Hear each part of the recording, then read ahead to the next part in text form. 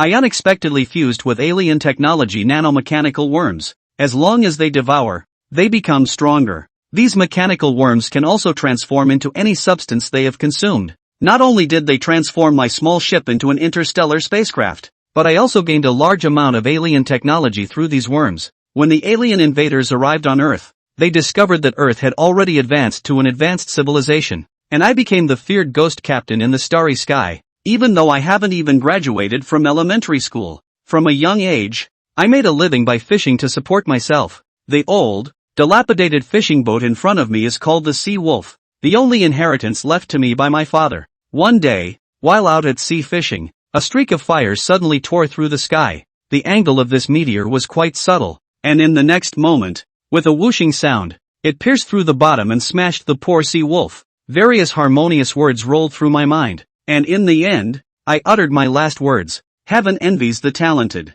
Then, my eyes rolled back, and I peacefully passed away at the age of 17 and 10 months. Perhaps even the heavens thought that my life was too tragic. I noticed a silver-white stardust-like substance attached to my already injured abdomen. The bloodstains disappeared at a visible speed, disappearing on a level invisible to the naked eye. When I magnified the silver particles, they turned out to be ultra-miniature robots, millions of times smaller than nanotechnology. After wandering in the universe for billions of years, the originally dying unknown entity finally found a host and actively fused itself with the host. Silver quickly flowed up along the blood vessels. 10 minutes later, I suddenly opened my eyes and sat up, gasping for breath, looking at the 8-pack abs revealed under my torn vest. What on earth is going on? At this moment, I also finally noticed that I and the sea wolf were slowly sinking. Without thinking about this bizarre situation, I quickly opened the bilge pump and started pumping water while plugging the leaks. Half an hour later, I finally managed to fix the leak reluctantly,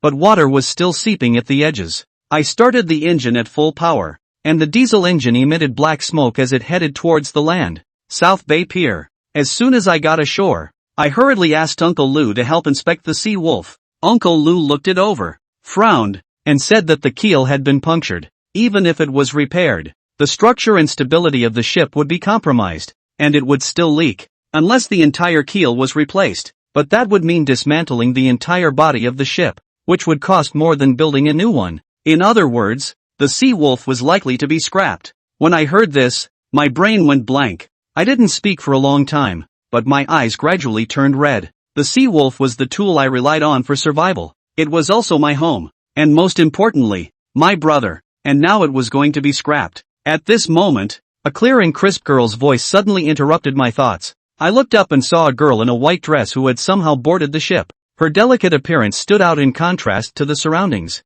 "Who are you?" "Your father wrote a letter before he died, asking someone to deliver it to my mother. According to his last words, my mother sent me to come and pick you up." The girl's words were cold. "Did your father send you to inherit the billions of family fortune?" "I know this kind of plot from radio dramas." "No, just to ensure your basic livelihood." I felt somewhat disappointed, but also puzzled. "Who are you to him? He abandoned us, mother and daughter. How dare he mention us?" Finally, there was some expression on the girl's face, a slight blush on her cheeks due to anger. "Abandon you and your mother?" I widened my eyes, unable to imagine that scruffy old man could have such a past. I hesitated for a moment, then raised my head and smiled. "Thank you for your kindness, but I'm not considering leaving the sea wolf for now." The girl was stunned. She never expected to hear such a response. "Are you sure you've thought it through?" "Well, here's my contact information. If you change your mind, you can find me." The girl placed a card nearby and walked away. Not far away, a black-suited bodyguard opened the car door for the girl, and the car roared away. In the evening, I picked up a dry cloth in disappointment and wiped away the puddles on the boat. Suddenly, I saw a silver-white patch there, not like any debris, but rather like something stuck to the bottom of the boat. However, this strange object indeed made me feel very familiar. What could it be? With a sudden thought, a flash of insight crossed my mind, flooding it with a wealth of information. In an instant, I finally understood the bizarre events that had happened to me earlier in the day. Could it be that this thing came from the mechanical insects created by the Ares civilization, which collided with the meteorite I encountered? Aliens actually exist. I widened my eyes, unable to believe it. Although the information that the mechanical worms can provide after a long interstellar wandering is scarce, they were originally repair materials for the Ares civilization's spacecraft.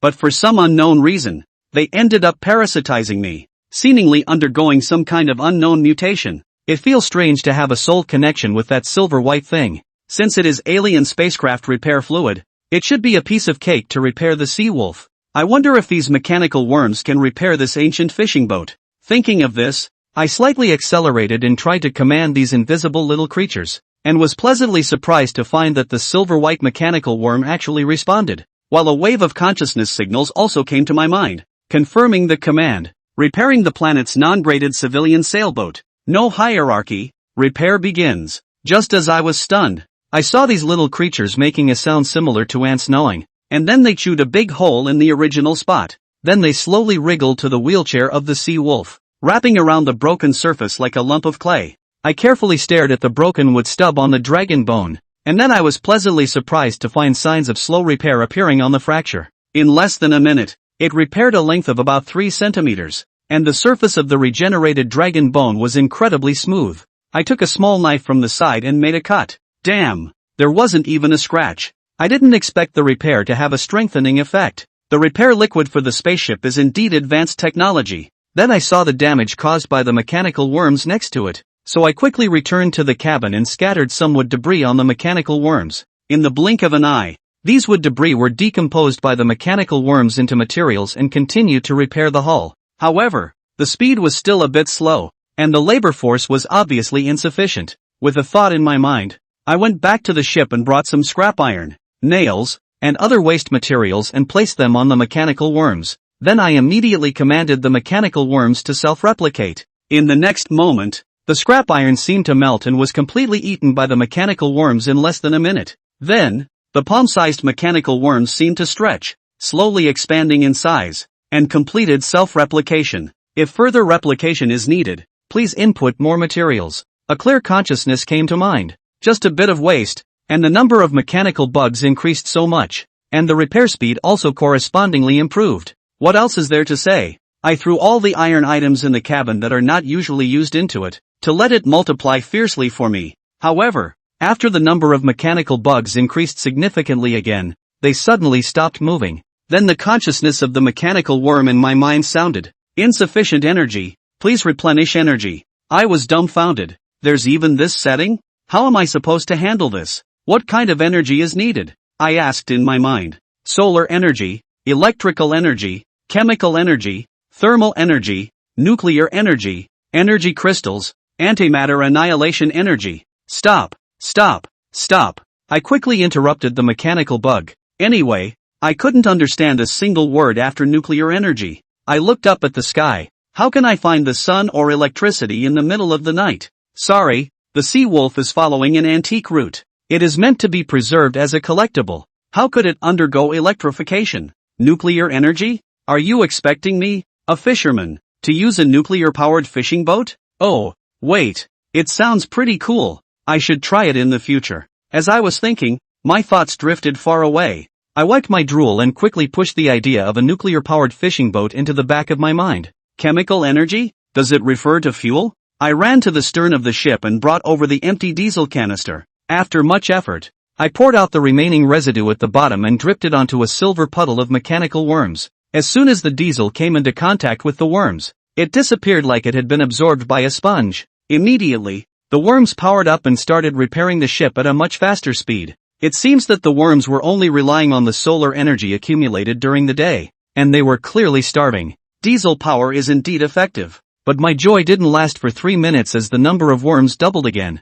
The mechanical bloodworms stopped moving, lacking energy. Damn, they are energy guzzlers. However, I have concluded that the energy consumption required for the worms to multiply seems to be much greater than when they simply repair the ship. Moreover, as time goes on, the number of worms multiplying increases exponentially, and the energy consumption naturally rises. Although I don't understand what exponential means, I do know simple multiplication. How am I going to deal with this? I went through it again. I don't know why, but my memory seems to have improved a lot. I still remember clearly the long list of energy types that the mechanical bug mentioned earlier. Before, I would have been confused after 10 minutes, but that's a minor issue. The important thing is that I finally remembered that there is also thermal energy to choose from. I know about thermal energy. I piled up some charcoal directly on top of the mechanical bug and then found some wood shavings to ignite it. A spark lit up a corner of the dark East Bay Pier, illuminating an area of about 10 meters. Uncle Lou, who was far away, happened to see this scene inside. In his mind, he could even imagine the lonely figure of a young boy sitting in front of a stove, hugging his knees. What a pitiful child. Uncle Lou sighed and returned to the cabin. But what he didn't see was me dancing happily around the bonfire, with a radiant smile on my face. The silver-white light under the bonfire shimmered in the firelight, as if it wanted to break free from its cocoon. That evening, I spent all my savings and bought 2 barrels of diesel and a pile of scrap metal. The next day, before dawn, I drove the Sea Wolf out to sea. On the boundless sea, as the sun rose in the east, I stood at the bow of the ship, arms outstretched, embracing the morning sun. I never realized before how comfortable it is to sunbathe, and how much I feel like I'm becoming more and more like a mechanical bug. Sunbathing makes me forget about hunger. Am I still human? Then I turned around and was suddenly stunned. I saw the silver mechanical bug also seemed to enjoy the sunlight very much. It had actually climbed onto the sail and spread its body out, fully embracing the light and heat of the sun. After last night's proliferation repair, the keel of the Sea Wolf has been completely restored, and the number of mechanical worms has multiplied several times. There is already a cluster the size of a grinding disc. Come, my little darlings, eat heartily. With a wave of my hand, a silver-white mass rushes towards the pile of scrap metal that is half a person tall. By noon, the 2 barrels of diesel have been completely depleted by the little ones, and the pile of scrap metal is reduced to some grayish-white powder. The losses are significant, but the results are very satisfying. Now the sails of the Sea Wolf have been completely occupied by the mechanical worms. At this moment, they are lazily sunbathing while repairing and strengthening the sails. The Sea Wolf has been sailing for decades and lacks maintenance. There is not a single intact part on it. Since I have enough little brothers, I naturally cannot forget my own brothers. I plan to let the mechanical worms give the Sea Wolf a full-body massage. And now, I have finally arrived at the designated destination. This is an uninhabited island, where there is definitely enough food for the mechanical worms. At this moment, I was piloting the old fishing boat Sea Wolf, circling around half of an uninhabited island and arriving at a beach, slowly docking. This place was desolate, but it had something that made my mouth water: a sunken ship. In the eyes of others, it was just a wreck, but to me, it was a precious treasure. As they say, even a rotten ship has 3 pounds of iron. For someone like me who possesses mechanical worms, the ship itself is excellent raw material. I docked the Sea Wolf next to the sunken ship, then with a wave of my hand, the mechanical worms, which had just absorbed solar energy, swarmed over and began devouring the sunken ship like crazy. At the same time, the Sea Wolf seemed to be rejuvenated, rapidly changing its appearance. I laughed so hard that my teeth disappeared, but before I could laugh for too long, I suddenly saw the anchor that had been with me for decades. It used to be covered in rust, but now it had a layer of silver, slowly slimming down. What the hell is going on? I was dumbfounded, quickly calling a halt, and then with a heartache, I picked up the anchor. What used to weigh dozens of kilograms now felt light as a feather in my hand.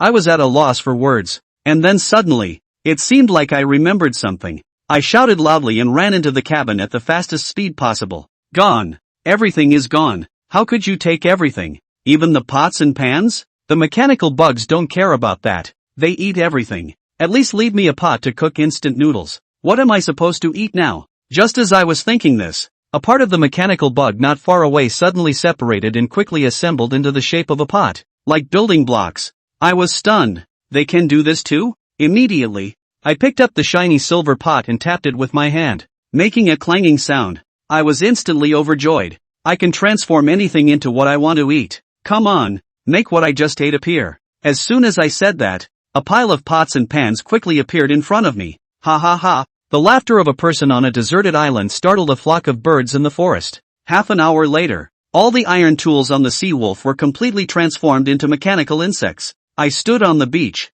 looking at the shiny Sea Wolf, and smiled with satisfaction. But the next moment, I started to worry. This might be a bit too arrogant. If this ship goes out, it will probably be confiscated by the Coast Guard in minutes. It would be great if I could change the color. And then, a miracle happened. All those shiny silver mechanical insects on the ship suddenly reverted back to their original tool colors. The Sea Wolf in front of me looked like it had been photoshopped, transforming from a technologically advanced silver vessel to an old, dilapidated fishing boat. Well, this way I even saved on paint expenses. My heart moved, and I reached out my hand. Suddenly, in the midst of the swarm of mechanical insects, a silver sphere the size of a fist rose up and then shot towards me, landing accurately in my hand. Then, the silver ball in my hand would sometimes transform into a frying pan, and other times into a delicate small knife, turning into a long sword for me. However, this time the mechanical insects remained motionless, and even a consciousness came to my mind, asking what a long sword was. I gestured for a while, describing a long sword as a long, handle-equipped tool, but the mechanical insects remained confused, as if only things they had consumed could transform. There was naturally no sword in the cabin of the sea wolf ship. Finally, I understand what's going on. When the mechanical bug devours an object, it stores its virtual model. That's why it can use itself as material to reconstruct the object. Does this mean that if I feed you an aircraft carrier, you can build me an aircraft carrier? With my aspiring imagination to become a glorious fisherman, this revelation is even more shocking than encountering alien creations, at least until today. I have always regarded the mechanical bug as a tool to repair the sea wolf. Suddenly I realized that I seemed to be getting rich. As the sun set and the mechanical bugs had finished their feast on the sunken ship, I decided to spend the night on the island. Suddenly, the sound of a motor roaring interrupted my thoughts. Someone was coming to this uninhabited island so late. The waters around the South China Sea have always been a mix of good and bad, with all kinds of people on the streets. This area is also a lawless zone far from the mainland. If I were to stumble upon a scene of illicit trade that shouldn't be seen and someone silenced me, it would be a great injustice. I decided to be cautious. With a single thought, the mechanical bug immediately sprang into action, spreading a silver-white blanket across the ceiling of the cabin. Then, I personally took command, and the body of the sea wolf transformed, with several sections turning pure black, completing a simple visual deception in a short amount of time. Not far away, the speedboat turned around a cliff and appeared before my eyes with a roar. The spotlight at the front of the boat swept over the sea wolf several times, and unbelievably, it was heading straight towards me. I hid my head under the eaves of the boat, silently cursing myself. If only I had known, I would have just slipped away in the boat. How would I explain the sea wolf's disguise if someone really came up here later? But fortunately, the speedboat docked not far from the sea wolf, and with the help of the speedboat's spotlight,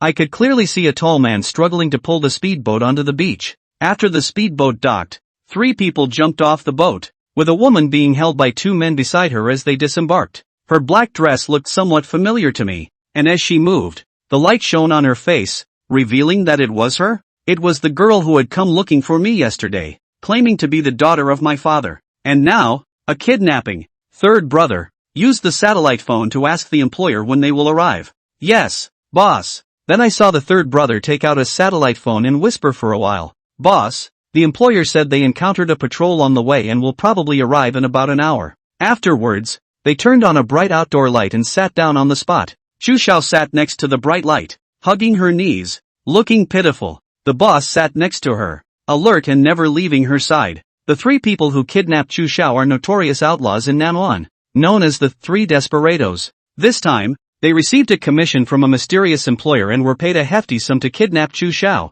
the young lady of the Chu family group. If they succeed in this operation, the 3 of them can immigrate overseas and live a carefree life for the rest of their lives. The Chu family group is a well-known large corporation in the Fujian province. Although it hasn't been around for long, the expansion speed of the Chu family group is astonishing. I heard that they are currently expanding into Southeast Asia. I estimate that one of the long-established forces that have been eyeing a piece of the cake is behind the plan to kidnap Miss Chu. This means that Miss Chu must be very valuable. Isn't 10 million yuan a bit too low for us? The second-in-command expressed dissatisfaction. The leader squinted his eyes and a cold light flashed in them. I've told you many times. You only get as much as you can handle. The second-in-command felt a bit uneasy under the leader's warning gaze. Don't be angry, leader. I was just joking. Oh, the third guy is so slow even when picking up firewood. I'll go help him. With that, the second-in-command hurriedly walked towards the deep forest on the small island. On the other side of the beach, Lao San stood in front of a dilapidated sunken ship, holding a flashlight in his hand, looking at this abandoned fishing boat with some curiosity. Why are there so many holes? It doesn't look like it ran aground, but more like it was shot at. Anyway, he decided to go on board and dismantle the wood. It's much faster than picking up firewood in the forest. As soon as he entered the cabin, illuminated by the bright light, Lao San was suddenly stunned. It was completely different from what he had imagined. The cabin was surprisingly clean and tidy. After a brief moment of astonishment, he was shocked to realize that there was someone there. However, at this moment, there was a sliding sound coming from the black bullet under his feet, and then a silver-white cable was tied around his ankle without him knowing when. Just then, the anchor on the beam suddenly jumped down, which was quite unexpected. The third brother could guarantee that there was absolutely no one around the anchor, and there were no mechanisms either. It actually jumped down on its own. Then, in the next moment, the third brother's feet tightened, followed by a short cry. By the time the third brother regained consciousness, he was already hanging in the air. His mind was a bit confused, and this eerie situation made him feel uneasy. Footsteps came closer and closer from the cabin door. Who was it? A person or a ghost? He suddenly remembered the legend of the ghost ship. Damn! Could he be this unlucky? After a dull knocking sound, the third brother's eyes rolled back, and he fainted. I casually threw away the frying pan in my hand, and it turned into a puddle of silver liquid, merging into the sea wolf. I clapped my hands, a satisfied smile on my face. This is the first time we've cooperated so well. Not bad, not bad. Let me see what good things this guy has on him. In the end, I found a satellite phone, a Swiss Army knife, a pistol, 2 magazines, and some miscellaneous items from the third guy. Oh my, if it weren't for my little darlings, I would have been in big trouble. These kidnappers are not simple. I put away these things, tucked the pistol into my waist, and then glanced at the still dangling third guy in midair. Although there was a cabin separating us, the short exclamation just now still alerted the boss not far away. He stood up, furrowed his brows slightly, and stared at the sunken ship where the sound came from. He had already drawn his pistol from his waist with his right hand. What sound? Just then, the second in command came back from the woods, holding a pile of dead branches in his hands. There was some commotion over there, and the third in command might be in trouble. I'll go check the situation. You stay here and don't move a step. After giving the order, the leader slowly walked towards the sunken ship. The second brother watched as his eldest brother disappeared into the darkness, and the beam of the flashlight grew farther and farther away. He glanced around, then turned his head to look at Chu Xiao, immediately smirking with a hint of wickedness in his eyes, and slyly rubbed his hands together as he approached. Chu Xiao had never felt so helpless before. If it weren't for wanting to burn incense at that guy's grave, he wouldn't have ended up in this situation. The second brother grinned at the pitiful Chu Xiao, who shook his head in fear, tears welling up in his eyes. I advise you not to move. A cold voice rang out. The second brother suddenly felt something cylindrical pressing against the back of his head, and his body stiffened. Chu Xiao looked in astonishment at the figure that walked out from behind Lao Er. Because of the backlight, he couldn't see the person's face clearly, but the voice sounded somewhat familiar. Brother, which road are you from? Is there any mistake in the middle? Lao Er suppressed his fear and asked. The person on the other side replied, just stand there and don't move. The position is about right. Position? What position? Lao Er was stunned, and in the quiet night, a gunshot rang out, deafening. Chu Xiao was a little stunned, seemingly not reacting to what had happened. Then a bright spotlight shone on the boy's face. It was him? Why would it be him? Hey, nice to meet you. Beautiful, I said, flashing a big smile. What are you doing here?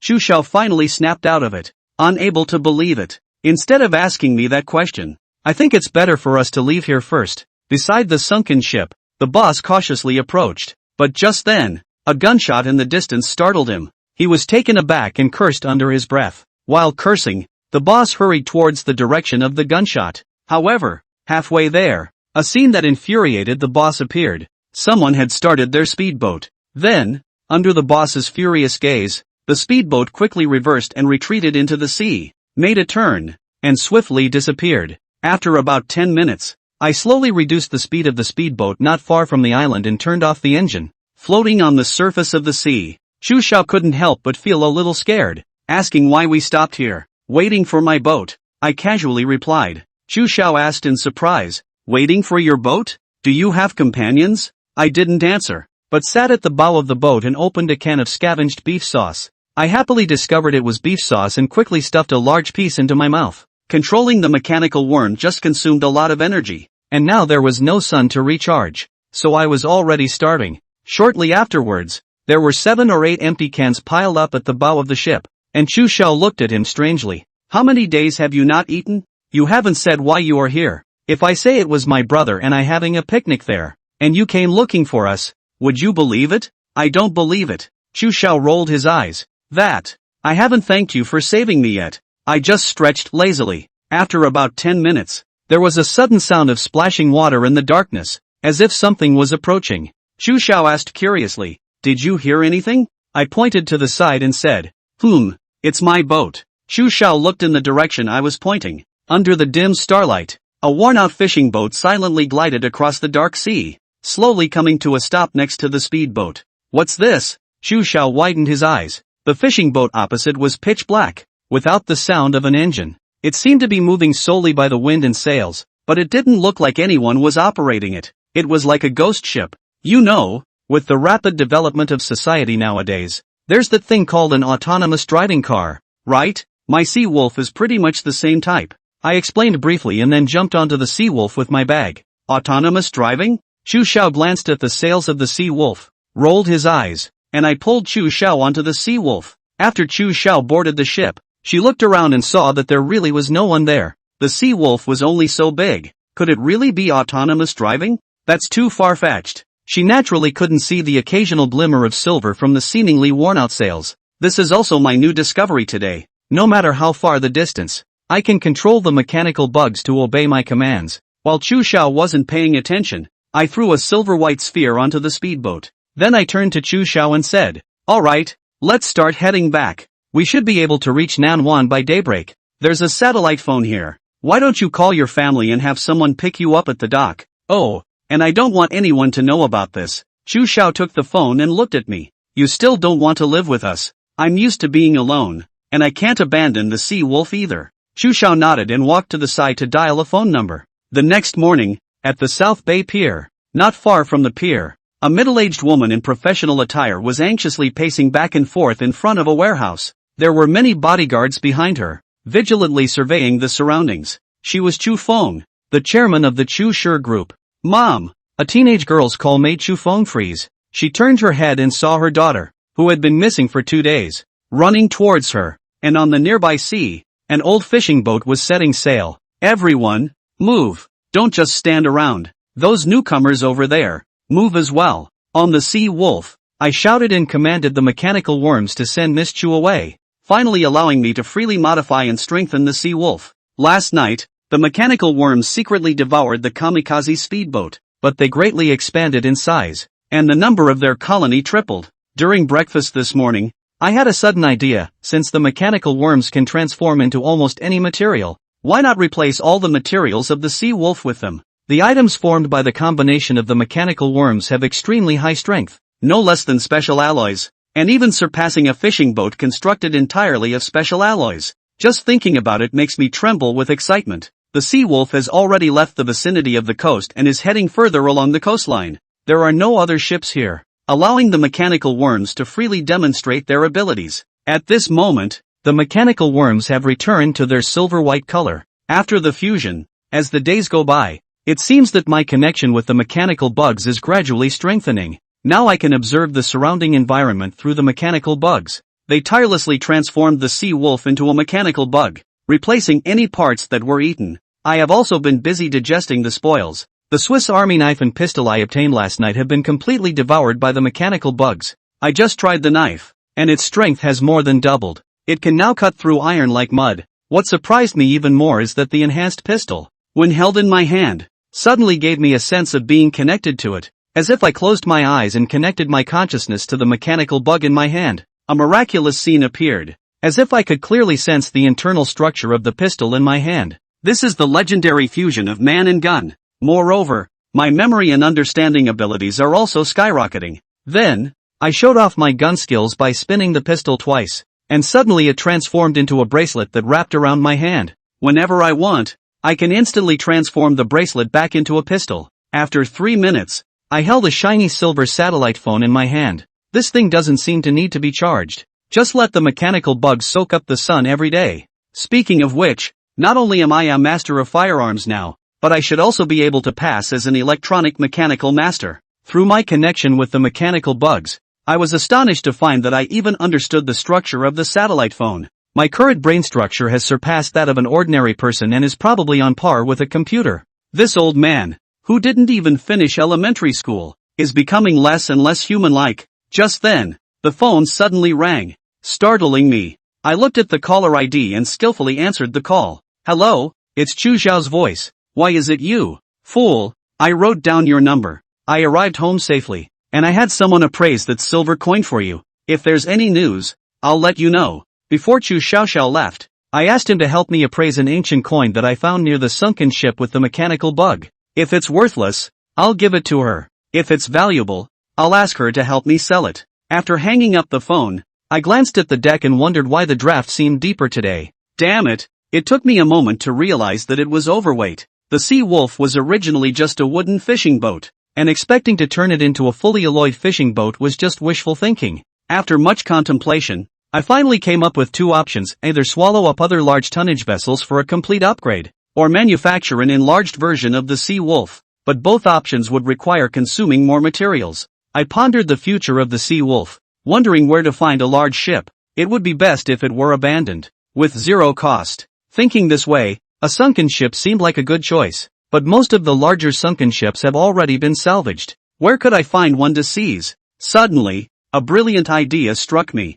There is a place with a large number of sunken ships. The South China Sea waters of the Rabbit Kingdom used to be the hub of ancient trade in Asia, and there were no fewer than 2,000 ancient shipwrecks close to the South China Sea waters of the Rabbit Kingdom. According to the statistics of the oceanic trade vessels from Europe and Africa via the Cape of Good Hope, and the trade vessels from Southeast Asia and the Americas to the Guangdong province and the Fujian province. In recent years, the Rabbit Country has increased the salvage of these ancient shipwrecks, unearthed a large number of porcelain antiques and other rare national treasures, but there are still many shipwrecks buried in the deep sea mud and sand, forgotten by history. Nanao Sea area in the South China Sea is such a far-famed shipwreck area. A number of porcelain merchant ships from the Ming and Qing dynasties had been salvaged here, and their overall value was incalculable. Nie Yun drove the Sea Wolf to these treasure-filled waters, and because there were more ships coming and going here, the Sea Wolf had already changed back to its raggedy appearance. Then Nie Yun was a bit stumped.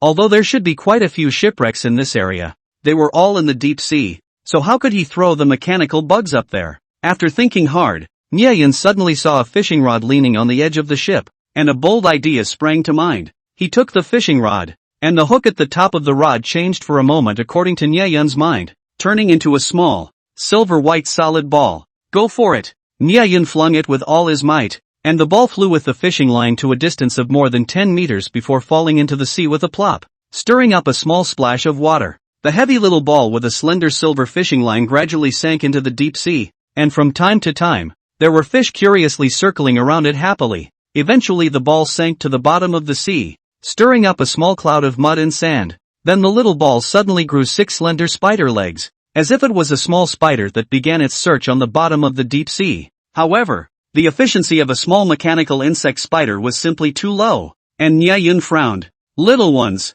support is needed at the front. Reserve team, give it to me. With Nie Yun's command, some of the artifacts on the Sea Wolf transformed into puddles of silvery white liquid that surged into the deep sea along the fishing rods and slender fishing lines, and under the deep sea, that original small spider began to frantically split. 1 turning into 2, 2 turning into 4, 4 turning into 8, and before long, the seafloor was littered with these small spiders. Many undersea creatures were scared by these new arrivals and scurried everywhere. And under the surface of the sea, a not-so-small commotion took place, as thousands of small spiders searched frantically on the seabed. Nie Yun fixed his fishing rod to the boat before closing his eyes and basking in the sun to replenish his lost stamina. As the search on the seabed grew wider and wider, the masts on the Sea Wolf were gone, the sails were gone, the anchors were gone, and in the end, aside from some necessary skeletons, the Sea Wolf turned into a bare, blank slate ship, and after the seabed was adequately manned, it was true that the efficiency was greatly improved, and not more than 10 minutes later, the mechanical bugs made their first discovery. Nie Yun opened his eyes and his joy flashed. It was a sloop, about the same size as the Sea Wolf, and by the looks of it, it should be an old one from the 90s. So Nie Yun mobilized the surrounding mechanical bugs to go in and search for it, while the ones in the other areas continued to expand their search. Well, the harvest is good. Although it's made of wood, there's quite a few iron guys inside. Anchors, iron, enough for the kids to have a full meal. But this structure doesn't meet the requirements. It's just an appetizer. Keep looking, dig 3 feet into the ground but also to find out the big guy for me. Although there were quite a few mechanical bugs, the area of the seabed was enormous, and it wasn't until an hour later that the mechanical bugs came back with the message that they had found their target. Niayan sensed it slightly, and his mouth opened wide, and he couldn't help but finally burst out in a foul-mouthed crap. What appeared in front of Niayan was an ancient European-style three-masted sailing ship, with its hull planted at a 70-degree oblique angle in 10,000 years of mud and sand, revealing only a small portion of its hull, and surrounded by coral reefs, which would have been hard to spot had it not been for the mechanical bugs' carpet searches. After hundreds of years, the ship's hull was covered with seaweed everywhere, and from time to time there were some marine creatures coming in and out, apparently having made their nests inside. One side of the ship had broken into several large holes, which was thought to be the cause of the sinking. These were not the point was that this was actually an ancient warship. On the side of the ship's hull, there were rows of open gun ports, and some of the gun ports could even be seen covered in copper-green ancient artillery. Hundreds of years had passed, and those black holes in the gun ports were still standing there, seeming to speak of the great days of the past. Nya Yun gulped. This had to be at least 1,000-ton ship, and more importantly, the cannons inside could provide a sizable amount of iron. What else is there to say about this? Gather the brethren and eat hard for me. Eat until it's clean. Countless silver glittering mechanical bugs swarmed. On the surface of the sea, a bare frame of a ship just floated on the surface, and there were only two things that were more conspicuous on the ship: a man and a fishing rod. This odd combination attracted quite a few passing ships, and some even made it a point to come closer, with a sailor on the deck shouting over to this side, "Hey bro, is it shipwrecked? Do you need help?" Nyayan returned his sincerest thanks. "No need. Thanks bro, I'm catching a big fish. It's 1,000 tons, so it's going to take some effort." That boatload of people ended up leaving the waters with a look of madness. As the sun rose and set until noon the next day, the mechanical worms finally chewed up all the iron objects on the ship, the number of which had more than doubled tenfold, and Nyayan felt that controlling the mechanical worms was now a bit of a struggle, or at the very least, solar energy was no longer enough to allow him to maintain his high-intensity operations, and he would need to gorge himself on them from time to time to replenish his stamina. The energy of the mechanical bugs was once again depleted. He had to let his minions suspend their operations, spread out on the sea surface to absorb the fierce midday sunlight to recharge their energy, and from a distance, a silver light flashed, but not close to the surface of the sea would think it was a reflection of the sea, so there was no fear of being discovered. Right at this moment, Chu Xiaoxiao's phone call came again. "Hey, Nya Yun, that ancient silver coin of yours has been appraised." Chu Xiaoxiao's tone seemed to carry some strangeness in it. "Well, how was it?" Nyayan said carelessly before giggling and taking a big bite of instant noodles. He was really hungry. "The results of the appraisal say that silver coin of yours is worth at least 10 million. Aha, put. Nyayan first absently hummed, then suddenly reacted with a gave a cry, then directly sprayed the noodles in his mouth, almost choking into his nose. Cough cough, cough. He coughed violently for a long time. "How much did you say?" 10 million, soft sister coins. At least, Chu Xiaoxiao didn't have the good sense to say, out of breath. "What? Just that one broken coin, worth 10 million? Hey, I mean, you're not saying that on purpose because you want to repay me for saving your life, are you?" Nya Yun was skeptical. "I'm not that boring. It's alright to show you the appraisal when the time comes. You guy, you're good at getting lucky. This silver coin is called the Double Dragon Longevity Coin, and the pair of bat motifs minted on both sides of the coin's obverse signifies good luck, as the word for bat harmonizes with the word for blessing, and minting the bat motifs on the coin's surface is meant to take the meaning of bat and blessing. The bat design on the surface of the coin is meant to harmonize with the words bat and blessing, and then with the back of the life corresponds to the word, meaning happiness and longevity. Is the Guangdong Provincial Mint Bureau to commemorate the 60th birthday of Cixin minted. The number of scarce. The market has not been seen for many years. The market price of this silver coin 10 years ago was 1,290,000, and now it is valued from $10 million. In other words, this silver coin of mine is really worth 10 million?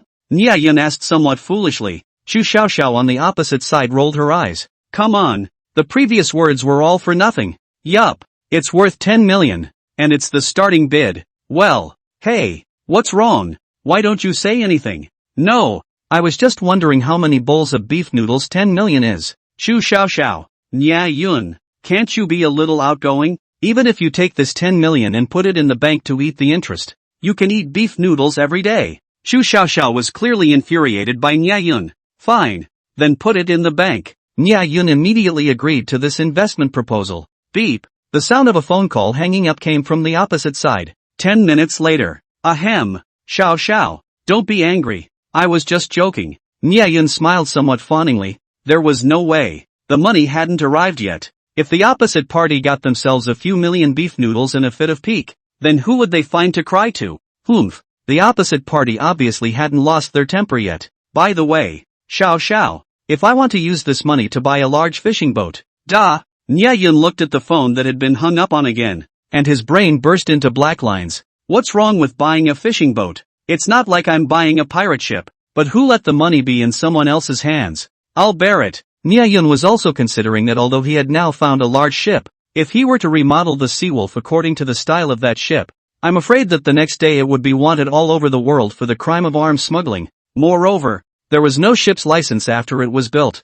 which was equivalent to a black household. And it still wouldn't work. Ship's license is the same as the car license. If you do not have, caught is not as simple as a fine. Direct impoundment of the ship is considered light. Can you still say, oops, comrade police? Sorry, today went out in a hurry. Forgot to bring the boat license. In a word, without a boat license, you can't even dock. Come to think of it, the most convenient is to buy a big boat that can withstand inspection. 10 minutes later. That, Xiao Xiao I wonder if I'm going to buy a boat. What do you suggest? Nya Yun carefully finished his sentence, then slightly relaxed. The opposite side at least didn't hang up the phone again.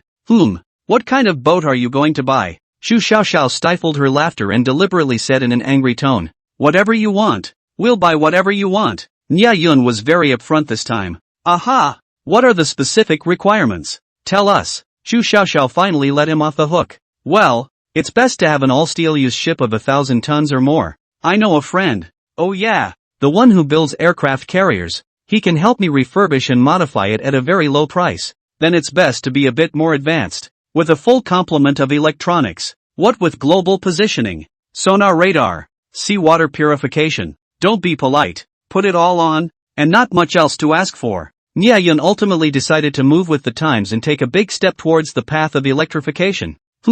I'll make a note of it. I'll ask around for you. But maneuvering a large ship requires recruiting quite a few crew members. Our group knows quite a few headhunters. Do we need to help you find some sailors? Ahem. That won't be necessary. I know plenty of sailors, so don't bother. Nya Yun hurriedly said, jokingly, with so many secrets on the Sea Wolf, how could he let anyone else on board? Alright then, but I've helped you so much. How do you thank me? Shu Xiaoxiao said somewhat shyly. Sell that silver coin, and the rest of the money left over from buying the boat goes to you. Nya Yun said with a generous wave of his hand. Nya Yun. What did I say wrong again? Mechanical bug.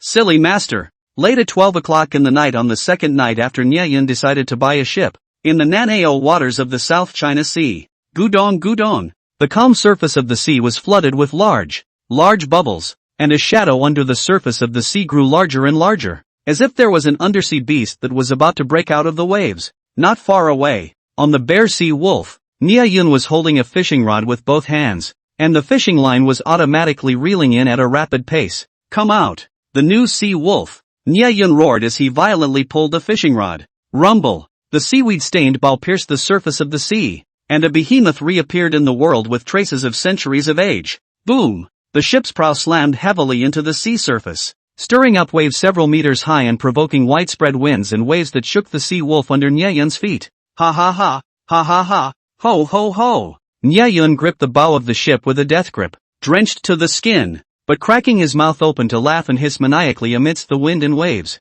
He loved this feeling. As the sea gradually calmed down, Nya Yun piloted the Sea Wolf and leaned into the still-draining new Sea Wolf. The dilapidated battleship he named the new Sea Wolf was about 100 meters long, more than 20 meters tall, and more than 10 meters wide, and the Sea Wolf was like a baby in front of him on the heels of a strong man. At this time the ship's several large holes have been repaired by mechanical insects. Patches of silver-white color is very conspicuous. Each side has 25 gun ports, divided into upper and lower levels. At this time all were sealed by mechanical insects. Some places there is a little seawater is constantly discharged. This battleship naturally could not have been fished up by Nya Yun. In fact, the method was very simple. The use of mechanical worms to dig away the sediment, and then make countless small balloons. the seawater in the cabin of the large number of discharges. The ship naturally floated up.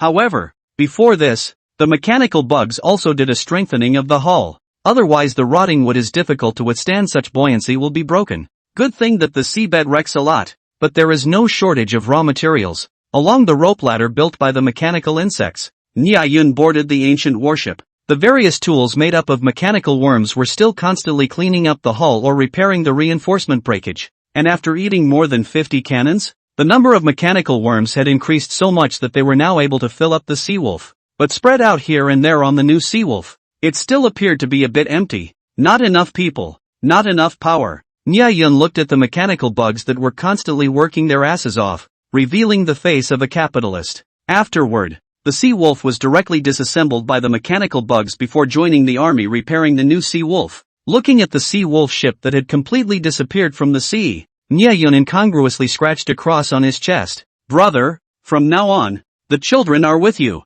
The Seawolf and the new Seawolf are one and indistinguishable, and I grant you the name, Seawolf. Mechanical bug. What's the difference? The mechanical bug working feverishly seemed to pause momentarily as if it was on the spot, before resuming its work. From now on, as long as Nya Yun needed it, the mechanical worm would soon be able to reassemble itself into a complete Seawolf, the fully alloyed fishing vessel Seawolf, which had indeed been realized in a sense. Of course, the premise has to be that it doesn't sink. But men, sure enough, they still like big sizes. Nya Yun happily went to visit his new ride, while the mechanical bugs, who had worked so hard to maneuver the sails, sailed farther out to sea. Xia City, the top floor of the Imperial Mansion. Young Master, I'm sorry, the operation failed. Chu Xiaoxiao has already returned to the Chu clan group, and the security level around us has risen by more than one level. If we want to strike again, I'm afraid that ordinary means can no longer succeed. The previously overbearing Brother Feng was now standing respectfully and incomparably in front of a youth.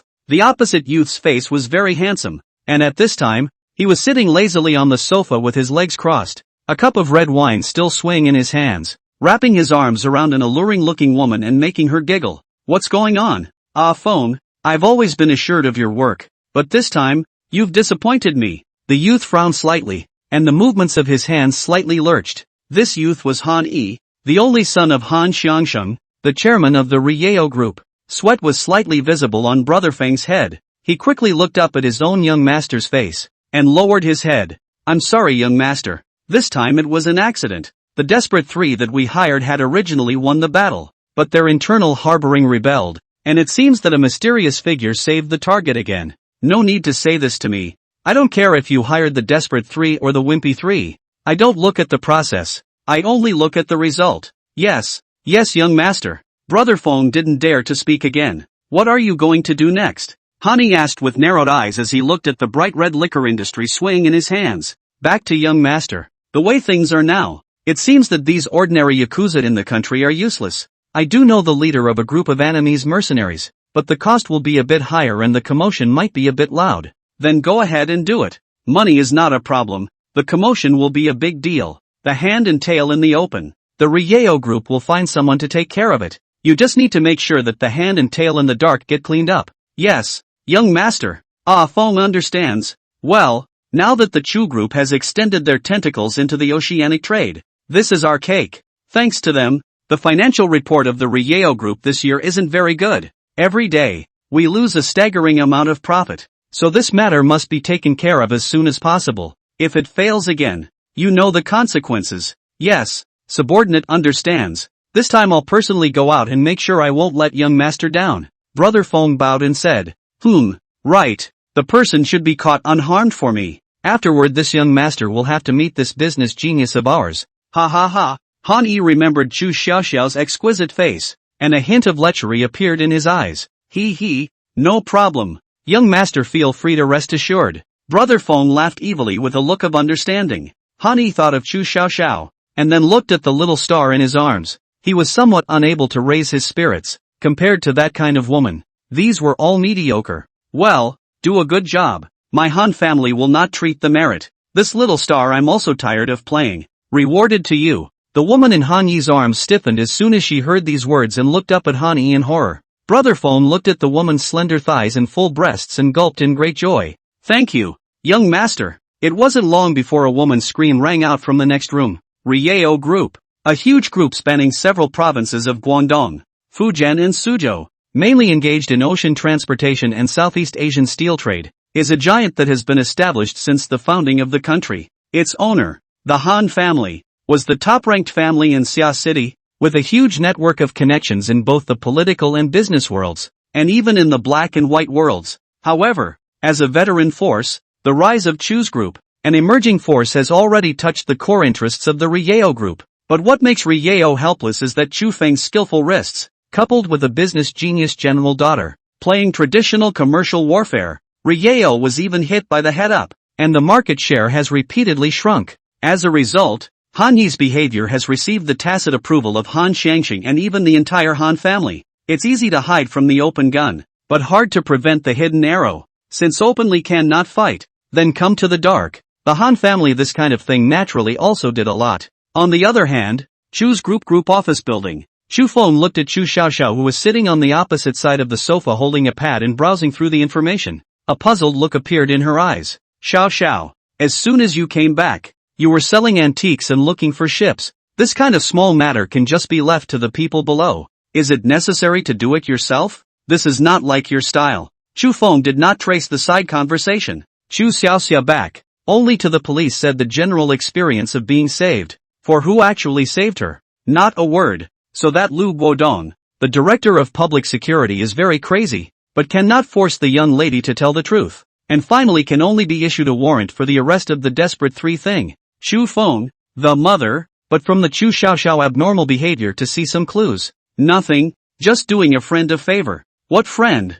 Could it be the person who saved you this time? Chu Feng's heart stirred. Well, it is. Chu Xiaoxiao thought about it and still didn't plan to hide it from her mother. Mother and daughter were dependent on each other. There was no secret that couldn't be said. Thus, Chu Xiaoxiao told Chu Feng how Nie Yun had saved her. You're saying that it was that guy's righteous son who saved you? Chu Feng's eyes widened in disbelief. Aha! But wasn't that lad just a fisherman? I also find it strange. That lad has quite a few secrets on him, and he also seems to be very lucky. That silver coin is what he entrusted me to sell. Well, in that case, this time when I asked you to pick him up, even though it put you in danger, it was also because he was out of danger. It's really a drink and a peck. Chu Feng smiled bitterly. Yeah, the world is unpredictable. Chu Xiaoxiao laughed. Although you returned safely this time, but things won't be forgotten just like that. That person behind the scenes is still at large, and the Chu clan naturally won't let them off the hook. Chu Feng said, revealing a blazing aura all over her body. With one's own strength to start a business from nothing, how could it be easy? Just what kind of person is trying to kidnap me? Got an eyebrow? Humph, guess I know. Someone is in a hurry. Using this kind of underhanded means, whoever's cake we've recently touched is the most suspected. Among them, the Daybreak group is the most suspicious. Well, I also think so. Then tilt the group center towards the Ryeo group's side again. I'll go back to make a few plans. There's still room to encroach on their market share. Dare to move the crooked brain, then you have to be prepared to pay the corresponding price. Chu Xiaoxiao revealed her small tiger teeth and viciously said, well, the level of security around you needs to be brought up a bit more. I will hire the top security company in the country to protect you 24/7. Well, Mom, you need to pay attention yourself. Right, Mom? I want to ask you something. Chu Xiaoxiao revealed a hint of complexity in her eyes. What is it? That person's matter. Can you talk to me about it? Chu Feng froze, looking at Chu Xiaoxiao. She grew up hating the person who abandoned their mother and daughter, never taking the initiative to mention it, and even quite resentful. Today how? Well, it's also time to tell you. Chu Feng's eyes revealed a trace of reminiscence. An uninhabited island nearly 100 nautical miles south of the Nanao Seas. It was far away from the main trade routes and ports, so there were basically not many ships that would come to patronize this kind of birdshitless place. There was a sunken area on the island, surrounded on both sides by cliffs, so as long as a ship wasn't purposely approaching the island, it wouldn't be able to realize that there was a cave here. And Nie Yun and the new seawolf were hiding out here at the moment. Nie Yun stood on a coral reef near the shore, holding his forehead as he looked at the sprawling new sea wolf in front of him. That's right, Nie Yun's new ride, the sea wolf, hasn't even been 24 hours from seeing the light of day, and before it had a chance to show off its majestic body to the world, it gloriously touched down on the reef. The mechanical bugs were clearing the reef that had been inserted into the belly of the sea wolf and repaired the large hole to drain the seawater. Alas, that's why you can't be too wavy as a ship, preferring to engage in some kind of dark march. You see, it's really playing out, isn't it? Nya Yun looked at the sea wolf ship with a face that blamed you. Sea wolf. I want to go back and lie down for another few hundred years. Climbing aboard the new sea wolf. The debris on the surface of the hull had already been cleaned up at this point, and most of the area was brand new, with the deck becoming light enough to shine. In one corner, there were also piles of scrapwood and various trash collected by the mechanical bugs, which was their raw material warehouse. Nya Yun nodded with satisfaction as he planned to repair and strengthen the sea wolf once more before gradually replacing it with mechanical bugs to complete the mechanical bugization transformation. After all, although the current number of mechanical bugs was quite large, it was somewhat insignificant compared to the massive new sea wolf, and I'm afraid that even if the mechanical bugs were all filled in, even the keel wouldn't be able to completely replace it. At the same time, this will not take up too many mechanical bugs used to build matter, and can fully liberate the efficiency of mechanical bugs. Mechanical bug. Wannabe capitalist. In addition to the mechanical bugs working non-stop on the ship, with the sea wolf ship as the center, densely packed mechanical bug little spiders were spreading around this piece of reef, cleaning up the bottom of the sea while collecting all the available materials on the bottom of the sea. Ever since inventing this new way of exploration for the mechanical bug little spiders, Nya Yun realized that raw materials were no longer the main factor limiting the number of mechanical bugs, and that the resources on the seafloor far exceeded anyone's imagination. Countless years of human development and oceanic trade had filled the entire ocean with man-made garbage and waste, but these things were beneficent raw materials for the mechanical bugs. What was restricting the development of mechanical bugs now was instead the issue of energy. Mechanical worms weren't specialized energy collectors after all, and even if they absorbed solar energy, they couldn't guarantee round-the-clock, 24/7 operations and self-multiplication. So right now, the mechanical worms could only stop from time to time to restore energy. Nya Yun was a bit depressed, just like a factory owner who couldn't allow his workers to work 3 shifts when it was obvious that his own factory could produce mouth-watering profits every hour of the day. A cruel reality that made him very bitter. Mechanical bug. We want bug rights. And that was just one of Nya Yun's troubles. In addition to the energy issue, the issue of confidentiality was subsequently on the table. Given Nya Yun's unshakable faith in large-size, fog, the sea wolf is bound to get bigger and bigger, before the state of a small fishing boat that naturally do not have to worry about. But if it is like today's size of nearly 100 meters, want to be unnoticeable that is unlikely to be, and this world has a ubiquitous satellite. If the new sea wolf's current appearance is found, the next day the front page of the news must be Spain's ancient warships reappeared in the world. Suspected pirates, many countries to eliminate. The secrets on the sea wolf were too shocking, so Nya Yun had to tighten up his secrecy, and he didn't want to be sliced and diced. To solve this problem, it was actually quite simple, just have a base. As long as there was a hidden base, then the mechanical bugs would have a fixed place to spawn for their weekday work, and efficiency could be greatly improved by changing from guerrilla warfare to positional warfare. If you need to go out, let a part of the mechanical bugs assembled out of the old version of the Seawolf fishing boat look like travel can be, so that a lot of things do not have to be afraid of the end. In a word, establishing a base and expanding the mechanical bug colony was an unstoppable development trend. It's the inevitable choice for secretive and obscene development. At this point, Nya Yun ordered the mechanical bugs to clear the surrounding reefs, and aside from wanting to clear the shipping lanes to facilitate the sea wolf's entry and exit, he also wanted to try and establish a secret base here. A secret base or something. It sounds so sensual. Nya Yun was a bit excited.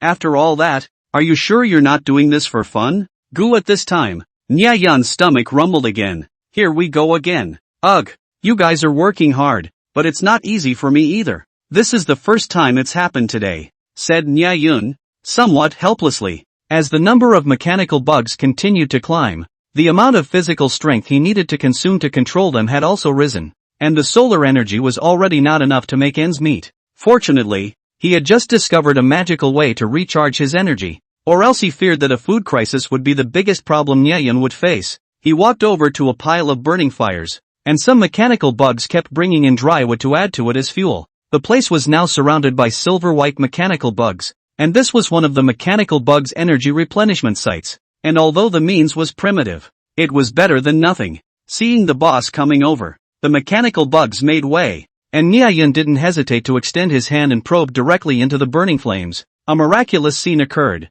as the flames licked at Niayen's palm, but Niayen seemed to be oblivious to it, revealing a look of contentment and relief. From time to time, silver light flowed from the palm and the flames, converting all of the heat into energy and replenishing Niayen's physical energy. This was a new skill that Niayen had discovered by chance, and as for why he, a human, could also recharge his body with thermal energy, Niayen, who hadn't even studied biology, said that the probability of this question being able to be answered for an elementary school student level was infinitely close to zero. Now it really is becoming more and more like the mechanical bug, while others are sons like old men. I'm old men like sons. In reverse. I wonder if I'd have the same effect if I drank gasoline. Niayen stroked his chin in thought. In the end, however, he shook his head and hurriedly threw the idea of completing that standard action of self-immolation out of his mind. After 10 minutes or so, Niayen felt his body fill up with energy again before he retracted his hand to end the charge. He turned his head to look at the pockets of crabs,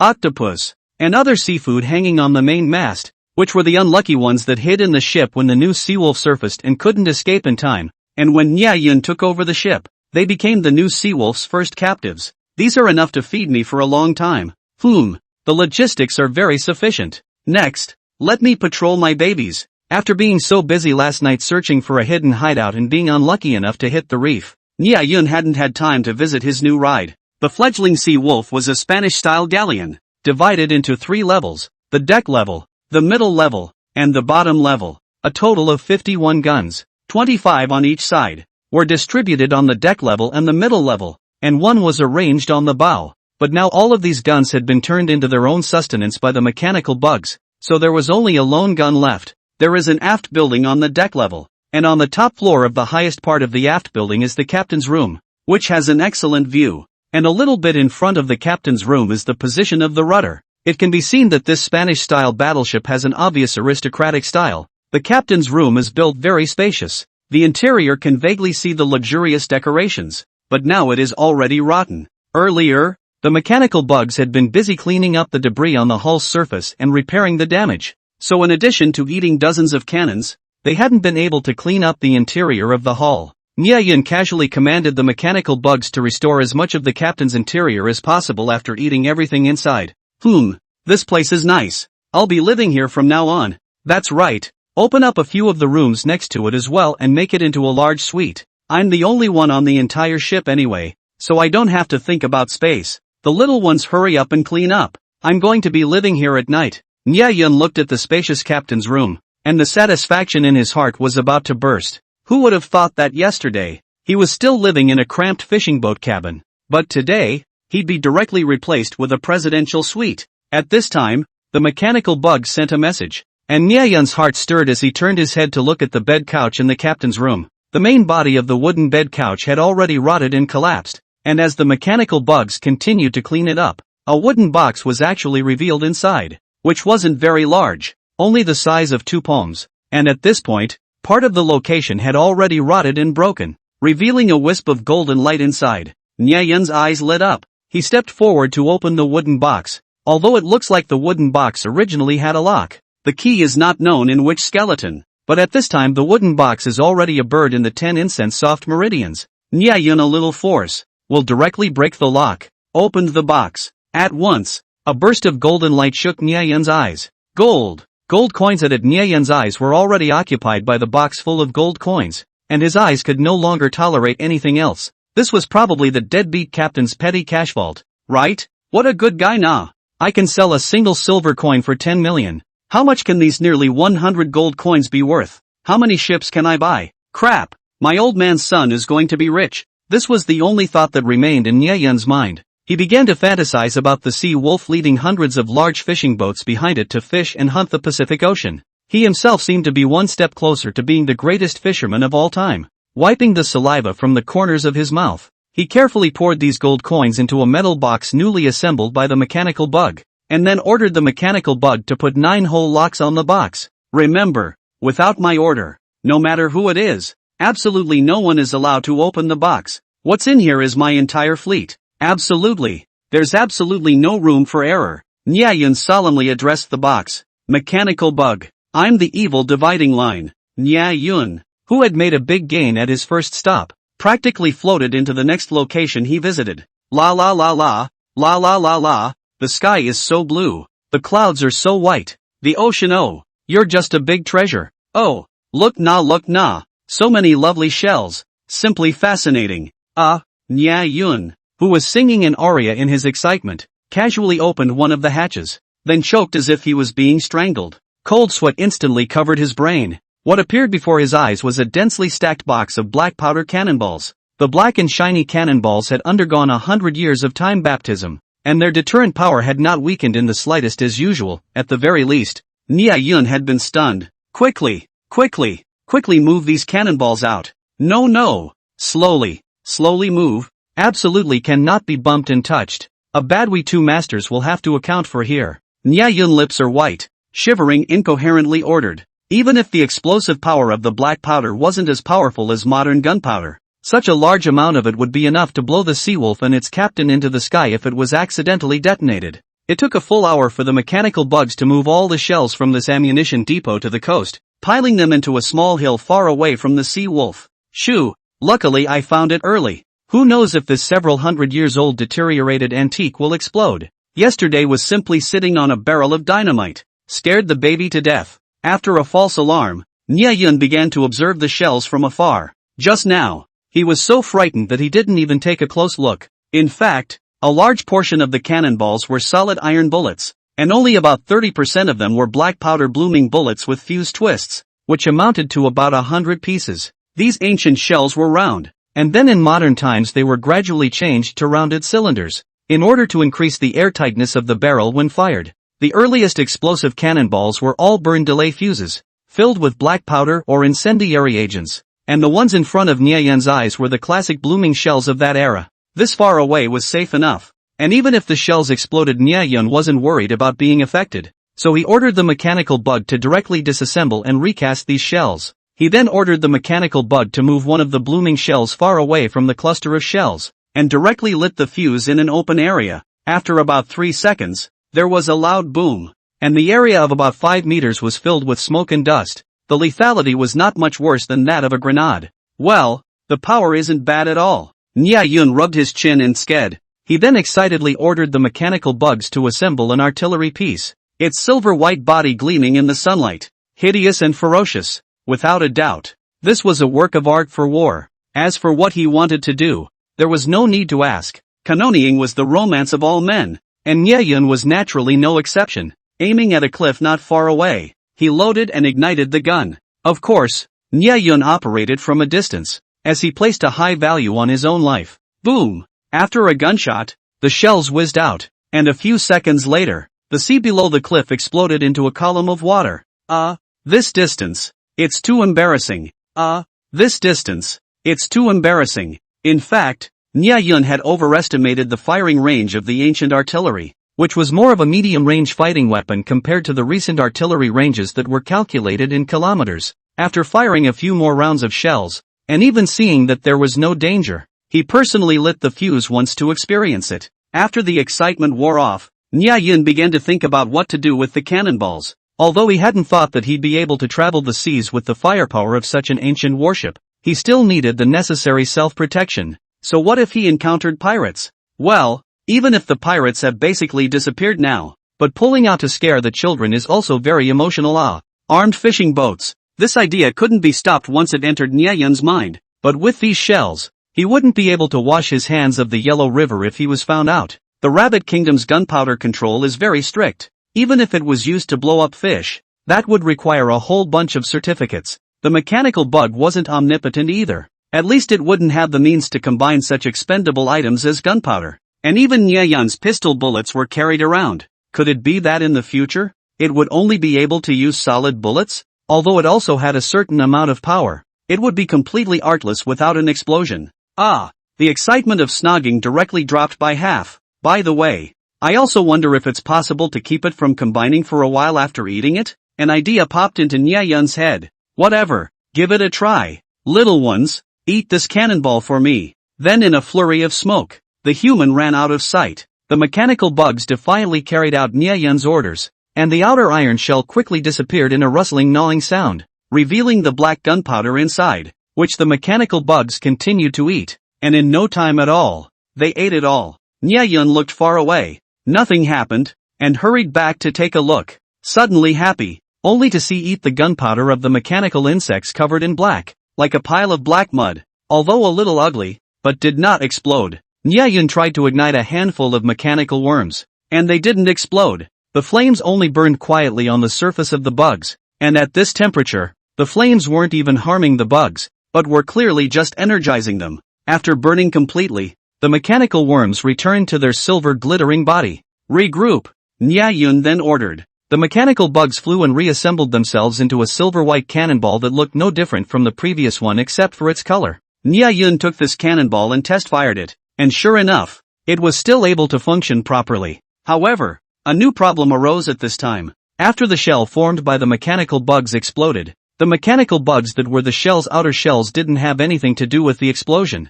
and turned into a small silver-white ball that rolled back to meet up with the large force. But this way in here is okay, if outside after the launch. The mechanical bugs are used in this way to recover back. That is not openly tell others that there are T-1000 here? After thinking about it, he found another blooming bullet, and this time, he didn't let the mechanical bugs directly digest the iron shells, but instead broke them down into iron shavings. Let the black mud mechanical bug rolled on the iron filings, and then flew and changed, and returned into a black blooming bullet, and the original black mud mechanical bug was accomplished, and returned into the original mechanical bug. After test firing it, sure enough, the effect was improved just the same, and Nya Yun accomplished the feat of building a cannon. Ha ha, the children are strong enough, so you don't have to worry about carrying ammunition. As long as there's enough raw materials, this seat can transform into an arsenal anytime, anywhere. Ah, ha ha. Nya Yun immediately turned all the cannonballs into iron filings and black mud mechanical worms,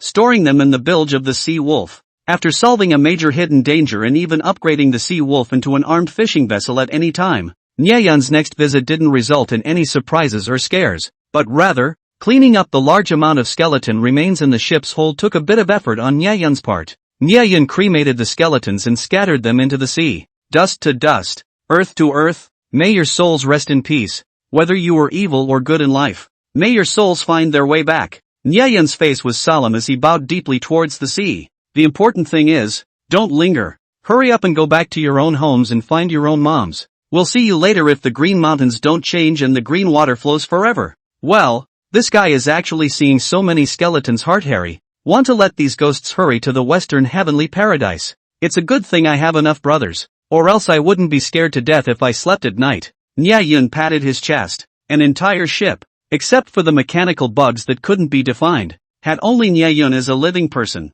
and it was empty as if it were a ghost ship. And although Nya Yun wasn't small in courage, he was still a bit balked. Gotta find a way to add some popularity to the ship. Nya Yun rested his chin as he considered how to make his bare-bones captain a bit more imposing. I'm the evil dividing line. 2 more days passed, and during this time, Nya Yun dove headfirst into the base construction program, spending all of his time building the base, except for going to the Nanaoseas in the dark at night to collect some raw materials. The mechanical bugs had already cleared a shipping route, and the entry and exit of the sea wolf was no longer a problem. In addition, the number of mechanical worms has doubled, but the energy problem is getting more and more serious. The energy provided by burning wood is a drop in the bucket compared to the huge number of mechanical worms. Just as Nya Yun was worried, Chu Xiaoxiao's call came. Hey, Nya Yun, I commissioned the auction house to sell your silver coins. The auction price was 13.5 million. After deducting the transaction fee and income tax, you ended up with 11.53 million. Chu Xiaoxiao's first words made Nya Yun want to hold her and kiss her. He's become a multi-millionaire now? Happiness came too fast and too suddenly. I haven't even had time to remember the bitter sweetness. However, this money came too easily. Nya Yun was a bit unrealistic instead. Also, I've found the ship you wanted for you. Our group has recently planned to make a big push into the oceanic trade industry. So we've acquired a few companies and need to dispose of a batch of sea vessels, one of which happens to meet your requirements. I'll let the accountant do the math, and sell it to you at a price of $9,850,000. Nya Yun froze, then his face collapsed. According to Chu Xiaoxiao's speed of speech just now, he seemed to have been a millionaire for only 5 seconds. So, for the remaining 1.68 million, you give me a bank account number and I'll call you the rest. Chu Xiaoxiao didn't know the ups and downs in Nya Yun's heart, and continued. Oh, Nya Yun replied breathlessly before his heart fluttered. Xiao. There's no need to call me for the money. I happen to need some things. You buy and load them onto the ship for me. I'll go over and receive them together at that time. Oh, okay. Say it. What do you need? Chu Xiaoxiao agreed painfully. It's like this. I want a batch of energy supply equipment. Preferably the clean and non-polluting kind. You know, I'm an environmentalist. Well, what kind of energy do you need? Chu Xiaoxiao automatically ignored the phrase environmentalist. Is nuclear energy available? Nia Yun asked tentatively. The greatest fisherman was bound to have a nuclear-powered fishing boat. Chu Xiaoxiao. Ahem. I mean, nuclear energy is naturally out of the question. So what can you have down the line? Nia Yun saw that Chu Xiaoxiao was immediately about to go ballistic and hurriedly changed his words. The most efficient ones should belong to solar power generators, and some of the more common ones are diesel power generators and wind power generators. Chu Xiaoxiao didn't have the good sense to say, good, then a set of each. Anyway, with mechanical bugs around, one set is equal to countless sets. Also I want a robot with more flexible hands and feet. The functions don't need to be too strong. A more flexible robot? What is it used for? Chu Xiaoxia said strangely. How come all this guy wants are some weird and strange things? Ahem. You know, life at sea is rather boring. It's just fun to buy. Nia Yun lied. He couldn't say that he was planning to use them as crew members. There was absolutely no way to use ordinary sailors on the Sea Wolf, so he thought he could only use this method. Although the mechanical bugs were capable of changing into many tools, they were limited by the lack of a body, and many times their efficiency wasn't high, while requiring Nia Yun to supervise and correct mistakes from the sidelines. If the mechanical bug could be fitted with a robotic body, it would be much more efficient at doing many things. Of course, the more important aspect was this way. The mechanical bug would be more like a sailor. Without a group of loyal sailors working tirelessly and desperately washing the decks on a great fishing vessel, Nia Yun always felt that something was missing, and the Sea Wolf looked a bit of a thing of beauty. Mechanical bug. Why is it washing the deck? Anyway, it was based on this idea that Nia Yun came up with the robotic sailor completion program. Alright, I'll keep an eye out for you. There's a lot of these robots on the market. It shouldn't be too hard to find. Other than that, do you need anything else? Nothing else? Right. How much will all this add up to? About $1 or $2 million.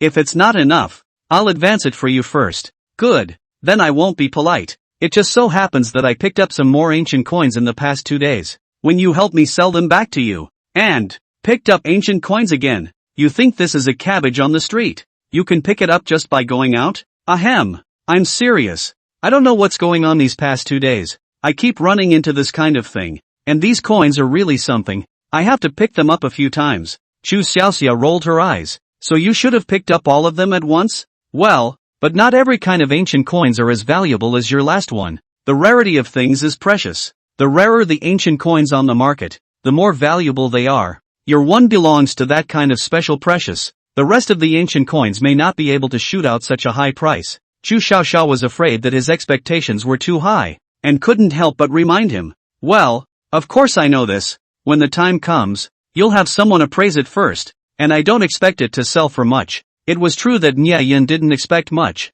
He didn't expect one to still sell for over $10 million at all, but he couldn't help the sheer number of them. Those 100 or so gold coins, even at $1 million apiece, would still be nearly $100 million. Good. These are nothing difficult. Our group's purchasing team can get it done in a day. We can hand it over to you by this time tomorrow. Where are you going to receive the goods? By the way, you'll also have to sign the sale and purchase contract and some related documents. Well then, tomorrow at this time, I'll notify you of the location then. Oh yeah, by the way, help me buy some scrap iron and fuel oil to put on the ship. The more the better. Ha? Fuel is fine. What are you buying scrap iron for? Oh, that's what. I'm not going to ask my friend to remodel and upgrade this ship, so I need a bit more iron. Nia Yin casually thought of a reason. Using scrap iron for remodeling and upgrading? Chu Xiaoxiao didn't know what to say about this idea. Could it be that the technology used to build aircraft carriers were also tigerish? Hanging up the phone, even Nia Yun himself didn't expect the problem that had been troubling him for days to be solved in just a few words. As long as the new ships and equipment were received, there would be no more bottlenecks limiting the development of the mechanical bugs, and it would surely lead to a roaring wave of construction. Sure enough, Chu Xiaoxiao is a godlike teammate. We must hold on to this thigh. On the afternoon of the second day, 10 or so nautical miles away from Nia Yun's secret base, 3 ships docked together. One was Nia Yun's fishing boat, an old version of the Sea Wolf, still in disrepair. The other was a white medium-sized yacht, more than 30 meters long, with a streamlined appearance, a very elegant overall shape, and a very detailed spray-painted and waxed surface. Exquisite as a work of art. Hey, your boat is that one. Chu Xiaoxiao looked at Nia Yun, who was salivating over his own yacht, in a good-natured and amused manner, and pointed at the third boat and said to him, Oh, it's this ship. Nia Yun slightly twisted his head to glance at the large cargo ship next to the yacht that was several sizes larger but appeared to be a bit bloated, with some of the paint even falling off in some places. So it was indeed a second-hand ship without a doubt. Then, he turned his head and continued to stare at Chu Xiaoxiao's yacht as he drooled. People then people have to die. Goods then goods have to throw ah. Putting the two together, it was truly a bumpkin meeting a noblewoman. Nia Yun profoundly realized the gap between the two. Want? Chu Xiaoxiao asked with a smirk. Nia Yun turned his head to look at Chu Xiaoxiao upon hearing this. She was wearing a pink sleeveless low-cut gown today, and had some light makeup on, standing playfully in the sea breeze, making Nia Yun look dumbfounded for a moment. She was better looking than the yacht, and such a thought suddenly flashed through Nia Yun's mind. No, I'm just purely admiring. Yes, admiring. He slightly averted his gaze, not knowing if he was talking about the boat or the person. Such a Chu Xiaoxiao was a bit too dazzling. Chu Xiaoxiao could see Nia Yun's unnaturalness and was a little smug in her heart. This outfit took me a whole 3 hours. Lowering her head to look at the large expanse of exposed spring light, she also blushed a little. In the past, she would never wear such an exposed outfit. However, when she thought of the anti-Shu Yun in the mouth of this wretched fellow, Chu Xiaoxiao immediately clenched her teeth in hatred. She heard Nia Yun mention that night that she was no match for anti-Shu Yun, and at that time, she made a mental note of the name, and later specially asked someone to go to the South Bay Marina to inquire about this woman named Shu Yun. The results of the investigation soon reached Chu Xiaoxiao's hands. Shu Yun is indeed a person living in the vicinity of the South Bay Marina, and also operates a beef noodle shop.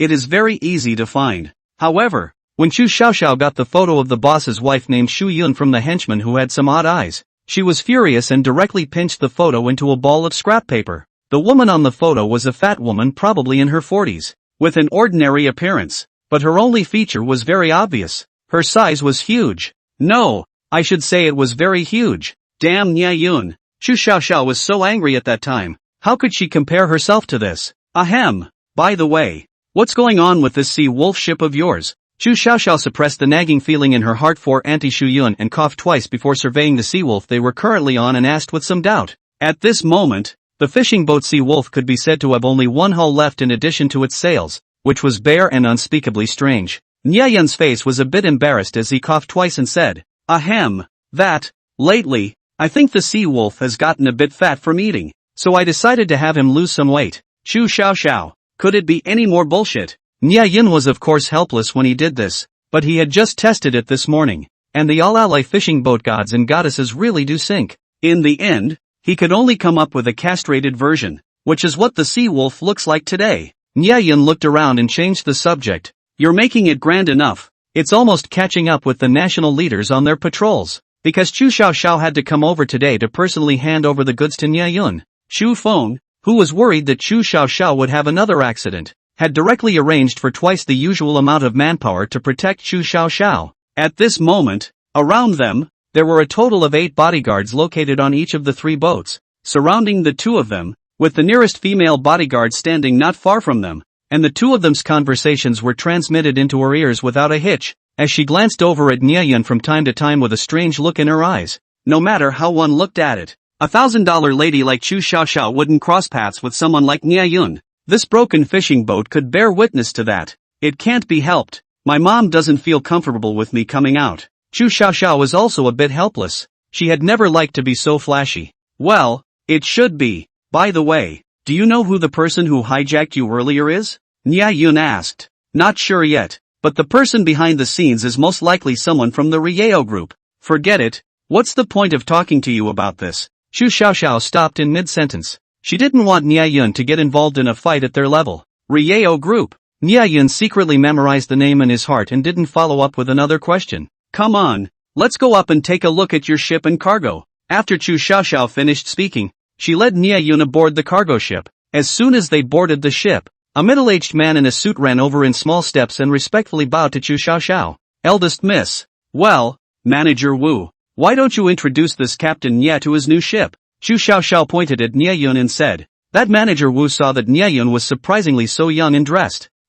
In character. With his gray undershirt, jeans rolled up to his knees, and dark skin all over his body. Those who didn't know would have thought he was a fisherman. And even his seat was a strangely shaped fishing boat. This is playing cosplay it? Shit. These gentlemen are really good at playing. Manager Wu cursed in his heart, but on his face was an impeccable professional smile. Hello Captain Nye. Manager Wu thought for half a day, but still used the title Captain Nye. When Nye Yun heard both Chu Xiaoxiao and this Manager Wu call him Captain Nye, he immediately felt like he had eaten a ginseng fruit, and his 36 million pores were a burst of relief. Hello. Nye Yun flashed the brightest smile at Manager Wu, which caused him to be somewhat flattered. Captain Nye, this Chengjiang cargo ship was just launched in 2009, with a displacement of 100 tons, a length of 96.00 meters, a breadth of 17.55 meters, a main engine power of 427 kilowatts, oil-electric hybrid power, and a maximum speed of 20 knots. The ship is equipped with a hydraulic straight-arm crane, with a maximum lifting radius of 15 meters and a lifting capacity of 5 tons, which can be loaded with containers or bulk cargoes. At the same time, the ship is also equipped with a large harpoon gun and net spreading device, able to carry out a certain degree of fishing operations. In general, it is a multifunctional ship that can both transport goods and fishing and hunting. The interior of the vessel is not only equipped with very advanced detection radar and sonar systems, but also has a large number of monitoring and communication equipment and automated operating equipment, so that only a standard crew of 10 people is required to complete all the operations of the vessel. The vessel is designed to operate in the rivers within the Rabbit Country as well as offshore, although far offshore operations are not out of the question as long as the winds and waves are not too rough, although it is not recommended to operate it that way for safety reasons. Although it's a second-hand vessel, it still has a sizable lifespan due to the previous owner's company being poorly run and not having a lot of sailing miles. With Manager Wu's introduction, Nye Yun gained a general understanding of his new ship. Well, this ship is very good. Nye Yun nodded in satisfaction. This ship was an all-steel structure, and remodeling this ship would be enough to keep the mechanical bug busy for a while. Manager Wu secretly muttered, "Can it be bad? A ship like this, even if it's second-hand, that price would have to start at 15 million. Missy doesn't know what kind of relationship she has with this young man. Less than $10 million and she sold it." Manager Wu then took Nye Yun on a tour of the ship's cabins and introduced the equipment and functions. Alright, since Captain Nye doesn't have any dissatisfaction with the Changjiang, let's sign the sale contract here. Manager Wu laughed. Nye Yun naturally had no problem signing his dog-like signature on a pile of documents, and with Manager Wu's eyes twitching out of the corner of his eye, Nye Yun became the de facto owner of the Changjiang ship. Seeing Nye Yun's frown and smile, Chu Xiaoxiao was in a very good mood as well, and laughed. Let's go to the warehouse next to take a look at those things you wanted. The group arrived at the warehouse located below deck. It was already stuffed to the brim, and apart from a portion of the equipment machinery, most of the area was occupied by piles of scrap iron and oil drums. Over there is the fuel and scrap iron you want, a total of 50 tons of diesel and 30 tons of scrap iron. And over here is one set each of solar generator, diesel generator, and wind generator. Chu Xiaoxiao said. Aha! Nye Yun looked at his goods with great satisfaction, then swept his eyes feeling that something seemed to be missing. My water. Ah no, where's my robot? Nye Yun looked around suspiciously. There, that's not it. Chu Xiaoxiao pointed somewhat smugly to the side where the solar panels were placed. Where is it? Why don't I see it? Nye Yun swept his sight from left to right, and then right to left several times, and still didn't see it. Look down. Nye Yun froze for a moment and looked down. There really was one. It was a pair of humanoid robots, streamlined smooth aluminum alloy shells, black, white, and red paint jobs, cute big eyes, and on either side of their heads were 2 ears with wide lower and pointed upper receiving antennas. It looks quite cute, but who can explain this why it is pocket-sized? Have you ever seen a sailor who is 20 centimeters tall? Moreover, what's even more speechless is that this pair is really a pair. One of them was dressed in a small tank top and had his jeans rolled up, looking a bit like Nye Yun's outfit, while the other was in a pink dress, clearly a female version of a robot. To not be so matchy-matchy. Can you explain? Why is this robot a pocket-sized version, and it's still a couple's suit? Nye Yun's eyes twitched at the corners of his eyes as he looked at Chu Xiaoxiao. In the face of Nye Yun's question, Chu Xiaoxiao answered that quite frankly. Didn't you say that life at sea is very dull and boring, so you need robots for entertainment? This is what this young lady spent a long time selecting. Could it be that they aren't cute? After saying that, she looked at him with a look that would make you look good if you dared to say a single word of no. Nia Yun was stunned to realize that it seemed like he had said so. Self-inflicted sins. He could only squeeze 2 words out of his teeth. But, cute. But how can such a cute robot be used as a sailor? It doesn't go well with being at the beck and call at all, right? Also, why did they make that guy's robot look so much like me? So that I, the captain of the ship, would be completely unrecognizable. Is there a slightly more realistic one? I mean, a little more realistic size? Nia Yun cautiously wanted to try and earn his captain's majesty a little more size? Hearing that word, Chu Xiaoxiao was about to explode. How realistic a size do you want? Is it one of those simulated, girlish-looking, purely recreational robots? A dangerous glint appeared in Chu Xiaoxiao's eyes. Nia Yun suddenly froze for a moment when he heard Chu Xiaoxiao's words. Then, crap, it turns out it can still operate like this. Nia Yun came to his senses. Yeah, why must we use those bitter, skull-faced robots? It turns out that the world is still capable of becoming a better place. Hindsight. What hindsight? Why didn't I think of that? However, when Nia Yun, who was filled with excitement, felt the murderous aura coming from his side, his body stiffened, and his mind quickly weighed the probability of being able to survive after committing a deadly act before decisively giving up on this plan to the other side of happiness. That can't be. Am I that kind of person? It's just the 2 of them.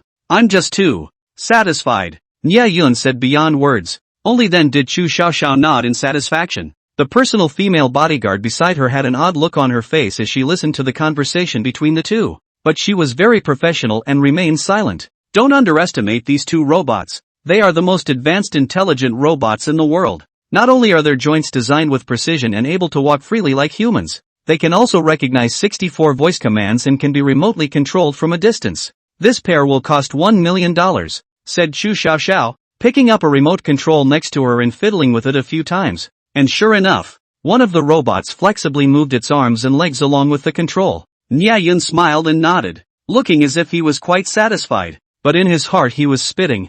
Size. The point is size. All this intelligence and whatnot is completely unnecessary. When everything here was handed over, Nia Yun suddenly and mysteriously said to Chu Xiaoxiao, right, I've got something on board. You come with me. After saying that, he brought Chu Xiaoxiao to his sea wolf ship and rushed all the bodyguards to other ships. This move made the female bodyguard very dissatisfied, but at Chu Xiaoxiao's insistence, she could only do as she was told. Nia Yun looked around feverishly to make sure no one was around before dragging out a 1 meter or so metal box from a corner. What's this? Chu Xiaoxiao curiously said. My fleet of, good stuff, Nia Yun said as he took out a silver-white key and opened the chest. Chu Xiaoxiao poked her head out to look inside.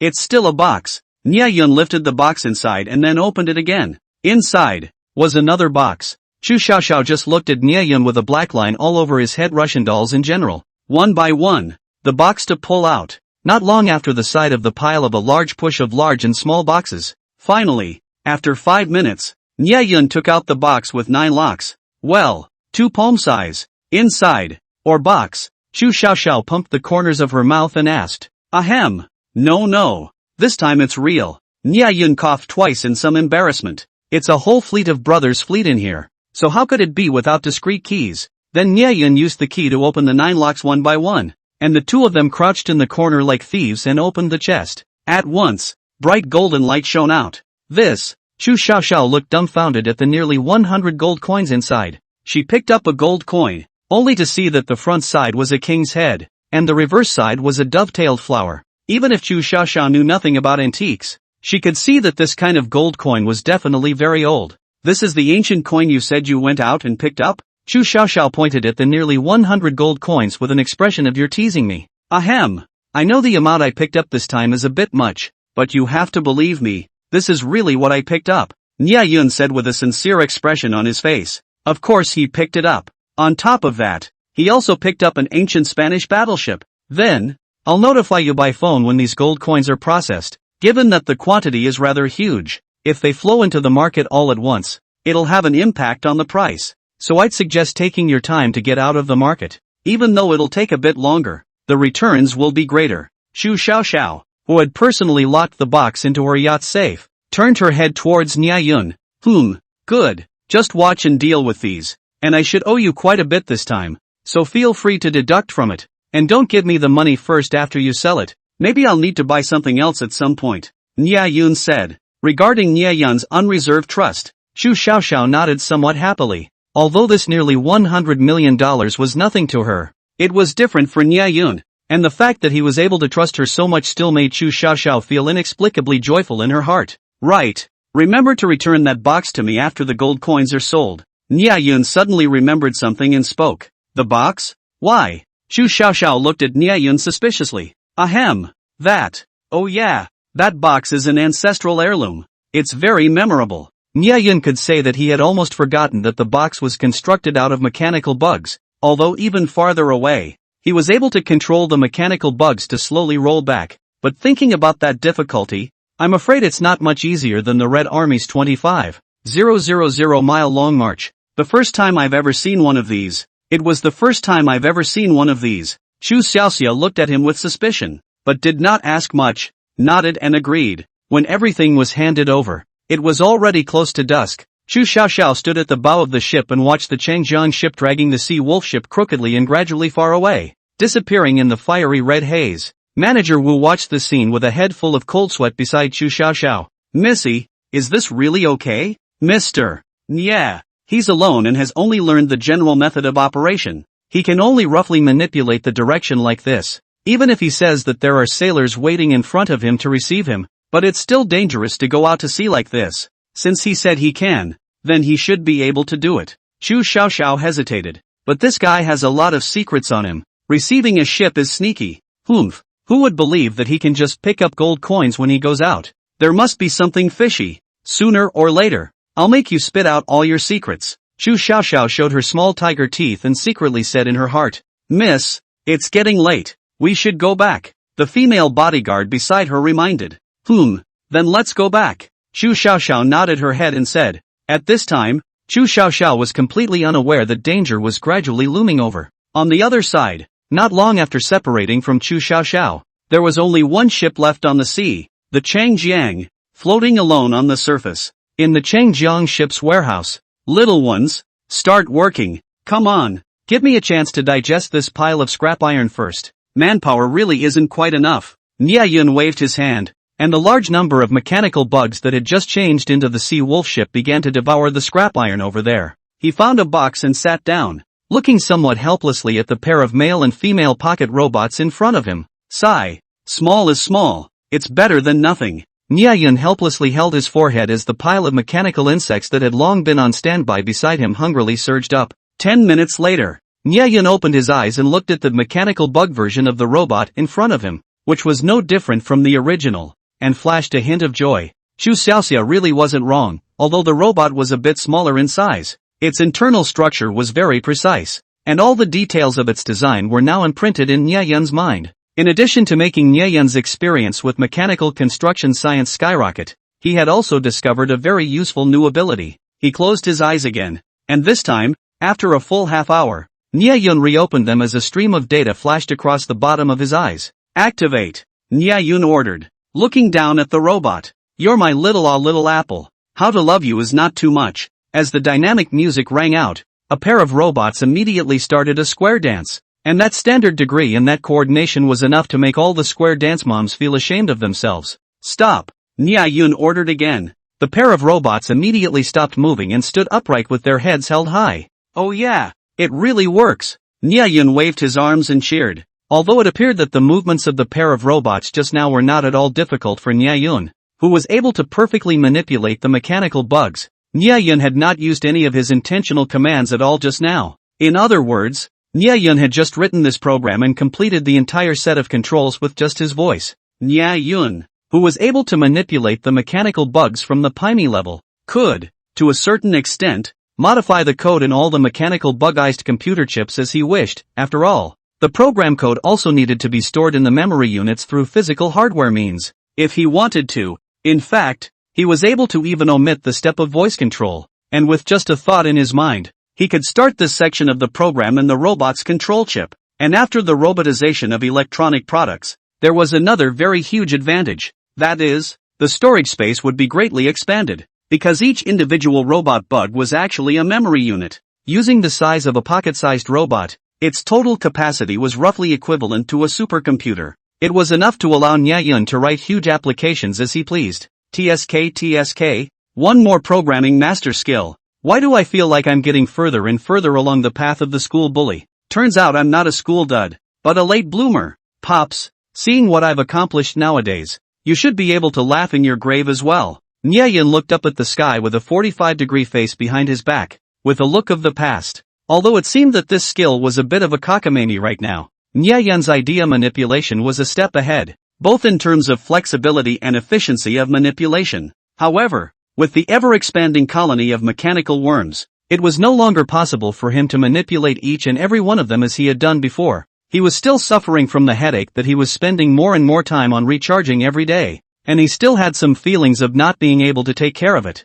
If he was able to form an army of robots that could work automatically with just a single program command, Nya Yun would be able to control even the largest number of mechanical bugs. The potential of this skill was enormous. However, wanting to compile a program that could be applied to various environments wasn't something that could be accomplished overnight. So for now, Nya Yun still had to control it himself. You two are the first batch of sailors under my command, so I have to give you a name. So let's do it this way. The female will be called Little C, and the male will be called Little Wolf. Well, not bad. From now on you'll be Little C and Little Wolf. Captain Nya's names have always been simple and crude. He originally wanted to call them Little Nya and Little Cloud, but in order to maintain Captain Nya's last shred of recognizability, he gave up and used Little C and Little Wolf. Little Wolf and Little Wolf. Coyote Squad, gather. With this order from Nya Yun, the mechanical bug that was desperately trying to reproduce its colony bulged a small bag from a pile of scrap metal. Then a silver-colored villain quickly emerged from the bulge and popped out, and by the time it landed on the ground, it had already changed into a male version of the robot's appearance. As soon as he landed, the little robot man ran towards Nya Yun with his short legs whimpering and giggling. Drums kept appearing, and one by one, coyotes popped out like groundhogs, and in the end, 20 coyotes neatly lined up on the side in front of Nya Yun. Snap! The coyote squad swished a military salute in perfect unison. Little C Squad, gather! Another wave of 20 Little C's popped out from the large troop, neatly lining up on the other side and saluting. Surprisingly, it's still the ancient lady's salute. Nya Yun nodded in satisfaction, then looked at the two columns of robots that couldn't see his knees. Sigh, if it was just a bit bigger, it would be perfect. Nya Yun's grudge against size has never subsided. Alright, you're the first batch of seniors in my sailor army. In the days to come, you must give good play to the spirit of hard work and give full play to your strengths of not being afraid of hard work. At the same time, you must also play the role of the first to come to drive the later to lead the role of model. I spiritually support you all. Nya Yun was spitting and lecturing with his hands behind his back, and the robot squad didn't move a muscle, possibly feeling a bit cold. Nya Yun glanced at them slightly. Clap, clap, clap. Neat clapping sounds rang out. Nya Yun smiled and nodded in satisfaction as he turned around and was about to leave. Suddenly, as if remembering something, he returned around and raised an index finger with a serious face. I'm going to emphasize one point here. Office romance is absolutely not allowed. Understand? Shanghai, coyote, mechanical bug. Shortly afterward, the Changjiang resumed its journey. Nya Yun sat in the captain's chair in the main control room, his legs resting on the control panel in front of him, and leisurely watched as his new employees bobbed around. A group of Shanghai with cute heads and pink dresses were either holding the ship's rudder, controlling the radar, or checking the various measuring instruments, occupying a variety of clerical positions in a busy but tightly organized manner. And a fisherman dressed as Little Wolf were carrying supplies, gathering cables, or cleaning the deck. Hardworking. The men and women are not tired of working together. Little Wolf. I'm tired, right? Nya Yun took a sip of the tea served to him by one of the Little C's. Now that's a bit of a captain's demeanor. As he manipulated the robot sailors to control the direction of the Changjiang's voyage, he also began experimenting with new skills, trying to write automated programs for the robot sailors that would be more convenient to manipulate. This output power is slightly too small. It would be better if it was more powerful. Well, try changing it like this. Kara Kara, the Shanghai by Nya Yun's side, who had just served him tea and water, suddenly trembled and flailed like a maniac. In the end, After a bared sound, a few wisps of black smoke rose from his body, and he slumped over with his head hanging down. Nya Yun looked at his secretary with some embarrassment. Sorry mistake. The obviously short-circuited secretary shall high surface after a silver wave. The internal has been repaired. Recovered her very speechless glanced at the unscrupulous captain of the experiments with themselves, and then quietly stood again in the secret, actual, book, test, position. Why did it fail again? This isn't working either. Bear with me. Do we need to add a code for XX this time? Bear with me, I don't believe it. Again. Time slowly passed as Nyeyan experimented with his new skills and the little C complained, until the sky darkened completely and Nyeyan returned to his secret base with the Changjiang.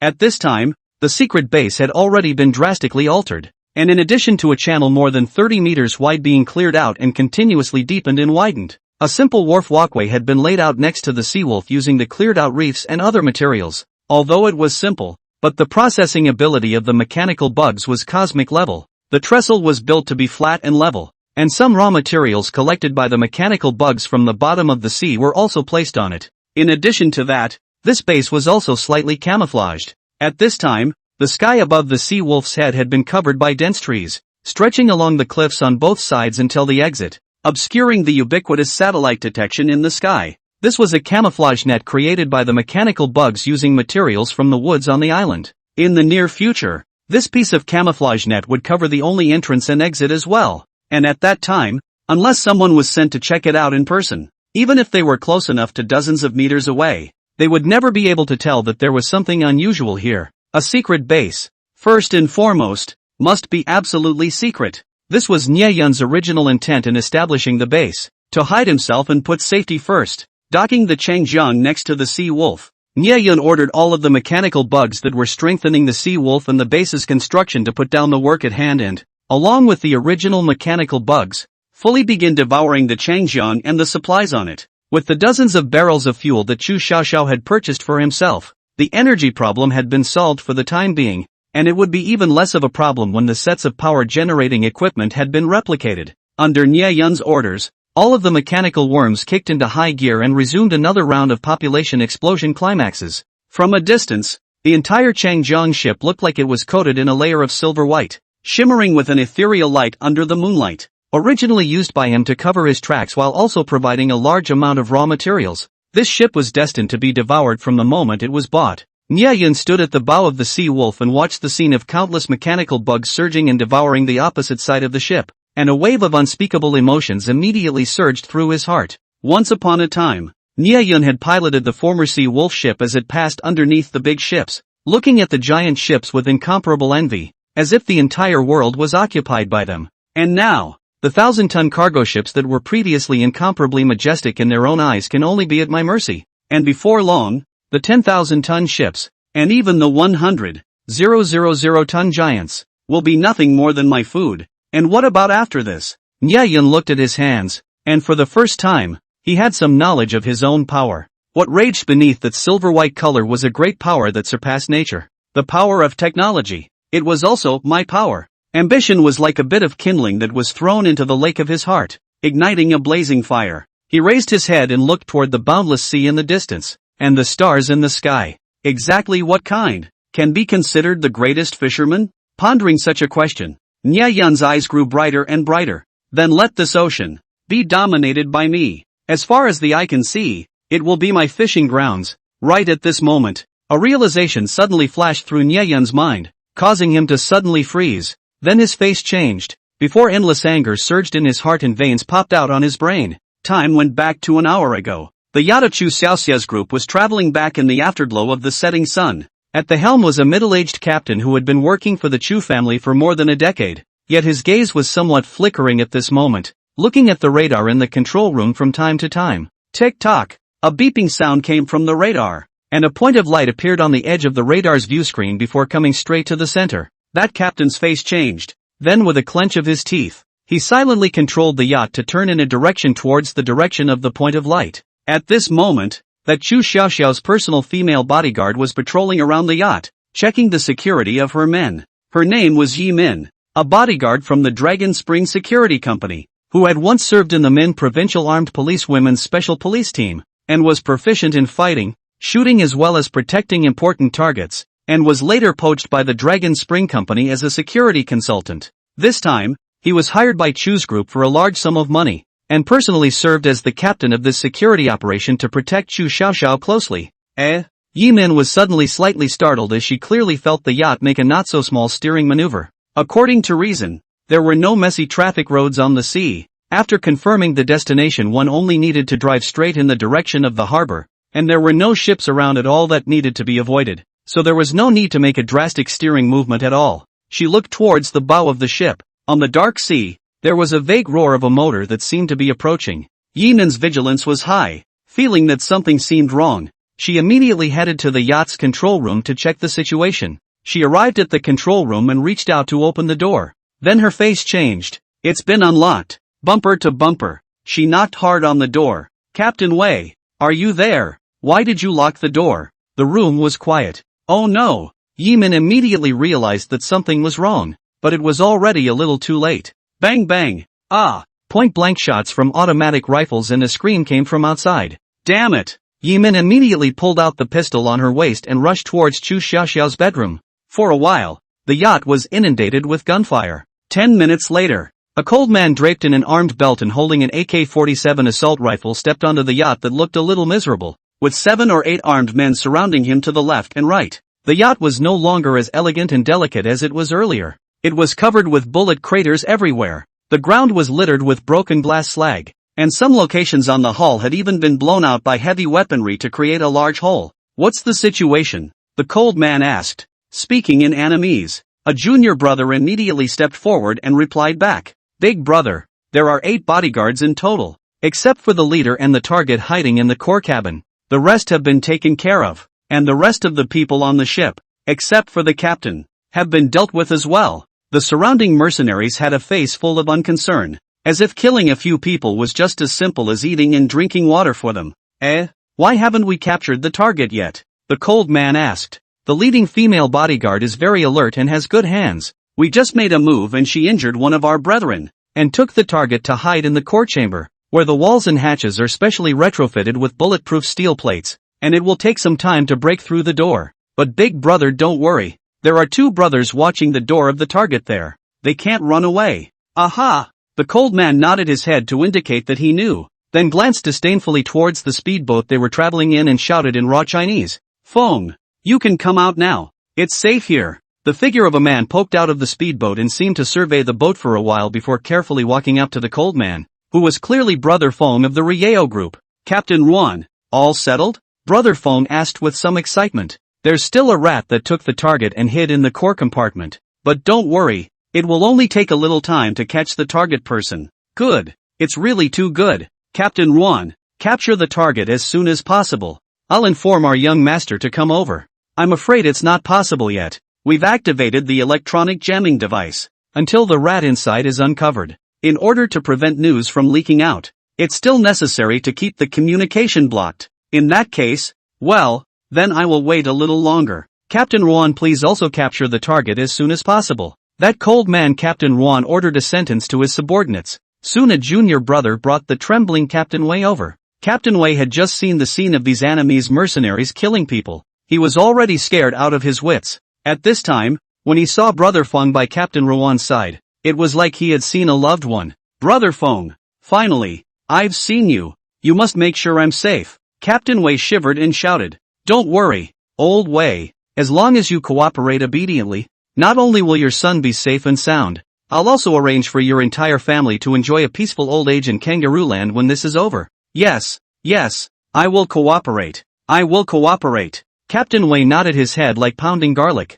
Very well, let me ask you, can you open the door to the core chamber? Captain Ruan nodded. This is no way to open it from the outside if it's been unlocked from the inside. That hatch was originally intended to be a shelter to protect important people. Fitted with 3-centimeter steel plates, enough to deal with most situations and allow the people inside to wait until help arrives. Big brother, why don't I use high explosives to blow the door open? A junior brother stepped forward. No, it's easy to kill the people inside with explosives. We want them intact and alive. Go to the ship and fetch tools. Cut the gate open for me. Yes, immediately. 2 mercenaries nodded and left. The rest of you, Apart from leaving some of you to guard the target and prevent her from escaping, the rest of you, search this yacht for me. Don't let go of anything of value. That Captain Wan ordered again. Yeehaw! The remaining mercenaries let out cheers and scattered to search. According to the usual practice, most of the extra benefits scavenged on the way to this kind of mission could be kept for themselves. How could Brother Fong dare to have any opinion on this? Facing this group of murderous mercenaries, he himself had to accompany them with caution. A group of mercenaries scurried through the yacht, loading whatever goodies they saw into their backpacks. The luxury yacht was ravaged for the second time, and was in shambles. Hey bro, there's a safe here. There must be something good inside. Get that captain here. He can definitely open it. Someone spotted the safe on the ship and greeted people to come over to help. Don't say. Captain Wei really did have a spare key. Soon, the safe was opened. The mercenaries found nothing inside, only a silver white box, which was also locked with 9 locks. Wrap the dense chains. Look at the mercenaries' corner of the eye straight. Good stuff. This is definitely good stuff. The mercenaries rejoiced. If it wasn't a good thing, could it be vicious enough to use so many locks? Soon they found a fire axe. An axe went down. The box didn't do shit, but the mercenary who chopped it shook his arm. So sturdy. This must be at least special steel. There's definitely something unimaginably good inside. The mercenaries were excited. If you are not afraid of being sturdy, the sturdier you are, the more valuable the things inside are. Then, they began to use all kinds of methods to try to open the box. Because they were afraid of destroying the valuable treasures inside, they did not dare to use high-powered explosives. The results, in addition to leaving a few white traces on top of the box. What results are not? In the end, even their leader Captain Wan knew about this. Looking at the box, a group of mercenaries looked at each other. What's going on with this box? Captain Wan looked at Captain Wei. It seems to be something that Miss Chu got from a mysterious person today. It seems to contain something very precious. The whole time it was only taken over by Miss Chu alone. Even her personal bodyguards were driven far away. Captain Wei said honestly. Oh. Captain Rawan's eyes lit up as he listened. It seemed that on this mission, there was even a windfall. While they were elated that they had intercepted a treasure, Nye Yun likewise received a message from the box mechanical bug. Boss, someone's trying to move your fleet. Nye Yun received the message in a flash. Nye Yun? Nye Yun. Nye Yun's forehead hashtag. He was enraged. But this box doesn't know what material it's made of. We can't open it even if we try. It doesn't matter. The key is definitely on that Miss Chu. When we catch her, the key will naturally be there. Captain Wan laughed. Right, it's still the boss who is wise. Ha ha, the rest of the mercenaries laughed. Brother Fong was similarly salivating over the box, but he didn't dare to make any comments like seesaw. Zzz. At this time, an ear-splitting sound of welding and cutting came from the yacht. It seems like that side has already made a move. Right away, we'll be able to see what exactly is contained inside this. Captain Wan looked at the box in his hands. His eyes filled with greed. In the core chamber, Xu Xiaoxiao's face was a little pale as she looked helplessly at Yi Min. Yi Min wasn't in a good state either. There was a gunshot wound on her left arm, which was only hastily bandaged with a strip of cloth, and blood stained her jacket red. Miss Chu, it seems like we are in trouble this time. The signal was blocked by the other party. I didn't think that the other party would be so unscrupulous and dare to strike offshore, and also bought out Captain Wei in advance. Uncle Wei? How? There shouldn't be any mistake. Otherwise in the sea the other party wouldn't be able to lock our position at all. Even if they wanted to get close to us it wouldn't be easy. And just now our yacht leaned over on its own initiative. Captain Wei even locked the control room in advance. Xu Xiaoxiao was a bit unable to accept this fact for a while. Her face was gloomy. The people outside shouldn't be from the rabbit country. I just heard them speak what seems to be the enemy's language. They should be foreign mercenaries. They are ruthless and don't leave any survivors. This level of opponents is beyond the capability of our security company. What's more, their numbers are several times ours, and they also have heavy firepower like rockets, while we only have pistols. It's really true that we all underestimated the other party's determination to try to catch you. Miss Chu, although I am very sorry, but I still have to regret to inform you, I have been at my wit's end. Unless there is a ship outside passing by and discovering the anomaly, we can only wait for the other side to break into the house now. And then tied up. Then we will die? Xu Xiaoxiao muttered. From the means that the other party just acted, other than the target person, that is, you, they won't leave anyone alive. Yi Min smiled bitterly. Are you saying that they will kill you? Xu Xiaoxiao's face grew paler and paler. Yimin nodded his head with a bitter smile. Don't worry. In our line of work, I've long been psychologically prepared for this. I'll leave myself the last bullet. Chu Xiaoxiao eyes flooded with tears. Getting along for a few days, she already had a few feelings for this sister like Yimin. Now she has to watch her die. How can she bear it? Zzz. Suddenly, the ear-piercing sound of welding cutting rang out from outside the door. The two women immediately realized what was going on and looked at each other with bitter smiles. Chu Xiaoxiao lowered her head in silence for a long time, and when she raised her head, the corner of her mouth pulled up a smile, and although that smile was soft, it carried an incomparable firmness. Sister Yi, in a moment, please still leave me a bullet. Yimin looked at this little girl in surprise, as if it was the first day she knew her. Miss Chu, just call me Xiao Xiao. Well, Xiao Xiao, you're their target. They're only hijacking you in order to force your Chu group to make some business concessions. You actually still have hope of surviving. Yimin hesitated and said, Sister Yi doesn't have to comfort me. The fact that they hijacked me in this way today and didn't even spare innocent people is enough to prove their ruthlessness.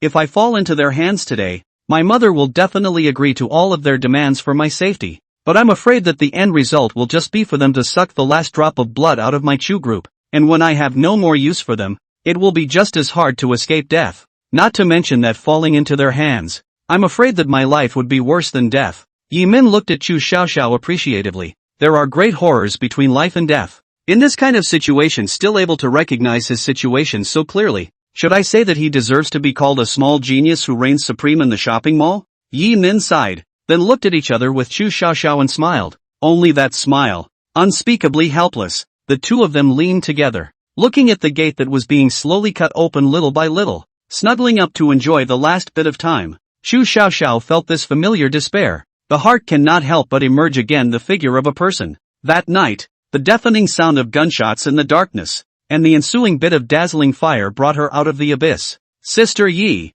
if there was a person who, at your most desperate time, like right now, fell from the sky, knocked down all the bad guys, and then smiled at you and said, Hi, pretty girl, what do you think you would do to that person? Chu Xiaoxiao asked with a slightly red face. Ha ha, now if there really was such a person, old lady would just give her body to him. Yi Min grinned. Chu Xiaoxiao looked at Yi Min with some surprise. Sister Yi, so this is really you. Yi Min was usually a very stereotypical bodyguard in front of Chu Xiaoxiao, and she never thought that words like old lady would come out of her mouth. In fact, what I hate the most is our company's bodyguard etiquette class. Do what all have to talk about speech and etiquette, now anyway, soon to die, cannot die before a disguise of a lady look, so that the hell, afraid that you cannot recognize me. Ha ha, Yimin actually looks very soft and charming, but between her eyebrows there is a Ying-Chi, rather contradictory temperament mixed together, so that she looks a kind of unique charm. Well,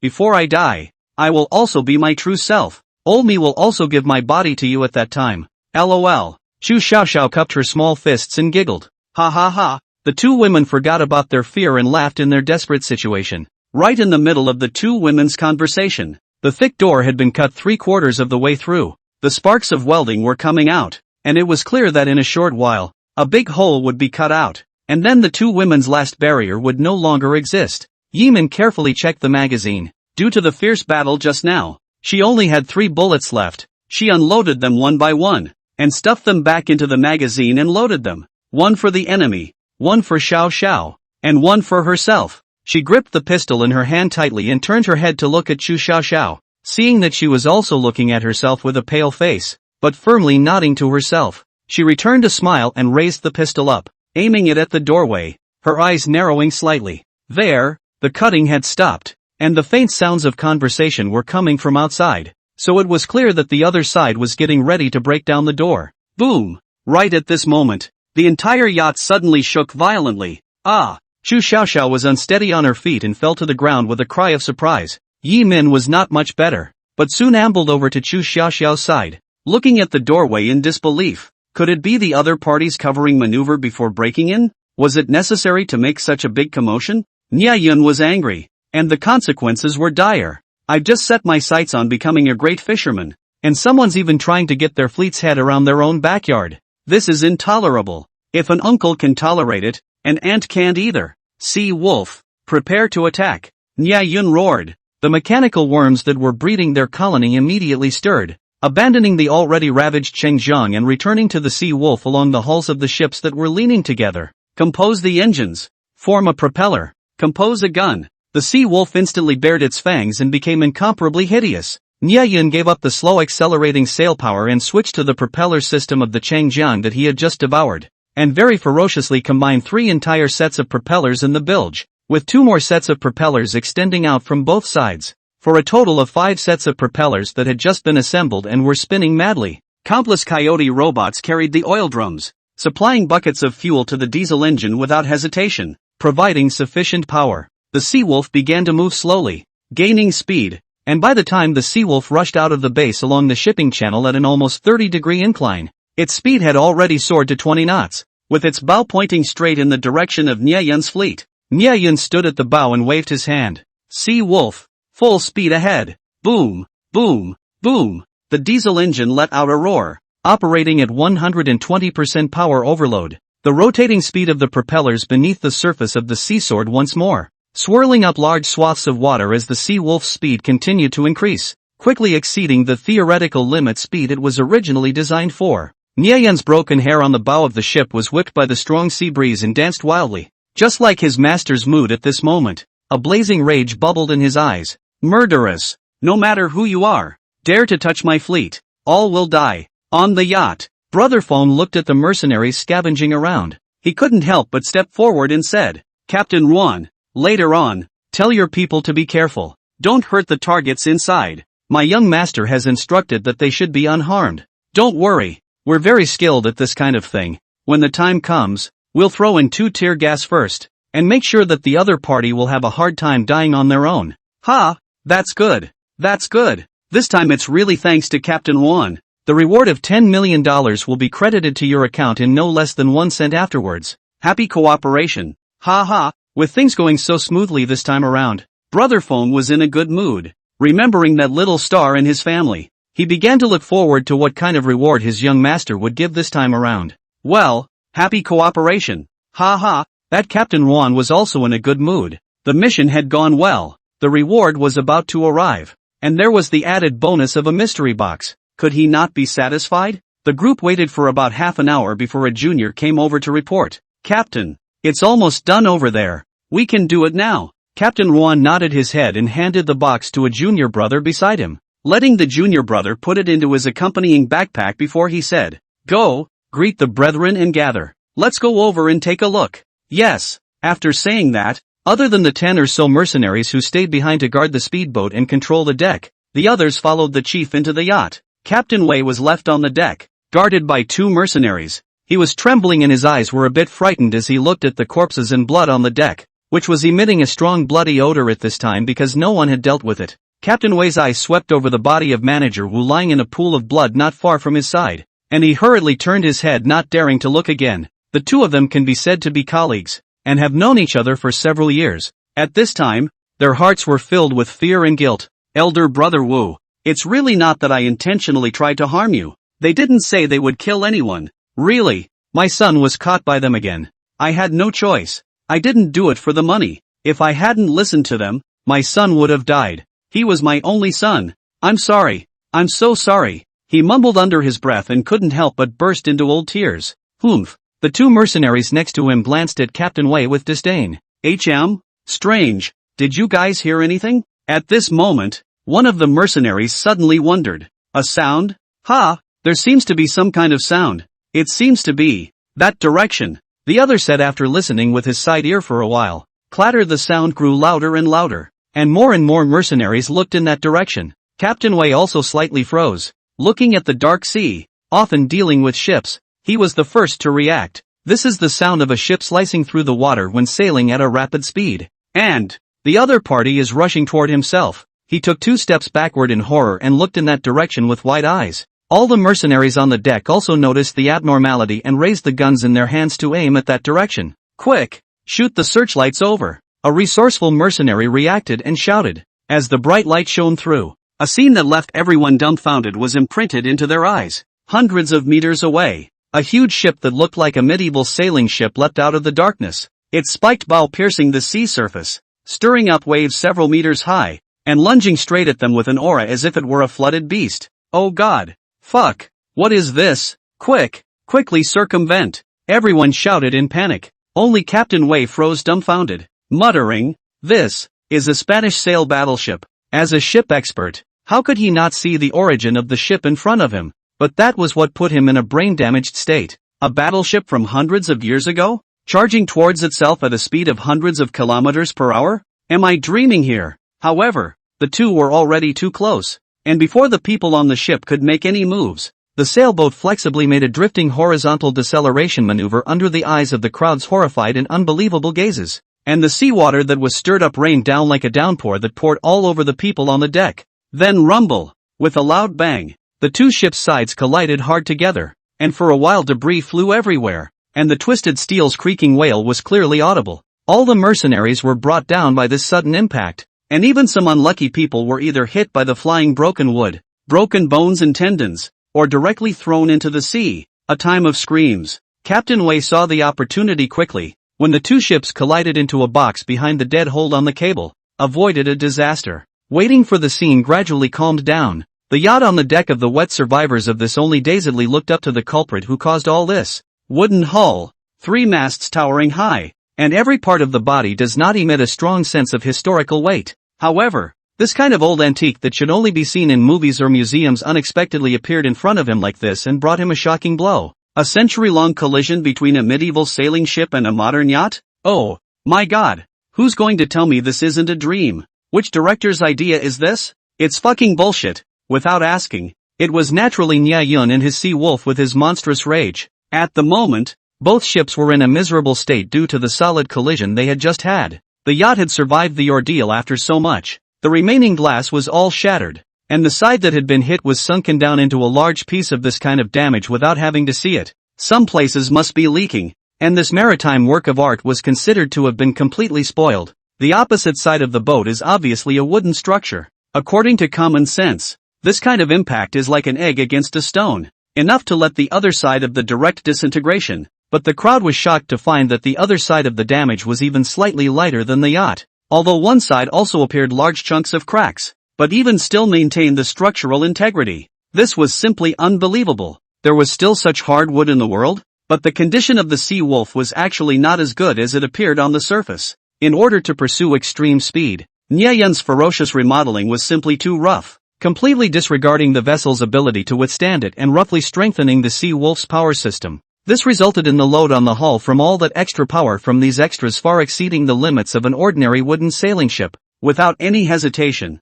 if it was an ordinary ship, it would have long fallen apart during this savage acceleration process. However, most of the main body of the Sea Wolf had been strengthened by mechanical bugs, but despite this, the interior of the Sea Wolf was also emitting a creaking wail of being overburdened. After that violent collision just now, many of the main beams inside the hull were broken. If it was an ordinary ship, it could be declared scrapped at this time. However, with Nya Yun's mechanical bugs in hand, it was naturally a different story. The Sea Wolf was 2 to 3 meters taller than the yacht, and at this point, the two were tightly attached to each other, so the people on the yacht couldn't see what was going on the deck of the Sea Wolf on the opposite side. Let the people heart Harry is, the opposite boat not only no light, in just after such a violent impact, but even a person's voice cannot be heard, quiet as if a ghost ship. But fortunately, this situation did not last long. The opposite ship suddenly came from a cold voice that seemed to carry infinite anger. Prepare the guns. At this instant,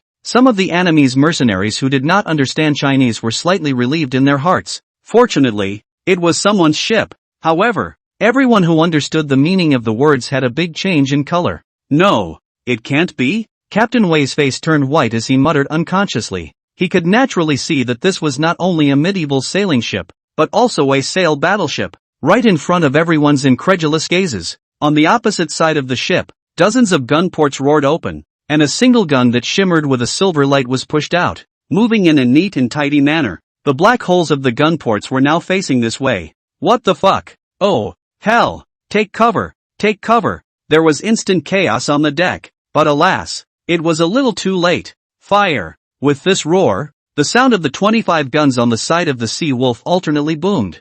Boom boom boom. If there were any other ships on the sea at this time, they would be able to see such a spectacle. The guns on one side of a sailing battleship firing alternately, and as the flashes of fire continued to flicker, The upper decks of the yachts on the opposite side of the sea were flooded with cannon fire and plunged into a sea of fire. If this kind of battleship close combat scene appeared in the medieval sea battle, there is nothing rare, but the site of the battle is actually a modern yacht. This is strange and incomparable, because he was worried about injuring Chu Xiaoxiao inside. Niayan specifically avoided the core area of the yacht and just pearled the deck and other peripherals. However, the mercenary speedboat leaning on the side wasn't so lucky. It was under Niayan's focused care, so close to the basic need to consider the problem of hit rate. Dozens of shells fell on the speedboat. A burst of boom loud noise. The speedboat basically can't see the original appearance, miserably smoldering with a big fire. Some of the mercenaries bravely stood out to resist, but the submachine gun bullets hit the hull of the opposite side of the ship, but directly issued a clank. Clank. A crunching sound was directly bounced away. In addition to a rocket hit the mouth of one of the cannons, blowing a big hole, overturned a gun. The mercenaries found that they were actually no way to the Seawolf ship. Ghost ship. This must be a ghost ship. Some mercenaries threw down their weapons in terror and turned to run. Even for battle-hardened warriors, this bizarre phenomenon that was beyond their common sense was enough to break their spirits. The unilateral ravaging lasted for 3 full rounds of flak, and the mercenaries were basically killed in these rounds of gunfire, except for a few smart ones who jumped directly into the seawater or hid inside the yacht. Captain Wei was not able to be favored by the god of luck this time, and was unfortunately hit by a near-explosive shell, and collapsed on the deck in a bloody mess. He opened his eyelids with difficulty, and Manager Wu's body was not far from him, looking at him in death. This is retribution. Captain Wei shed his last tears of remorse and took his last breath. The sound of the cannons stopped, and the yachts on the sea and the mercenary speedboats burned with fire everywhere, illuminating the waters. Coyote Death Squad. Purge the remnants of the enemy. Attack! With Niayan's order, dozens of coyote robots popped down from the Sea Wolf, landing on the yacht. However, at this time, the coyotes no longer had the dopey expression on their heads, but rather Hyun's tearful eyes? As soon as these coyotes landed on the ground, they scurried around in panic with tearful eyes. Well, there was no way for them not to panic, because behind each of the coyotes, they were carrying around shell about the same size as them. One of the mercenaries hid behind a collapsed iron frame, looking around at the wreckage and corpses that littered the ground with fear, then nervously gripped the AK in his hand and crouched down to poke his head out to look around. The first moment he poked his head out, he saw a toy robot that was only about 20 centimeters running towards him with its short little legs in tears. Such an unexpected and unbelievable scene caused his brain to have a momentary online. Then the next moment, the robot snapped, like a lost child who had found a loved one, and jumped into the mercenary's arms with tears in its eyes, and grabbed a death grip on his armed belt. The robot raised his head. The tearful eyes on his face pitifully looked at the mercenary, full of fear and helplessness. That moment actually let the mercenary of the hard-hearted have a wave of impulse to want to properly protect it. If there is the bomb behind its back that is burning with a fuse. Crap! Anime's version. Boom! After the explosion, the world went silent. This scene played out over and over again on the yacht, and no matter how much of a corner the mercenaries were hiding in, they would be targeted by the Coyote Death Squad and launch a suicidal charge. Alas! Sins! Niayan couldn't help but sigh as he watched all of this from the Sea Wolf. Coyote, dare you be more shameless? Time rewinds slightly. A few minutes ago, when Captain Wan and Brother Feng's group arrived outside the cabin where Chu Xiaoxiao and the girls were, 2 mercenaries were in the process of removing the cutting tools from the room, and 4 mercenaries with ferocious faces were spread out on the 2 sides, very vigilant with their guns on guard. Boss, seeing their leader coming over, the mercenaries here made way. Captain Wan nodded, looked at the locked door and the cutting marks, turned his head, and said to one of his juniors, "Do it." The man led the order, pulled 2 tear gas canisters from his waist, and was about to step forward to kick open the large hole that had already been cut down to nothing. However, right at this moment, rumble, after a loud bang, the ship suddenly shook violently like an earthquake. All the mercenaries were thrown around by this sudden change, and Brother Feng even hit his face directly against the wall with a bloody nose, letting out a miserable howl under the severe pain. When the shaking stopped a little, Captain Wan somewhat wretchedly got up from the ground and angrily shouted, "What's going on? What happened?" Everyone looked at each other, not knowing how to answer this question. Ping, take 2 of your brothers out to see what's going on. Captain Wan reacted by immediately ordering with a dark face. With this kind of commotion, there must be some kind of change outside. Yes, boss. The junior brother under his command named Ah Ping answered and hurried outside with 2 men. Boom boom boom. However, before a few people could get far away, there was suddenly a huge roar of artillery fire from outside, followed by the constant vibration of the ship and the sound of violent firefights. The battlefield experienced Captain Wan's face changed. This is the sound of shelling? How is it possible to have this density of shelling sounds in this sea environment? A conservative estimate was that no less than 20 guns were firing at the yacht. But how is this possible? The continuous shelling lasted for a full minute or so before it gradually subsided. Fortunately, this part of the area they were in didn't seem to have received any blows, but everyone was still stunned. Zip! The overhead lighting flickered for a while before going out completely. The emergency lights were activated in an emergency. The yacht's electrical system had finally been irreparably damaged by this level of bombardment. Only dim light remained in the corridor. The sudden darkness caused another commotion amongst the group of mercenaries. All of them were unsure of what exactly was happening outside. However, these people were worthy of being elite veterans,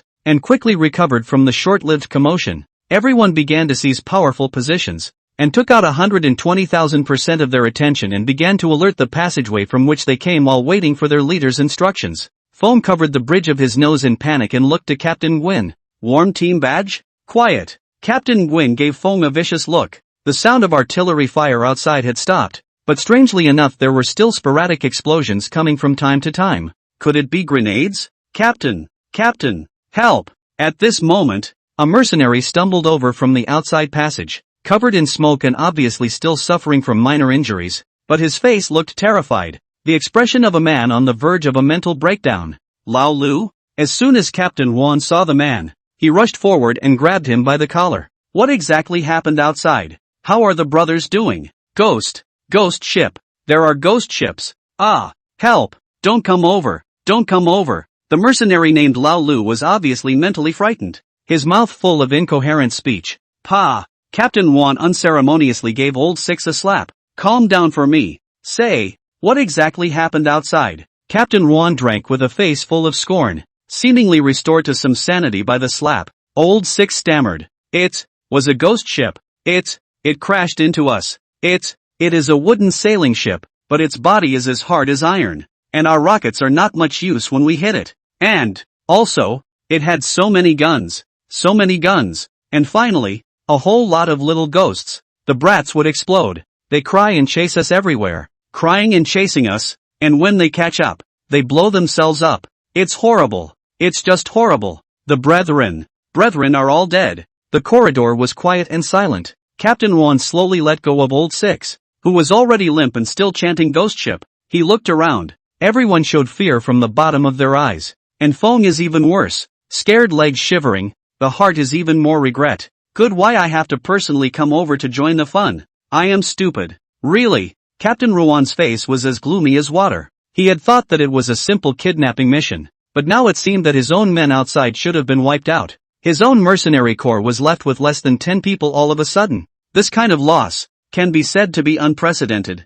Thinking of this, he couldn't help but glare fiercely at the trembling brother Fong. Humph, a ghost ship? Pretending to be a ghost. I don't believe there is really a ghost ship in this world. Even if there is, I will send it back to hell. Arrange for 2 people to stay behind and watch the target. The others slowly search outwards. When you encounter something wrong, fire immediately without warning. The calm voice of the chief made the hearts of the group of mercenaries a little bit more at ease. They looked at each other for a few moments. 6 or 7 mercenaries began to cover each other alternately according to the order, turned on their tactical flashlights, and began to slowly search outwards. The one who was in the lead was none other than the little brother named Ah Ping. By this time the sporadic explosions and screams outside had completely disappeared, and the entire yacht was terrifyingly quiet. The only sounds left in the entire corridor were the mercenaries' ragged breathing and light footsteps. Bark! Ah Ping's feet felt like he had stepped on something soft and froze. He slowly pointed his flashlight towards his feet in a cold sweat, only to realize that he had stepped on nothing more than a silver-white ribbon,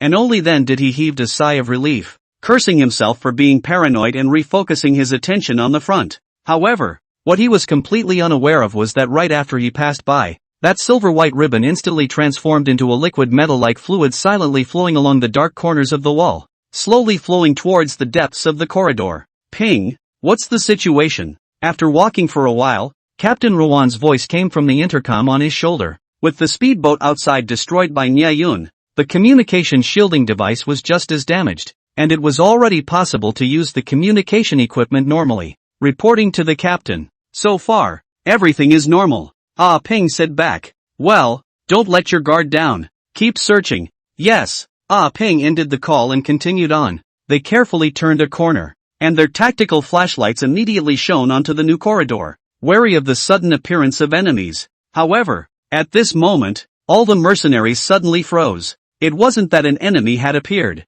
but rather, 10 or so meters away, on the corridor in front of them, there was a row of a total of 3 tiny figures standing abruptly. In the flashlight, they see very clearly. These 3 small figures are a kind of toy robot, but the shape is very strange, covered with green oil, face is also topped with a zombie face, prominent eyeballs and big buck teeth is very conspicuous. In this environment is particularly let a person feel bizarre. 3 zombie robots have a hand holding a small doorplate, a head on top of an old-fashioned pot lid. There is a body wrapped like a mummy. All robots back also carry around thing. What is this? Ah Ping nervously gripped the submachine gun in his hand and aimed it at them, stuttering a little. Mercenaries versus zombies. Game on. At this moment, the 3 machine villains issued such a voice in unison with a weird metallic tone, and then stepped away from the small short legs to start advancing neatly, using the same zombie step with a limp.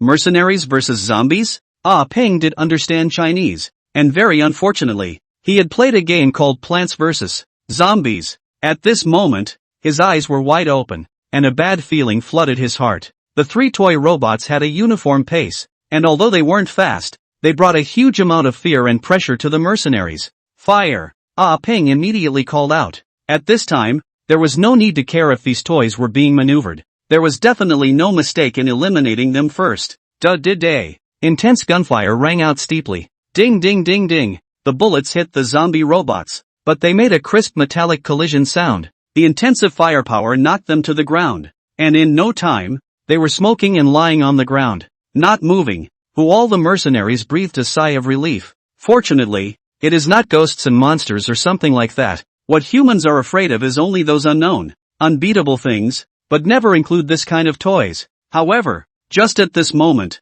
in the distant darkness came the sound of tiny footsteps, and then in the crowd's horrified gaze, row after row of zombie robots stepped in a neat formation towards the crowd. Each row of these zombie robots was separated by a distance of 2 or 3 meters, and the row was still 3. Even the style was exactly the same as the previous one. The original comical and incomparable zombie steps were filled with a bizarre feeling that made people afraid. Quickly, open fire! Ah Ping shouted in horror. Violent and dense gunfire rang out again, and there were even mercenaries who pulled out grenades and threw them over, instantly blowing down a large swath of zombie robots. However, none of this was of any use. These zombie robots were like endless, knocking down a batch. Another batch appeared, and the stream continued. Ka. There were mercenaries who had emptied the bullets in their guns, yet they still kept pulling the trigger in fear. The bullets were limited, and the mercenaries finally had a gap in their firepower, being approached by the zombie robots to within 3 meters. One of the mercenaries was a little bit forward,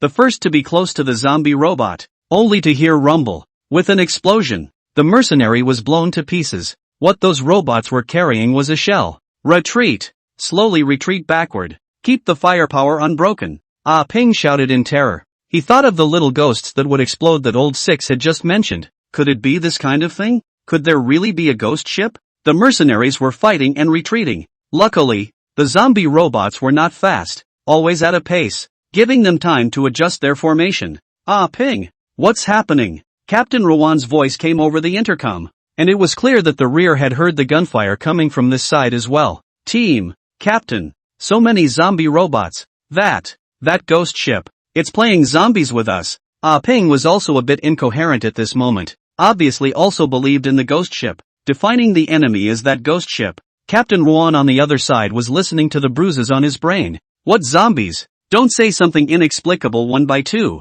Give me human words. Unfortunately, the noise over there was so loud that Ah Ping no longer had time to report back to him in more detail. Captain Rowan put down his walkie-talkie with a gloomy face. The sound of gunfire was getting closer and closer. Ah Ping and the others were obviously fighting and retreating, and would soon be pressed by the enemy here. What exactly is the enemy? Why are they attacking us? What do we have that's worth their hands? He didn't immediately head to the battlefield in front of him, but calmed down and lowered his head in contemplation for a while before suddenly turning his head violently to look at the door at the end of the corridor. Could it be that the other side is here to save people? If not, there is no reason for them to go to such great lengths, and I'm afraid that by pretending to be gods and goddesses, they are trying to paralyze us in order to keep themselves from knowing their true purpose. It is. That must be it. Only the police or the military can afford to mobilize so much heavy firepower. They must be trying to save lives. So, rushing out is unlikely, but as long as we capture the people inside as hostages,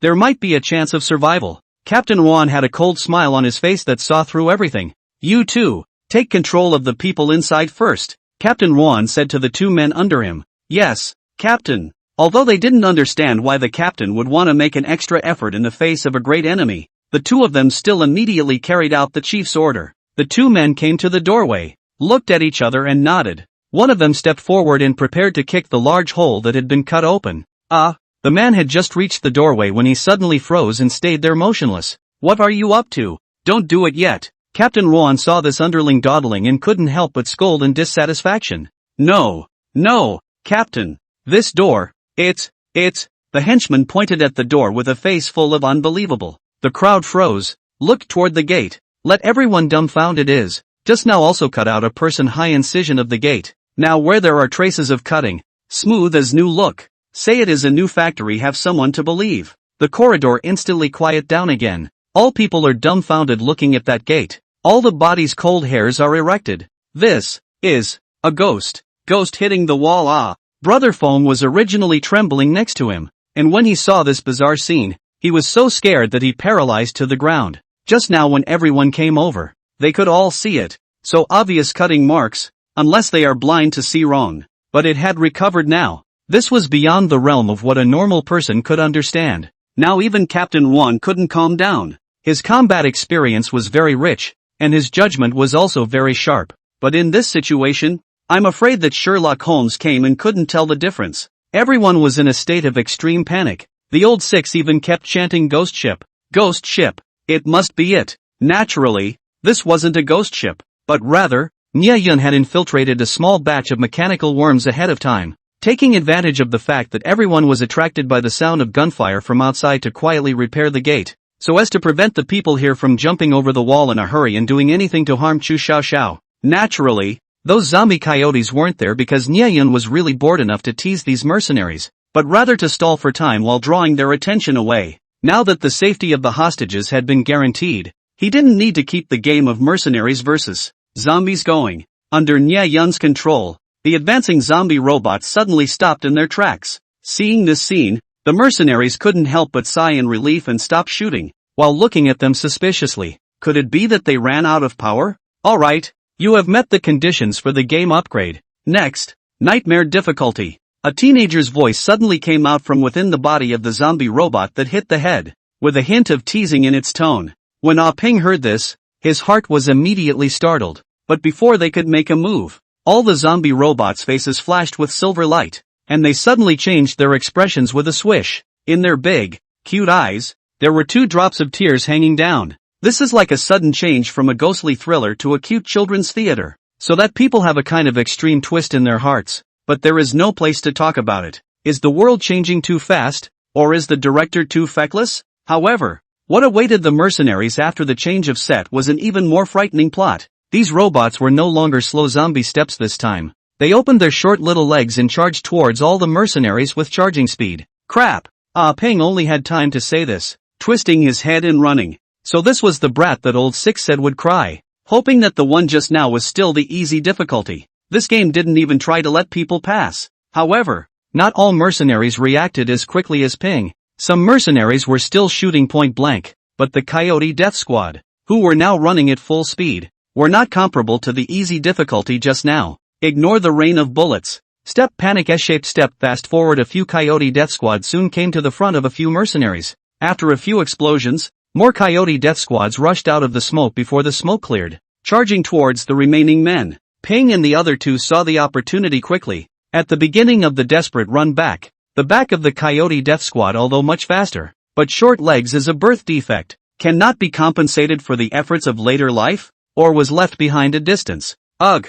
Sighs Ah. Nia Yun outside sighed quietly. Under the great terror between life and death, Ah Ping's trio quickly retraced their steps back to where Captain Ruan's party was. Team, Captain, it's not good. There are too many brats behind us. We can't hold them back. Quickly find a way to escape. Quickly. Before Ah Ping's people arrived, the mournful cries came over first. Captain Ruan only then came to his senses from the shock of the ghosts hitting the wall. Even if he wanted to use a bomb to blow open the hatch at this time, it was too late. With pursuers in front of him and no way back, he looked around. This corridor naturally wouldn't be the only room in the core hatch where Chu Xiaoxiao was. Bang! He decisively kicked open a door next to him, and there was an ocean view window in this room. Go! Let's jump into the sea and withdraw. Captain Ruan shrank decisively, and everyone entered the room in a fishtail. A few mercenaries in the back entered the room and pointed their guns at the door in fear. They were frightened by those little kids that could blow themselves up.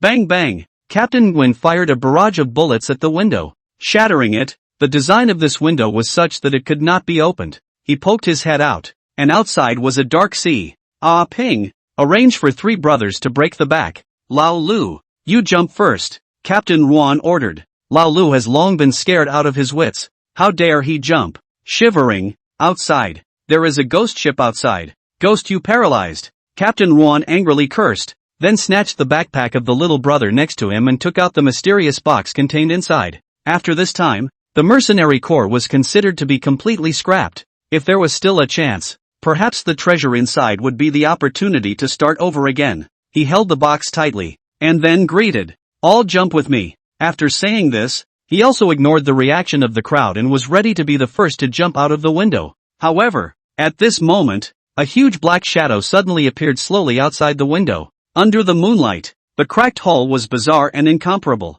as well as the silver-white cannons that looked like works of art were glowing with a ghostly cold aura. Goo! Everyone gulped and slowly backed up. It's a ghost ship, Old Six shouted in terror, completely running for cover. Just as everyone was retreating backward in fear, Ah Ping's miserable scream came from behind him again. Those little ghosts have appeared again. The crowd looked backward, and sure enough, a teary-eyed, dopey little head had poked out of the doorway. Filled with fear, the mercenaries began to shoot. However, in the face of absolute power, how fragile human beings are. After a burst of gunfire and explosions, this room was completely silent. Captain Ruan fell dead in a pool of blood, his eyes still staring at the box that fell not far away. Originally, he was supposed to obtain a great chance from the box, and then step by step began to reign in the international mercenary world. I did not expect that he would die in such a bizarre way in the hands of a ghost ship. This script is not right. Mercenary Captain Ruan Inhui died. Before dying, finally have a name. Ruan Inhui slowly closed his eyes and could rest in peace. There was only one person left alive in the entire room, and that was Brother Fong, who, although covered in scars, still had half a life left. Naturally, this wasn't because Brother Fong was blessed with great chi, invulnerable to swords and spears, and boundless magical power, but rather, under Nia Yun's control, the range of the Coyote Death Squad self-detonation had slightly avoided him, leaving him alive. At this moment, he was bound by a pool of bizarre silver-white liquid that bound his limbs, and was fixed dead to the ground, unable to move as he watched this bizarre scene with his eyes wide open in horror. Really is a ghost ship. Feng's heart was filled with fear of the unknown. At this time, outside the ghost ship suddenly extended down a silver-white bridge, hitched the broken window. With wide eyes,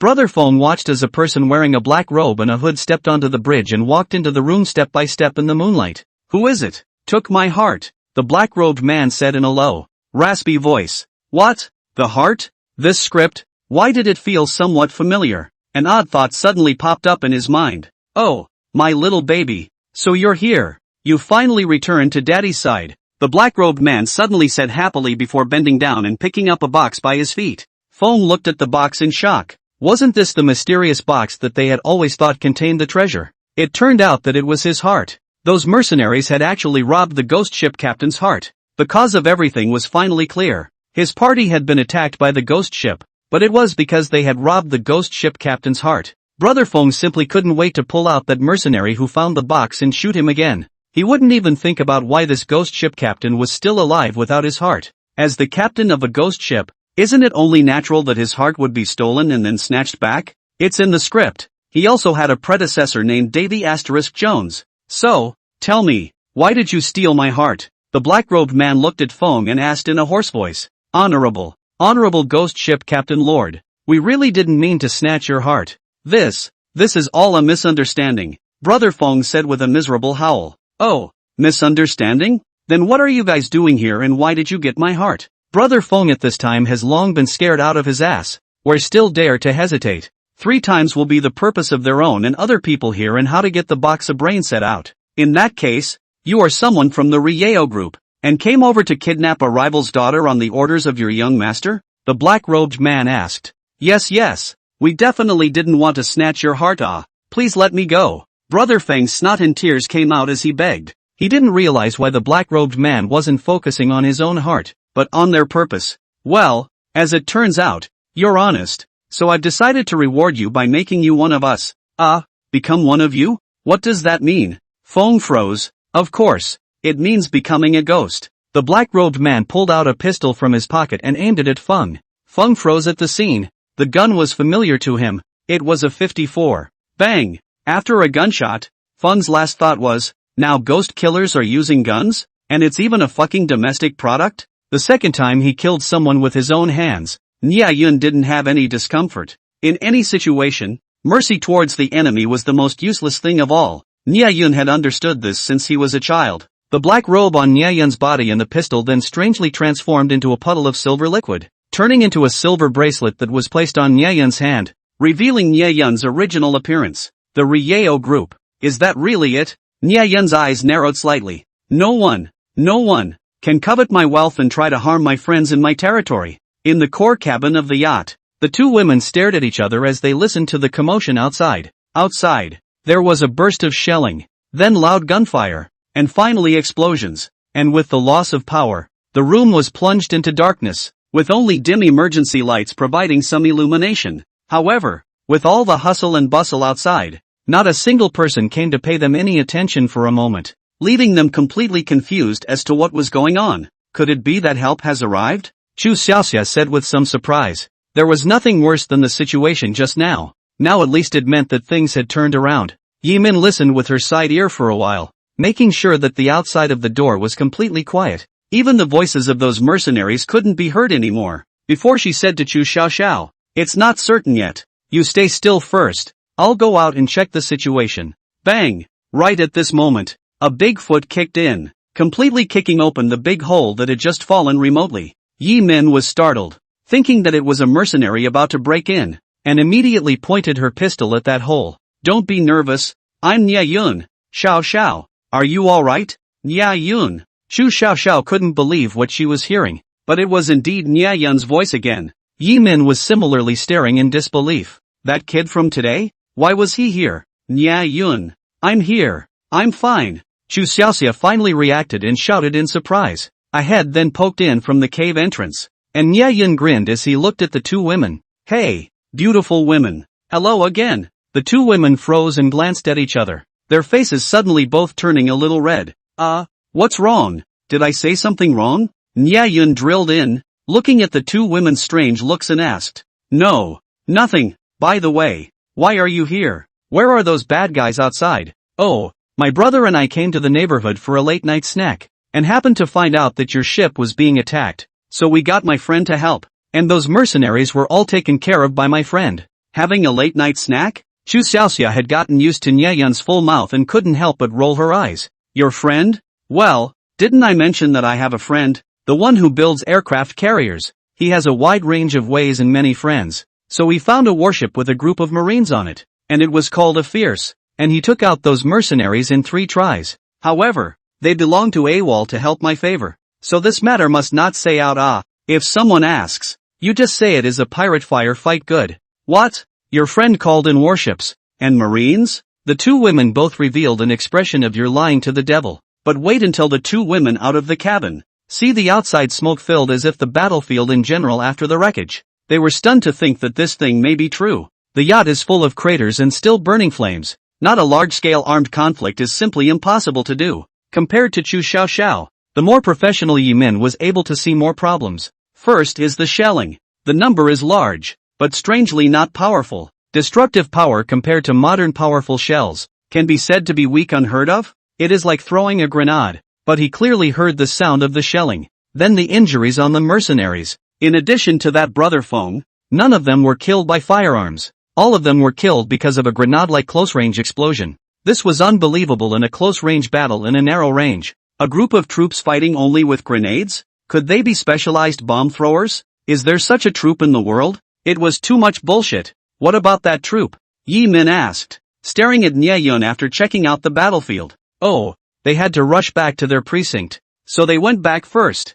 You know, if they're caught going AWOL, they'll be subject to disciplinary action, Nye Yun casually said. He then turned to Chu Xiaoxiao and handed her the box in his hand. Here, luckily I happened to come back and bumped into it. I just picked it up on the ground. Don't lose it this time. Chu Xiaoxiao froze and took it, not knowing why this box had come outside. Nye Yun thought for a moment and took off the silver-white bracelet on his hand as well, handing it over together. Chu Xiaoxiao took it in uncertainty. What's this? I see that you've always been unlucky lately, always getting kidnapped. This is my ancestral heirloom. It can ward off evil spirits. Chu Xiaoxiao. Yi Min. Although she wanted to beat this guy up, but for some reason, Chu Xiaoxiao actually took the bracelet without a word and lowered her head without knowing what she was thinking. Remember to wear it on your hand at all times. It's very spiritual. Nye Yun instructed again, waiting for Chu Xiaoxiao to nod with a slightly reddened face before he felt relieved. This time, the incident had also given Nye Yun a wake-up call. By placing this mechanical bug bracelet on Chu Xiaoxiao's body,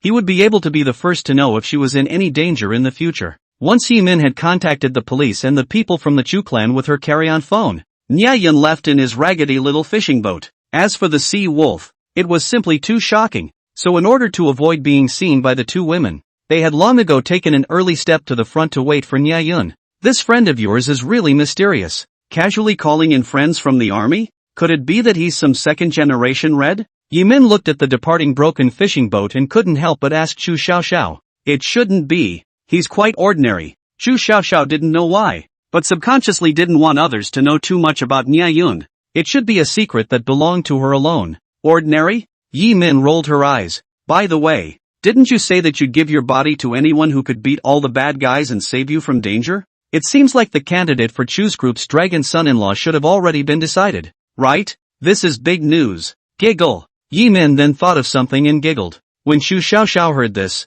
her face instantly blushed, and she couldn't help but retaliate. Sister Yi, but you said it too. Good two women sharing a husband. Old lady doesn't mind but are you willing to give up? How thick-skinned Yi Min was. Where was a simple little girl like Chu Xiaoxiao able to flirt with her? You. Chu Xiaoxiao was instantly speechless, wanting to say willing to give up, but how could the words not come out? Cluck. Cackle. Chu Xiaoxiao also couldn't help but laugh. On the surface of the sea, the crisp laughter of the two women was heard. Shortly afterward, the waters were blocked off by several sea patrol vessels, gradually causing a series of ripples as the case was investigated. But of course, that was an afterthought. It was already late at night when Nye Yun rendezvoused with the sea wolf and returned to his base. No matter how huge the ripples would be in the outside world due to tonight's events, it no longer had much to do with Nye Yun. The mechanical bugs began devouring the Changjiang at the first moment they returned, with countless new mechanical bugs being born and then put back into the devouring process, their efficiency snowballing. Nye Yun, on the other hand, checked out tonight's harvest. No guns, no cannons, the enemy built them for us. Tonight, Nye Yun cleaned up the battlefield as soon as the battle was over, packing up some valuable guns, equipment, and the mercenary speedboat and bringing it all back with him. Although this group of Annamese mercenaries had suffered a miserable and inexplicable defeat, they were quite well armed, and were considered one of the more elite teams in the mercenary world. Unfortunately, they could only be blamed for their bad luck. Now, Nye Yun, who had digested these weapons and equipment, could be called a bird of prey. As silver light flowed and sand was gathered into towers, a bunch of arms and weapons such as AK submachine guns, rocket launchers, grenades, and so on appeared before Nye Yun's eyes. TSK, if I go into the arms business here, I'll definitely make a fortune. Foxconn and the like are complete dregs in front of the mechanical bugs. I should be able to be considered the most powerful foundry in the world now, right? In addition to the weapons, there were also walkie-talkies, signal jamming equipment, and a military laptop, further enriching Nye Yun's tactical options. He also used the military chip in the computer to complete a chip modification for his sailor robot. doing a militarization upgrade that increased its reaction speed by 10% and decreased its energy loss by 5%. Even more valuable was the large amount of tactical application data, precision maps, and military knowledge inside that military laptop, and they allowed Nye to completely open up his horizons and complete the initial accumulation of military technology. At least he wouldn't even be able to figure out what ballistics was now. People who only went to elementary school truly couldn't afford to get hurt. The richer knowledge also made him realize that the potential of the mechanical bugs was far more than what he had seen so far. His own development of the mechanical bug was not enough. The brain hole needed to be bigger. And the prerequisite for all of this is energy. Raw materials. It was countless samples. For the rest of the day, Nye didn't go anywhere, fully commanding the mechanical bugs to increase the number of their colony. At the same time, Nye also set up hundreds of energy collection devices on the island, spreading them over almost the entire island. During the day, solar panels were used to collect solar energy, and at night, these panels morphed into wind energy collection towers, completely solving the problem of insufficient energy. This island had become his backyard, and Nye had naturally done a good job of fully camouflaging it. From the outside, the entire island looked nothing out of the ordinary, except for the unusually dense vegetation, and no one would have thought that beneath the camouflage color was a busy, functional building. Because of the ample raw materials and energy, devouring more than 2,000 tons of the Changjiang, Nye had only used a short 2 days, which had increased the number of mechanical bugs by a full 10 times or so, which could be considered a population explosion.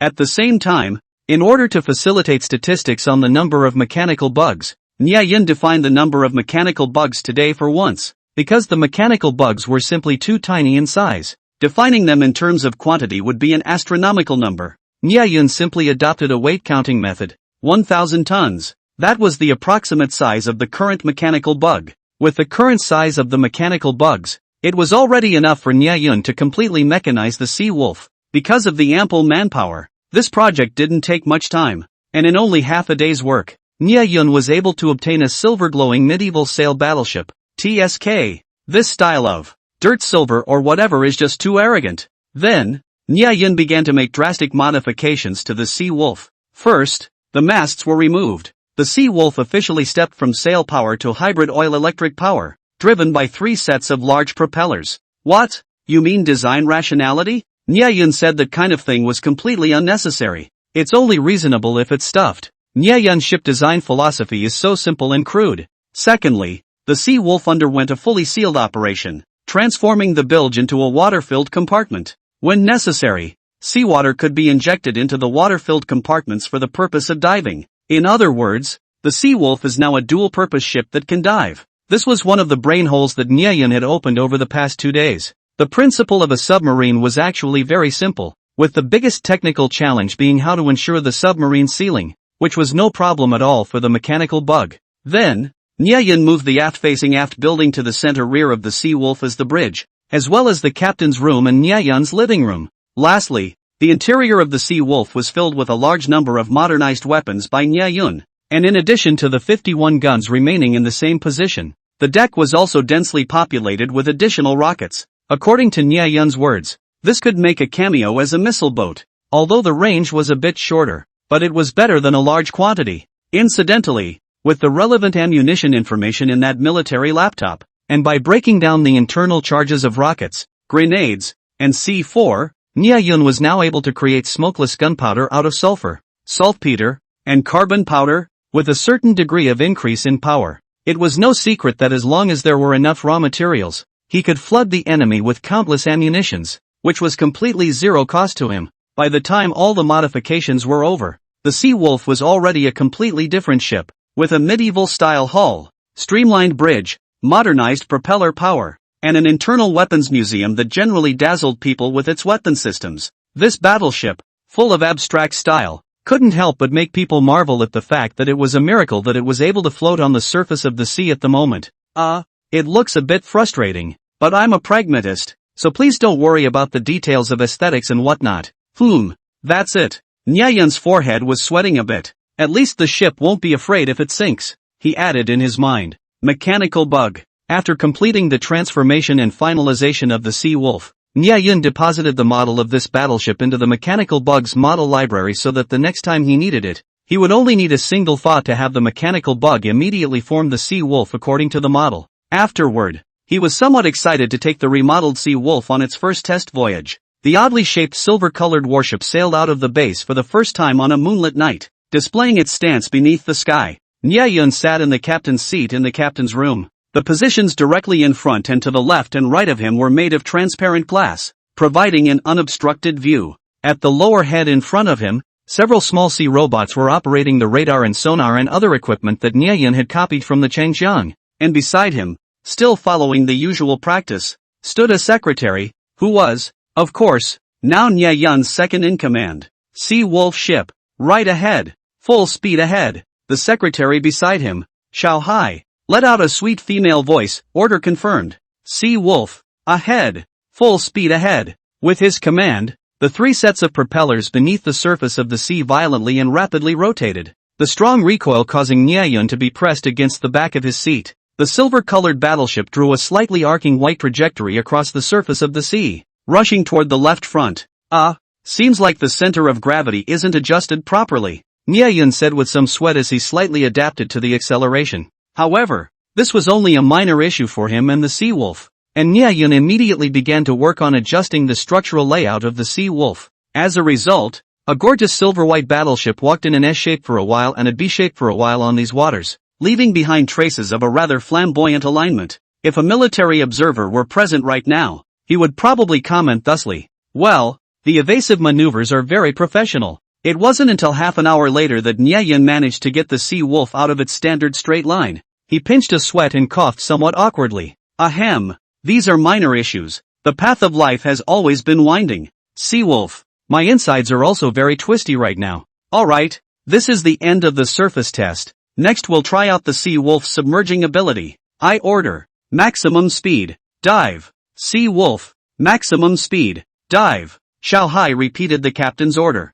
In the next moment, a large number of bubbles and splashes began to rise around the hull of the sea wolf, gradually sinking into the surface of the sea, and in less than a minute, it disappeared into the surface of the sea, leaving behind only a shallow track. Diving depth 100 meters, diving depth 300 meters, diving depth 800 meters. As Xiao Hai continued to report the dive depth, the scenery in front of Nya's eyes continued to change. With a movement in his mind, his surroundings shifted, and the bulkheads above his head and all around him instantly turned transparent, enveloping the captain's chamber like a glass enclosure. Nya saw the quicksilver-like moonlight projected on the serene seabed, as if it were light that had been zigzagged and analyzed through a spectrum, colorful and beautiful. He actually looked a bit dumbfounded for a moment. Although he had been with the ocean since he was a child, this was the first time he had dived into such deep waters, and the first time he had seen the other side of the ocean. Or rather, this was the real ocean. Two spotlights were turned on at the bow of the ship,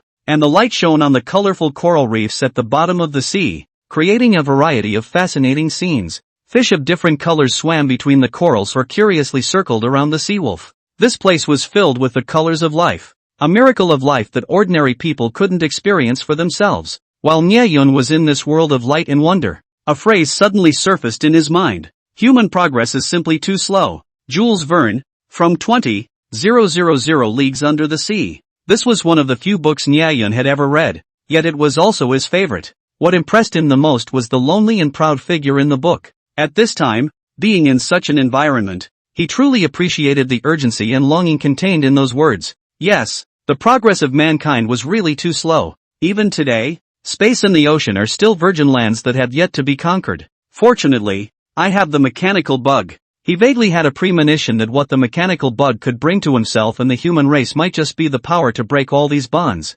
Continue to dive. I want to see where the sea wolf. No, see where my limits are. A hint of longing appeared in Nya's eyes. Diving depth 1,000 meters. Diving depth 1,500 meters. Diving depth 2,000 meters. It wasn't enough. Nya could sense that the mechanical bug was far from reaching its limits. It could still hold out. Diving depth 7,000 meters. Diving depth 7,500 meters. Crunch! It wasn't until the sea wolf had dived to about 7,500 meters that a sound of twisting steel came from the hull. Now, can it only go so far? Nya muttered, stopping the sea wolf's continued dive. The water pressure here was already quite terrifying, and at this point, with a 10,000 ton force acting on the sea wolf, The most advanced submersibles in the world would only go nearly this deep at their deepest. For the sea wolf to be able to dive to this depth with such a thin hull thickness was already a miracle of black technology. Sooner or later, I'll conquer you. Nyayun's eyes flashed with a brilliant light.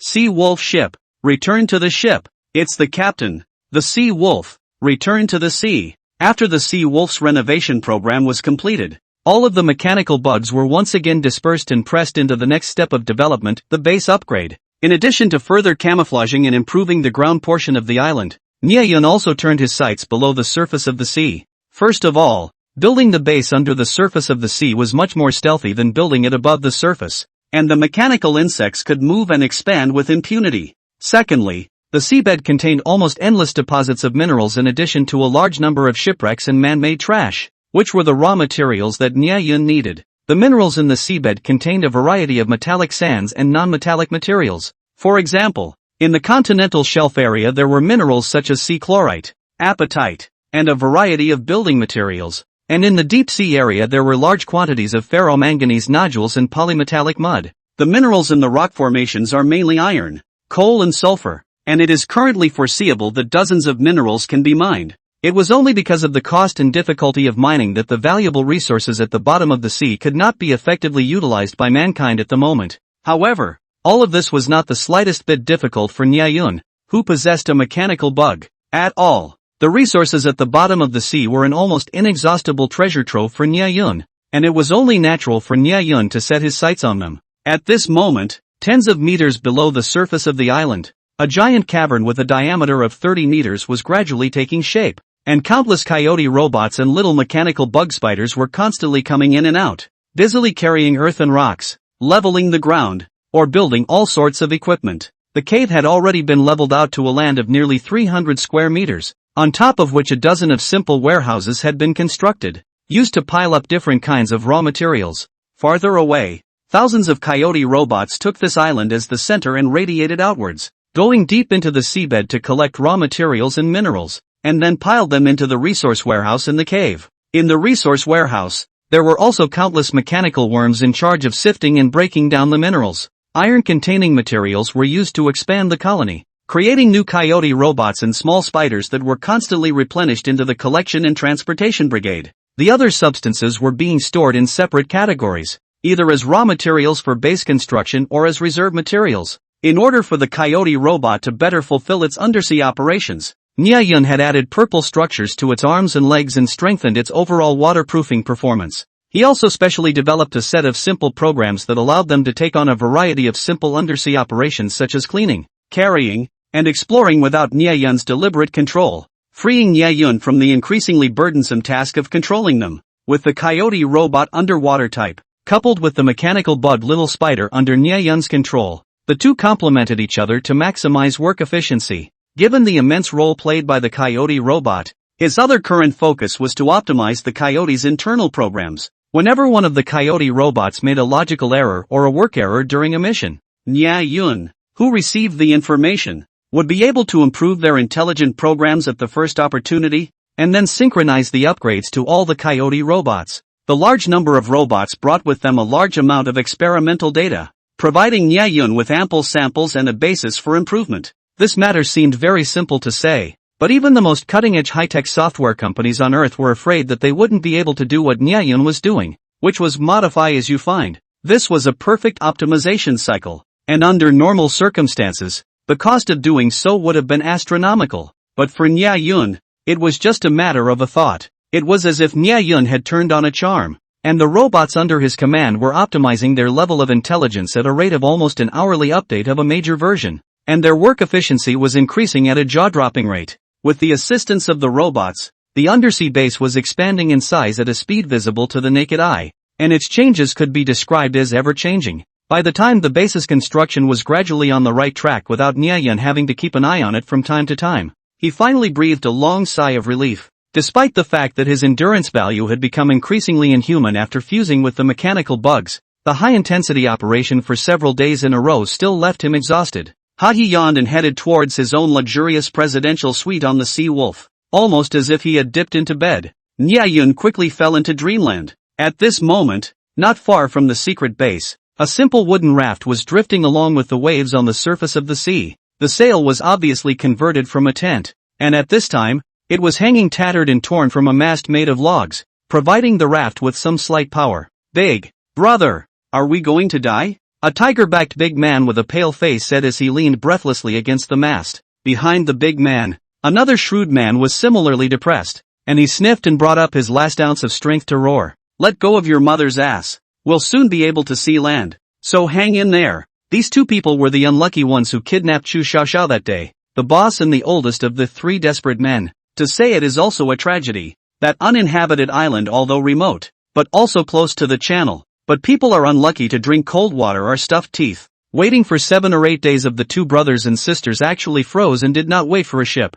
What's even more pathetic is that they are running out of fresh water and food. The two people who have never learned to survive in the wilderness cannot be like the baymaster. Pinch off the head. Crunching can taste the chicken flavor. So, the two had to make a simple raft as fast as possible, with the rest of the fresh water and some wild fruits out to sea to survive. However, the two men, who had no sailing experience at all, were soon lost in the vast sea, and they did not realize that their position was getting farther and farther away from the mainland. After 2 more days, the fresh water they were carrying ran out, and the two ran out of ammunition. Ka-ching! The oldest took out the last wild fruit and took a small bite, chewing twice in his dry mouth before swallowing with difficulty, and then passed the wild fruit to the oldest behind him. Last one. Eat it. The oldest three didn't go to take the wild fruit, and smiled bitterly. Boss, you eat it. I have a large meal. This bit is not useful at all. You keep it to keep your strength. You might still be able to survive one.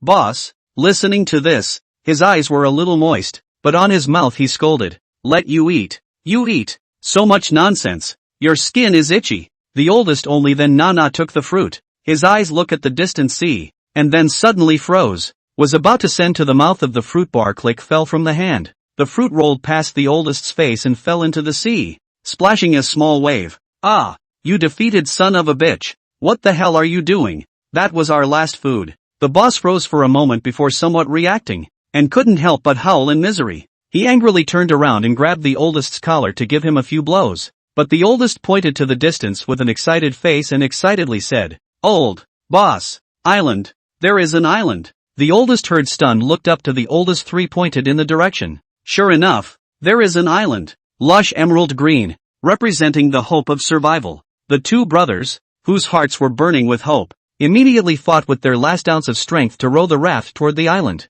Half an hour later, exhausted two people finally leaned the raft on a shore reef. Perhaps it was a stroke of luck. Once on the island, they found a puddle of precious fresh water not far away. After drinking their fill, the two finally regained some of their strength and began to go up to the island in search of food. Boss, something doesn't feel right here. Lao San was from underground black boxing, and had a beastly intuition of danger. At this time, he stood outside a forest on the island and hesitantly said, Don't talk foolishly. Even if there are beasts, are we vegetarians? Even if a Tyrannosaurus Rex pops out, I'll eat it alive for you. The boss ferociously drew his pistol with a green light in his eyes. After saying that, he was the first to walk towards the woods. The oldest rubbed his head and followed. The two walked through a dense forest. The surroundings gradually changed. This time even the boss, who was already so hungry that he claimed to eat Tyrannosaurus Rex alive, gradually felt that something was wrong. The trees gradually became fewer, but solar panels covered in green camouflage appeared,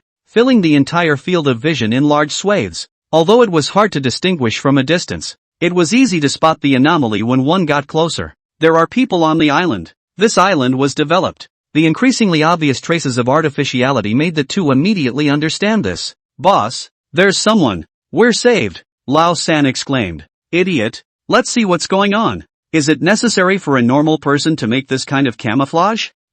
Maybe a green person? Boss. Resisting the urge to give this idiot a shot, Boss's movements became more and more careful, but the neighborhood was nothing but battery panels, and there was absolutely no sign of human presence. Suddenly, there was a rustling in the grass not far from the two of them, and something seemed to be moving around in it. The two of them looked over nervously, and the only pistol in the boss's hand was immediately aimed in that direction. Barta! What made the two of them dumbfounded was that a toy robot of about 20 centimeters popped out from the grass, with a small undershirt and jeans, and two pointed antennae on its big, cute head. which was now carrying a broken battery board as it puffed and puffed its way forward. In order to liberate the labor force of the mechanical bugs, this piece of solar energy collection device had now been completely transformed into a non-mechanical bug's ordinary material products. There was naturally no way for the quality of these artifacts to be comparable to that of the mechanical bugs, so occasionally, when there was damage to the device due to beast infestation and other reasons,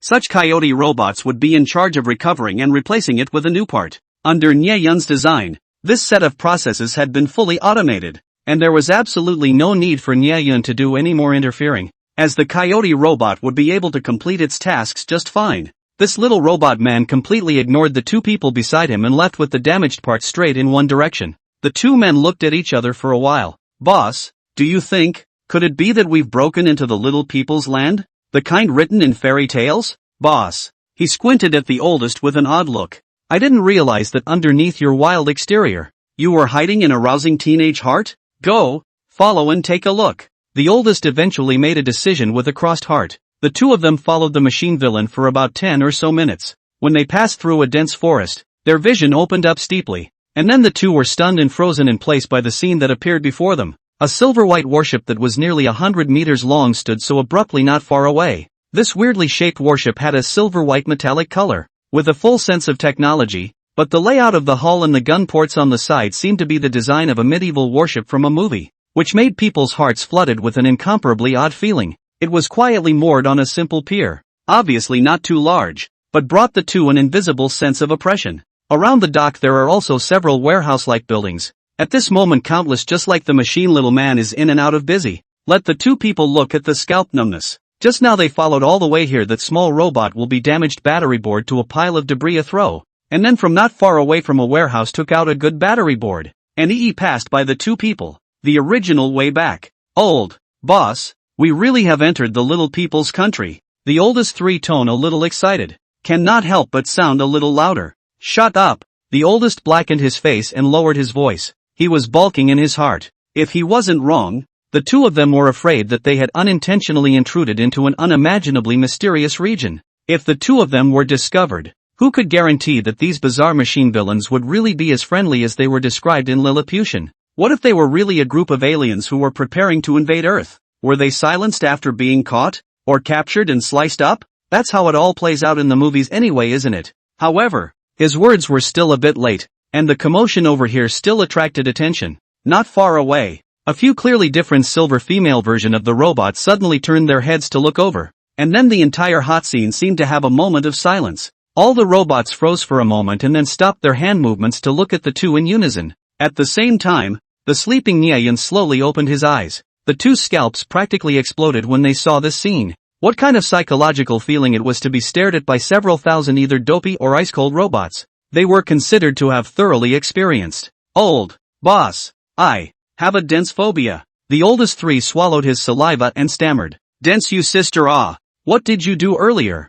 "Go, slowly exit," boss carefully said, then quietly moved back while observing the movements of all the robots. Without waiting for the two to retreat back into the dense forest, a lazy voice yawning suddenly rang out. "Ha, who is it?" Disturbing this king's deep sleep. Along with the voice, a human figure appeared on the deck of the silver-white warship, looking down at the two with narrowed eyes. He was clad in a silver-colored cloak. His face was very young, his skin was somewhat dark, and at that moment, he was looking at the two with a somewhat unkind gaze. The two brothers looked at each other in shock. This king? There was so much information here. "Oh, so it's still an old acquaintance. I'm sorry, I just woke up from a nap and haven't had time to change the set. Ahem. Let's start over. So you're the ones who disturbed my nap?" After Nyayan finished speaking, he looked at the two men somewhat wistfully. Run. Although the boss didn't know why the other party said he was an old acquaintance, he was keenly aware of Nyayan's malice towards the two of them, and immediately yelled out and turned his head to run.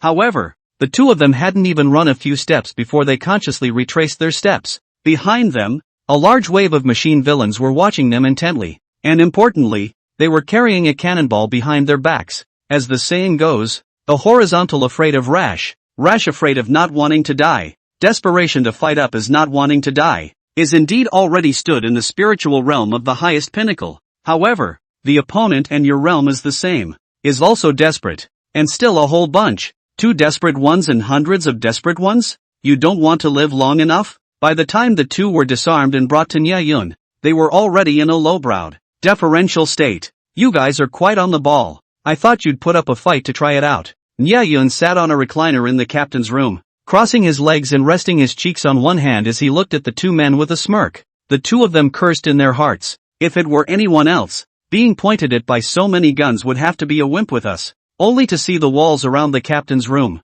densely packed dozens of AK on the two men. Even the ceiling are sticking out 10 or so bazookas. The two people assured that from today onwards, we are all intensive phobics. This big brother, joking, how do we dare? This time just accidentally trespassed into your territory. Did not mean to offend. Can you look at the sake of the same human? Let us go? The boss carefully said. Oh, how are you sure that I am human? Nya Yun lowered his head and hooked the corners of his mouth, and the two of them couldn't see his expression, but their scalps tingled when they heard this. This guy really isn't human? Could it really be an alien? An alien? Alien? Lao San exclaimed. Ha! Nya Yun didn't answer positively, just laughed. Ka! Snapping his fingers, all the guns in the room slowly disappeared into the walls and vanished. Guh! The two men gulped in unison as they watched this unbelievable scene. This kind of tactic, would an earthling do this? This your sister is definitely an alien. Say it, why did you run to my island? Remember, you only have one chance, if you dare to lie. My back garden happens to still lack a little fertilizer. The two men were completely caught up in the fear of Type 3 contact at this point. Where would they dare to lie? As for why the people looked exactly like earthlings, with no horns on their heads and no tails on their backs, that was all a minor issue, alright. At that moment, the two of them told each other in detail how they had been shipwrecked, how they had drifted here, and by the way, they also gave a clean account of their own history, even peeking at the widow next door taking a shower when they were a few years old. After Nya Yun finished listening, he rubbed his chin and looked at the two men, pondering in his heart what to do with them. The two brothers looked at the contemplative Nya Yun and nervously waited for their fate, all the while thinking that if the other party really grabbed them for slicing, would they be submissive and get sliced? Or would they resist a little and then get sliced? That's the question. Are you guys willing to work for me? Nya Yun suddenly asked. What? Work for an alien? These words froze the two of them right in their tracks. The script turned out to be written like this? You. What did you say? The boss asked incredulously as if he hadn't heard. Oh, so it's not willing. Forget it then. Nya Yun finished speaking and got up to leave. Wait, we're willing. Willing, the two hurriedly said. It wouldn't work if they weren't willing. Can't they see the guns popping up all around them again? If you're willing, you should have said so earlier. But our company is very formal. Recruitment needs to be interviewed. You have brought your resume? What? Company? Recruitment? This? No. Did not bring a resume. Two people are almost crying. Mixed into our such still need to do what resume did not bring? Nowadays, human beings do things really hairy. Forget it, then simplify the process. Is an undergraduate not? Yes, I'm a graduate student. The boss felt like he was on the wrong movie set. Shouldn't this costume be changed? Should I put on a tie? You-hoo, you're still a senior. Which school? Nya Yun was a bit surprised this time. Manhwa. The boss instantly puffed out his chest. Two voices tinged with surprise. One from Nya Yun and one from oldest. Boss, you never said you had this experience. Old third marveled. Ahem. It's all an old story. At that time when I graduated, I was a newborn calf. I got myself a project to start a business, and as a result, I owed a buttload of debt. And then it's getting worse and worse. So where do I have the nerve to say that I'm a Tsinghua graduate student out of Oh, the two nodded in understanding. So it's still a bit of a school bully. Disrespectful. But sorry, I don't want 985s here. Only 211s. Boss was a bit bewildered. What's with this recruitment condition? I don't know if it's an illusion. The boss always felt that this alien seemed to have a somewhat unfavorable tone. That's why I only have temp positions here. Are you interested? Nya Yun's expression was faint as he squinted at him. Schoolboys and whatnot were the most annoying. Yes. The boss nodded his head in a hurry. If he didn't even have a temp job to do, he'd definitely have to go be a flower fertilizer. Only a fool wouldn't be interested. What about you? Nya Yun looked toward oldest. Me? I just went to middle school for 2 years. My brain hasn't been working well since I was a kid, so I dropped out without finishing school. And people say I only have a few handfuls of stupid strength. Lao San touched the back of his head, somewhat embarrassed. Alas, you cannot be presumptuous. That who, not the same as an elementary school graduate, and finally achieved a great cause? You're a young man, I think it's very good. I'm optimistic about you. From now on, you are an official employee. Who's who? Who is it? The boss heard this heart directly sprayed a mouthful of old blood. Different treatment should not be so obvious. He is now, even his intestines are remorseful. Their own on what Tsinghua? I should have known to read the secondary school. This is the typical choice is more important than effort. Ahem. What you said is really good. I couldn't agree more. What's a degree? I won't lie to you. In fact, I bought that diploma through my family's connections. I've been a repeat student in my class since I was a kid. I didn't even get a little red flower in elementary school, and it took me 8 times to pass the 4th grade of English. Shame on me. Shame on you. Boss mended his words. Oh, so it's like this. It's okay. This is all a small problem. The main thing to be a person is to have talent. I see that you have a lot of potential. In this case, I just thought about it. About this 985 cannot be too discriminatory. On the exception of a back, recruit you as a formal laborer. There is the establishment of the kind. Niayun had a pleasant face, and did not sneer. A look at his own people's intimate appearance. Yes, what you said is so right. Thank you so much. The boss was in a grateful state. This time it was finally politically correct. It was true that no matter where you go, standing in line is the most important.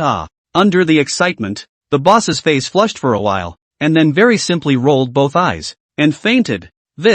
He's even excited like this? Niayun was first stunned for a moment, then very moved. No, I think he just fainted from hunger. Lao San said innocently. Boss, it seems like this new boss is treating us pretty well. Not only does he give enough food to eat, he also has employee benefits. Look at this silver necklace. How exquisite. The oldest 3 touched the necklace around his neck with a satisfied face. There was also a pile of fish bones by his side. Obviously he had just had a full meal. That silver necklace had a coyote robot pendant hanging from it, and it was so beautifully crafted that Niayun had generously given one to each of the 2 men, euphemizing it as an employee benefit. The boss cautiously looked around to make sure no one was around before whispering, "You're stupid. This new boss is an alien. The better he treats us, the more it means he has designs on us. Let's keep an extra eye out. Don't be stupid and get sold and count the money for us." Oh, got it, boss. Then what do you think he has intentions for us? If I knew what the aliens were thinking, would I still be human? Boss rolled his eyes. Oh, that's true. The oldest laughed nervously. Ahem. A cough from behind them startled them. The 2 panicked and turned to look, only to see their new boss looking at the 2 of them with a smile on his face. Boss. The 2 hurriedly got up and respectfully said, "Well, all full?" Niayun smiled. "Eat, are full." The boss always felt that Niayun's smile was a bit unkind. "Well, that's good. Since you're full, then I have a job here that I need you guys to accomplish. Do you have any confidence?" "What job? You didn't even say." "There's a gross confidence. Yes." The 2 stood up straight and spoke in unison, their tone incomparably firm. "Well, very good. Communication tools and boats I have prepared for you. You go get the things can go. As for the job content, I will tell you step by step." "Yes, boss." Niayun nodded in satisfaction and turned around to leave. Boss?" Boss hesitantly opened his mouth. What is it?" Niayun turned back to look at boss. "That. You're so relieved of us? Not afraid of us running away?" Boss asked boldly. "Of course I'm relieved. Use the best and doubt the worst. I have absolute trust in you guys," Niayun said with a wave of his hand in a grandiose manner. The boss was truly touched in his heart when he heard these words, and was instantly struck with a few feelings of a soldier dying for his friend. "Oh yeah, there's something I forgot to tell you guys." The corner of Niayun's mouth curved up into an arc before he snapped his fingers. He saw 4 coyote robots carrying a bust sculpture not far away and placed it in front of several people. This kind of sculpture was generally used as a model for painting exercises and was very common in the outside world. And then a necklace identical to the one around their necks appeared in Niayun's hand, which he then placed around the sculpture's neck. The 2 looked at Niayun in puzzlement. "As you can see, this is a necklace, and this is a model." Niayun brushed out a silver-colored indicator stick in his hand and pointed at the sculpture to explain to the 2. "Aha!" The 2 nodded their heads like chickens pecking at rice. "There are several conditions, as follows. Condition 1, remove the necklace without permission. Condition 2, tell any information about this place. Condition 3, Do anything that makes me unhappy, if any of the above three are triggered. As Nyeyun's words had just fallen, the eyes of the coyote on the necklace suddenly flashed with red light, before it tightened up rapidly with a click, and the statue's neck was directly strangled to smithereens. The two of them stared wide-eyed at the statue's head that was rolling on the ground with a grunt. Goo! Two clear swallowing sounds. This Nima turned out to be a high-tech blood dripper. Have you ever experienced the feeling of a knife on your neck? Well, maybe you have. But have you ever experienced the feeling of a knife on your neck all the time? Well, this pair of hard-boiled men have unfortunately experienced it. Is that how much you trust us? Give me back the feeling I just had. Asshole. At the same time that Nyeyun was tutoring his newly acquired little brother, with the yacht kidnapping case festering, the city of Xia City was in a state of turmoil these past 2 days, with several major events taking place. The first thing that had happened was that Chu Xiaoxiao had once again suffered a kidnapping that had come to light, and the kidnappers were still foreign mercenary forces. What's even more eye-opening is that brother Feng, who is inextricably linked to Han Yi, the young proprietor of Rieo Group, was found among the dead. This instantly puts the Rieo Group on the cusp of the storm, and even the police have been to the door many times to collect evidence and investigate. Summer City's two heavyweight groups tore each other, but also involved dozens of deaths and injuries of the big case. Each news media like a shark smelled the smell of blood, scrambling to investigate in-depth reports. However, all the waves are with the Daybreak Group and the political and business sectors of the frequent activities and gradually subsided. Even the media have begun to keep quiet about this. The police also declared that due to insufficient evidence, stopped the investigation of Daybreak Group. Things just so unsettled. Obviously, the Rieo Group used public relations measures. The veteran forces of the Heritage revealed undoubtedly, although I do not know what price the Rieo Group paid, but it is certain that the young Chu's Group in this regard is still far from being able to compete with the Rieo Group. The second thing is Chu's Group high-profile announcement to enter the ocean trade industry, and the Sunshine Group's core business to form competition. The two groups between the gunpowder flavor more and more intense. The third thing is the market appeared a number of 17th century ancient gold coins, very much let many collectors excited a hand. Even Europe and the United States and other places of the collection of enthusiasts have heard of the wind. The average price of the auction reached 3 million soft sister coins. The Summer City of antique trading market and therefore lively for a while, although the heat was not as high as the first two events, but it still received a small amount of attention. There was also gossip that the Chu Group had discovered a large treasure at sea, and that these gold coins were part of the treasure unearthed from the treasure, and that the Chu family's eldest lady had been kidnapped one after another because of her harboring of the treasure. Of course, there were many other similar gossips, and no one took it seriously. Imperial Mansion, Rieo Group's headquarters. You were too careless in this matter. A middle-aged man with somewhat white hair but sharp eyes looked at Han Yi, who was standing respectfully across the room, and said in a serious tone. This person was none other than the chairman of Rieo Group, Han Xiangsheng. Dad, this time is my negligence. I didn't expect that idiot Feng to be so useless. Not only did he fail to capture the person, he even got himself involved, but also implicated our Rieo Group. I really want to kill him again now. Han Yi gritted his teeth and said, forget it, this matter is a bit fishy, and you can't be blamed entirely. What I've learned from the police is a bit odd. Let's not make any more big moves lately and wait and see what happens. Han Xiangsheng rubbed his brow and said with some fatigue. This time, in order to suppress this incident, their Han family had not only utilized a large number of connections, but had also paid a small price. Dad, what the hell is going on here? That Feng guy isn't that unaware of the importance of things. He would never show up without making sure that things are successful. And surprisingly, even those mercenaries were taken out in one fell swoop. Why on earth did the plan fail?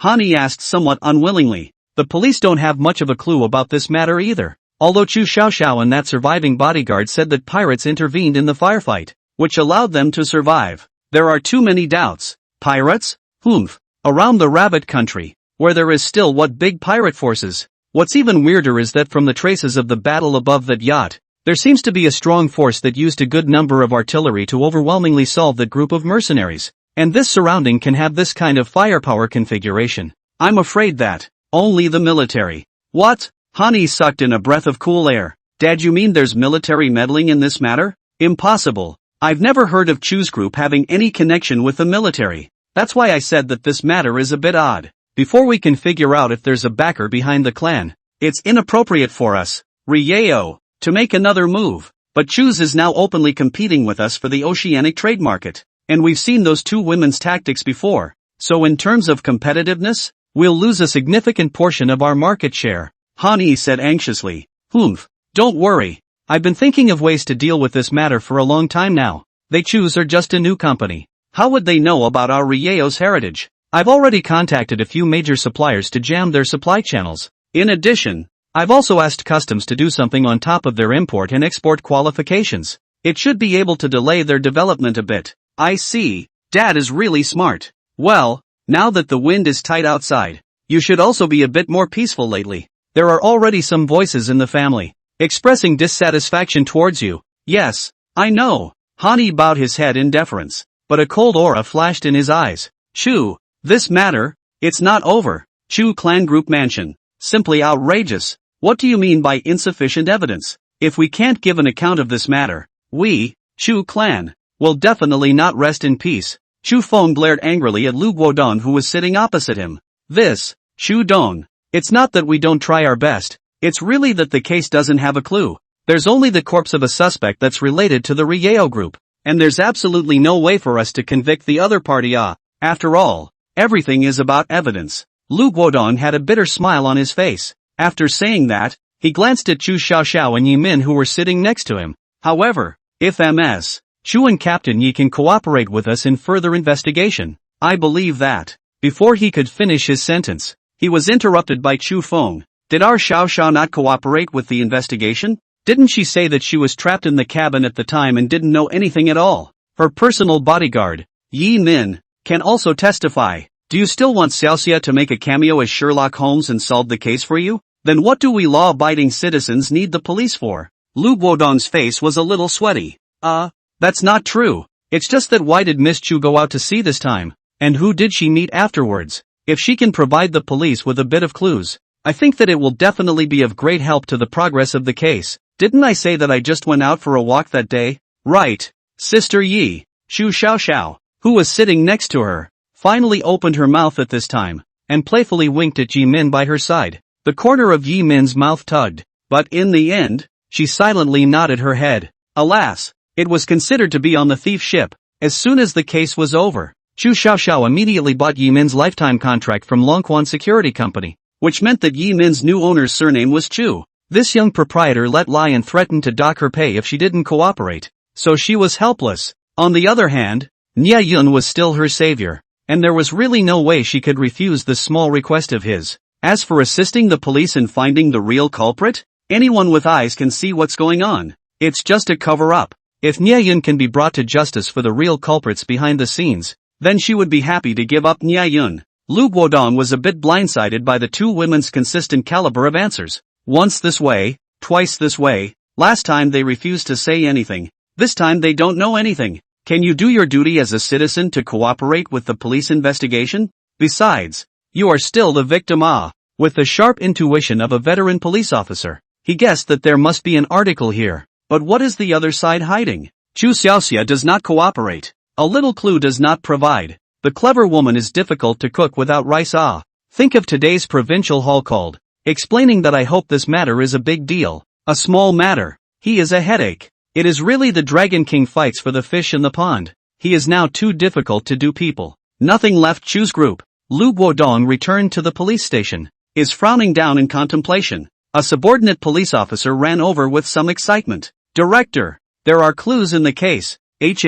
What case? Lu Guodong asked. The kidnapping case of Miss Chu. What did you say? When Lu Guodong heard this, his spirit was immediately shaken. Are you saying that the clue is this person called Nia Yun? Lu Guodong frowned as he looked at a document wrapped in a transparent plastic bag and a photo of Nia Yun in his hand. The Nia Yun on the photo was dark and thin, looking very ordinary. Not bad. Director, this is the vessel sale contract we recovered from the body of the deceased Wu Jianye, a manager of the Chu group, who was unfortunately killed this time accompanying the Chu family's eldest miss out to sea, and according to the analysis, was killed by that group of Annamese mercenaries. Manager Wu, why? Exactly? Or do we have to wait to receive the bento before we get the full name?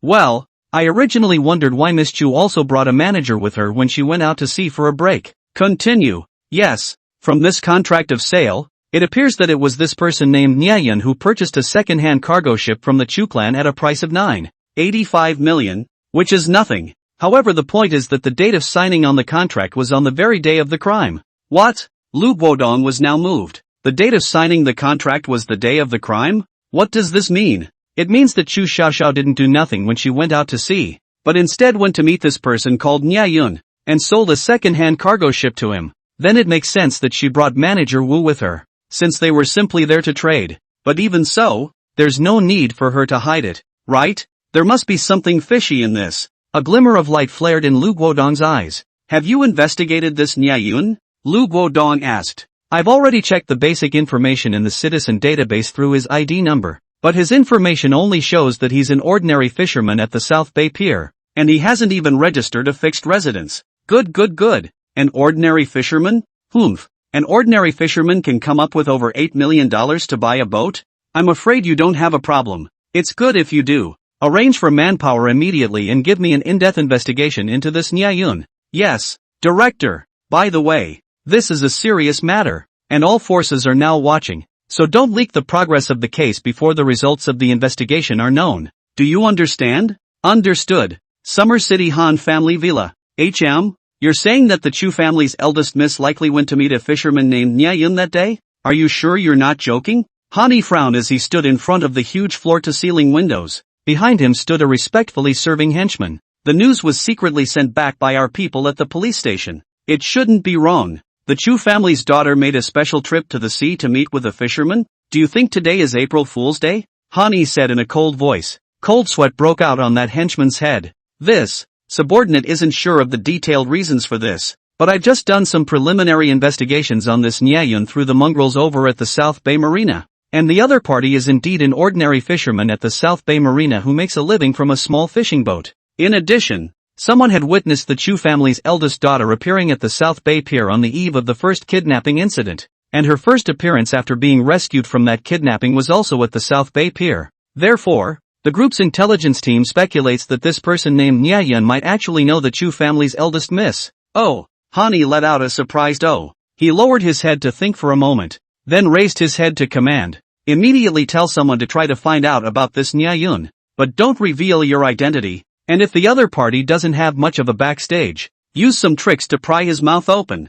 I want to know exactly what happened that day. Yes, young master. At this moment, Nia Yun, who was completely unaware that he had already been exposed to the eyes of the two major forces of the police and the Rieo group, was leisurely enjoying his island holiday while basking in the sun. As for such high-end things as counter-surveillance awareness, for an elementary school student, it doesn't exist. Secret base. After sending off the pale and sweaty desperate Erlang, Nia Yun leisurely lay down on a lounge chair on the beach, closing his eyes and taking a nap as the afternoon sunlight shone down on him, warming his body to the point of moaning in comfort. On the table beside him was the military laptop computer that the mercenaries had contributed to, and an oversized signal-receiving pot cover stood next to it. Invisible airwaves connecting the computer to the satellites in space. With the base's development proceeding methodically, Nia Yun, who had stolen a few days of leisure, decided to take part in a current national recreational activity, surfing the internet. This was definitely an experience full of novelty for him.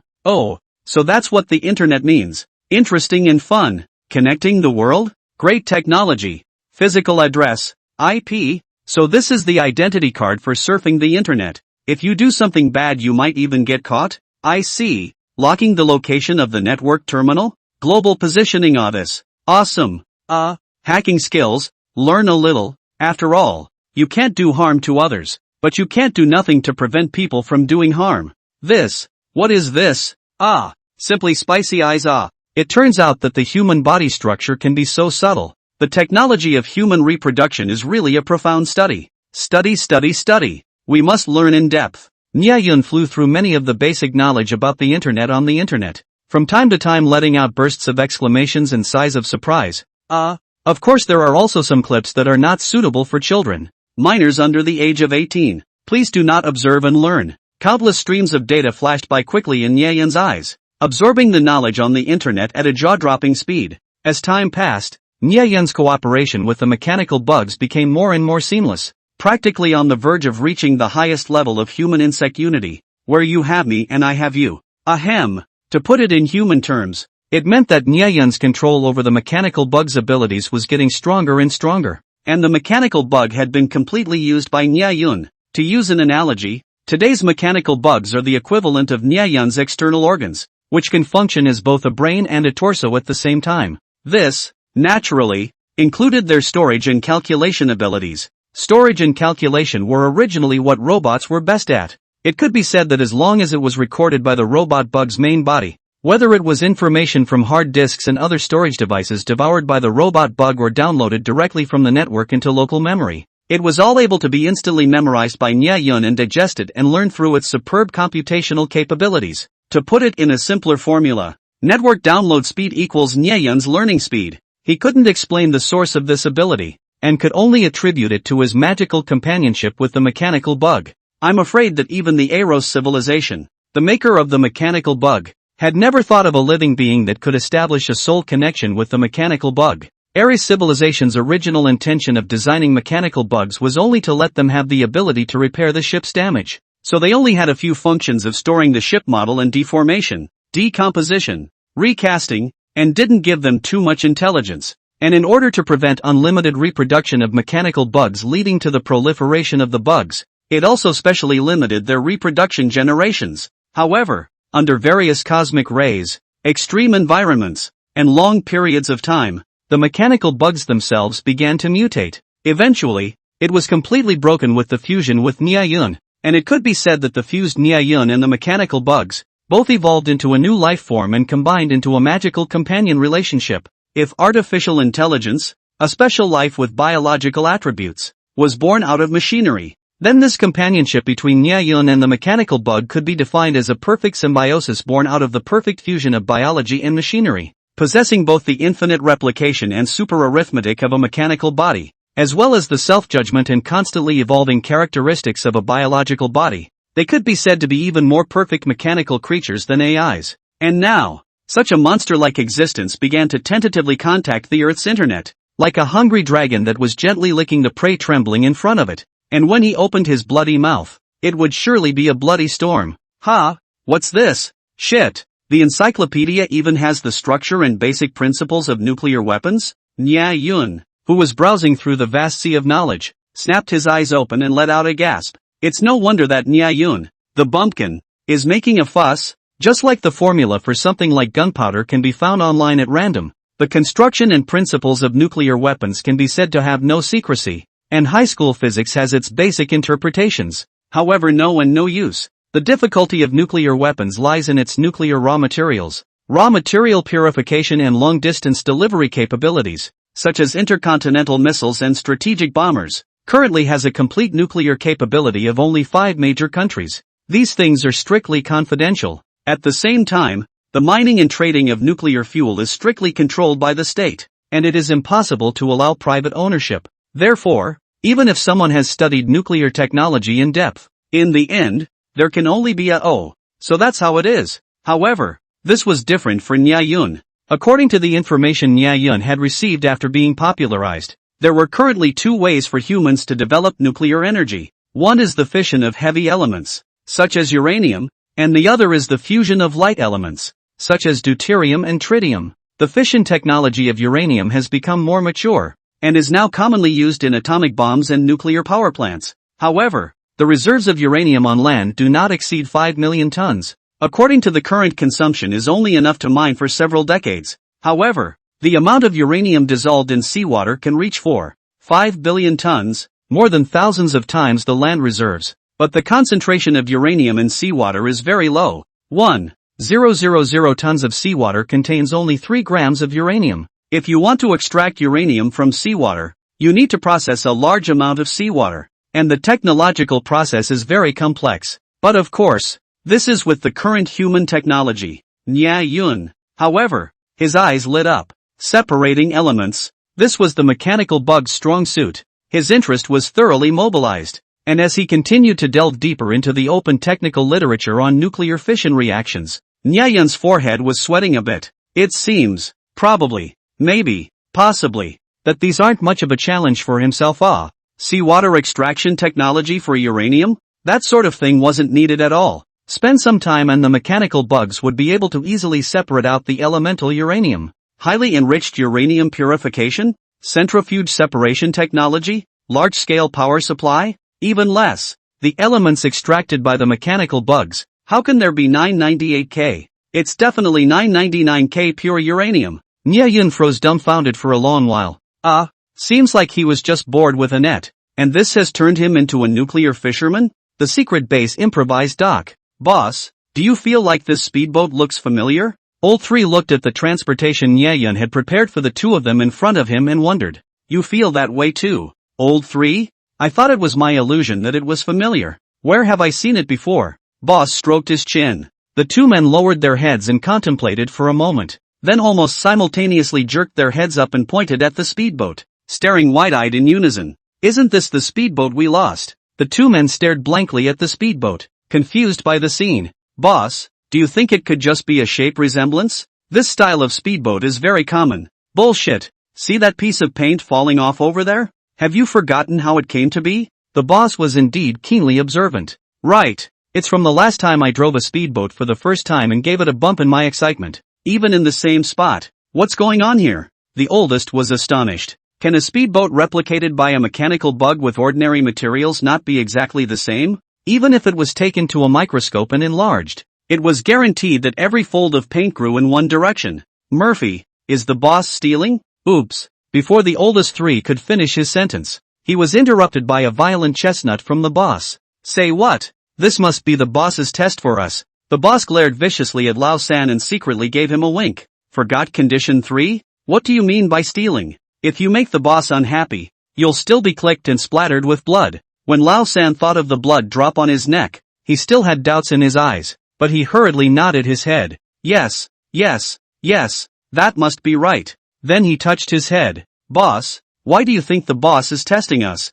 You're silly. That who? Didn't the Monkey King go through thousands of mountains and cross the ocean? And that's how he learned the 72 changes? Every bullish big brother, before accepting a little brother, don't they all have to test his heart perseverance with the status of the boss? Is it a random person who accepts a little brother? So, this must be a test from the boss to us. The oldest 3 had a face of sudden realization. So that's how it is. The boss deserves to be the boss. What a sensible thing to say. Both of them bowed in unison in Nye Yun's direction. Thank you for cultivating the boss. Only after a long time, seeing that there wasn't a single movement around them, did the two of them wipe their sweat and stand up. When they boarded the speedboat, they only saw that in addition to the 2 backpacks on it, there was a coyote robot standing on the console. Hello boss. The 2 bowed again to the coyote robot. They had been on the island for a while and now vaguely understood that these coyote robots were completely under the control of the boss, and could be said to be the boss's doppelganger.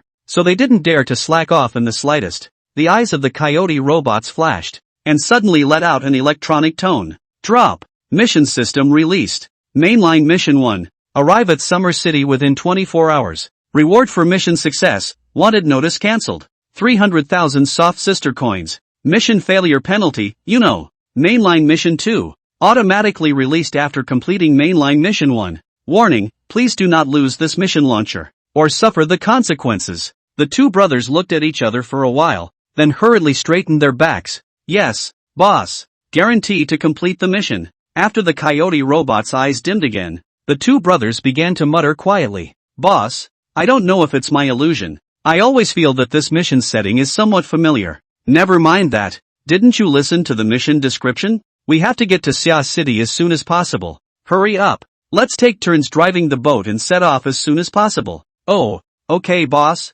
But do you think the boss really has a way to get the police's wanted notice cancelled? If the boss can't, can you? Do you know anything about alien technology? You don't? If you don't understand it, why are you asking? Take the boat. Oh, okay boss. On the other side, Nye Yun wiped the cold sweat that had broken out on his forehead. The internet is horrible. Cherish your life and stay away from the internet. After having his heart pounding for a while, Nye Yun hesitated for 3 seconds. But in the end, he couldn't suppress the temptation of becoming a nuclear-armed fisherman and started experimenting. First and foremost, a safe distance was a must. Under the control of Nye Yun's mind, under the surface of the sea several kilometers away from the island, the small spiders of mechanical bugs that were being collected in an area of thousands of square meters gave a violent lurch before immediately dropping all of their hands and beginning to converge towards the center. quickly fusing into a silvery white sphere before expanding and distorting as quickly as they were blowing up balloons. Not long after, the center of this area appeared a piston-like cylinder with a diameter of about 20 meters.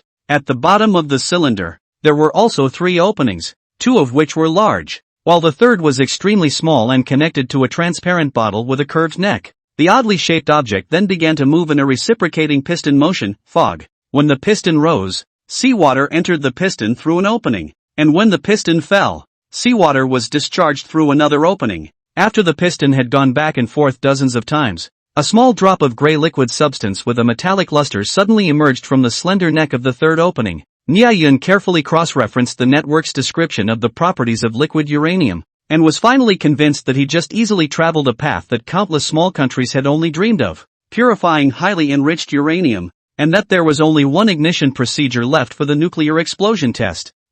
Seems like I accidentally made a big deal out of it, Nya said breathlessly as he rubbed his head. Usually, the nuclear fuel uranium used for civilian use is enriched at around 3%, while weapons-grade nuclear fuel needs to be enriched by 93% or more. The drop of uranium that Nya had purified naturally couldn't be 100% pure. Instead, it had been specially impregnated with some of the remaining elemental impurities, with a purity of around 90%. The conditions required for a nuclear fission explosion are critical pressure, critical mass, and critical temperature. And the higher the purity of enriched uranium, the lower the critical conditions required. In other words, if it really was 100% pure uranium, perhaps tens of grams would directly undergo a fission reaction at room temperature and pressure, triggering a nuclear explosion. Nya naturally didn't dare to really go for the jugular, and making the concentration 90% was already daring enough for him. Although the purification process went smoothly, the uranium content in the seawater was too low,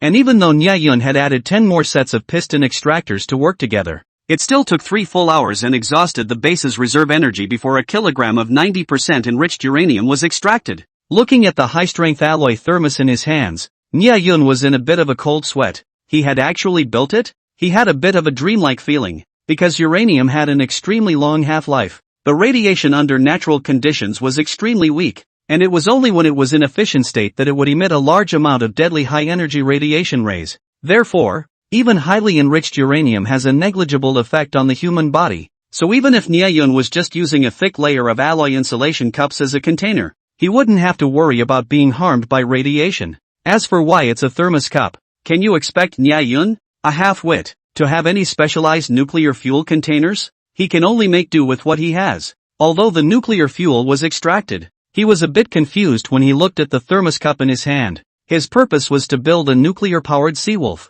But only having nuclear fuel wasn't useful. He could easily build an atomic bomb now, but knowing how to build an atomic bomb didn't mean he could build a nuclear-powered generator. To make the violent fission reaction continue to provide a steady stream of energy, the technology required is much higher than simply detonating an atomic bomb. Only a few countries in the world have mastered the technology of nuclear power plants, not to mention the miniaturization of nuclear-powered ships. But this thing was an absolute state secret, and Nya couldn't possibly go online and download the information. This embarrassed Nya, even though he could be called the first ever oddball to possess nuclear weapons in his personal capacity, and in another sense, he would be defined as the most dangerous #1 terrorist by all the countries in the world. The point was, that he didn't aspire to do so. Tick-tock. Just then, Nya's satellite phone rang. The phone had been streamlined by him in terms of its structure, and now looked even more compact. And he had also eliminated the battery component that took up a lot of volume outright,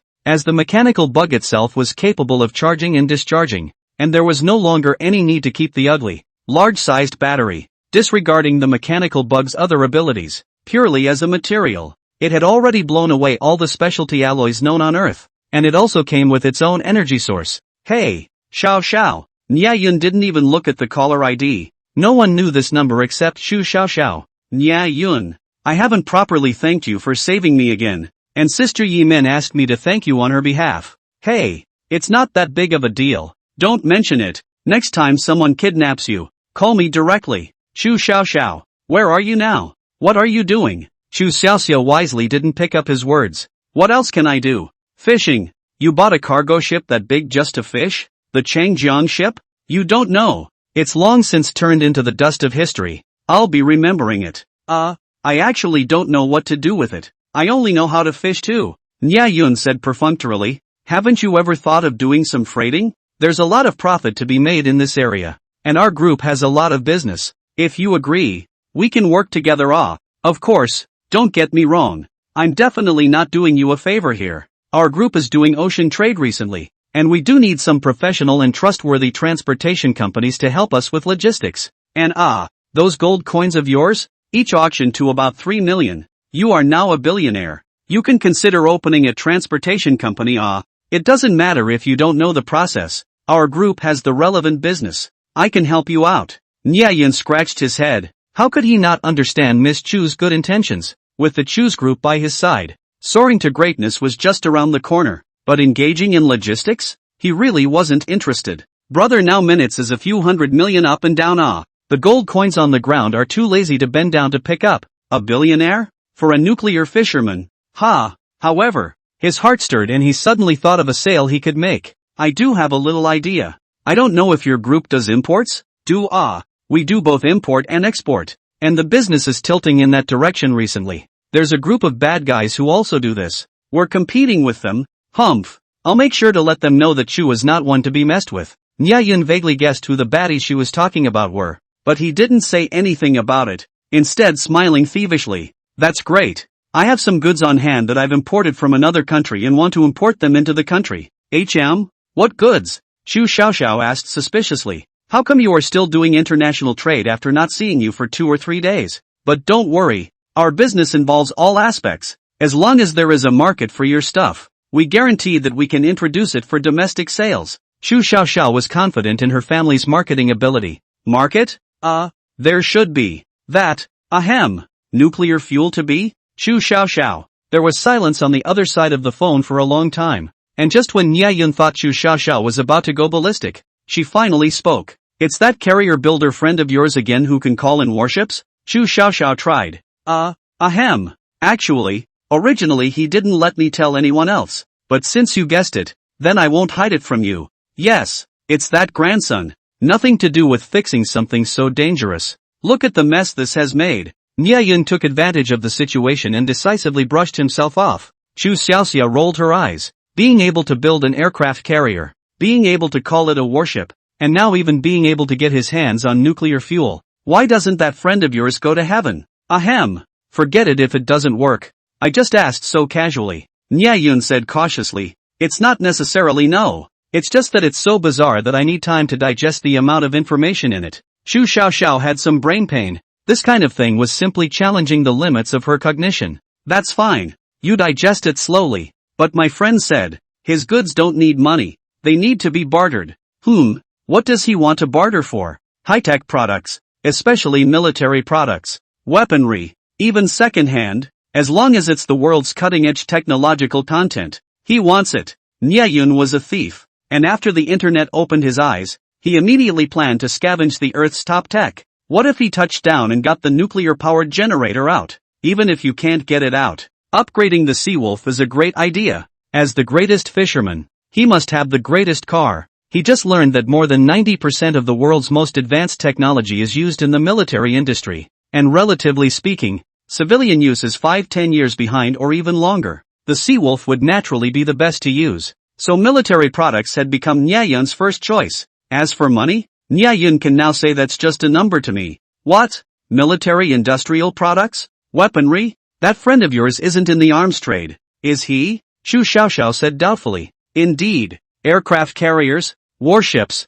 nuclear fuel. These things were indeed inseparable from military industry. So it was no wonder that Chu Xiaoxiao would make such an association. Well, pretty much. Nya Yun said vaguely. Then how much goods can he probably provide? A large quantity to fill up. Oh no.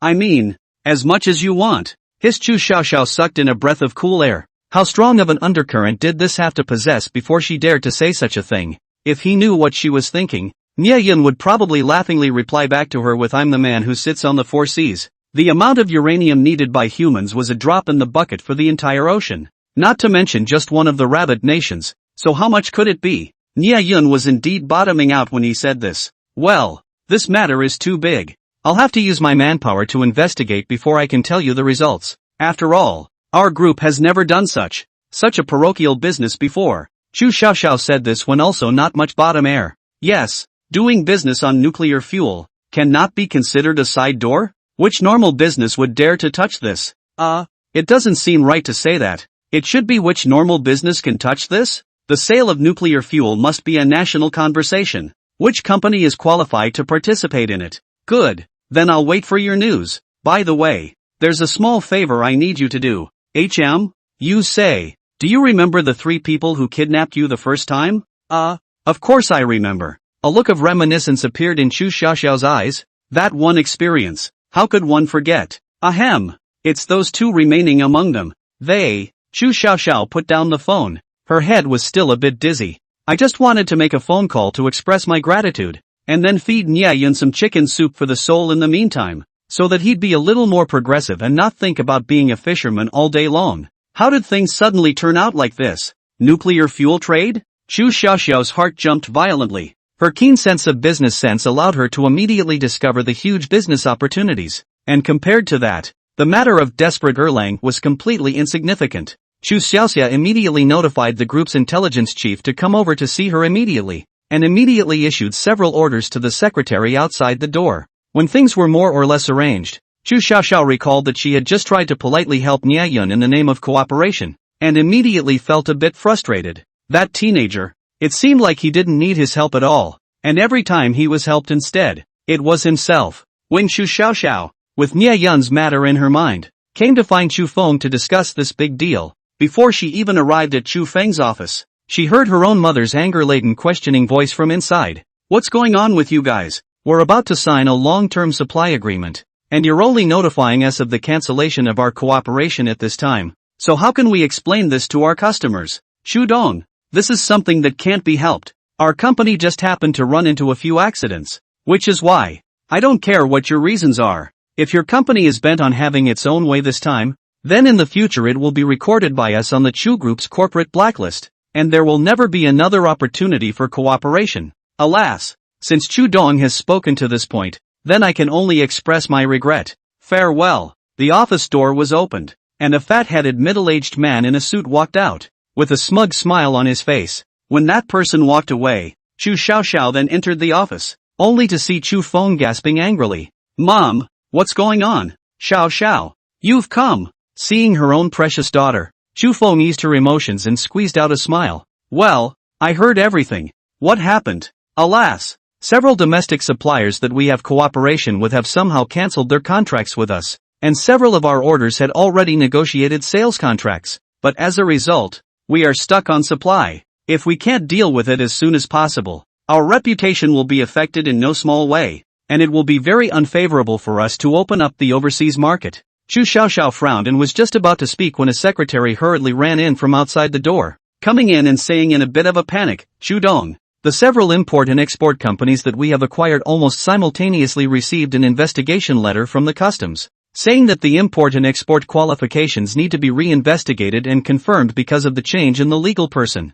Until the investigation is over, these companies are unable to engage in import and export trade. What? Chu Xiaoxiao and Chu Feng exclaimed. Obviously all the formalities were complete when the legal person changed. How could there be a problem only now? And it was still the very crucial import and export qualification? Mom, this is someone messing around behind the scenes. Chu Xiaoxiao quickly reacted. Rieo Group. Chu Feng's eyes contained frost, and she said in a single word, too despicable. Chu Xiaoxiao was also infuriated, although Chu Feng was furious, but she quickly calmed down. She had seen a lot of deceit in the shopping mall. She was not so much as to lose her mind because of it. They're doing this. It's just to cause us a bit of trouble. The supplier can be found again when it's gone, and the customs can't keep grasping the qualification issue. All these can be solved by spending some time. Only what we lack is time. The several orders that have been negotiated involve big overseas customers that have been hard to attack. If we default on our first cooperation, it will be a serious blow to our reputation,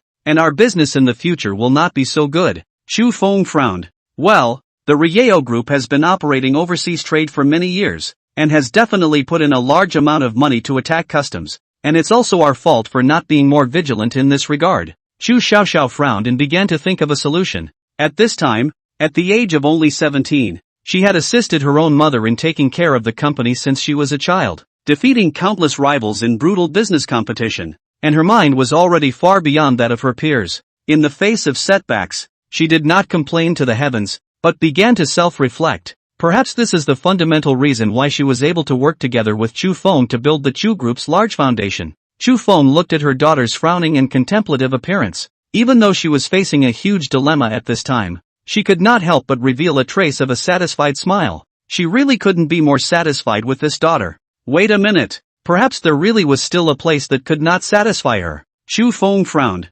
Today was Monday, and for Chu Xiaoxiao to appear here at this time, that could only mean, Xiao, you skipped class again? Chu Feng asked with a stern face. Chu Xiaoxiao looked up and smiled awkwardly at the words. Could she say that she really had nothing in common with those childish classmates? Can you imagine what it's like to be surrounded by a group of shy high school students handing out love letters when I've just interviewed a group of turtle postdocs in 1 foot? And then have to be surrounded by a group of shy high school students in the middle of the room in the next foot? That's why skipping classes regularly became Chu Feng's only dissatisfaction with Chu Xiaoxiao. Mom, people are even starting to learn college courses on their own. What's the point of going to high school every day? Chu Xiaoxiao pulled Chu Feng's arm and pouted for a while. I let you go to school, not for you to listen to lectures. At least you have to learn to get along with your peers. I blame Mom for letting you get in touch with the company too early. And now it's gotten to the point where you don't even have a normal friend. Chu Feng shook her head and sighed. Who says there aren't any? Sister Yi is now my best friend. And there's also Nia. Chu Xiaoxiao paused, not because she was shy, but because she wasn't sure if Nia Yun could be considered a normal friend. Nia Yun doesn't seem to have anything to do with normal. Have you ever seen a fisherman selling nuclear fuel? Have you ever seen a fisherman selling nuclear fuel? That's right, nuclear fuel. Chu Xiaoxia slapped her head and finally remembered what she came over for. Mom, I didn't skip class on purpose today, but I had a reason why I had to. Chu Xiaoxiao said seriously. She couldn't help but be serious. It involved nuclear fuel. Any other national leader would have to be serious. Dang. Oops. Serious face. Chu Xiaoxiao immediately received a chestnut from her own mother on the door of her head. Here comes this trick again. Do you think you can use the same trick twice on your mom? Chu Feng sneered. Chu Xiaoxia covered her forehead and was dumbfounded. Only then did she remember that the last time she skipped class she seemed to have used this trick. What was the excuse? What was the excuse? That's right. It was the arrival of the great aunt. Mom, believe me, this time it's true. Chu Xiaoxiao cried and laughed. Oh, this time it's really great aunt coming? The days are not right. You have an endocrine disorder? Chu Feng froze. No, it's something else. Chu Xiaoxiao felt like she couldn't put on her serious face anymore. Then what did you say was the reason for having to skip class this time? Could it be that you still have a great aunt coming? Chu Feng clasped her hands on her chest with a please start your performance face. Chu Xiaoxiao covered her face. She had a bad feeling in her heart. If I say that someone wants to sell us nuclear fuel, do you believe me? Believe it? Why don't you believe it? Not to mention nuclear fuel. If you say that someone wants to sell us a nuclear bomb, I will believe it. Tell me, how much for one? Give me a dozen first. Chu Feng sneered. Chu Feng's unintentional sarcastic remark had accidentally been the truth. If she really wanted to buy one, Nia Yun could really build her a dozen. Mom, I'm serious. Daughters really don't joke around. Chu Xiaoxiao had a constipated look on her face. You're serious? Chu Feng saw that her daughter didn't look like she was joking, and instantly became somewhat serious. Really? I'll vouch for it by not skipping classes for a whole year. Chu Xiaoxiao went out on a limb and said, there's really someone who wants to sell nuclear fuel? But how is this possible? Chu Feng immediately believed it. This guarantee was too strong. It's Nia Yun. Chu Xiaoxiao honestly confessed. It's him? But isn't he just a fisherman? Could the two even be related? This question is a good question. After all, there is the concept of nuclear fisherman. Since Nia Yun up and down 5,000 years, just ask who else. He said it was his friend who built the aircraft carrier. Well, you believe what he said? Chu Feng stared at Chu Xiaoxiao. According to common sense, a person who said such words would either be treated as a fool or a lunatic. Yet Chu Xiaoxiao clearly did not think so. I believe him. Chu Xiaoxiao's small face was filled with determination. You like him? Chu Feng suddenly asked. Chu Xiaoxiao's face flushed red for a moment. Mom, what are you saying? I just think he is reliable. The voice in the back was getting smaller and smaller. Chu Feng covered her forehead with a sad face. When a woman feels that a man is reliable, is it far from falling? Could it be that his own precious daughter is about to be abducted by someone? Chu Feng's heart burst into flames. Good. I'll believe you once. Now I'll immediately arrange for a domestic nuclear expert to go over and inspect the goods. If it's fake, you'll give me a year of lessons. In addition, no early love is allowed. If it's real, you'll fall in love later and not go to school. Do you dare to bet? What wouldn't I dare? Chu Xiaoxiao's full breast stood out, showing no weakness. I will definitely fall in love early to show you. Chu's group's energy is really extraordinary. Just 1 hour. From the Xiaochang University Atomic Energy Research Institute to find a senior expert. With professional testing equipment with Yi Min went to sea. Chu Xiaoxiao originally wanted to follow along to meet Nia Yun, but she was shut down by Chu Feng without explanation. My little ancestor, you've been kidnapped once when you go out to sea, but save me the trouble. Unable to do anything about it, Chu Xiaoxiao could only entrust Yi Min with the task of meeting Nia Yun with a face full of grievances. It was still the same place as last time, and Nia Yun hadn't changed a bit. With his jeans, small undershirt, and the tattered fishing boat Sea Wolf. Is this the nuclear fuel your company was talking about? The old professor with white hair nearing 70 looked at the thermos in his hand with a "you trick me" face. Yi Min didn't say anything and looked at Nia Yun with a twitch in the corner of her eye. Ahem. This one.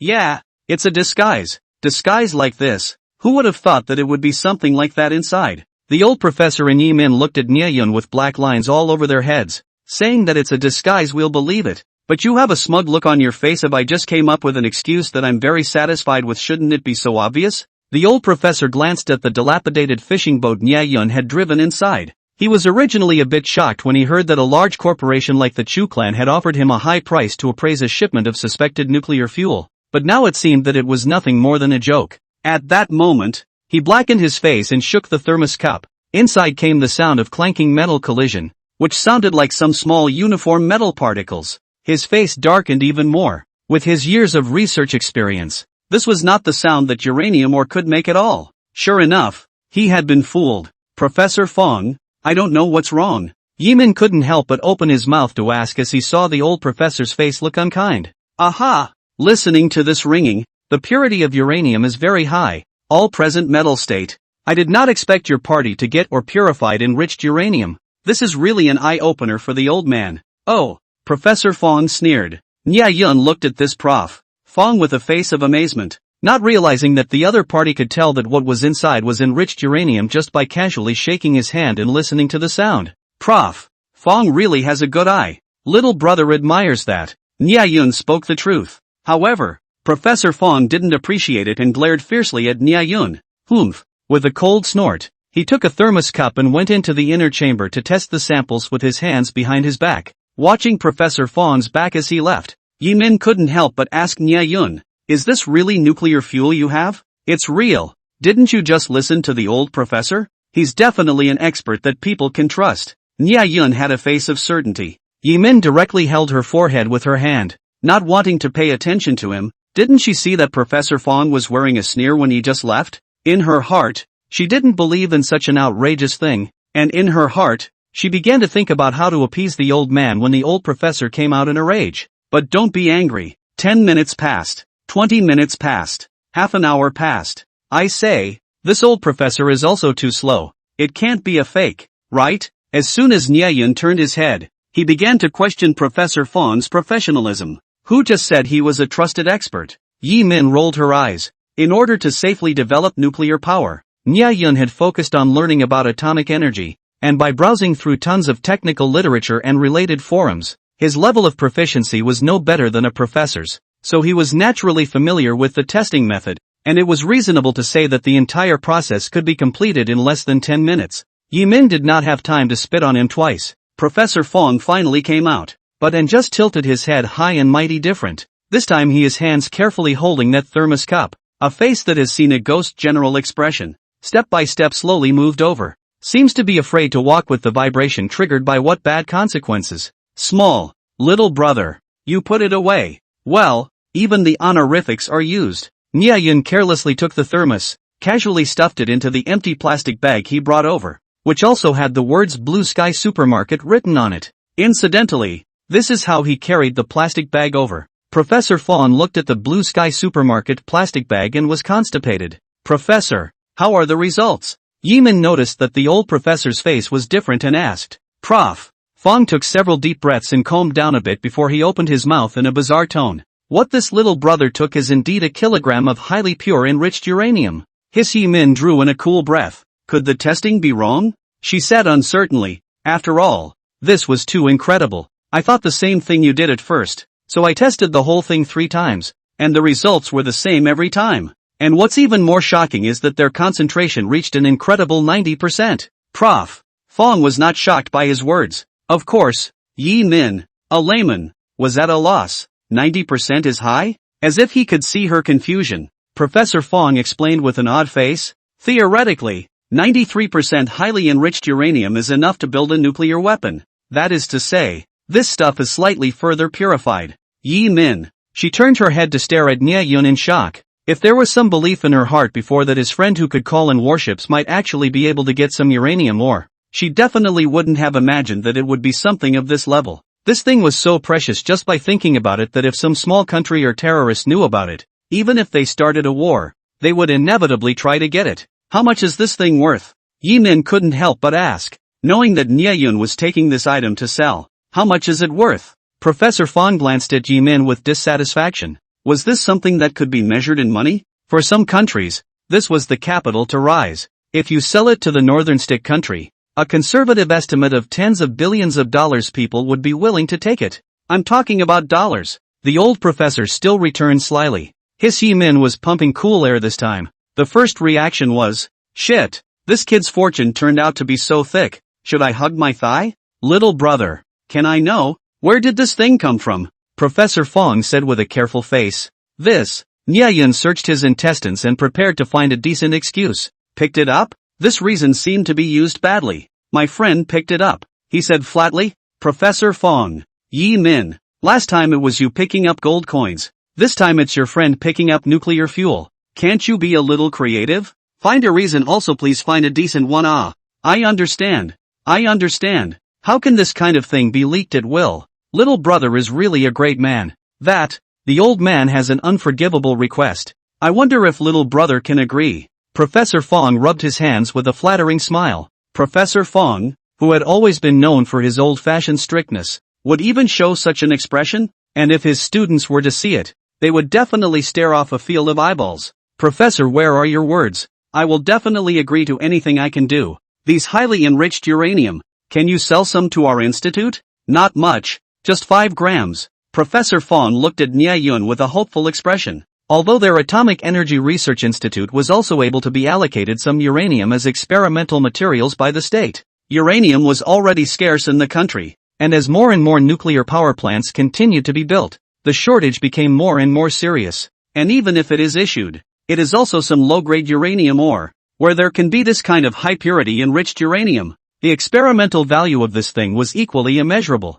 Oh, since your old man has opened his mouth, then naturally there is no problem. I've already fully entrusted this batch of goods to Chu's group to help me deal with it. You can just talk to Chu about the specific price. I've agreed with Chu on the conditions and whatnot. As long as they agree, there's no problem on my end. Nya-yun naturally left the professional things to the professionals, and directly did the dumping. You're saying, little brother, that this kilogram of goods is all at Chu's disposal? Professor Fong captured an important piece of information. Yeah, give. Since the appraisal results are out, then Sister Yi can help me give this to Xiao Xiao.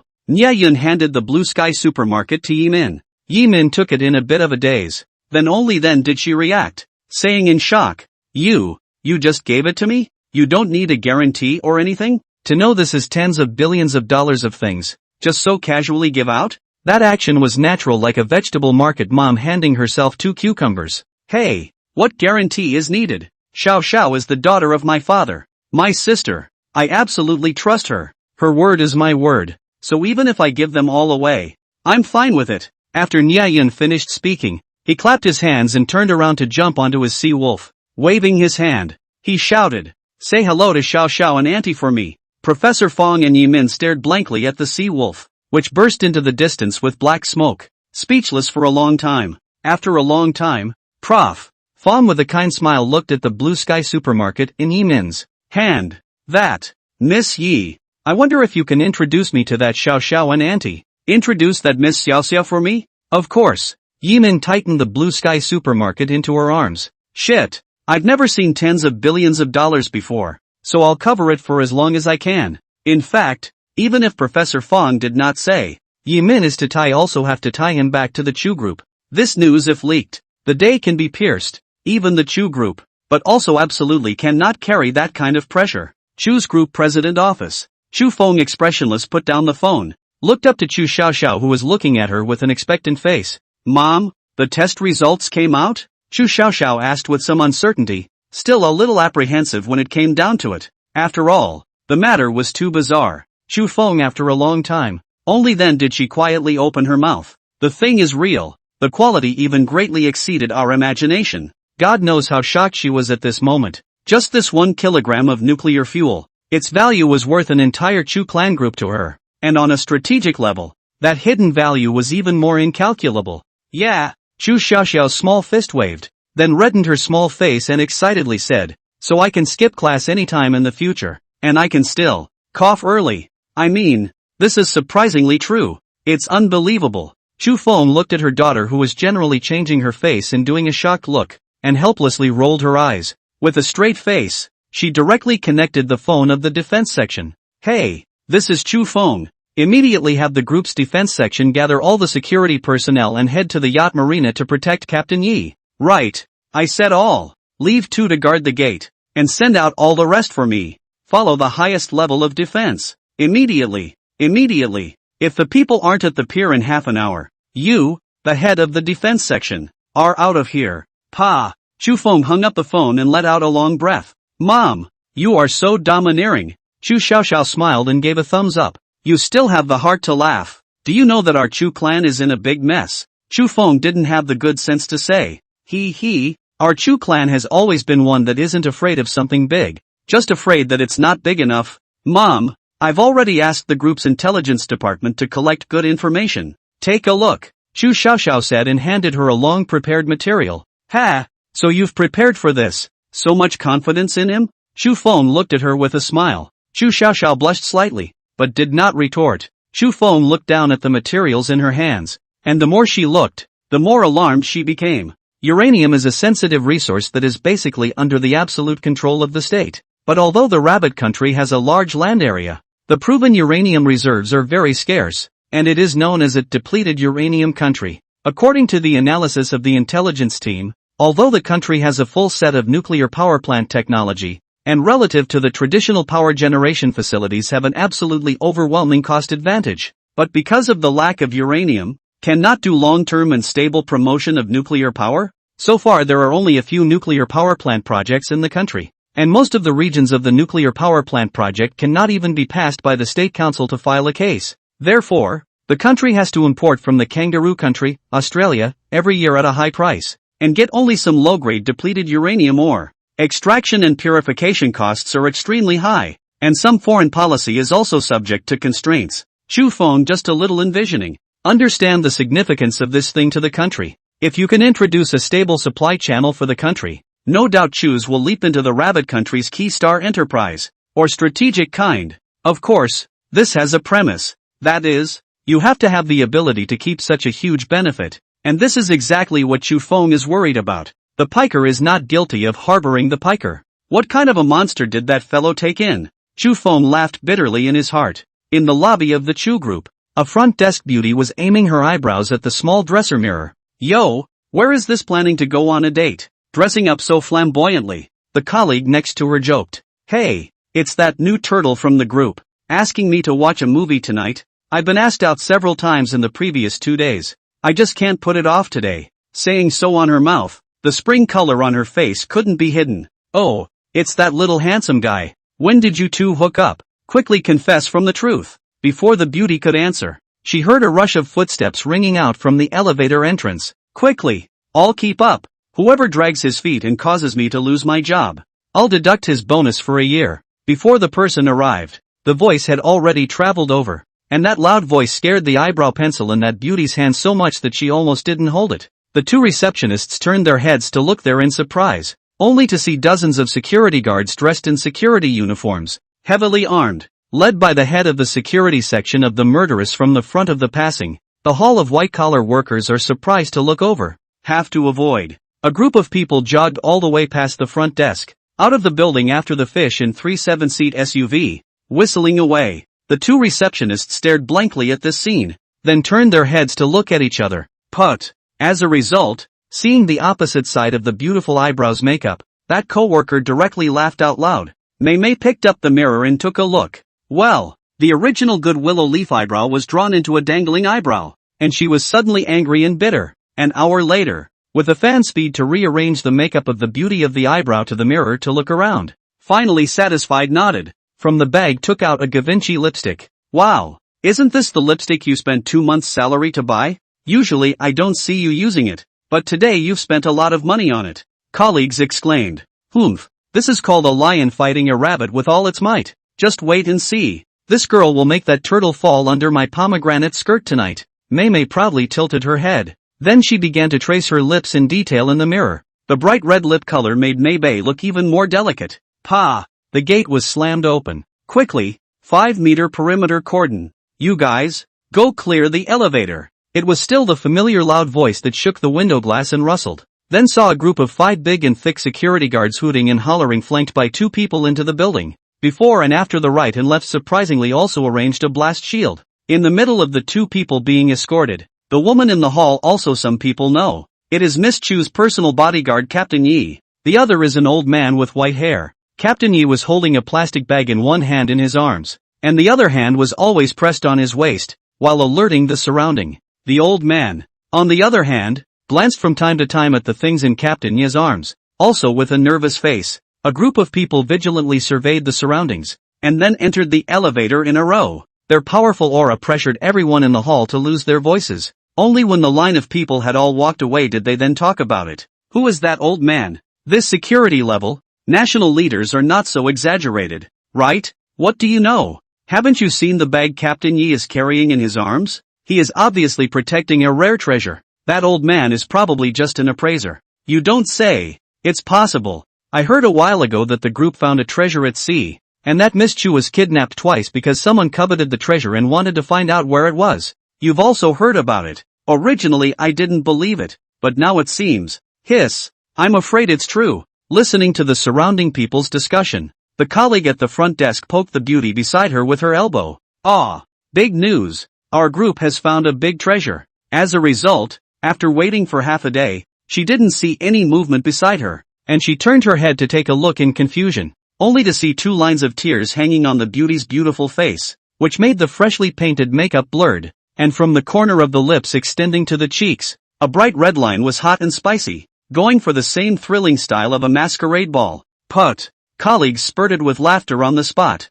Shu Feng, Shu Xiaoxiao, Yi Min, and Professor Feng. The 4 of them gathered in front of Chu Feng's presidential desk, staring wide-eyed at the thermos cup placed on the table. Outside the door, idle people had already been cleared out, and the entrance was guarded there by the security section chief personally with people, with tight security inside and out. Shu Dong, what should we do now? Yi Min was the first to open her mouth, her eyes drifting past Prof. Feng inadvertently. Prof. Feng's chrysanthemums tightened, his face filled with cold sweat in a flash. Wait, are you talking about it or me? These guys couldn't be trying to kill in silence, right? Ha! Captain Yi must be talking about it, him. Chu Feng smiled to appease Professor Feng. It or him? Which one ta-ah? Professor Feng instantly felt like he was being molested. Ahem. Professor Feng, you are also aware that this matter is of great importance, and we signed a confidentiality agreement before inviting you to go. So before we have figured out how to deal with this thing,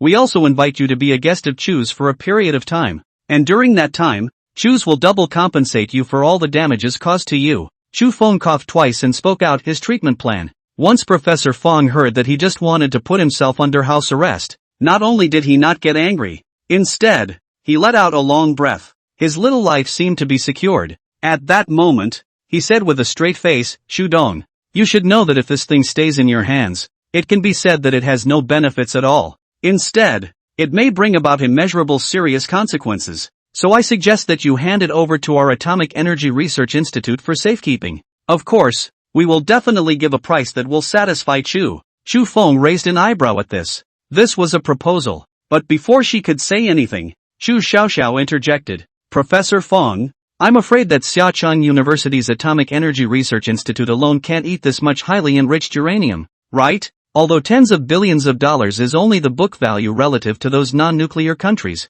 But even if you convert it with the price of uranium announced by the London Metal Exchange, this kilogram of highly enriched uranium can be sold for at least billions of soft sister coins domestically. Are you sure that your research institute and even Xiaocheng University have the strength to buy it? Chu Xiaoxiao's words left Professor Fong speechless. It was all true and irrefutable. And even if you guys smash the pot to buy it this time, this is still only the first batch of goods. The subsequent goods are more than this. When the time comes, can you buy it every time? We still need to find a buyer with strength to do so. Chu Xiaoxiao's words directly made Professor Fong freeze on the spot. What did you just say? This is only the first batch of goods? There will only be more and less in the future? After receiving Chu Xiaoxiao's nod of confirmation, Professor Fong directly had his heart pounding non-stop. No one would know better than him as an atomic energy expert. If this batch of goods represents a staggering fortune of nearly $10 billion, then a stable nuclear fuel supply channel represents that the rabbit country will no longer be subjected to the constraints of the strategic nuclear resources of other countries, but also represents that the domestic nuclear power plants are able to popularize unrestrictedly, and that the price of energy will drop dramatically. Finally, it also represents that the person who solves this problem will certainly be a great contributor to the country, even able to stay in history. Prof. Fong's old heart was violently as if injected with a wave of vitality. Rejuvenated. Scientific researchers could not seek profit, but those who did not seek fame were definitely in the minority. Leave this problem to. No, please be sure to leave it to me to solve. Prof. Fong radiantly said. Shortly after separating from Yi Min and the others, the sea wolf stopped at a remote sea with no one around. Nie Yun lay on his back on the deck, one person and one ship, the ocean vast, the sky and the earth languishing. His eyes were closed, but his consciousness had already reached the other side continent, a remote street in Summer City near the harbor docks. Old boss, really rich. Lao San looked at his hands full of a dozen soft sister coins somewhat excitedly. The boss beside him was also looking at the handful of banknotes with a face of disbelief. Life is precious, love is more expensive. If for freedom, both can be thrown away. Under the double stimulation of freedom and life, Desperate 2 spent less than 20 hours to set foot on the land of Xia City. At the moment when they had just completed their mission, the coyote robot really started up again, announcing that the two had successfully obtained the reward of canceling the wanted notice, and the two had regained their freedom since then. In addition to this, there was also a copy of the account password of the electronic bank, with which they could go to any UnionPay ATM machine to withdraw 300,000 soft sister coins. The two were apprehensive and decided to try the authenticity of the reward. Going out on the street to actively find a cop to turn himself in to try to see if the wanted notice has been cancelled? Anyone with an IQ on the line would not choose to do this, I'm afraid. So after docking, the first target of the two men chose the nearest ATM machine, and the result was obvious. The red-colored banknotes in their hands definitely wouldn't lie. Hey, those two over there, what are you guys doing there? The sudden voice from behind them startled them, waking them up from their excitement. The two of them turned their heads to look, and immediately died. In front of them was actually a patrolman. The patrol is patrolling in this area. Just happened to see two sneaky people in the ATM machine there for a long time, and then even one person with a large stack of bills out. To say the least, there must be tens of thousands of dollars. Suddenly suspicious. At this time to see two people as see themselves, a look of panic. Suspicion is even more. Police comrade, we just take a money, not doing anything. The boss has always seen the wind and waves. Know that at this time cannot panic, barely calm. That patrolman pressed one hand on the baton, toward the ATM machine to survey a few eyes, to confirm that there are no traces of human destruction, which turned his head to look at the two men. A time to take so much money? It is my brother, he is almost married. This is not out to withdraw the bride price money. The boss was apprehensive and casually found a reason. Well, ID card. The policeman took out an ID card detector. The two men's bodies froze when they heard this. What? The patrolman started moving his hand up to his baton again. Nothing. The two didn't dare to slack off and hurriedly took out their ID cards and handed them over, then waited for the verdict with a nervous face. There was nothing else to do now but hope that the alien technology wouldn't drop the ball. Drop. The detector let out a soft beep, and that patrolman scanned it twice, then looked up at them. The two men's palms were sweating. and they were even secretly clenching their fists, ready to decisively strike and run once the situation was not right. Well, it's better to be careful when you go out and take so much cash. Money doesn't show, you know? Fortunately, the patrolman just returned the two people's ID cards to them, and also kindly reminded them. The two of them received their ID cards back with a sense of relief, nodding their heads in response, but in their hearts, they were more and more in awe of Nyayun. The alien technology was indeed overbearing enough. It can be cancelled just like that, without any discounts. Before leaving, the patrolman looked at the hands of the two, at least tens of thousands of bride price money, patted the brother's shoulder. Some sighing said, these days, marrying a daughter-in-law is not easy. You know how much I paid for the bride price at that time? The two brothers looked at him with some doubt and shook their heads. At that time I want to get married. People want a bride price of 100,000. I cannot get out. So try to, the prospective mother-in-law said. You later two sons get married. The other side, if a family wants 100,000. You cannot get out. What to do? Boss culture high. Immediately gave a thumbs up. High. It's really high. Older brother, this move to retreat for progress. The host is really wonderful. It's fantastic. Fart. The patrolman unceremoniously exploded foul language. My mother-in-law to be thought about it for half a day and raised the bride price to $200,000. Brothers. Looking at the patrolman's silent back as he left, the oldest three rubbed his head inside. Mother-in-law is terrible. At the same time, Lu Guodong was losing his temper at the police station. Why? Why do you want to revoke their warrant? Director. The Chu family's eldest miss personally retracted her confession, saying that she was blinded and recognized the wrong person, and that the kidnapper was not a desperado at all. According to the legal procedures, there is no way to continue to enforce the warrant against them if the case doesn't have a bitter owner. The henchman said weakly. Soul trap. There must be a problem here. There must be a problem. Lu Guodong was furious. Drip. You have a new mission message. Please check. Just as the two brothers were expressing their deep sympathy towards the patrolman, the coyote mission launcher in the boss's arms made a sound. The two brothers looked aghast, hurriedly found a deserted alley, took out the coyote robot, and then the two bowed to it. Greetings, boss. Silver light flashed in the coyote robot's eyes, and in an instant, its entire body became animated, and Nyayun's consciousness, which was thousands of miles away, had descended. It shook itself, adapting to its body for a moment, then froze for a moment, instantly skimming over the two of them during this period of time. The coyote robot originally had numerous camera and voice recognition devices within its body, so it only needed Nyayun to scan through its memory to know what the two had been doing during this time, making it a 24/7 deathless surveillance device. Mothers-in-law are truly terrifying creatures. These were Nyayun's first words after regaining his clarity, and the two brothers nodded with deep concern. Ahem. I'm basically satisfied with your performance on this mission.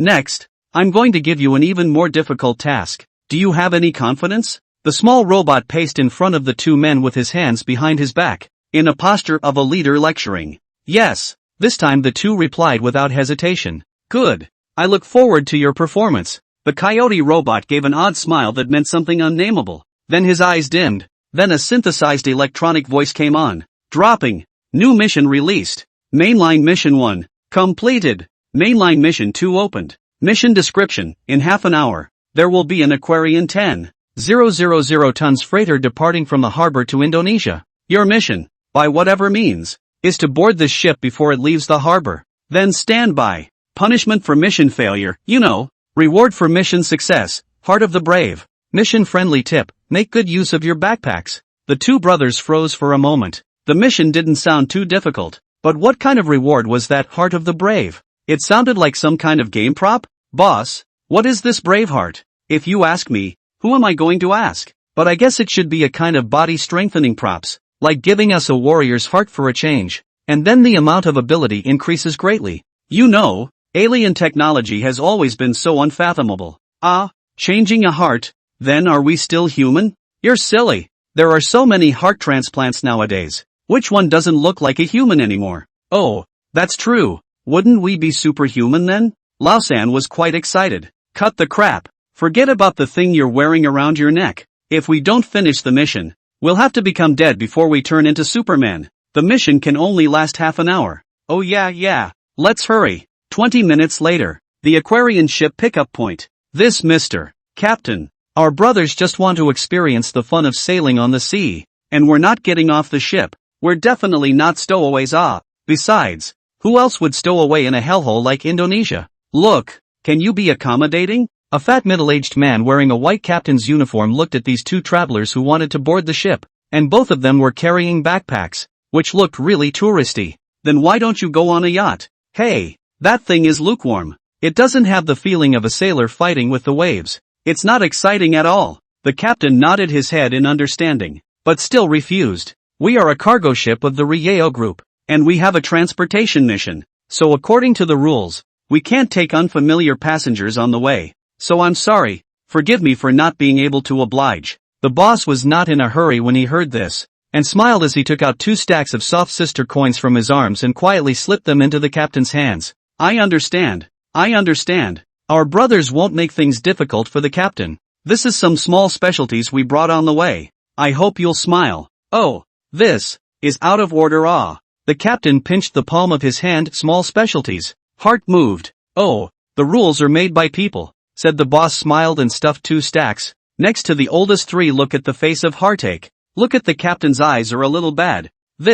Well, but for safety's sake, you can't run around on the ship. I'm not responsible for anything that happens. The captain shoved the banknote into his arms. Success! The 2 brothers looked at each other with a flash of joy. Of course.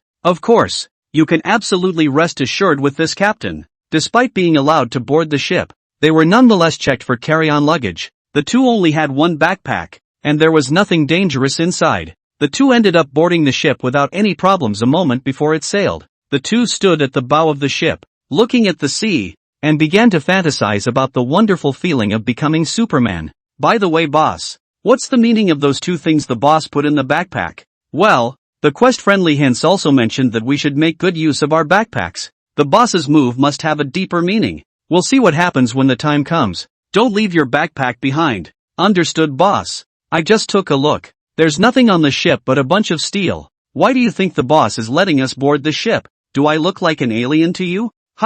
What do you mean? Lao San was a bit unresponsive. I'm not an alien. How can I know what aliens are thinking? Idiot. Oh, okay, boss. But boss, the boss doesn't look like an alien either. Why do you think this alien looks like a human? You shut up. Toodaloo. The steam whistle blew the horn of departure. The Aquarius began to slowly leave the harbor, sailing to the vast and boundless sea. And the sea, always full of surprises and amazement. Nyayun got up and stretched, looking at the setting sun that was already fading into the west in the distance, a smile flickering in his eyes. Then, it's time for me to let certain people know that no one, in my territory, can covet my wealth and still want to harm my friends. These words, he had said them during the yacht kidnapping incident, but saying them at this time was quite a bit murderous. He took a deep breath and suddenly and inexplicably shouted out to the empty sea, "Come out!" The sea wolf. The voice was blown away by the sea breeze not far away. However, these words were like a magic spell, and a black shadow suddenly appeared right below the dilapidated fishing boat. The black shadow gradually grew bigger and bigger, and the sea surface then churned with waves,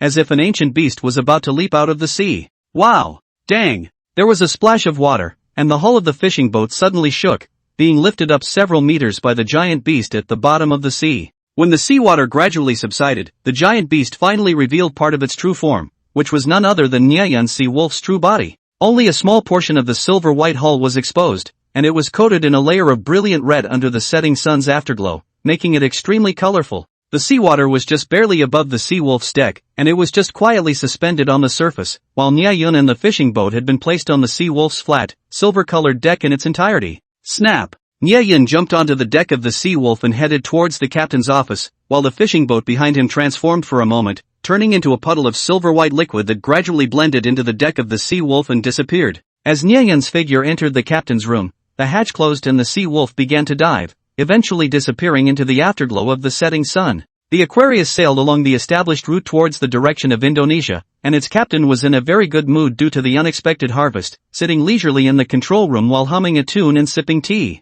The night was getting deeper and deeper. The Aquarius sailed into the open sea. The nearby ships were getting less and less. The first mate on the ship was concentrating on the radar dutifully. In this situation where visibility was almost zero, apart from the blinking lights on the ship, one could only rely on sonar and radar to circumvent other ships, and he had to fight to the death. Drip! A beep came from the radar. The first mate scanned the screen. There was a ship directly in front of them coming towards them. The the directions overlapped somewhat. When the two ships got closer and closer, the dot of light on the screen kept moving towards the center. The first mate immediately frowned. The other party had no intention of circumventing. He immediately ordered the helmsman to turn left rudder to circumvent the incoming ship. The Aquarius made small adjustments to its direction, and after a while, the first mate's heart jumped as he saw that on the radar, the ship had actually changed direction as well, still doggedly heading towards them. He asked the helmsman to change direction again, and the result was still the same. The ship just seemed to be determined to come towards them. "Captain, something's wrong," the first mate alerted the captain decisively.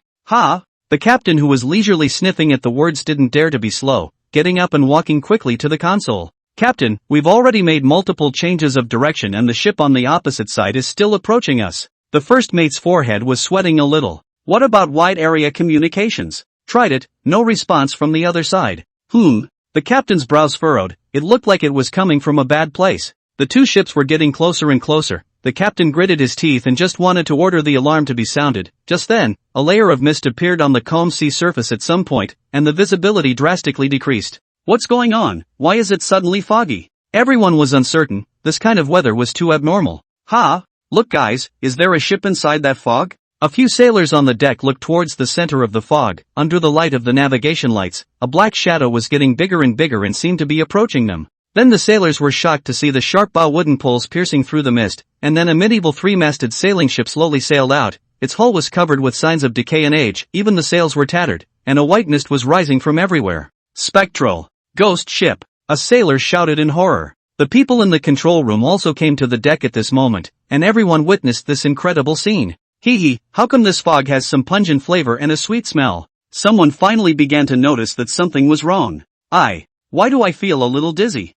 Me too, how back? Things. Plop plop plop. Constantly the sound of people fainting came. The captain is also dizzy. Before passing out, it seems to see two bullhead and horse faces coming towards him. He cannot have time to fear that he died so inexplicably. He completely lost consciousness. "Boss. So the gas mask the boss prepared for us came in handy at this time." A jarring voice came from under the gas mask, vaguely distinguishable as Lao San's voice. "Boss is nothing short of calculating. I've long said that those two items must be of great use." "You see," boss said smugly. If you eat from me, sooner or later you have to spit it out for me." The boss then hemmed and hawed as he looked towards the fallen captain, then fished out a few stacks of banknotes from him, the very same ones he had used to bribe the captain earlier, and in the end, he didn't even let go of the money clip on him. The captain of the Aquarius is now a stolen chicken. At this time, the ghost ship finally stopped continuing to spread the strange white gas. The sea wind is very strong. Soon, the fog was completely blown away, revealing the two ships. The two brothers took off their gas masks, and hid behind a bunker to secretly and nervously observe the ghost ship on the other side. Only to see a silver-white ladder automatically extend out from the ghost ship, Nyayun walked up it with a flourish. After all, the Sea Wolf was only a 1,000-ton ship, much shorter than a 10,000-ton freighter. "Good day, boss." Seeing that it was actually their own boss who came down from the ghost ship, the two brothers immediately rejoiced and quickly ran forward to greet him. "Well, you guys did a good job." Nyayun nodded with satisfaction, recognizing the contributions of the two brothers, which made the two quite excited and straightened their backs. By now, Nyayun's retaliation plan had also surfaced, and that was to impose a trade blockade on the Rieo group. That was a bit of a big statement. Trying to blockade such a vast sea with just a single ship would normally be a fool's errand, but the terrifying interconnectedness of everything in the Sea Wolf's bizarre combat prowess made it possible for Nyayun's plan to be implemented. Of course, aside from retaliation, the thousands of tons of steel on board and the ship itself were also targets that Nyayun coveted. Although undersea resources were almost infinite, and deep-sea manganese iron ores could solve the problem of raw steel materials, but in doing so one would have to spend a great deal of energy and time collecting the ores and breaking them down before they could ultimately devour the steel,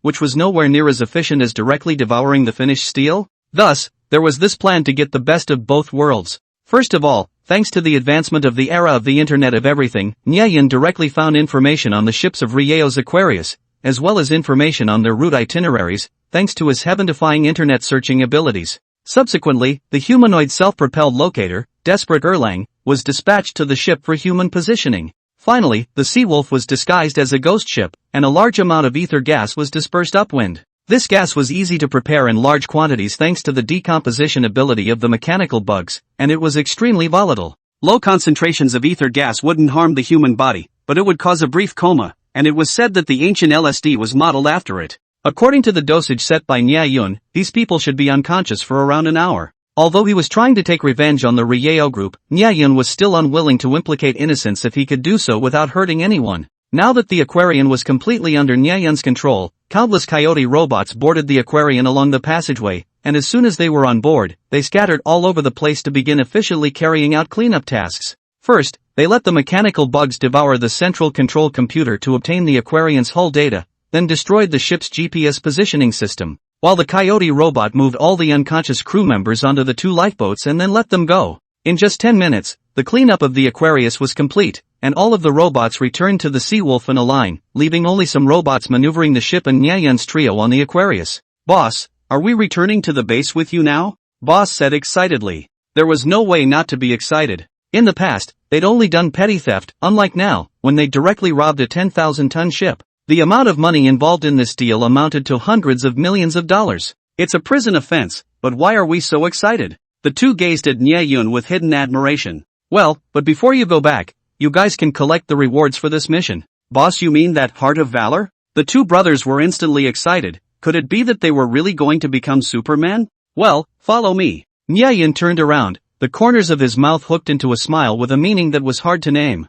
10 minutes later, the Aquarian had been driven towards the base by Nyayun's robots first, disappearing into the darkness. As for the Seawolf, the ship had at the moment regained its original appearance, semi-suspended on the surface of the sea, with a streamlined deck shell that looked very beautiful, and was already quite a bit of a deep-water battleship in its infancy. At this moment, the two brothers are carrying 2 4-square silver metal boxes standing on the deck of the Seawolf. The box was crossbelt firmly fixed on the two people. That shape is a bit like the holy warrior carrying the holy clothes. Boss, what's contained in this box is the Heart of Valor? Old San asked Nyayun in front of him suspiciously.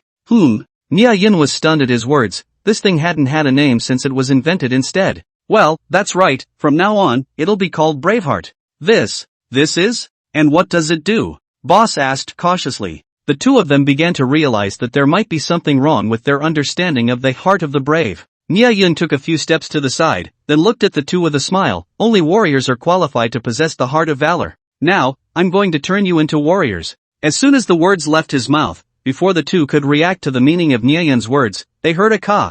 Nyayun snapped his fingers. The metal box behind the two men then transformed into a set of black single-armored battle armor on the two men after a dizzying transformation, with the exception of the head's full coverage mask, which was made of black transparent material, the entire body of the black metal sheen, glowing with a ghostly light under the moonlight. The shape of the single-armor battle armor was very cool, and it was an experimental model that Nyayun had designed with slight variations from the one in RoboCop. Wow! Cool! I like this armor. Lao San raised his hand to look at his own form and said excitedly. It turned out that the Heart of the Brave was actually a set of alien technology single-soldier armor. This is the rhythm of the heavens. Can I beat up a mechanic now? Correction, this is battle armor, not armor. It doesn't have auxiliary power, it can only be considered a single set of defense gear. Boss, this battle armor seems to be very light. Will the protection be insufficient? The boss raised his hand slightly and found that it moved freely. The battle armor wasn't thick, it was even a bit similar to metal leather armor now. Otherwise they wouldn't have been able to wear it, it would have been crushed long ago.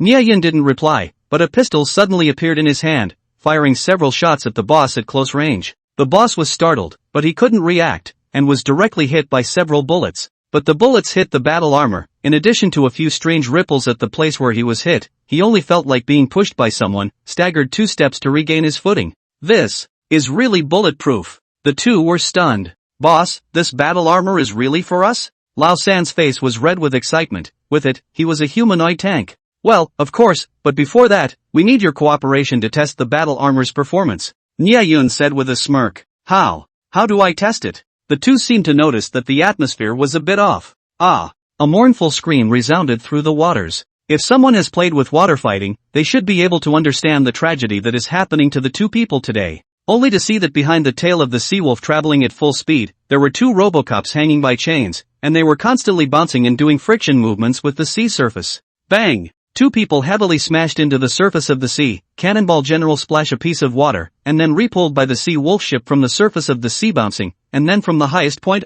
to continue the last action. If not for the strange cushioning ability of the Braveheart battle armor constructed by mechanical bugs, I am afraid that they would have already broken their bones and tendons at this moment. Nonetheless, they were still dizzy and vomiting. Until this moment, they finally understand the role of the second item in the backpack, it is not a piece of equipment, but the motion sickness medicine. It was a pity that the boss had guessed the beginning but not the end. Nyeyun sat in the captain's room, listening to the screams coming from outside from time to time, and couldn't help but shake his head and sigh. You guys know, the experimental model well. Definitely needs to be constantly tested, such as its resistance to blows, cushioning performance. What is a warrior? The sages have told us that the real warrior, dare to face up to the dismal life, dare to face up to the drenching blood. This is the true meaning of the heart of the brave.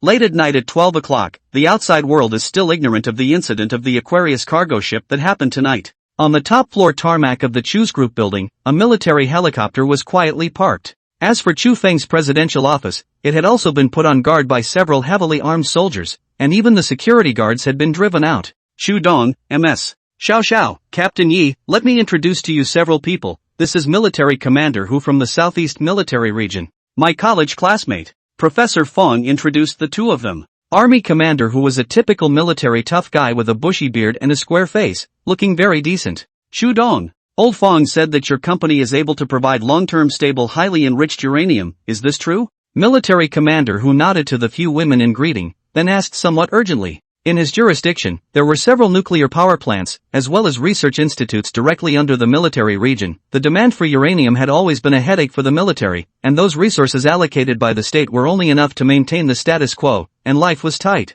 Chu's mother and daughter glanced at each other. Chu Feng spoke, General Hu, indeed. The first batch of goods Elder Fong had also appraised before. His words should be able to prove that we do have this channel. I've appraised the goods. The quality is definitely beyond your imagination. Old Fong patted his chest in assurance. With regards to his professionalism, army commander who naturally had faith in him. Can I ask about the source of these goods? Kangaroo country? Or the official forces of Maple Leaf country? Military commander whose military personality, his words were very straightforward. Indeed, those who had the strength to carry out uranium mining and highly enriched and purified uranium were bound to be national military industrial enterprises with huge power. And there were only 2 or 3 countries in the world that were able to export nuclear resources in large quantities. I'm sorry, Army Chief Hu, we are also just the spokespersons of the suppliers, and we, Chu, have no knowledge of the specific source of the goods. Military commander who nodded in understanding. Naturally, the less people knew about this kind of thing, the better. Then may I ask, what is your relationship with the supplier? Well, we haven't had any direct contact with the supplier. They only entrusted us with full authority to take over this deal through an agent. Chu Feng hesitated and said so. Good. Then we, the Southeast Military Region, will take over this deal. Military commander who waved his hand. Originally, he didn't expect to get any useful information from the other party's mouth. Since this level of power had found a small domestic group to be the spokesperson, it was that they didn't want to lay things out in the open. As long as it was favorable to them, what did they care about what it was all about? I wonder about the price. Army chief who then frowned. The military's funding is also very tight, but this thing is considered a heavy asset. No billions of dollars can't come down. For a time he was a little difficult. The supplier said that they don't want cash, they just need to provide some goods for barter. This kilogram of highly enriched uranium is priced at 5 billion soft sister coins, and they only need to provide goods of equal value. Oh, what goods? Military commander who silently calculated in his heart that this price was fair. It was even said that it was set too low. The average price of the nuclear resources that the country imported from the kangaroo country every year was basically twice this price, and it was also all about some low-grade minerals. These goods, even if they do not use, turn around and sell out. The profit in this is also high amazing. The other side of the sincerity is very full off. Some high-tech products, military products, even if they are second-hand, the other party wants them.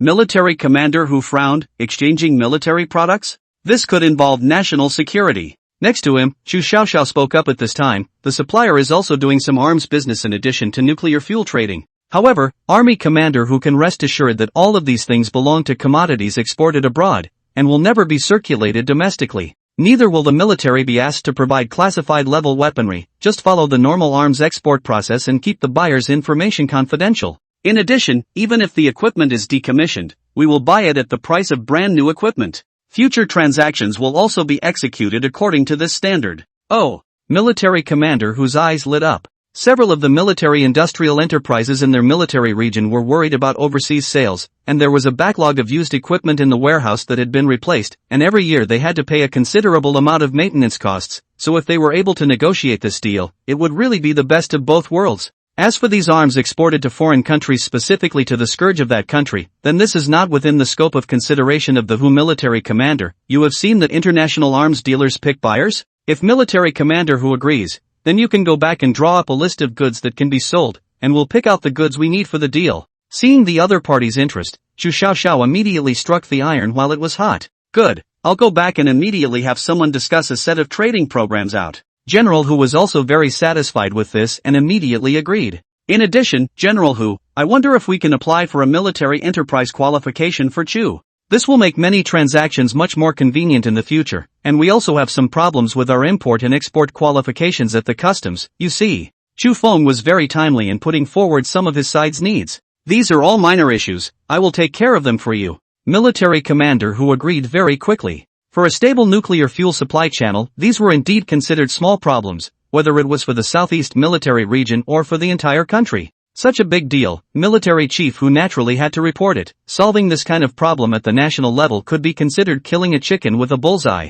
The two women rejoice, so that the plight of Chu's face can be said to solve a large part of the problem at once, and even with the military industrialization of this layer of identity, in the country can be said to walk sideways. Both sides negotiated, all happy, the atmosphere that is quite cordial. Before Hu military chief and Prof. Fong left, Chu generously said that this time the goods can be handed over to the military first. There is no way this thing is not safe even if it is put in the safe it always makes people wary. As for the other side of the credit problem, there is a national endorsement, that there is nothing to worry about, and then billions of dollars worth of goods, relative to a stable supply channel, which is more important still need to say? Military commander Hu and Prof. Fong naturally agree with both hands. The sooner this thing arrives, the more assured Professor Fong immediately grabbed the thermos cup on the table, thought about it, and picked up the Blue Sky supermarket next to it, and loaded the thermos cup into it. Let's go, old Hu. Prof. Fong joyfully greeted military chief Hu. This business negotiated, he not only made a great achievement, and incidentally can also get some nuclear fuel for the research institute to go back to do scientific research, the country's commendation that is also inevitable. He felt that today run this trip is simply too worth it.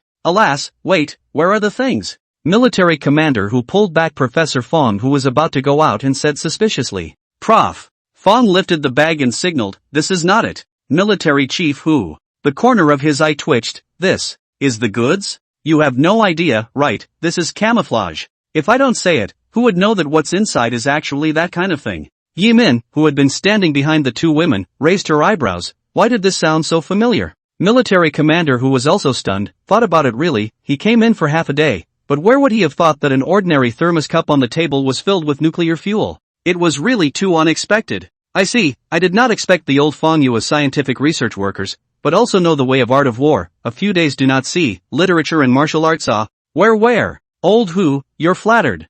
I don't dare to be worthy, ha ha, Yi Min. Who said that all scientific research workers have thin skin? Secret base pier. The Aquarian ship that had just been looted was at this point covered in a layer of silver-white metal on its surface, and some of its locations had begun to show defects. Niayan nodded in satisfaction as he looked at the mechanical bugs that were devouring the Aquarian. In just a few days of development, the number of mechanical worms had already surpassed 3,000 tons. According to the data that Niayan had specifically tallied over the past 2 days, the ratio of steel consumed to new mechanical bugs was roughly around 2 to 1, which meant that almost 2 tons of steel were able to add nearly a ton of new mechanical bugs. This time, with the Aquarius and the nearly 10,000 tons of steel above it, it was thought that after devouring it, the mechanical bugs would be able to officially step into the 10,000 tons level. With the undersea base already basically completed, and the undersea robots collection range developed to hundreds of kilometers in a circle, Niayan's mechanical bug army was expanding as fast as a blow-up balloon. And behind him, very much out of proportion to this vibrant momentum of development,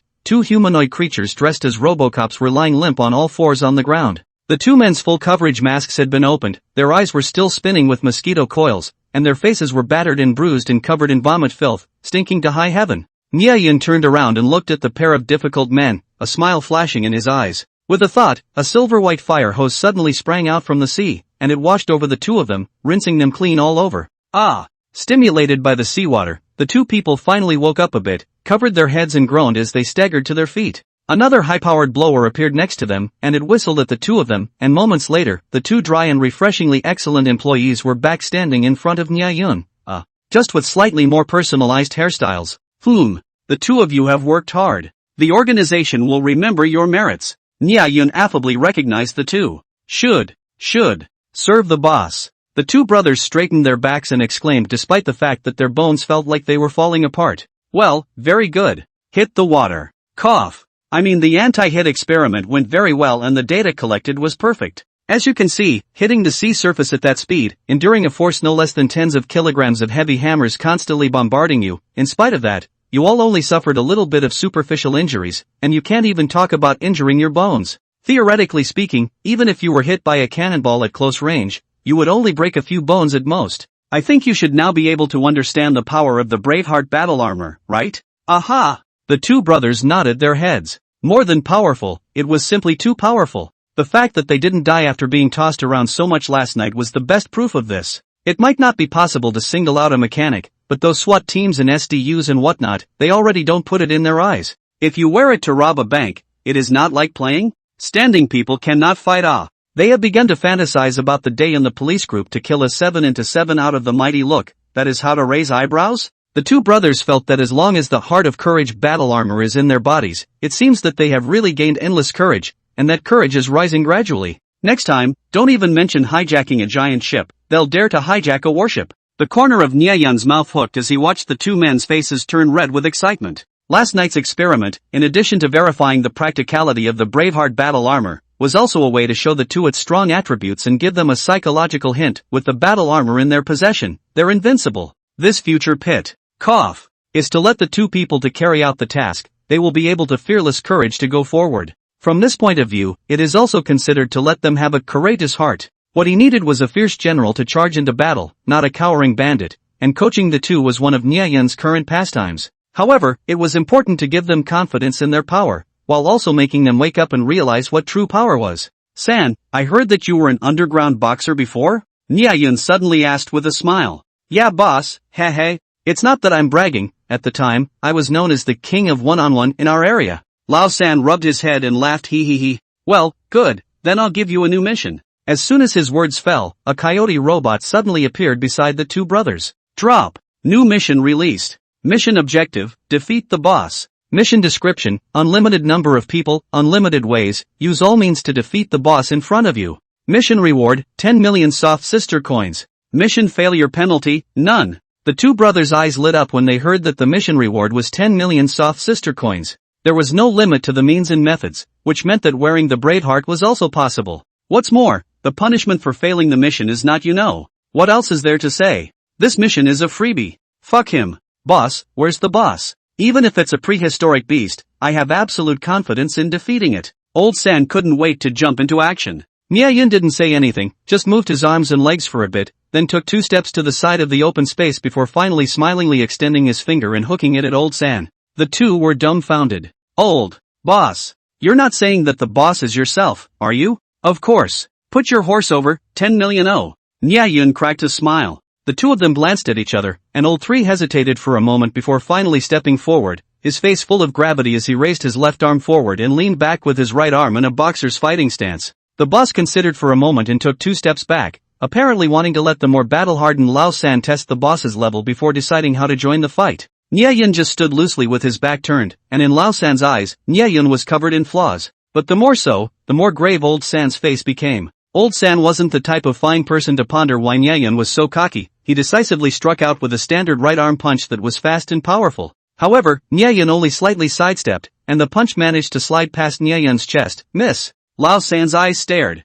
What speed? What precise judgment? Nia Yun didn't attack after dodging, still standing in place with his hands behind his back. Without thinking about anything else, Lao San continuously threw punches, left hooks and right hooks, knee strikes and elbow strikes, completely abandoning defense and attacking with all his might. However, the words miss, and miss continued to float over Nia Yun's head, with not a single hit. Nia Yun completely dodged Old San's lightning-fast continuous attacks by simply moving in a small area, without even moving a few steps. Whew. Old Three gave up his pointless offense with some panting. Boss looked at this situation, and did not come forward to help. He is considered to see, the two men's hands are more than a grade difference, even if he is added to him is also in vain. Old boss, your speed is really too fast. I am not your opponent. Lao San gasped. I'm not faster than you, it's just that my reaction exceeds you guys by too much, you're as slow as a snail in my eyes. The brain's reaction speed and the brain's computational power were positively correlated, and Nye-yun, who possessed an entire legion of mechanical bugs as his external brain, had already had his computational power boosted 10 million times over, and accordingly, his reaction speed had risen by leaps and bounds. Theoretically speaking, if his physical qualities weren't unable to keep up with his brain, he would be able to draw a Qingming Shinha map in 0 1s. But boss, we are wearing battle armor, even if we are able to dodge Lao San's attack, but you can't break your defense even if we stand and let you hit us? Is this a draw? If it's a draw, isn't it a half win? Boss at this time thievishly interjected. Hey, you're pretty shrewd with your math, but I promise, a draw wins half. Nye-yun said generously. Oh yeah. The two cheered, getting $5 million for a fight. This deal was worth it. However, the next moment, their cheers came to an abrupt end. But who said this fight was a draw? Nye-yun teased. At the same time, he stretched out his right hand flatly, and the silver-colored liquid mechanical insect swept Nye-yun's arm like a tornado before spreading all over his body. In the next moment, the Nye-yun in front of the two had already finished dressing, a set of golden battle armor in the exact same style as the battle armor they were wearing wrapped around Nye-yun, and his entire person was like a golden armored god of war, bringing the two of them a great sense of oppression. This is... The two men took a step back in unison. Did you guys think that I'd be one of those wild bosses with no equipment? Hee hee hee. Underneath the golden mask came Nye-yun's cold laugh. Wait. But even if you're equipped with the Braveheart battle armor, there's no way for it to increase your physical strength, right? You still can't break our defenses. The boss had a quick brain and immediately reacted. Yes. There was no difference in effect between smashing with a fist and wearing metal gloves. The oldest reacted with relief as well. Just because it doesn't work on you guys doesn't mean it won't work on me. Oh. As soon as Nye-yun's words left his mouth, the next moment, he glared at his feet, instantly stepping out of a large pit as his body thundered in front of the two men. Bang bang, two sounds, two fists and the two unresponsive at the same time when the two people smashed in the two small abdomen. Brave heart armor in the fist position of the strange ripples, but ultimately failed to resist 1,000 kilograms of huge force. The armor to the naked eye visible speed deformation, then whoosh. Two sounds, the two have been sent flying out like a cannonball. Rumble. The two men's bodies smashed into the cliff wall dozens of meters away, and instantly rubble flew about, smashing out two large pits. After a long time, the two men pulled themselves out of the rubble with great difficulty, covering their abdomens with pale faces. Their internal organs looked like they were stirring together. Old boss, your battle armor is obviously constructed exactly the same as ours, but why is your battle armor able to increase its power? Boss covered his belly in disbelief. Nye-yun clasped his hands to his chest as he raised his head and said indifferently, it's simple, because I'm gold, while you guys are nothing but black iron. Oldest, mechanical bug. Ahem. Boss, are you saying that this golden battle armor is different from ours? Boss wanted to try to interpret the boss's sentence with a little more normal thinking. However, his hopes were dashed the next moment. Nye-yun lifted his finger and shook it. No, there's no difference between the battle armor other than its color, it's just because I'm able to control it freely while you guys can't. Theoretically, as long as I take over control of the battle armor on your bodies, you'll become my puppets on strings, and as usual, you'll be able to explode with the same speed and power as me. Upon hearing this, the two brothers looked at each other and laughed bitterly, hoping that this quest was simply impossible to complete. No wonder the punishment for this mission isn't we really were too naive. The corner of Nye-yun's mouth curled up. This is the effect he wanted. If the boss can be defeated by you, won't your tails go up to the sky? The way of mastering one's subordinates is to give both grace and mercy. The two brothers struggled for a few moments without being able to get up. Nye-yun's hit just now was a solid one, and they'd already lost all of their strength. Nye-yun looked at the two, but nodded in satisfaction, not feeling the slightest bit guilty for beating them up like this. Now, let me tell you the second function of this battle armor. The two of them froze at the words, and then they felt a slight stinging pain as a dozen or so long, thin needles seemed to be stuck into their bodies in all directions. What is this? The two men were shocked. Anyone who was instantly hit with a dozen or so needles would not be able to remain calm, I'm afraid. However, after a few moments, they felt a tingling sensation coming from all over their bodies, the pain instantly lessened, and even the bruises and contusions caused by the previous impact seemed to have improved. Half a minute later, the needles in their bodies were retracted by the battle armor, and the two people, as if they had gained a new life, shook the rubble on their bodies surprisingly stood up straight away. The two people incredibly moved their bodies, and actually did not feel injured at all. This is it? Both of them showed shock in their eyes. You guys guessed correctly, this is the long-lost gold. Needle. Thorn. Acupuncture point. Nye-yun spoke in a single word, speaking in a serious manner. The two. When did we guess? Also, Who would guess something so arcane? As you can see, with it, ordinary injuries can be healed at any time, and as long as you don't get your head chopped off or stabbed through the heart, you are immortal. Others might be able to knock out 10 drops of your blood in one go, but you're getting 100 blood back in a second. Do you guys know what that means? The two brothers were just about to reply, but Nyayin didn't give them the chance as the words kept coming. That's right, it means that you're the undead little powerhouses. The two. Can you allow us to change the metaphor to something a bit more upscale? Like vampire or something that sounds a bit more racy? Naturally, things weren't as mysterious as Nyayin had made them out to be. The so-called golden needle stabbing was actually Nyayin's first application of the mechanical bug's abilities to a brand new field, the field of biomedicine, after learning about the vast amount of knowledge available on the internet, and being inspired to use it for the first time. Einstein had said, the future of science is nothing more than a continued march towards the macrocosm and the microcosm. And in the micro side of science and technology, the field of nanorobotics has been considered a truly epic level of technological innovation. Back in 1959, Nobel Prize-winning theoretical physicist Richard Feynman was the first to envision nanotechnology, suggesting in a speech titled "There's Plenty of Room at the Bottom of Matter," that mankind will use nanoscale micro-robots for medical purposes. Imagine millions of microscopic robots at the command of a program, moving freely within the human body, capable of using molecules or even individual atoms as parts to build matter or alter cellular structures in very small spaces. This means that humans will be able to cure cancer using these microscopic robots. It also means that human lifespans could last for hundreds of years. Wounds will heal in seconds and all viruses will not be able to harm the human body. Any disease will cease to exist. In other words, micro-robots could heal the world. However, the future of microscopic robots was bright, but the road was still winding. Although life sciences had flourished since the 21st century, and nanobiology, which was formed by combining nanotechnology and biomedicine, had gradually gained attention, there was still a long way to go before we could successfully create such nanobots. However, the existence of the mechanical bug allowed Nyayin to instantly break this technological barrier. In terms of size, mechanical worms were an even tiniest existence than nanobots. In terms of maneuverability, Nyayin could control the mechanical bug like a finger. In terms of the ability of the two, what's the point? As a result, the microscopic robot medical technology had naturally been officially breached by Nyayin. And the future was bound to be even more ambitious than nanobots. Although Nyayin had yet to conduct in-depth research into biology, and thus still had some distance to go before extending human lifespan with this kind of technology, as of right now, he was still able to solve some muscle, skin, and bone injuries with ease. Even broken bones and tendons could be healed in a matter of moments. Tumors and cancers were even simpler, just kill all the cancer cells, kill or bury. In other words, from now on, please call him Divine Dr. Nya. Boss, in that case, from now on, we'll have 2 killer apps? Boss was finally able to properly digest the information in Nyayin's words just now after his body recovered. He reacted after a moment's thought and said,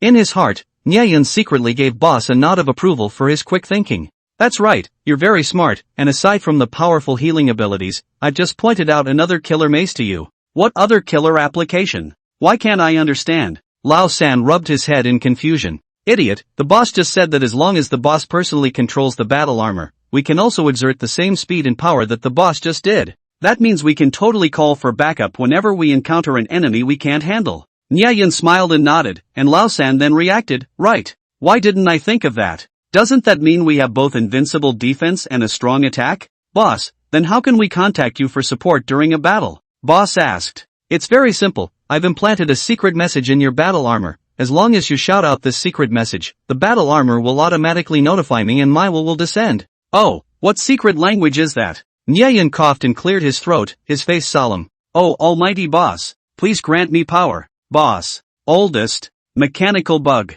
Southeast Military Region Command. Yes, it's the chief. I will do my best to complete the mission given to me by the organization. Please rest assured, Chief. Military commander who put down the red phone in his hand, before he let out a long breath. Old who, how is it, did the chief agree? Professor Fong on the side asked somewhat eagerly. Well, the chief has agreed to this transaction, and instructed us to maintain this channel well, not to make any attempts to test the other party's bottom line for the time being, and to make everything about getting the nuclear resources our first priority. Our Southeast Military Region has autonomy over this matter. Good. That's great. Professor Fong was a little excited. Well, not only that, their order will also activate several of our military-industrial enterprises and consume a large batch of our replaced decommissioned equipment, which is also greatly profitable for us. Old Fong, you've made a great achievement this time.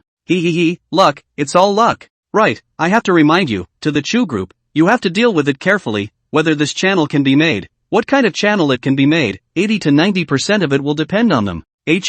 Chu's group is that important? Still 89%? How much decision-making power can a spokesperson have? Ultimately it's not the power behind them that has the final say. Military commander who was somewhat unimpressed. Chu's, in his opinion, was nothing more than an agent that the other party had put on the stage, just like many celebrity endorsers, how the commercials were filmed, it was still up to the director?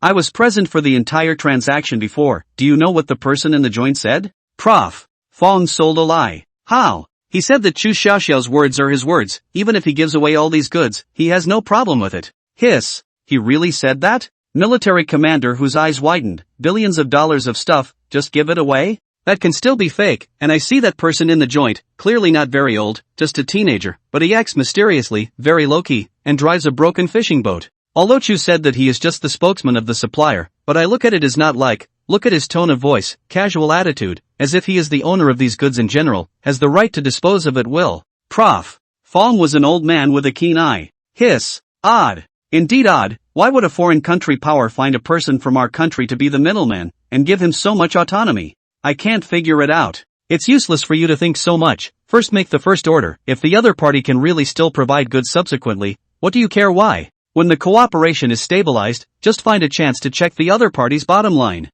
Well, that's true, I'll have the people under my hand make a list of transactions to give to Chu. For Chu's request, I will also arrange for a solution as soon as possible. That's good.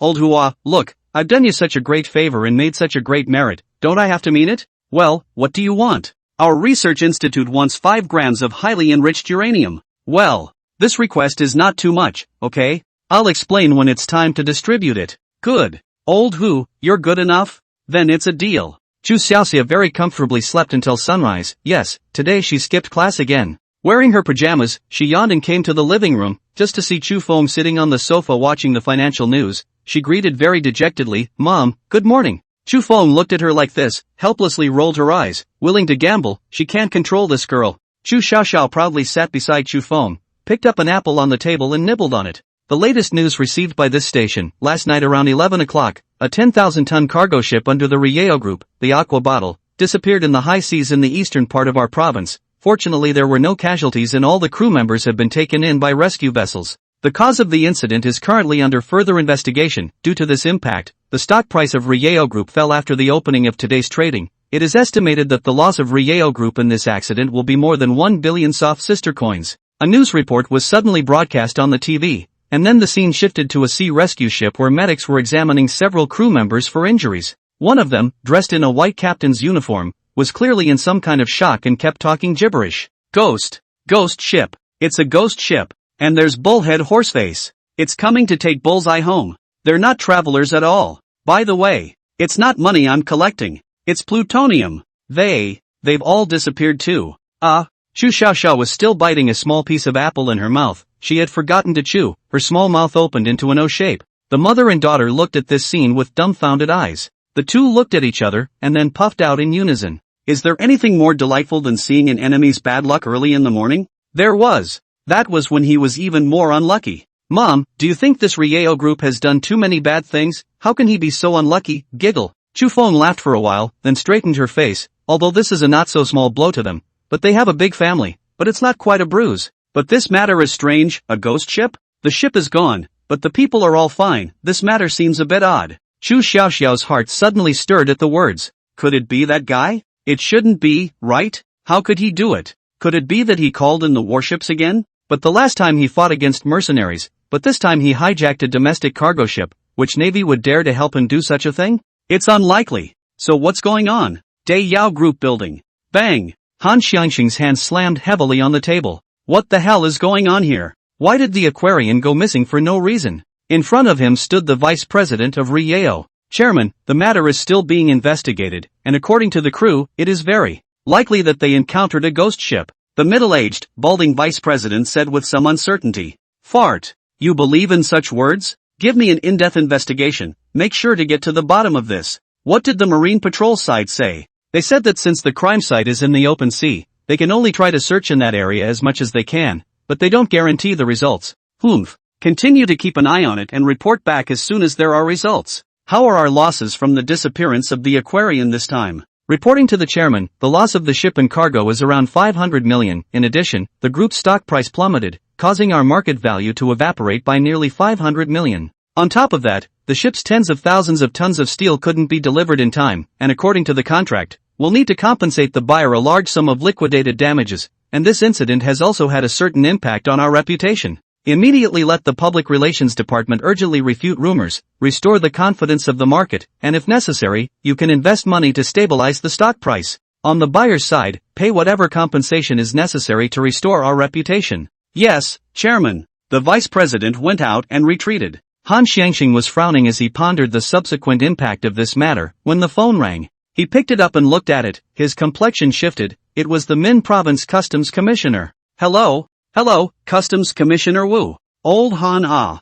You've made a big mess this time. Customs Commissioner Wu came up with this sentence, startling Han Xiangxing. Mr. Wu, what's going on? He asked sharply. Today, the higher-ups asked me to immediately liberalize the import and export qualification restrictions on Choose Group, and in the future, as long as it's Choose Group's business, customs must fully cooperate without any difficulties. What? Han Xiangxing was stunned. Wu Customs Director is already a hand of customs in Min Province, this then on the head. Commissioner Wu, do you know who gave the order? He asked carefully. This matter was not explicitly stated by the top, but it seems to have some relationship with the military. The military. Chu really did have a connection with the military. Han Xiangxing lamented in his heart, truly fearing what comes. Old Han, for this matter, I have been the superior reprimanded. Next you better be careful, this matter I will not intervene again. Hanging up the phone, Han Xiangxing frowned. The matter of the Aquarius hadn't calmed down yet, the military forces behind the Choose Group had even appeared again. Truly a wave had yet to subside and another wave had risen.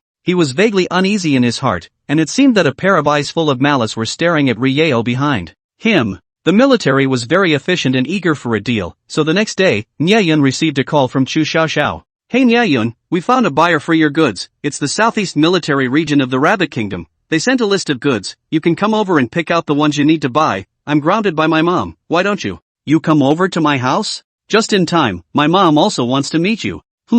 Come to your house? Isn't it just a matter of sending an email? Nyeyun foolishly asked, how inefficient it would be to have to run over there. The question is, do you have an email? Chu Xiaoxiao's tone chilled. Was this being despised? No wonder, if it was in the past, Nyeyun, who was still living as a fisherman in the 1980s, would never be able to have something as advanced as a mailbox.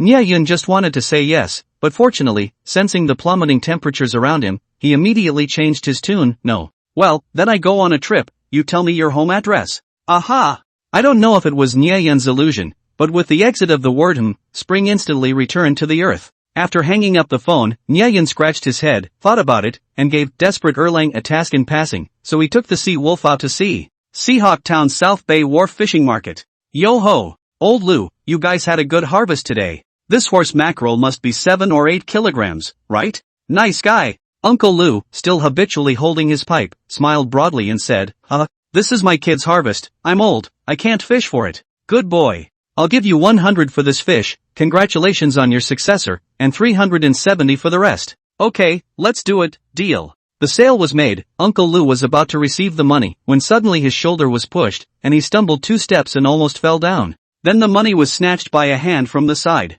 Uncle Lou turned his head to look at the man angrily, but found that the man's face a hideous scar, suddenly anger stagnation. This person nicknamed Scar, is the head of the gangsters in this area, in simple terms, is to collect protection money of the Black Shibuya. Wars, especially this kind of remote small wars, have always been the area where fish and dragons mix and breed darkness, and South Bay is naturally no exception. Scar not only has dozens of brothers under his command, but he is also ruthless. Uncle Lou heard that not long ago, one person from the next street, just because of a verbal argument with Scar, provoked him, the next day was crippled, and finally had to leave the place sadly. Almost all the fishermen who begged for a living here would not want to mess with this kind of person. Scar, what do you mean by this? I paid this month's protection fee. Uncle Lou asked as he forced down his anger.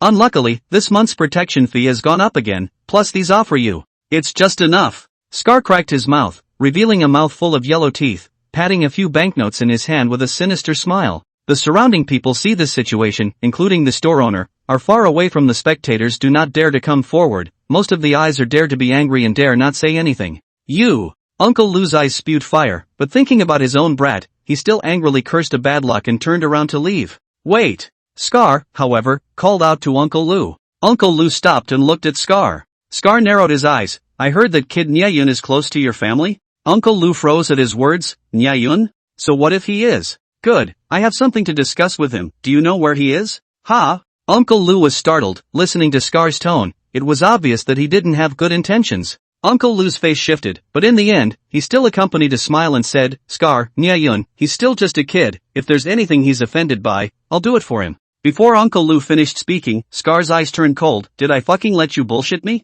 You just need to tell me that he...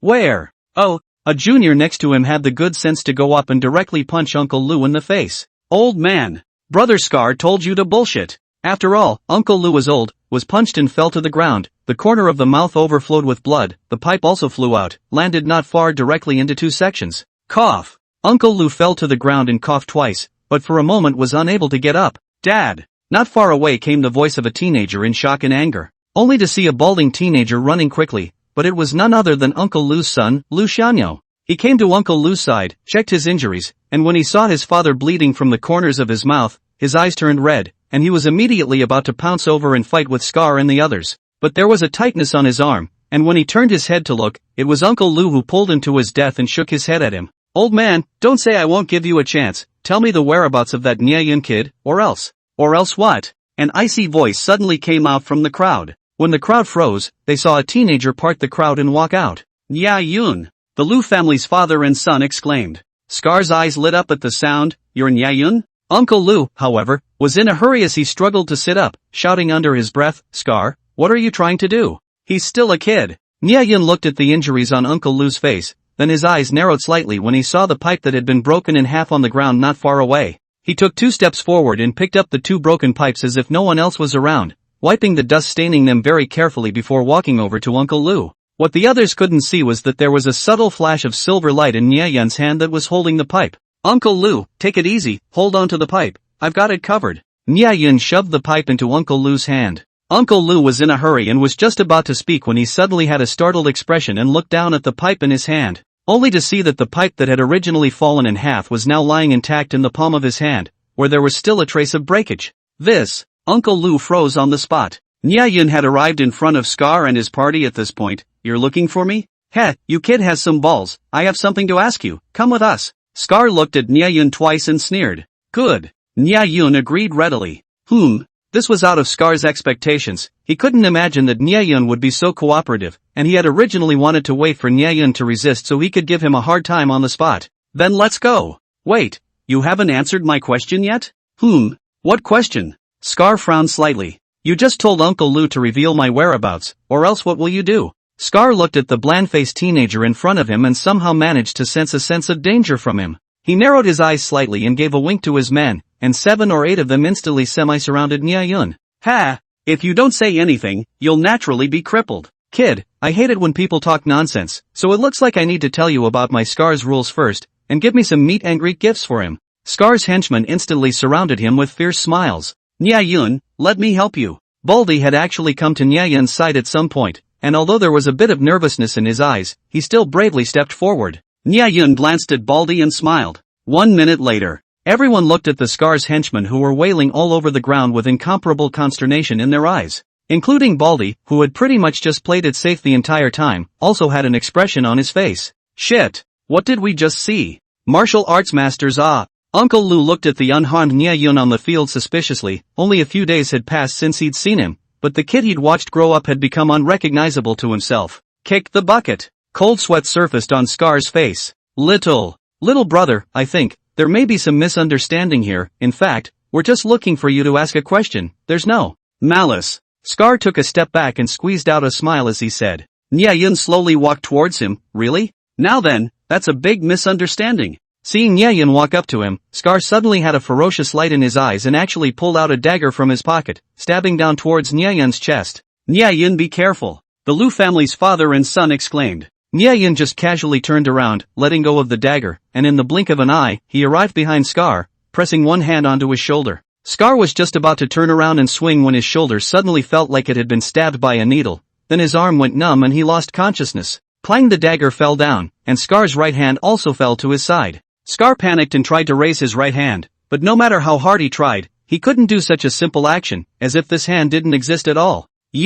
What have you done to me? Scar roared at Nya Yun in horror. It's obvious, you had a stroke. Nya Yun looked at him with a look of regret. A stroke. Everyone was stunned. A stroke, indeed, had the potential to cause hemiplegia, but Scar naturally wasn't really having a stroke. The reason for this was simple. As soon as a microscopic robot could be used to perform non-invasive surgeries and cure almost any disease, it could naturally be used to injure people without being seen. What Nya Yun did to Scar was actually quite simple, just cutting off the main nerves in his arm. The brain's nerve signals couldn't be transmitted to the arm, and the arm was naturally wasted. There was no blood or flesh flying around, no bones broken, but this kind of neurological damage was even more vicious than a flesh and bone trauma. With the current medical conditions, there was no way to cure this kind of nerve severance, and even finding the best doctors wouldn't help, unless Nya Yun was merciful enough to connect the nerves back to Scar's arm. Scar's arm would soon slowly atrophy due to the long period of time he hadn't been exercising, making it even more miserable than a direct cripple. Don't you just love crippling people? Then taste the taste of being crippled as well. Nya Yun had never been a good-tempered person, especially since Uncle Lu was no different from a relative to him, and Scar was moving Nya Yun's scales. What are you saying? How could I have had a stroke while I was fine? Scar screamed in fear. This bizarre scene really made it impossible for him not to be afraid. Nya Yun was now no different from a demon in his eyes. Who knows, maybe you had too much sea air yesterday. Nya Yun spread his hands and said helplessly. What? You had a stroke after blowing too much sea breeze? The crowd of onlookers had strange eyes, but looked very relieved. The crowd was afraid of retaliation before, so they dared to be angry. At this time, to see Scar's bad luck, their hearts were greatly relieved, and some people looked at Nya Yun's eyes with admiration. Nya Yun no longer cared about the shocked and stupefied Scar and walked over to a group of fallen Scar's lapdogs. At this moment, although they couldn't climb up, they were still moving their bodies away from Nya Yun, avoiding the plague in general, with fear in their eyes, and they didn't even dare to wail and cry out in pain anymore, for fear of attracting Nya Yun's attention. Tell me about you guys. Being a gangster is being a gangster. I can't blame you for making a living, but even the old man was beaten. Is there any humanity left? Not to mention that pipe is something that Auntie Lu left for Uncle Lu. Tell me, who did it just now? The scene was silent, then everyone looked at the little brother in unison. That little brother was full of panic. No, I didn't do it on purpose. It was Scar who told me to do it. It's none of my business. However, Nya Yun didn't listen to his reasoning, and by the time he turned around, the little brother's right hand was also hanging limply over his shoulder, and he was covering his arm as he wailed and cried in pain. Nya Yun didn't sympathize with this kind of person. Turning around and spreading his hands, he sighed. Look at that, another stroke. You still have to come out and hang out when you're not in good health. You really don't know how to love yourself. Everyone. Nya Yun turned his head to look at Scar. Scar retreated several steps in fear, where he couldn't see now that his arm was ruined by this teenager, and from the teenager's icy cold eyes, he had a vague feeling that he was afraid that his arm wouldn't be able to recover anymore. Plop! Scar knelt down directly towards Nya Yun, snot and tears pouring down his face. Big brother Nya. Boss Nya. Please let me go. I was just entrusted to bring you back for questioning. I really didn't intend to make a move against you. Oh, then who sent you? Nya Yun looked at him with his hands on his chest. I don't know who he is. 2 days ago a mysterious person hit me with 100,000 soft currency, then said he'd give me another 100,000 after it was done, and I swear, every word spoken was the truth. Oh, pretty smart to know to make a wall of separation. Nya Yun sneered. But even if he guessed, he could have guessed that he's been very peaceful lately. Apart from participating in the fight between the Chu clan and the Ryeo group, he's been very low-key in his obscene development, and who else but the Ryeo group could have done this? You say evidence? I still need that to do my job? But how did they know about my existence? It was impossible for Chu's side to divulge it, and he had never appeared in front of them, so this matter was a bit strange. However, this was just trouble for him. Nya Yun didn't even have the Ryeo group in his sights right now, and since they were looking for death again, let them die a little harder. If Han knew that just because of one of his own temptations, he'd pushed the Han family from the 17th level of hell to the 18th, I wonder how he'd feel.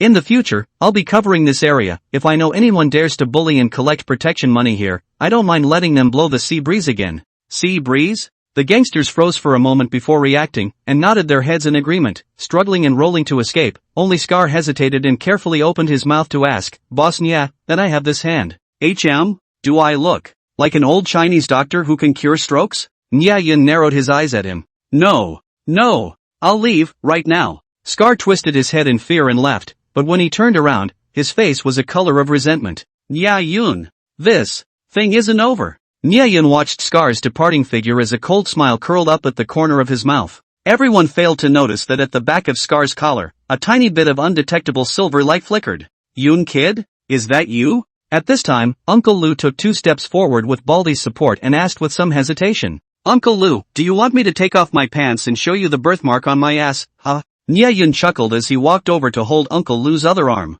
Stinky brat, you're still not decent at such a big age. Uncle Lu sniffed and laughed as well. Nya Yun was still the same Yun kid. Go! Uncle Lu, let's go back to the pier. This injury of yours is detrimental to your majestic image. It needs to be taken care of. Plus I have something to show you. 10 minutes later, Lu family fishing boat. Ha! How do I feel that this wound stopped hurting in a flash? Are you an egg? Elixirs aren't even this fast, right? Uncle Lu was stunned and touched the corner of his mouth, or not to mention the rupture, even the auburn was gone. Nya Yun smiled as he put away the hot compress egg. I told you that you're old and strong. A little injury is all it takes. You're recovering fast enough. Uncle Lu rolled his eyes, but didn't look deeper. He could tell that Nya Yun had quite a few secrets on him this time around when he returned. Nya Yun, you've been missing for a few days. How did you come back and become a martial arts master? Wasn't he stranded on a deserted island and then obtained some secret martial arts manual? Wow! There were 7 or 8 of them just now, but they couldn't even touch the corner of your coat, so damn handsome. And also, just now that kind of make other people's arms cannot move is not the legendary pointing hand?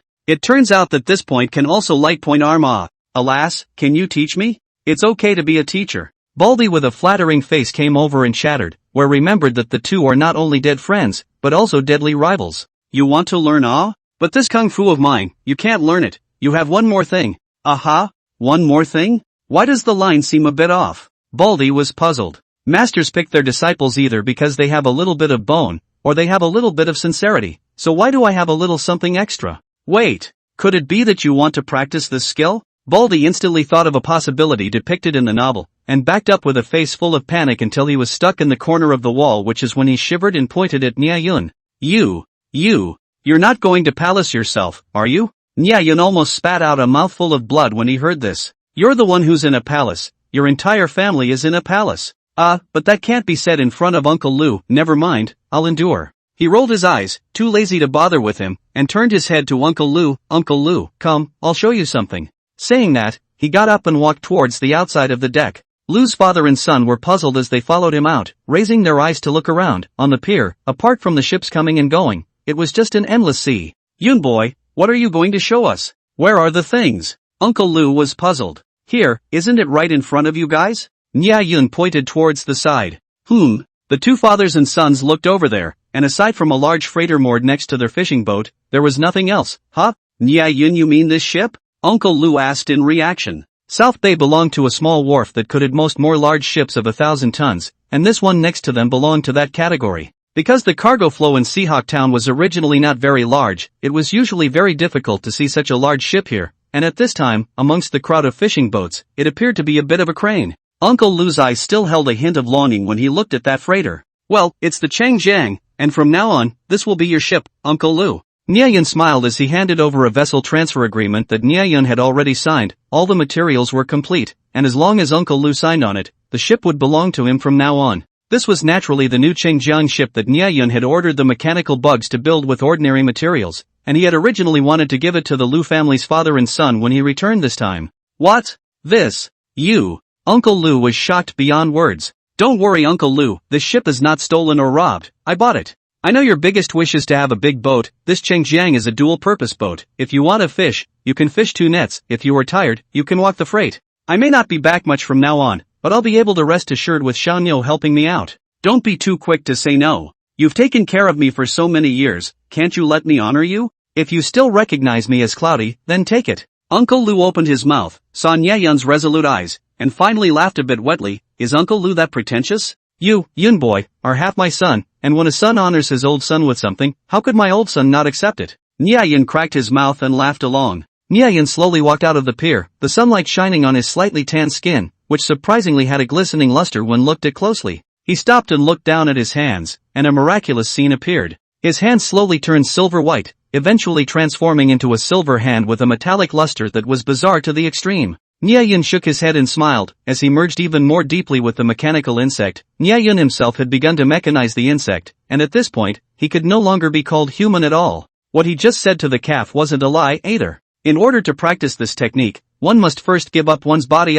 It's only after giving up the body of a human that one can metamorphose into a life form like him. Restoring his hand to its original shape, Nye Yun turned his head to look at the Lu family's fishing boat, where the Lu family's father and son were still standing on the deck looking over at his side. Nye Yun waved his hand with somewhat moist eyes before resolutely turning around and striding away, leaving behind an angsty back. Dad, where is Nye Yun going? No, Kid Yun is already a man, he has his own piece of heaven and earth to break into. Let go and let him go. Sooner or later, you'll have a day like this too. Uncle Lu's eyes were also a bit moist, but there was also relief. Lu Xianyo looked at Nye Yun's back and, for some reason, developed a yearning. In an abandoned factory building on the outskirts of Seahawk Town. Brother Scar, what to do?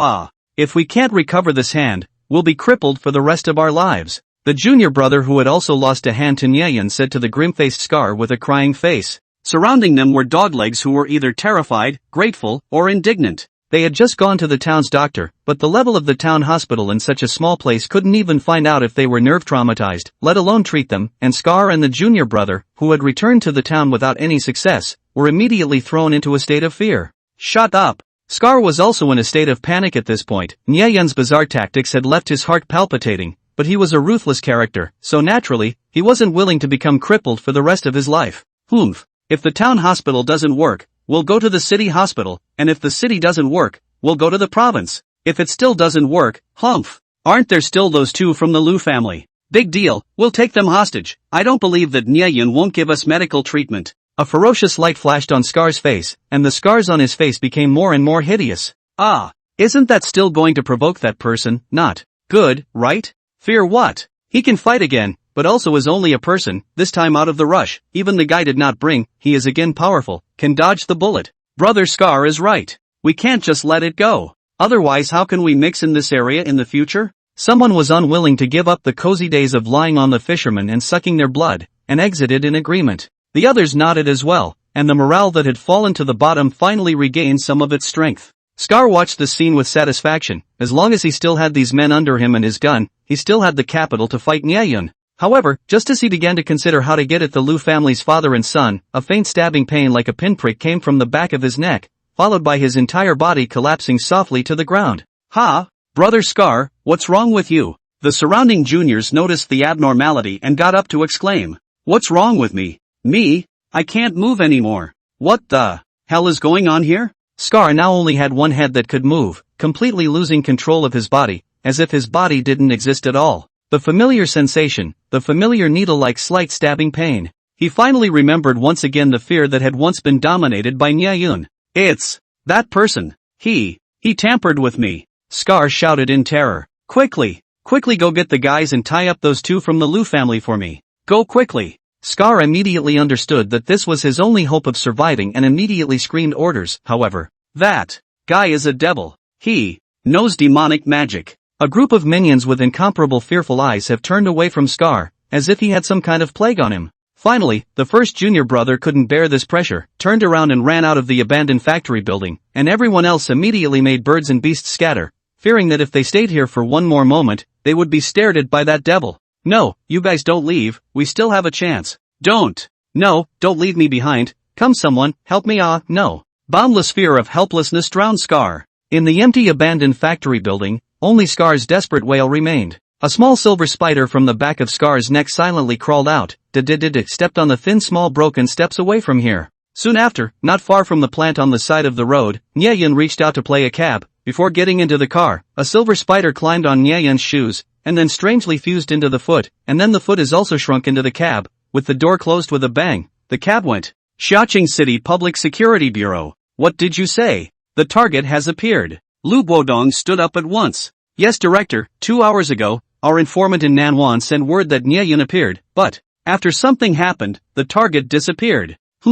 What happened? Lu Guodong heard his subordinate's desire to speak. It's like this, when Nye Yun had just arrived in Nanwan, a group of local gangsters, led by one called Scar, somehow tried to take Nye Yun away. What? Lu Guodong was surprised for a moment and immediately turned black. Who else in the bureau knows about Nye Yun? He had a lot of experience in criminal investigation, and with a moment's thought, he knew that the information had been leaked. Besides me and you, director, I also reported the deputy director. The underling gave an honest account. Humph. Ma Guoliang. Lu Guodong snorted coldly. Where could he not figure out the twists and turns here? You continue to say. You said that the target disappeared and was taken away by those people? No. Not. The man under his hand's face was a bit odd, slightly weighing the words before speaking. The target beat down all 8 or 9 gangsters with the strength of one person, and it is suspected that he also disabled 2, and shortly after that, he left the pier by himself. What? Lu Guodong almost thought that he had heard wrong. One man's strength?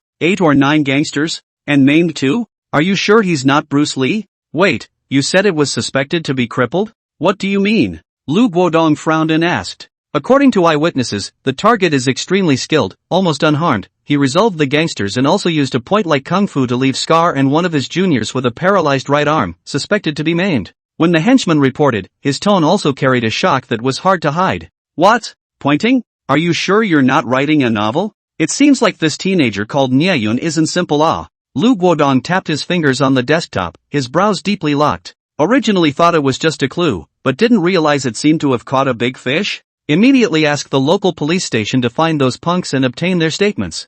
I want a detailed account of what happened, and also, ask who sent them to Niayun. Also, have the police forces around the South Bay area cooperate in finding Niayun. When you find him, bring him back to the station on assault charges to assist in the investigation. Tell everyone to try not to clash with each other and treat them as highly dangerous targets. Yes, director. While waiting for his men to lead the way out, Lu Guodong was still thinking about the matter. Niayun. He had a feeling that in all likelihood, he was a key player in Chu's case. Xiaocheng, Seaview Garden Villa area. Ding dong. As soon as Chu Xiaoxiao heard the doorbell, she immediately looked at herself in the mirror as fast as she could, despite the fact that she had already looked at it several times within an hour. Confirming that today's self was perfect, she then took 2 quick steps to the door to open it. Chu Feng looked at this scene with amusement, lamenting in her heart that a woman was no longer a woman. Click. The door was opened, and standing at the doorway was indeed Niayun, still dressed in that jeans and little undershirt outfit, so earthy that people didn't even have the desire to spit on him. Who could tell that this guy was still a billionaire?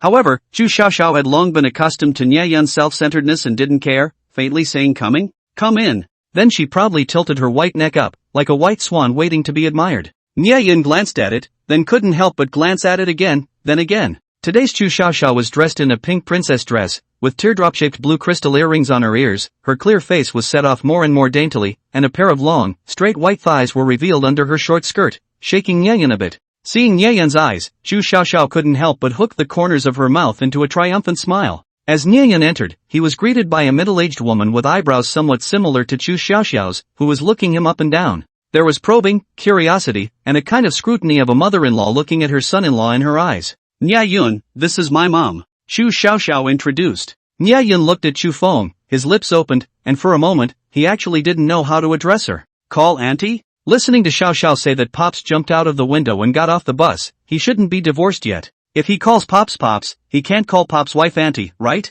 How disrespectful. Mom. The scene had a momentary freeze. Chu Xiaoxiao. Chu Feng. In the living room, the three of them sat on the sofa in a somewhat awkward atmosphere. Niayun showed his teeth and covered the soft flesh around his waist, where he was probably pinched purple by Chu Xiaoxiao. Cough cough. Chu Feng coughed twice, taking the lead and breaking the odd atmosphere. He wrote me a letter before he left. I heard all about you in the letter. Originally I wanted to pick you up and live here, but now it looks like you have your own path to follow. Auntie respects your choice. Chu Feng looked at Niayun, a hint of sadness showing in her eyes. Well, thank you Chu. Auntie, I appreciate your kindness, but I really can't spare the time right now. Can't spare the time? Well, I understand, but working for that kind of power, you yourself must pay attention to your own safety. There's no such thing as human kindness in the interests between countries. Niayun froze, then reacted. It should be the nuclear fuel thing that made Chu Feng and the girls mistakenly think that they were agents with a huge power behind them, and that they couldn't break away from the organization because of it.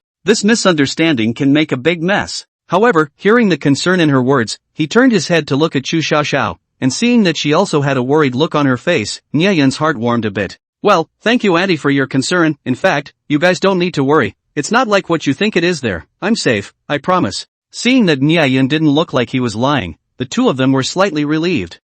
Well, auntie's a bit long-winded. It's noon. I'll go cook. You guys chat first. Chu Feng inadvertently glanced at Chu Xiaoxiao, causing the latter's cheeks to blush slightly. When Chu Feng's silhouette disappeared into the kitchen doorway, only two people were left in the living room, and the atmosphere suddenly became somewhat ambiguous. Nia Yun looked toward Chu Xiaoxiao. Nia Yun, you're really lucky, my mom doesn't cook often, and that level is 5-star. Even I usually have a rare meal. Chu Xiaoxiao pretended to find a conversation naturally. Well, I can tell that auntie treats me well. Nia Yun nodded. Good to know. Xiaoxiao. Nia Yun scooted slightly closer, his eyes looking at her with some anticipation.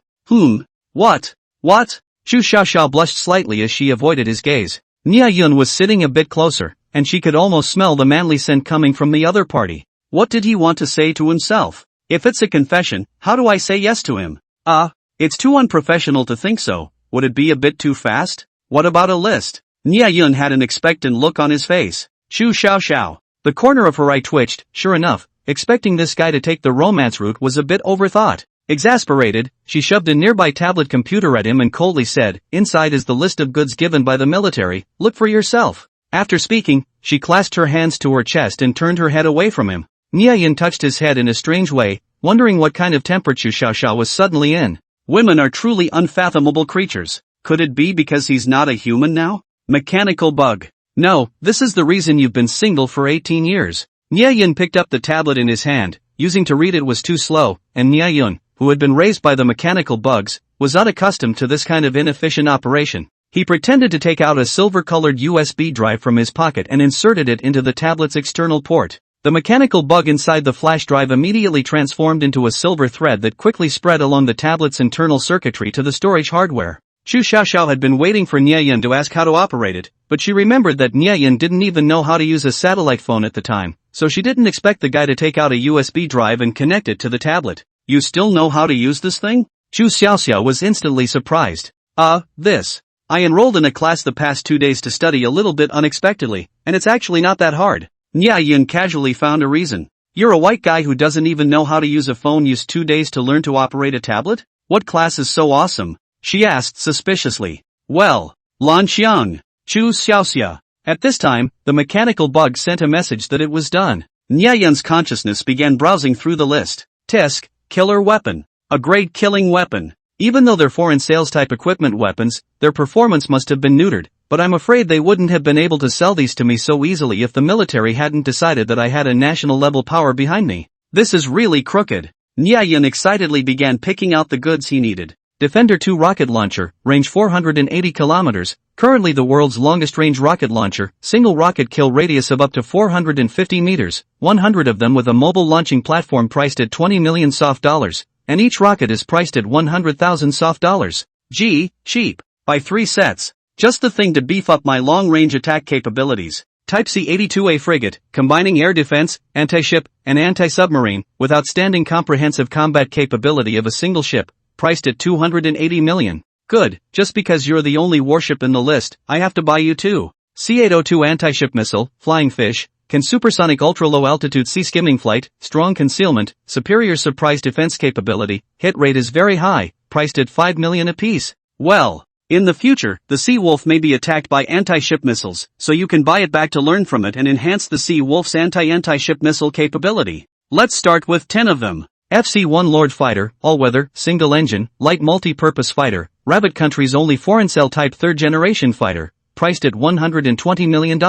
Well, this reminds me, our Air Force is weak. If we run into the Air Force, we'll just get beat up. Although I can also dive into the sea, but being a shrinking violet is not something the greatest fisherman should do. Buy 3 of them. VT-4 main battle tank, integral powerhouse, composite reactive armor, 125mm gun, hunter-jacker fire control system and comfortable operating environment, priced at 60 million. This is the rhythm that will allow me to form a Marine Corps. I must buy it. In addition to these large-scale weaponry, there were also military radars, digitalized man-portable combat systems, small unmanned reconnaissance aircraft, various firearms and artillery, and other small equipment. In the end, Nia Yun went through the list one by one until he had spent all 5 billion. In fact, all he actually needed to do was buy 1 set of each, and he'd be able to duplicate countless sets after devouring them, and get enhanced versions. But this wasn't a test dish. Wouldn't people get suspicious if you just tasted a fresh one of each? In order to more realistically disguise himself as an arms dealer, Nia Yun still bought some more,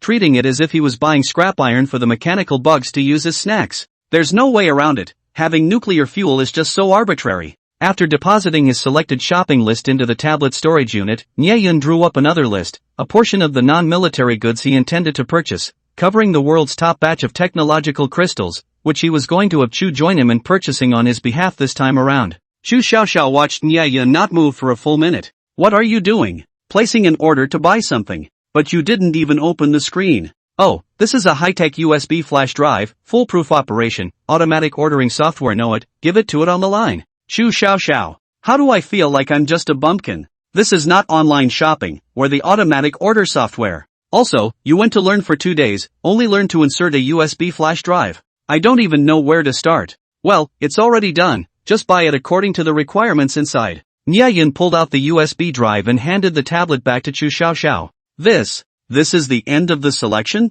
Chu Xiaoxiao froze as she took the tablet. Hundreds of goods on that list were chosen so quickly? Did it take 2 minutes? Could it be that there really is an automatic ordering software? But I haven't even said where the list file is. She looked at the satisfied Nye-yun with a gaze full of skepticism before opening the tablet. Tapping a file on the desktop, Chu Xiaoxiao's small mouth grew wider and wider. Behind the original densely packed hundreds of items of goods, the number of purchases had been neatly written, and even the amount had been calculated, totaling for $95 billion. This ordering software where to buy. Organization internal exclusive use, not for sale. Nye-yun pulled the tiger's skin, we're now organized. Chu Xiaoxia still looked incredulous. Is electronic technology really this advanced now? She temporarily suppressed the doubts in her heart and raised an eyebrow after looking at the goods Nye-yun picked from the list. You're buying almost all of them? Your organization has such a large shipment volume? Originally, we were prepared to use some of the cash instead. Don't worry, the organization behind me is far beyond your imagination. There's no problem with how many shipments there are. Just kidding, as long as I didn't make it stop, the mechanical bugs could eat the entire planet. Okay, I'll place an order over there as soon as possible, then I'll credit the remaining $50 million to your account in cash. No, that one is your commission. Ha! It's the organization's money anyway, so the fat doesn't flow to outsiders. Nye-yun saw that Chu Xiaoxiao wanted to refuse, and immediately lied. He now found that having an organization was great. When Chu Xiaoxiao heard the phrase, don't let the fat water flow into outsiders' fields, she blushed a little and blanched at Nye-yun, but didn't object anymore, nodding her head and letting out a soft Right, next to this is a list of some high-tech products that I'm going to have you guys buy for me. Chu Xiaoxia suspiciously opened a new file on the interface. Top 20 smartphones in the world in 2018, including Huawei, Apple, Samsung. Top 10 supercomputing chips, DJI Spark drone, Porsche 918 Spyder, Tesla Model X, Renault heavy trucks, VR glasses, 3D printers, flexible displays, Apple Watch, Microsoft Surface Book, AirPods wireless headphones. Chu Xiaoxiao looked at a part of the list, then raised her head in doubt. What do you want these high-tech products for? This list covered almost all of the high-tech products currently on sale around the world, and could be said to be the essence of Earth's technology. Nye-yun's purpose was naturally to absorb the essence of these technologies and turn them into his own, and as long as Nye-yun obtained the physical products, it would be equivalent to obtaining the entire set of design drawings and design concepts. Technological protection measures? Oh, for mechanical bugs, there's no such thing as. In the foreseeable future, Nye-yun would be integrating the pinnacle technology of the entire planet, and with the mechanical bug's own strong processing production capabilities and far superior material performance,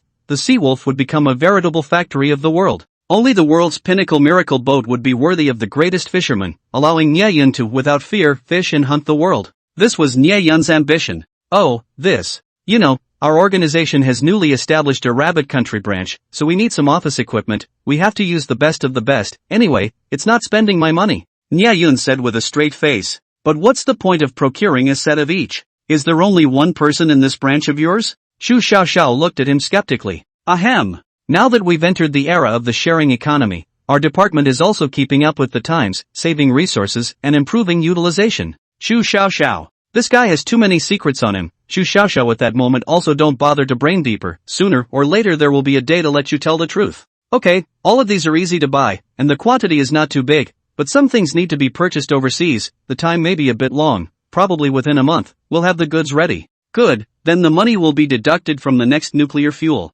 By the way, when do they want the goods next time? How much do they want? Chu Xiaoxia gave him a puzzled look. Listening to Nye-yun's tone, it seemed as if this stuff was really as much as they wanted. The military hasn't said anything about this yet. 1 kilogram of nuclear fuel is enough for the southeast military region to digest for a while, so I guess they won't want it right away? Chu Xiaoxiao said with some uncertainty. Oh, that's so. Nie Yun was a bit disappointed. Having tasted the sweetness, he had already fallen in love with this kind of deal. It was no different from robbing something. His treasures, my shoes. This is how technology changes life. By the way, since your Chu clan does trade as well, do you have any goods you want to import? Nie Yun instantly thought of the Chu clan, which was also a big patron. Well, we do have some needs in terms of suppliers at the moment. But it can't be something like nuclear fuel It doesn't matter we also provide other goods Chu Xiaoxia was stunned, huh? You have other goods? Well, let's see. Do you need iron ore? I want to sell the iron ore and buy a large amount of steel. Iron ore?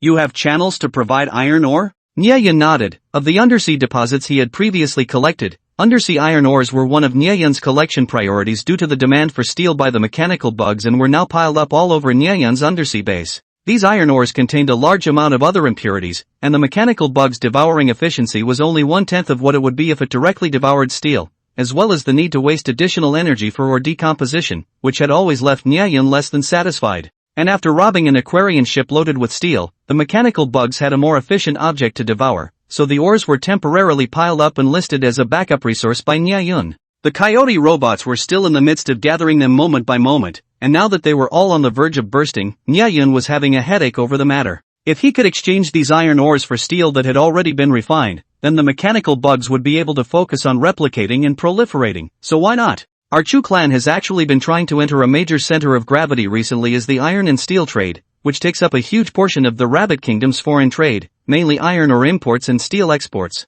But this industry has been monopolized by many established companies with high-quality supply channels. It's very difficult for us to break into the market. If you can provide a stable supply channel for iron ore, we will definitely be very happy to purchase it. It's just that I don't know how much you can provide. I still say that our organization has always provided goods as much as we want. Nie Yun spoke in a very domineering manner. A man who sat on the four seas was just that assertive. Chu Xiaoxia had no doubts about Nie Yun's words after what happened with the nuclear fuel, and her eyes lit up at the moment. I wonder what the price is. Cut the market price in half. It doesn't cost anything anyway, so think of it as a thin margin. Chu Xiaoxiao's eyes widened. Could it still be priced like that? Nie Yun spoke casually, but Chu Xiaoxiao, as a business genius, knew the weight of Nie Yun's words. Since the Chu clan wanted to compete with the Ryeo group in the steel trading industry, the group's intelligence department had naturally long since done a detailed investigation of the industry. Currently, the Rabbit Kingdom was the world's #1 steel-producing country, with production accounting for about half of the world's total steel output, and due to the lack of domestic iron ore resources, huge quantities of iron ore raw materials had to be imported from abroad every year,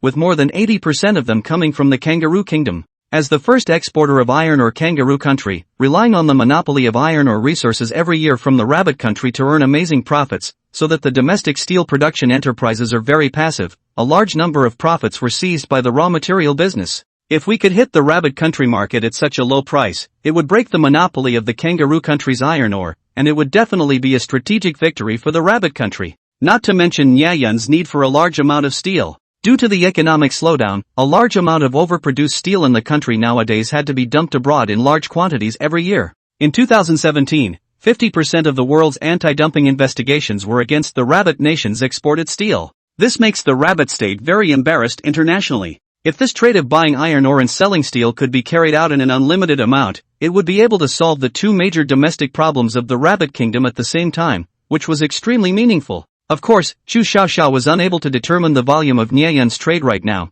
and thus was unable to assess the impact, but the price alone made her immediately realize the amazing value in between. Are you sure you're selling it at half the market price? I'm afraid that's not even enough to cover the cost of mining, right? Chu Xiaoxia sat upright and asked very seriously. Mining costs? Do I have that? Don't worry, when have I ever talked big? Chu Xiaoxia thought about it. Not really. Last time you said you wanted to sell nuclear fuel, without saying a word it was a thermos flask. Compared to that sort of thing, iron ore should only be considered small business for Nie Yun's organization, right? But these iron ores don't have a certificate of origin, is that okay? Nie Yun said. In a sense, without an export certificate from another country, these were smuggled goods. There's no problem with that, we're a military-industrial enterprise now, so we can get the government to grant special authorization through the military. This kind of thing that is greatly beneficial to the rabbit country. They can't wait for you to give as much goods as possible. The two spent less than half an hour, not only finalizing the order to the military, but also settling on another large order. The efficiency could not be described as not high. When Chu Feng shouted for the two to eat, after hearing Chu Xiaoxiao say what happened, she was also frozen for a long time. The two problems plaguing Chu, one being the customs import and export qualifications and the other being the supplier issue, hadn't been expected to be easily solved by Niayan with just 2 transactions. If Niayan's iron ore and steel orders were really uncapped as he had said, then those domestic suppliers would rush to Chu's without having to greet them. Soon, Chu's would become the meat and potatoes of all domestic steel companies. Relative to Chu Xiaoxiao, Chu Feng's experience is richer, vision is also more old-fashioned. Something like steel was a core material for infrastructure, and Niayan's dumping of iron ore into the Rabbit Kingdom at almost half the price would lead to a drastic reduction in the Rabbit Kingdom's infrastructure costs. It was equivalent to lowering the production costs of almost all domestic enterprises, which would boost the market competitiveness of domestic products in the international arena, and the economic pull for the country would be immediate. Where exactly was such a large amount of cheap iron ore being mined from? Niayan and the organization behind him became more and more mysterious in the eyes of Chu Feng. Xia City Public Security Bureau Director Scar and the others got their confessions, but the reporting henchman was hesitant to speak. Speak! Lu Bodong frowned. The general course of events is not too different from the previous information. In addition, according to Scar's men, it was a mysterious person who paid Scar 100,000 in advance, allowing him to capture Niayan and force him to ask some things, promising to pay the remaining 100,000 upon completion of the matter. As for the identity of the mysterious person, the other party is so careful that even Scar doesn't know. Humph. Hiding his head and showing his tail. Lu Guodong already had a guess in his heart about the power behind the mysterious man. Those with such financial power and motives, who else could it be but the Rieo group? In addition, not long ago the suspected disabled Scar and the gangster went to the town's hospital, but the doctors there were unable to do anything about it. There wasn't any trauma, yet they both lost consciousness in their right arms. The town hospital couldn't even find out where the problem was. It was very weird. And then, something even weirder happened. What is it? Lu Guodong became interested, and he was also very curious about Niayan's methods. Shortly after Scar and his men returned to their stronghold, Scar was strangely paralyzed all over, with symptoms very similar to paraplegia. Now Scar's entire body is demented, and his mouth is still screaming devil over and over again. Hiss! Lu Guodong stared wide-eyed and drew in a breath of cool air. A demon? If it was really that Niayan who had done this, then this kind of tactic would indeed qualify as a demonic phrase. Paraplegic? Are you sure he hasn't suffered any trauma or heavy blows on his body? Already had it looked at by a professional physician. It's absolutely correct. Then where was Niayan at the time? It's not clear where he was at the time, but there were a dozen or so punks in that stronghold, and not a single one of them saw Niayan appear. He has an absolute alibi. Lu Guodong felt like he'd heard enough news in one day today to surprise him for a year. He looked down and thought for a moment, then immediately commanded, the target appears to be more dangerous than we imagined. Possessing unknown means, immediately notify down the line that the police officers who are searching for Niayan should not act without authorization when they find the target. Notify me immediately, and absolutely do not clash with the other party. Yes, Director. What about the Deputy Director's side? Humph. Don't bother with him, I'm afraid they have also received the news and are having a headache. Lu Guodong smiled with some bloating. What? You said that the person you're looking for is wasted? Hani had been grounded at home by Han Shangxing for the past 2 days. He was already in a bad mood, and hearing another piece of bad news at this moment made him even more annoyed. What's going on? Did the forces behind the other party make a move? No, not really, it's just that things are a bit weird. That henchman immediately told what he had inquired about one by one, and the more Han listened, the tighter his brows frowned. You're saying that he's just one person, and he's wasted that Scar, and he's also scared him into insanity?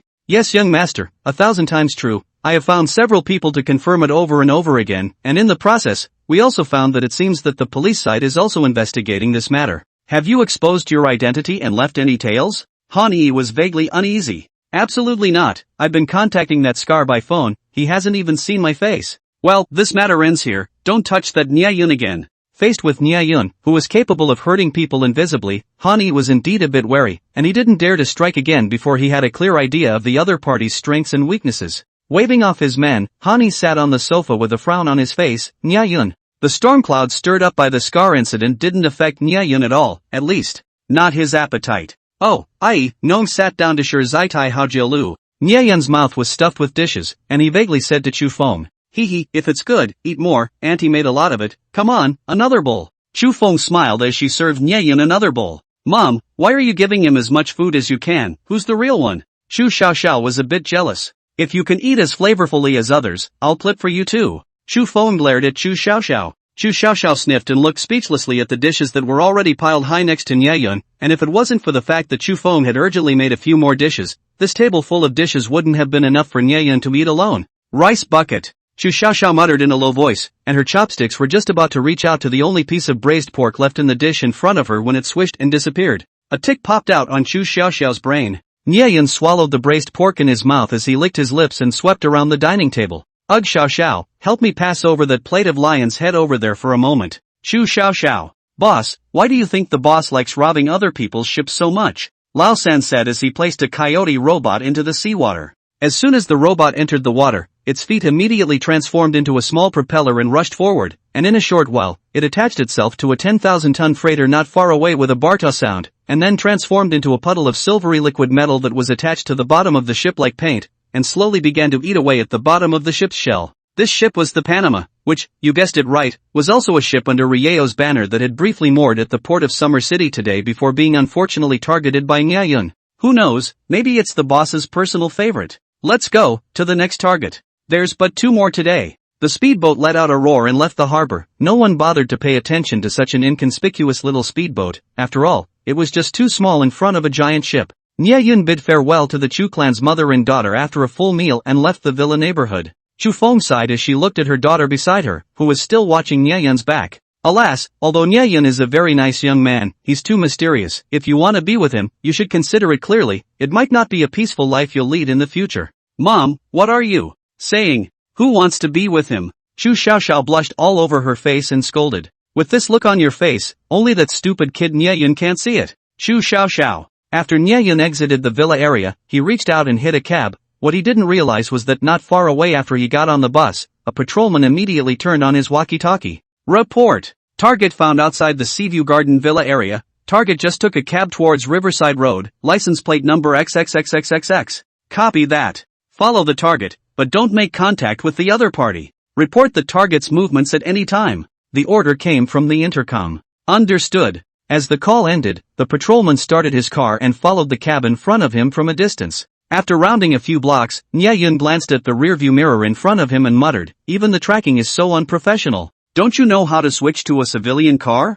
Really? Getting out of the car at a very remote coast in front of him, Nye Yun took a walk and slowly walked up a cliff that jutted out into the sea. The cliff was very steep, about 100 meters high, and when he stood at the edge of the cliff and looked down, there was a blue sea below it, and the waves lapped at the cliff wall, breaking into countless waves and emitting a roar. On the other hand, as soon as Lu Guodong received the news that the target had been spotted, he immediately rushed over without stopping, getting out of his car just in time to see Nye Yun walking to the edge of the cliff, looking into the distance seemingly admiring the scenery. He raised an eyebrow and tightened the sidearm on his waist, then walked towards Nye Yun with 2 accompanying officers, ready to negotiate with him. However, when he was still dozens of meters away, Nye Yun slowly turned to look at the 3 as if he had a feeling. Lu Guodong was flabbergasted as he clearly saw the corners of Nye Yun's mouth tick, and then, in the trio's stunned gazes, Nye Yun suddenly bent his knees and leapt backward, actually leaping directly off the cliff. Where the 3 couldn't see, Nye Yun's clothes squirmed and changed, transforming into a set of full-coverage battle armor that wrapped around Nye Yun's entire body moments later, and in the next moment, he plunged into the sea with a plop and disappeared into the ocean with a small splash. Lu Guodong reacted to the shock and immediately ran to the edge of the cliff to look down, but where was Nye Yun's shadow? The 3 of them immediately looked at each other. Even if we're cops, you don't have to jump into the sea at the drop of a hat, right? No, we don't even have a word yet. You should at least come back and let me say an opening sentence. Nye Yun dove to the bottom of the sea shortly after, and soon his waist tightened as he was pulled by a silver rope towards the sea wolf not far away on standby. A gate on the hull of the ship opened and swallowed Nye Yun before closing again, and then the sea wolf started up and began to slowly sail off into the distance. Wow! Several drainage ports opened at the bottom of the watertight compartment Nye Yun was in, and the seawater inside the compartment dropped rapidly, quickly disappearing as fast as it could. The battle armor shifted for a moment, and Nye Yun returned to his original appearance before the hatch next to him opened, and Nye Yun slowly stepped inside. What a pain in the ass! It's obviously already very low profile. Nye Yun muttered. He guessed that it was probably Scar's affair that had drawn the attention of the police, but the matter was merely trouble for him and was quickly put behind him. Coming to the captain's room, Nye Yun sensed the location of his target and controlled the sea wolf to start accelerating, heading to receive his prey. Well, there was no slip of the tongue here, it was indeed receiving. When he arrived at the target's location, the Panama was silently hovering about 300 meters below the surface, like a stray dog forgotten by the world in this empty corner. A tow rope stretched out from the sea wolf, walking the dog and dragging the Panama away, quickly disappearing into these waters. Time back to an hour ago, the bridge of the Panama. Reporting to the captain, our ship has entered the open sea area, the sea visibility is good, the Panama's overall sailing is smooth, and the instrumentation is all normal. The first mate reported. Well, very good. Maintain the current heading and continue traveling. Yes, Captain. By the way, Captain, this is the sea area where the Aquarius disappeared, and the group issued a document in the past 2 days asking us to be vigilant, and if there is any abnormality, immediately call for help. Ha ha, do you also believe that there is a ghost ship here? Even if there is it hard for it to come out in broad daylight? I think nah, it's because the Aquarius itself had an accident and was afraid of the group pursuing the blame, that's why it pulled some kind of ghost ship out. I've been traveling since I was 18, and I've heard many such legends over the decades, but which ones are true? If it's really here, I'd like to see it. The first mate also smiled at his words and nodded in agreement with the captain. Just at this moment, the control room suddenly had a loud alarm, and at the same time, a crew member's panicked cry came over the intercom. Captain! It's not good, the ship is leaking. Ha! The captain stood up with a huff at the words and said nervously, what's going on? Which position is leaking? It's a leak in the bilge area 5, there is a large amount of water, the maintenance team has already gone to look at it, there is a large hole close to about half a meter, it's too late to seal it urgently. What? Quickly! Immediately have someone exit area 5, then close the isolation door immediately. Seal off the location where no 5 connects to areas 4 and 6. Yes. Most modern ships had numerous isolation doors arranged. If a location leaked, the leaking area could be closed immediately to avoid the ship sinking due to massive water ingress, a kind of anti-sinking measure that had only been developed in recent modern times. After the order was given, the captain and the first mate were both nervously waiting for the latest situation. 3 minutes later. Captain, Area 5. 5 is closed. A crew member's voice came over the microphone, somehow taking on a bit of a crying tone. That's good, that's good. The captain sighed in relief at the words. But before he could finish this breath, the crew member's voice sounded again. No.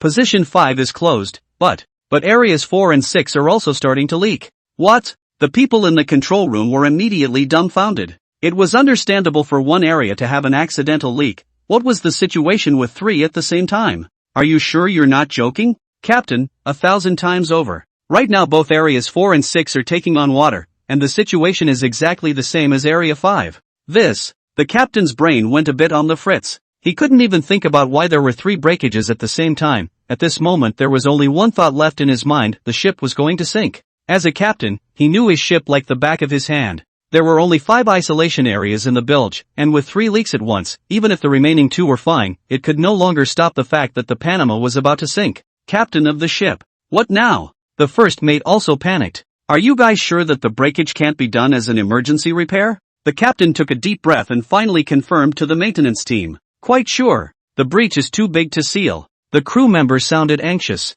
Ugh. Send out a distress signal immediately. After a long time, the captain said with a long sigh, and then with pained eyes, he turned on the ship-wide radio. I order. All crew abandon ship. Half an hour later, on the lifeboat full of crew members, everyone was looking at the slowly sinking Panama in the distance, their eyes full of aftermath and disbelief. Why? Why on earth? Everyone's heart is such a doubt. How could a good ship sink just like that? How could such a big hole appear without warning? This neighborhood is the deep sea, it is impossible to touch the reef. It was also 3 at a time, it was simply unbelievable. Why is it? The captain was just as unbelievable, fiendishly mumbling all the time. Just when the captain issued endless questions, has sunk into the deep sea on the Panama, 3 broken holes bizarrely sealed by the silver-white liquid metal, on this no longer sinking, suspended in the sea 300 meters below the position, waiting for the new owner to receive. And while the Panama sank, the same thing happened in a region not far away, as 2,000-ton cargo ships that also belonged to the Rieo group were declared to be strangely sunk, with their crews abandoning ship and none of them suffering any casualties. And shortly afterward, Nyayun dragged a large, 2 small, and 3 trophy ships behind him as he slowly sailed into his secret base. With the return of the Sea Wolf and Nyayun, the base was once again busy. Considering the plan to exchange iron ore for steel with the Chu group, Nyayun had spent half a day increasing the size of the existing Coyote robots made from common materials to 30,000 units, nearly exhausting the various types of stockpiled resources that had been collected in the base recently. Subsequently, these Coyote robots began mining iron ore day and night in the 3 undersea iron ore-rich areas that had been surveyed, and then piled them up on the spot, waiting for Nyayun to send ships to receive them. The 3 undersea iron mines were all extremely easy to mine open-pit mines, and at their current efficiency, they were basically able to mine nearly 30,000 tons of iron ore in a day's time. In order to facilitate energy supply, he'd also laid cables from the base to these 3 locations, so the Coyote robots could replenish their energy sources locally. Looking from above, this undersea mining area had been densely occupied by mining robots, and the noise generated by the mining of ore caused the nearby fish to flee in panic. For the first time, the industrialization of mankind had reached the depths of the ocean, and a large-scale intervention of technological power had begun to conquer this underwater world, which had been calm for millions of years. Once the mining collection was on track, under Nye Yun's orders, all of the mechanical worms began to continue devouring the Aquarian once more. Undersea base. The Aquarian was now left with only half of its tattered body, looking miserable, and beside it, the Panama and 2 other smaller 1,000-ton freighters were waiting to receive the same fate as the Aquarian. Countless mechanical worms were constantly gnawing on the hull and the ship's cargo on it, and every moment, the number of mechanical worms was growing rapidly. After only 1 day's work, the number of mechanical worms had already grown to 8,000 tons, only 1 step away from the 10,000 tons level. According to the rising number characteristics of the mechanical bugs, the further back in time and the larger the colony, the faster their devouring and growth rate would become. And with the further expansion of the number of mechanical bugs, Nye Yun had already begun working on the next step in upgrading the Sea Wolf. The Sea Wolf was still a 1,000-ton vessel today, and while he'd made some minor adjustments to some details and shapes that were flawed in navigation, the overall architecture and size still hadn't changed much. He had recently been searching for some knowledge on ship design, and according to his plan, the next step was to prepare to build a 10,000-ton Super Sea Wolf. In his vision, the Super Sea Wolf not only had to be able to submerge and have the ability to fight in amphibious combat on land, sea, and air, and at the same time be able to adapt to a variety of harsh environments, but it also needed to have a strong production and manufacturing capability. In the future, it will be an omnipotent multifunctional super mothership. Such a ship design could be said to have never appeared in human history. After all, the Earth had never had such a marvelous construction material as the mechanical worm in its history. As the first person to eat crabs, Nye Yun could only take the best of all worlds and start designing his own from scratch. Of course, with Nye Yun's current knowledge base there were still a lot of details missing, but by the time the goods on the 2 orders arrived and devoured the weaponry and equipment, the Super Sea Wolf would have the possibility of being realized. Nye Yun was full of anticipation for the new Sea Wolf. Xia City. In the afternoon of that day, the news of the almost simultaneous sinking of the 3 freighters under the Ryeo group quickly spread after a period of fermentation, and with such a big deal involving so many people, the Ryeo group wouldn't be able to cover it up even if they wanted to. The incident was soon exposed by the media, and then immediately caused an uproar. Ryeo group within 3 days, a total of 4 ships, a suspected ghost ship hijacking, 3 inexplicably in the same sea bizarre sinking, which makes many of the media stunned at the same time. Gossip fire also began to burn. Ghost seas. This is the media's new name for this sea. A ship hijacked by a ghost ship, perhaps a gimmick. 3 ships sinking at the same time, perhaps a coincidence. But what if all 4 ships were under one group? What if it all happened in the same sea? That would be a big deal. Cursed daybreak. This word appeared in media reports with high frequency. One gossip media even openly claimed that the Daybreak group was cursed by the ghost ships in that area of the sea, and that all the ships belonging to the passage would be attacked by the ghost ships. For a time, the reputation of the Ryeo group plummeted, and its ocean-going business almost immediately came to a halt, and no company dared to let such an unlucky Ryeo group take over their transportation tasks again. Of course, to a certain extent, they were also famous. At least 7 or 8 gossip magazine's reporters were surrounding the entrance of Ryeo group's headquarters, wanting to find out the story that Ryeo and the ghost ship had to tell each other. As a result, the stock price of Ryeo group fell again after a slight recovery this morning. The outside world is full of negative voices. Daybreak Group's headquarters. What the hell is going on? I need an explanation. The board of directors needs an explanation. Han Shangxing was no longer calm and collected, and roared at the vice president for a while. Hani had already rushed over after hearing about the situation, and at this point, standing by the side, his face was also very ugly. Han Dong, we really don't know the exact reason. The captains of the 3 ships said exactly the same thing. The bottom of the ship inexplicably appeared to be broken in several places, and after judging that it was no longer possible to repair the ship, this is why the whole crew abandoned the ship. As for the reason why this kind of thing happened, they also have no clue. Could it really be? Fart. How in the world can there be a ghost ship inexplicably staring at us? It must be man-made. Check. Send a professional investigation team to the shipwreck area to find out the truth. Examine the traces of the breach carefully. As long as there's evidence that it's man-made, we'll be able to salvage some of Ryeo's reputation. Dong Han, I dispatched the group's investigation team to the shipwreck sea area to investigate at the first opportunity after the incident. I think there will be news coming back soon. The vice president's words had just fallen when his phone rang. He picked up the phone and saw that it was the leader of the investigation group. He immediately asked Han Xiangxing for instructions before picking up the phone. Hello? Has your investigation group arrived at the shipwreck area yet? How is the investigation going now? The vice president immediately asked as soon as he picked up the phone.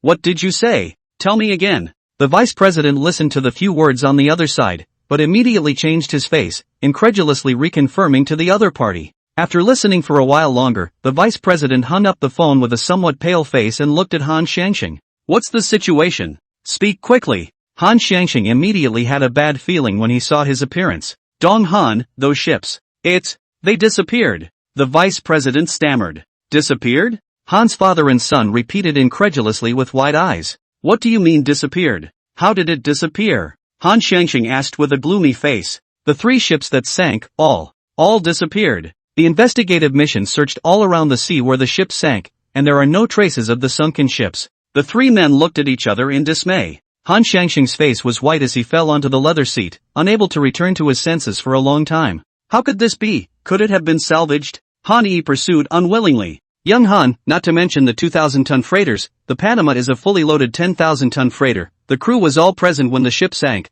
There are no suspicious ships nearby, and even if there were, it would be impossible to complete the salvage operation in such a short period of time. The vice president laughed bitterly.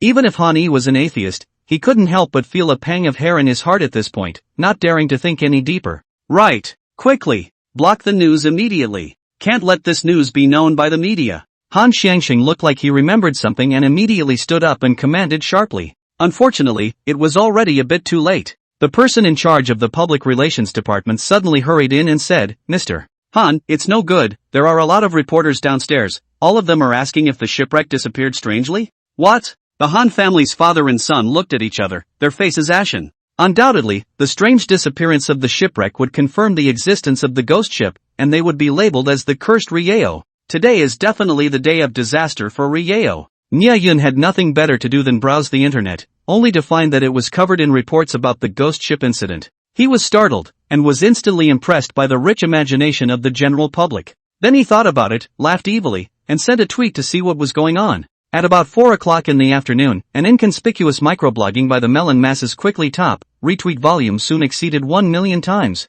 The blogger's name is Angry Captain, which is very common compared to all the strange names on the internet. However, the photo below is anything but ordinary. Various sea creatures and dappled light show that the photo was taken at the bottom of the sea. In the photo, a large 2 small 3 freighters are lying quietly in the sediment deposited for tens of thousands of years. The hull appearance is still very clean, obviously just sank recently. And the largest shipwreck ship bow position, Panama, several eye-catching letters are listed. Under the media's overwhelming coverage, everyone is not unfamiliar with this ship. The following comments immediately exploded. Shit, what do I see? It's those 3 disappearing shipwrecks. Someone tell me it's not real. Weibo shocked the ghost ship captain. You're a puppy. After expert identification, the picture is not synthesized, there are pictures with the truth. Wife, come out and see the ghost. Why is the ghost captain angry? There's no need to ask, it must be that the Rieo group has annoyed Captain De. Otherwise, could people stare at their family ship and beat it up? Just a question, is the captain still hiring crew?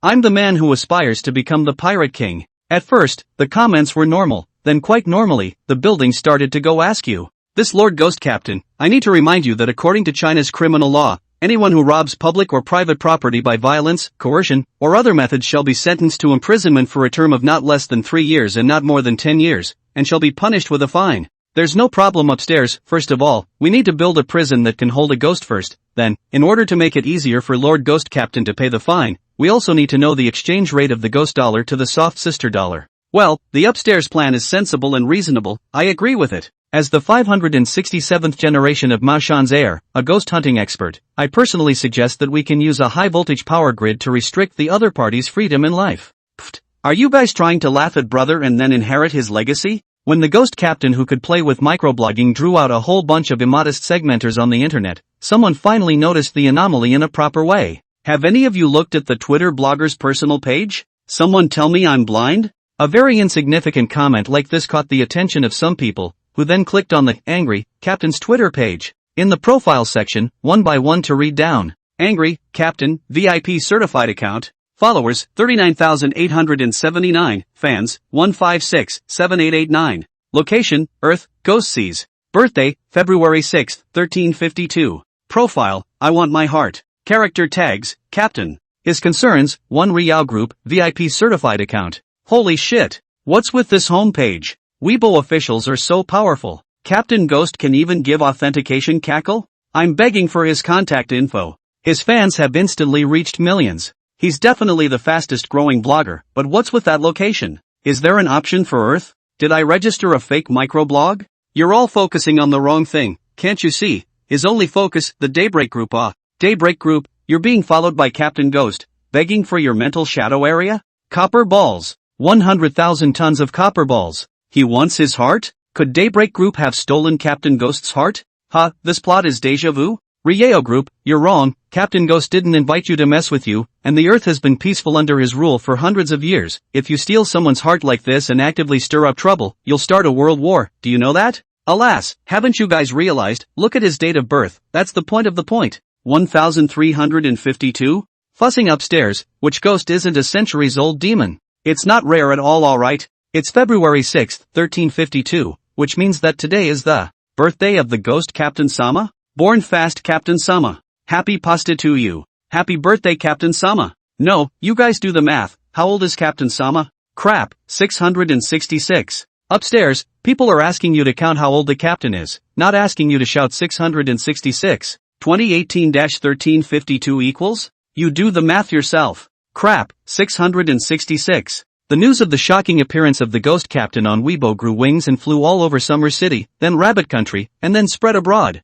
The media went crazy scrambling to report on the matter. However, some people had already blown up. Weibo headquarters. Chief Technical Officer, what the hell is going on? Why is this account in an authenticated state? Did you authenticate it or did I? The president of Weibo roared at the chief technical officer. President, our entire technical team has already launched a technical investigation the first time we got the news, and found that our back-end data has traces of being tampered with by hackers. Hackers tampered with it? Then why haven't you immediately recovered the data and fixed the loopholes?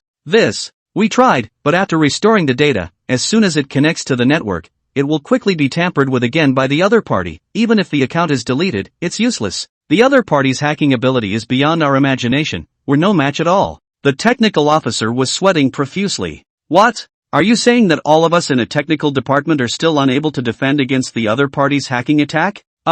Indeed. The technical officer said with some shame. Could the other party be a team of top hackers? The president asked incredulously. His own technical department could be said to be the top batch of talents in the Rabbit Country, even they were not opponents at all. Could it be a foreign hacker group? But an account data is worth their effort? No. The technical officer shook his head with great certainty. The uniformity and coordination of the other party's strikes is definitely not something that can be achieved by multiple people cooperating with each other. I'm pretty sure that the other party must be a single person. And it seems that the other party's learning speed is very amazing. At first the other party's hacking skills are still a little tender, made a lot of low-level mistakes that only a novice would make. At that time we can still and the other party have back and forth to attack each other, but after just 3 or 4 encounters, we are no longer an opponent. Hiss. The president huffed back a breath of cool air. How could there be this kind of learning speed? You think such a person would exist? The president hesitantly asked this. It shouldn't be possible for a human to reach this level. If it's a fantasy AI it might be able to do this, so as unbelievable as it is, I'd rather believe he's really a ghost.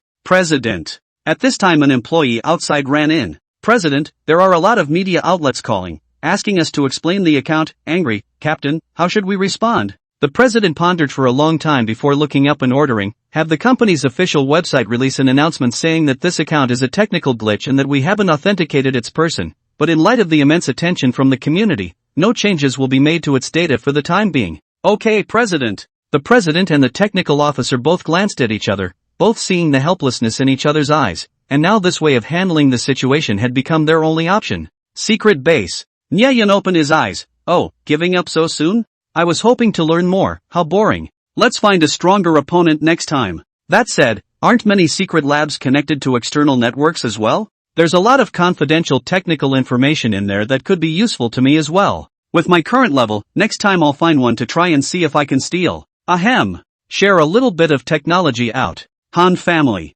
At 4 o'clock this afternoon, a photo of a sunken ship on Weibo triggered a huge amount of attention from the community, and the mysterious blogger named Angry Captain. The Han family's father and son looked at the news reported all over the TV, and their faces were all very ugly. Man-made. This must be man-made. Someone is trying to hit our Ryeo group in this way. Han Yi was furious. Although Han Xiangxing's face was also ugly, he quickly calmed down as he laughed coldly. The other party doesn't care what kind of enmity he has with our Ryeo, but he's just making a fool out of himself by doing this. Instead, he helped us out. Oh, Dad, what's your high opinion? Han Yi sniffed and hurriedly exited to inquire. Humph. He thought that by letting a fictional ghost captain jump out he could cause our Ryeo to take an even bigger blow to our reputation, but he's actually just drawing fire. How can we say that we are also a large domestic enterprise? The disappearance of the Aquarius on the high seas, the National Sea Patrol would at most be a routine investigation and wouldn't pay too much attention to it, but now that the matter has become known throughout the country, do you think that the government would still sit back and do nothing? If the other side is allowed to loot the ships of domestic enterprises, who would dare to go out to trade, where would the majesty of the country be? So the country will definitely take action. It may even send the military to investigate the matter. At that time, even if the other party is cunning and hides deeper, can they still compete with the power of the state? Moreover, the Ghost Sea is located to the east of the South China Sea. This piece of sea is originally a sensitive sea between multiple countries. Even other countries might have caught wind of it. The more realistic they made Captain Ghost, the more interest the various powers have in it will only increase, and by then, even if we don't make a move, it will still be prototyped. For freighters that huge can't be without a trace, with the power of the country, I don't believe we can't catch his tail. Humph. This is really a bad move by the other party. Right. Why didn't I think of this? The other party is lifting a stone to hit their own feet. Han Yi's eyes lit up. Well, so right now, we just need to do a good job of crisis PR and put on the appearance of a victim, and when the matter is investigated clearly, we, Ryeo, will be able to garner widespread sympathy from society, and the group will even benefit from it. I understand. Han Yi finally revealed a relieved expression. Right, there's still one more thing. Han Xiangxing wanted to say. Dad, you command that. You quietly went to investigate within the group to see if any of us took anything we shouldn't have. What things? Han Yi's face was filled with doubt. Ahem. Just like a heart or something. Han Yi. As rivals, the Ghost Captain incident naturally spread quickly to Chu's ears. Chu Feng and Chu Xiaoxiao were following the development of the incident with a complete mood of watching a fantasy drama, and were filled with amazement the entire time. Why do I feel that this is odd in every way? What kind of person has the Ryeo group offended? Chu Xiaoxiao was dumbfounded, and then there was a vague sense of familiarity in her heart. This kind of completely baffling style of acting was déjà vu. Are you thinking that it could be Nie Yun and the forces behind him? Chu Feng quickly detected Chu Xiaoxiao's thoughts. Well, it's vaguely a thought like that, but if it's him, how did he do it? Chu Xiaoxiao frowned. That Nie Yun fellow had always been unconventional, so if it was him who did it, Chu Xiaoxiao wouldn't be surprised at all. When the other party did this, it really seems like he's helping Chu, at least for now, we're one of the biggest beneficiaries. However, that mysterious ghost captain dared to make such a big commotion, either he made a poor decision or he has absolute certainty that he is not at all afraid of the prying eyes of any forces. With all this commotion, the ghost seas probably won't be quiet for some time to come. Find a chance to contact Nie Yun, whether it's him or not, it's always right to remind him. Chu Feng was much more experienced and was naturally able to tell more. Well, I know, but no matter what, now that the Ryeo group's business is shrinking drastically, it's a good opportunity for us to seize the market. Chu Xiaoxiao said. Well, not bad, I've already arranged for this matter to go down. In addition, their stock price today has received a heavy setback, and there's quite a bit of room for maneuvering in it. Daring to touch our Chu clan's foreign brains, I'll let them know that we're not vegetarians either. A cold light appeared in Chu Feng's eyes. By the way, when can the iron or trade on Nie Yun's side begin? Chu Feng asked again. He said that he'll be able to go over the day after tomorrow to receive the first 100,000 tons of goods. So soon? Well, he should still have quite a bit of inventory there. Good, I'll contact the military immediately, and strive to get this deal specially approved as soon as possible. We'll choose the largest steel enterprise in the country, Baowu Iron and Steel Group, as a breakthrough to open up the market, and provide them with goods at a price of 10% below the market price, and I believe that very soon,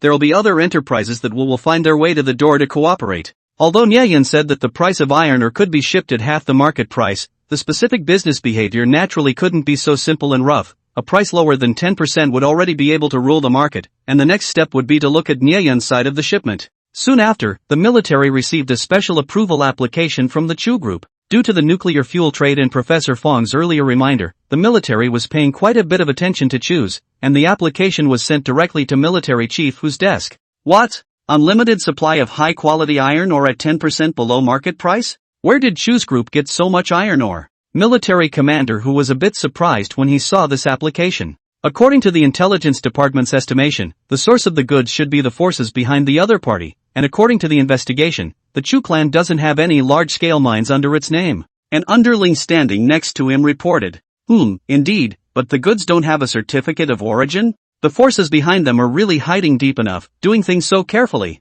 But this matter will be of great benefit to our domestic steel enterprises, no matter what the other party's purpose is. Let's eat this piece of fat meat first. Hu military commander, although the authenticity of this matter is still a bit skeptical, but with the last nuclear fuel thing, he for the other side of the energy is not dare to underestimate. The other side cannot be nothing to amuse themselves. The heart has believed 7 or 8 points. Military commander Hu immediately picked up the red-headed phone and dialed a number. Hello, Army Commander Hu, what is it? Good day, Chief. I have a situation to report here. It's about Chu and the forces behind him. The matter is like this. After a long time, Commander Hu hung up the phone and instructed his men. The chief has agreed and is paying great attention to it. Immediately contact the people from the Baowu Iron and Steel Group, explain the situation to them, and have them send out a negotiation team to butt heads with Chu. Yes, Army Chief. Magic Capital Baowu Iron and Steel Group's headquarters. What did you say? An unlimited supply of iron ore at 10% below market price? Are you sure you're not joking with me?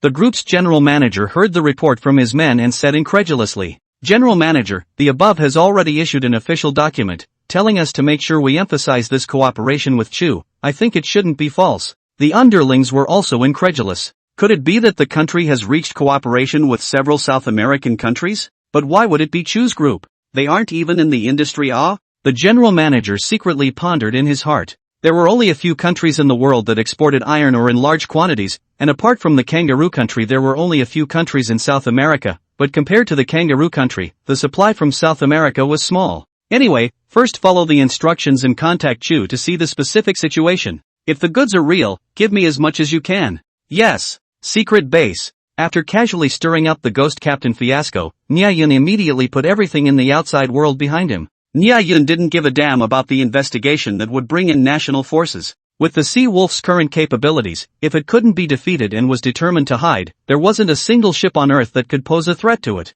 Nia Yun can arrogantly say that below the surface of the sea, it's the world ruled by the Sea Wolf. Not to mention anything else, in terms of submerged depth alone, there wasn't a single submarine that could catch the Sea Wolf. Besides, Nia Yun isn't stupid enough to mess things up at his own doorstep. My home base is south of the South China Sea, and the phantom waters east of the South China Sea are simply south of heaven and north of earth, so what does it matter to me if you guys investigate yours? At the moment, Nia Yun's mind was completely occupied by a new problem the base was about to face, the energy crisis. This uninhabited island where the base is located is not large in size, and even if it's paved with energy-gathering devices to simultaneously supply 3 mining operations and nearly 10,000 tons of mechanical bug activity, it's already a bit overstretched these days. Looks like it's time for an energy upgrade. Nia Yun actually already had some ideas in mind. He still had his sights set on the most efficient energy technology currently available, nuclear energy. As mentioned earlier, there are currently 2 ways for humanity to develop nuclear energy. One is the fission of heavy elements, such as uranium, and the other is the fusion of light elements, such as deuterium and tritium.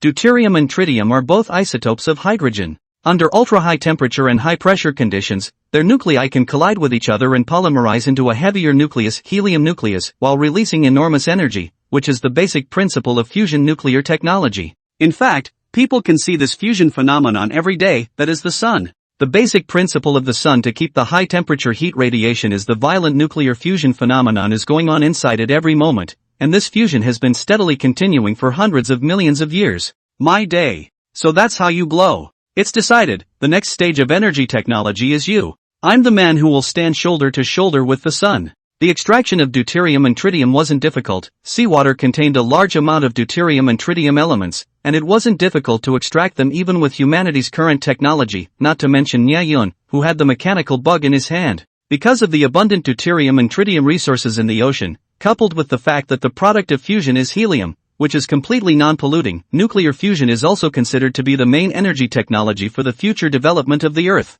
However, nuclear fusion environment requires instantaneous hundreds of millions of degrees of high temperature, as well as unimaginable high-pressure environment. Even with the current cutting-edge technology, under normal circumstances cannot be done. The only nuclear weapon that utilizes the principle of nuclear fusion, the hydrogen bomb, is the first use of fission reaction to create high-temperature and high-pressure fusion environment, so as to achieve the effect of triggering fusion reaction. This is the so-called atomic bomb detonator. However, the detonation of the hydrogen bomb is easy, but to make the fusion reaction under controlled conditions to continue to supply energy, it is not a simple thing. At present, the world's several nuclear powers are almost all research on how to stabilize nuclear fusion. This technology involves physics, materials science, mechanics, engineering, and so on. Almost all the basic disciplines of the most sophisticated technology gathered a number of top talent, but the technical barriers in the development of mankind so far is still firmly blocked the footsteps. Deuterium-tritium fusion reaction. There are two main technical difficulties. One is how to create a stable high-temperature and high-pressure environment, and the second is how to constrain the ultra-high-temperature plasma in the fusion.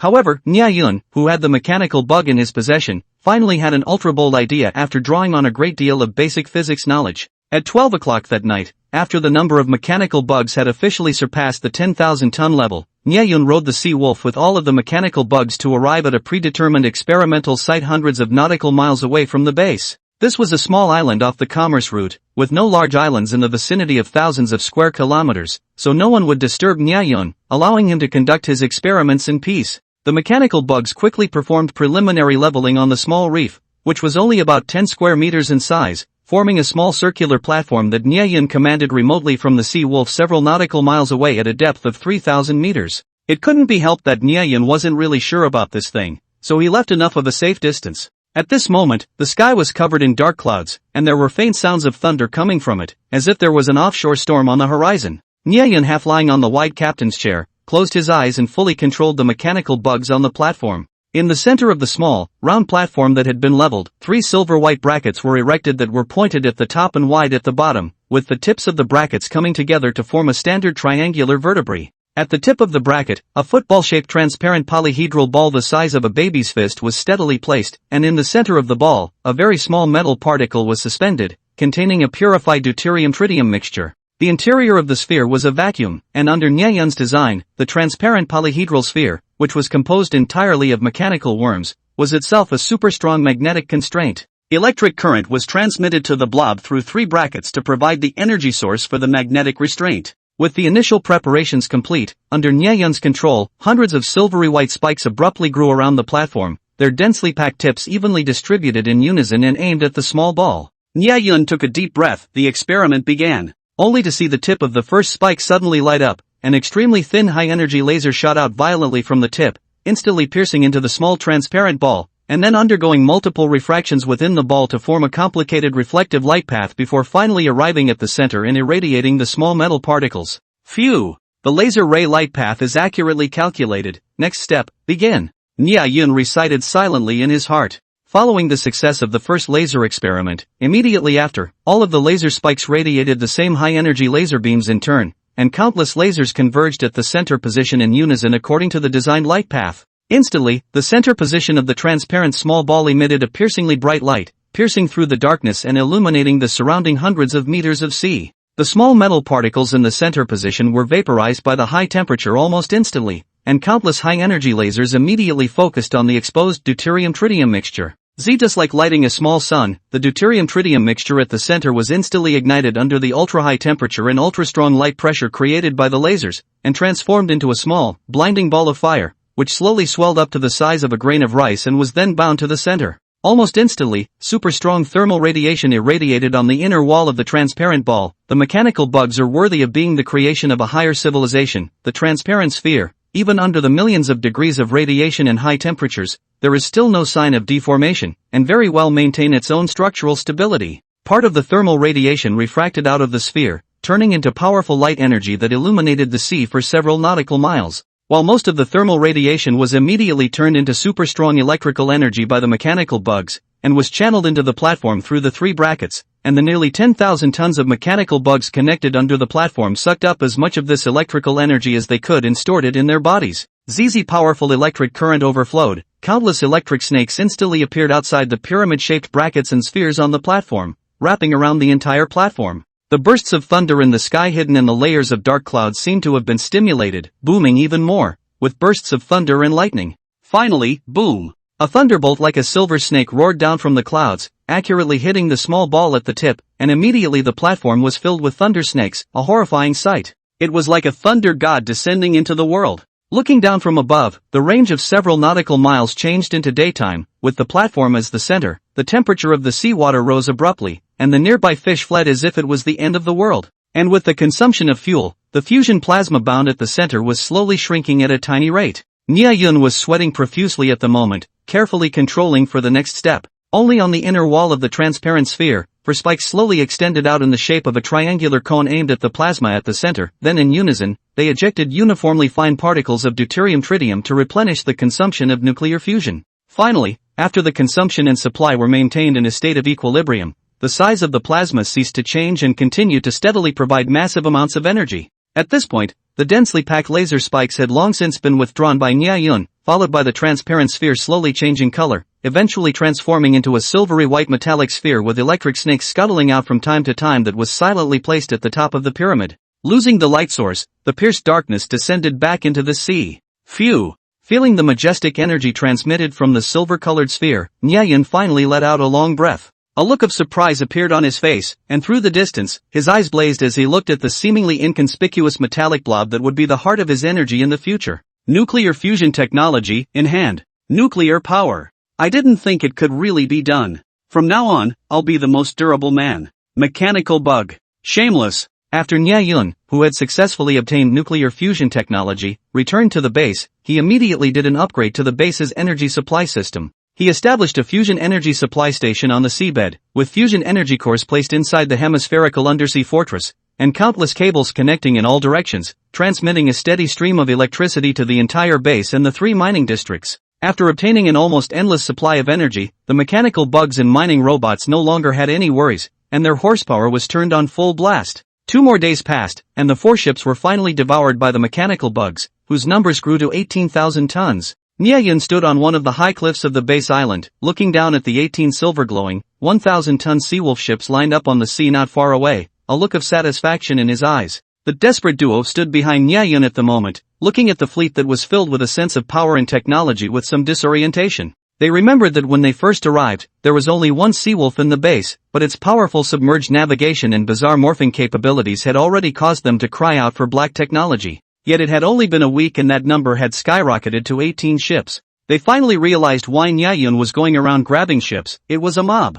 With the current level of force under Nya Yun's command, I'm afraid it's more than enough to defeat a small country. What do you guys think? What is this? Nya Yun pointed down at the sea wolf fleet below in a spirited manner. The boss standing behind him had a quick mind and immediately fawned and flattered. This is naturally the boss's invincible fleet. Invincible? No, away from invincible, it's still missing one thing. Nya Yun raised a finger and shook it. What's missing? Boss asked suspiciously. It's missing an undefeated battle record. Nya Yun's eyes were filled with confidence. With such a fleet, how could he be called invincible without showing the world how powerful he was? Boss, then when are we going out to rule Earth? Old San heard Nya Yun's meaning, and it seemed like he was about to start something. He was instantly excited by the only thing that was going to happen. The blood of a boxer's belligerence was already flowing in his bones. Unexpectedly, Nya Yun shook his head noncommittally. Ruling Earth? No, I have a better idea. The two of them froze at his words and were just about to ask what the idea was when Nya Yun's phone rang. Hey, Xiao. Nya Yun didn't avoid the two brothers and picked up the phone on his own. When the two heard the word Xiao, they immediately froze. The name sounded so familiar, didn't it? Nya Yun, the military has already prepared all the goods, and is now loading the ship at the harbor, as well as the batch of office supplies you asked us to procure. Everything that can be procured domestically has also been procured, so you can come and take over the goods. Oh, so soon? Nya Yun was a bit surprised. It had to be said that Nya Yun had underestimated the weight of this nearly $5 billion order. After receiving the arms order provided by the Chu Group, military commander who was shocked at the size of the other party's appetite while excitedly ordering his military industrial enterprises and the military region's logistics department to immediately begin preparing the goods. It was important to know that after their military region got that kilogram of nuclear fuel, it wasn't distributed to major organizations for free, it was on the public account. The major research institutes and nuclear power plants want to get the nuclear fuel, but the payment to their military region is real money. Normally, they can't even buy this stuff, but now they can buy high-quality enriched uranium at less than half the usual price, so all the organizations are almost scrambling to send money over to the military region to get the goods. After receiving the money, the military region took the money to place orders with its own military enterprises, which not only stimulated the production capacity of the military enterprises, but also made a profit for itself. So could military chief Hu not be excited? Soon after the order was issued, all the organizations that received the notification were stunned by the large order that suddenly appeared. No purchasing group visit, no agreement of intent, not a little bit of defense, nor a trace of concern. You just appear, in my world, bring me surprise. Ahem, well, the song we will sing next time. In short, all the organizations were stunned by the news. They have speculated that this is not the Middle East, those who are not bad money of the landlord to run to the rabbit country to spend money. But don't they always like to buy high-priced goods from rice? For this very reason, the domestic military industrialization enterprises still often spit out that the only reason they couldn't attract these tycoons was that the pricing wasn't high enough.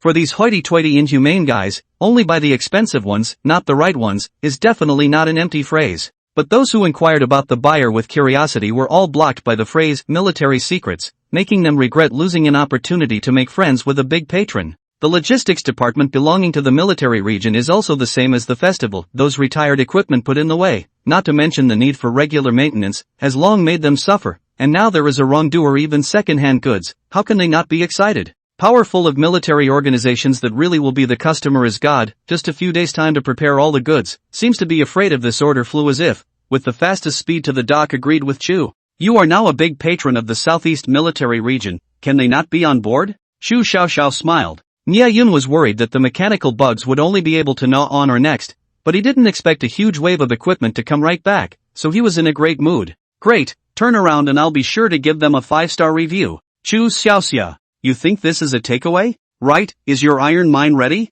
Chu's group has already reached a long-term cooperation agreement with the domestic Baowu Iron and Steel Group, and this deal can also begin. Really? Chu's efficiency is really high. No problem, the first shipment of 100,000 tons of iron ore was prepared long ago. You just need to give me a port address. I'll be responsible for delivering the goods to the door at that time.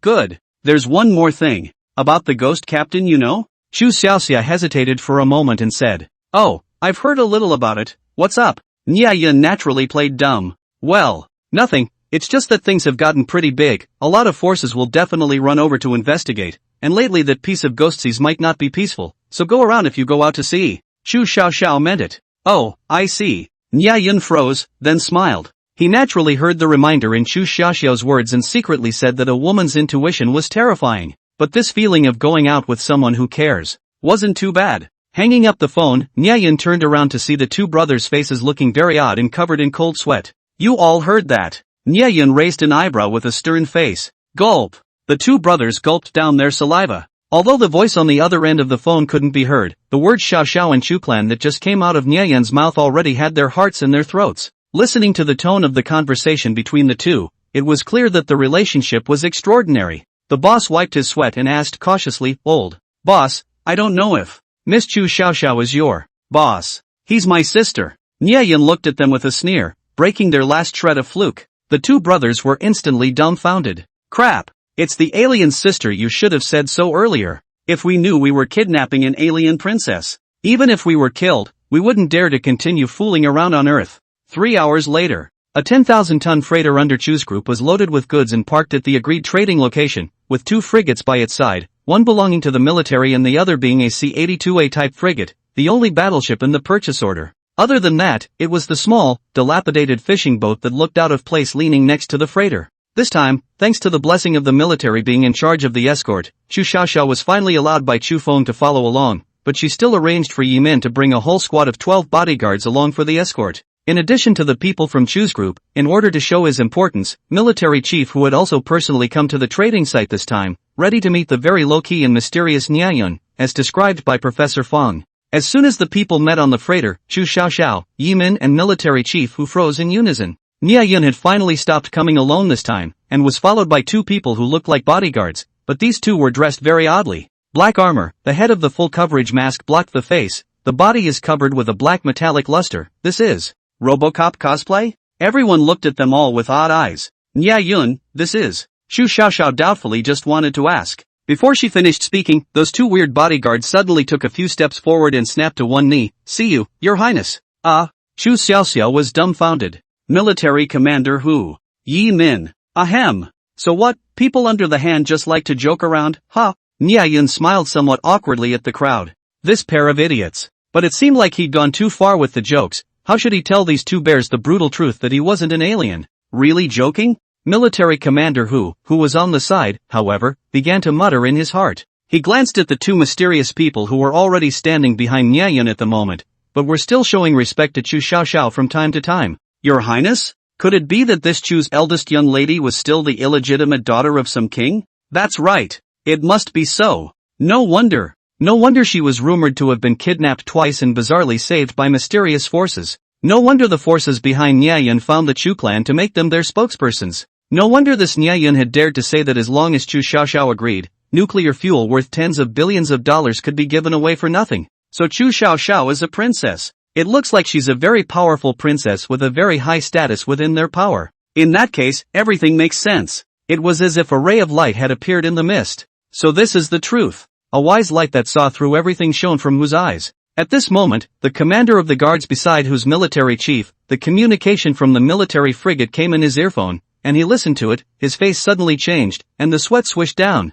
rushed to the who military commander's ear whispered for a while. Military commander whose face instantly changed as well, as the escort chief reported a shocking situation. The sonar radar on the accompanying frigate found a whole 18 submarines lurking on the opposite seabed. In a semi-surrounding situation will be surrounded by several ships in the center. Captain whose heart was so aggrieved at the moment that he just wanted to cry. We just come to hand over a goods, although driving a warship, but absolutely no intention to eat black. Do you have to use such a big battle? Wait. Your nuclear fuel has already been handed over to us. Even if we wanted to take advantage of it, what could we possibly eat? What's 18 submarines? How many submarines are there in the Rabbit Kingdom? Including nuclear submarines, there are only 73. And we have to work in shifts, and just over half of them are on duty. You sent 18 submarines to pick up a shipment. This is like I just came to deliver a courier. You actually sent a fucking armored division escort. The courier said I was scared shitless. Okay. Wait a minute. The situation is not right. Military commander who finally calmed down from this shocking news, and he realized that this didn't make sense. There was absolutely no need for the other party to do this. Whether it was the transaction process or the other party's attitude, military commander who could sense that the other party was very sincere in cooperating with the Rabbit Kingdom, and today's situation was definitely not a case of the other party wanting to tear themselves apart. Then there was only one truth: the other party was showing off their force. Other than this, army commander who couldn't think of a reason why the other party would want to do this. Thinking about it is not difficult to understand. Doing business with the state is the ordinary small family to carry? Strength comparable can make a deal, strength disparity that is bound to be vulnerable to exploitation. Although the head has said, temporarily not to explore each other's details, but did not listen to the head said? For the time being, it's temporary. Waiting to find out your details, as long as the opportunity is right, the rabbit country is absolutely will not mind using strong-arm tactics to seek greater benefits. Between countries, there are no eternal friends, nor eternal enemies, only eternal interests. A sentence that clarifies the essence of getting along between countries, which has nothing to do with right or wrong, but only the position makes it so. Thinking to understand everything, who military commander's heart is a little bit more at ease, just more doubts, can casually deploy this kind of military power, only a few countries in the world, but come to think of it, there are no countries that are practicing monarchy.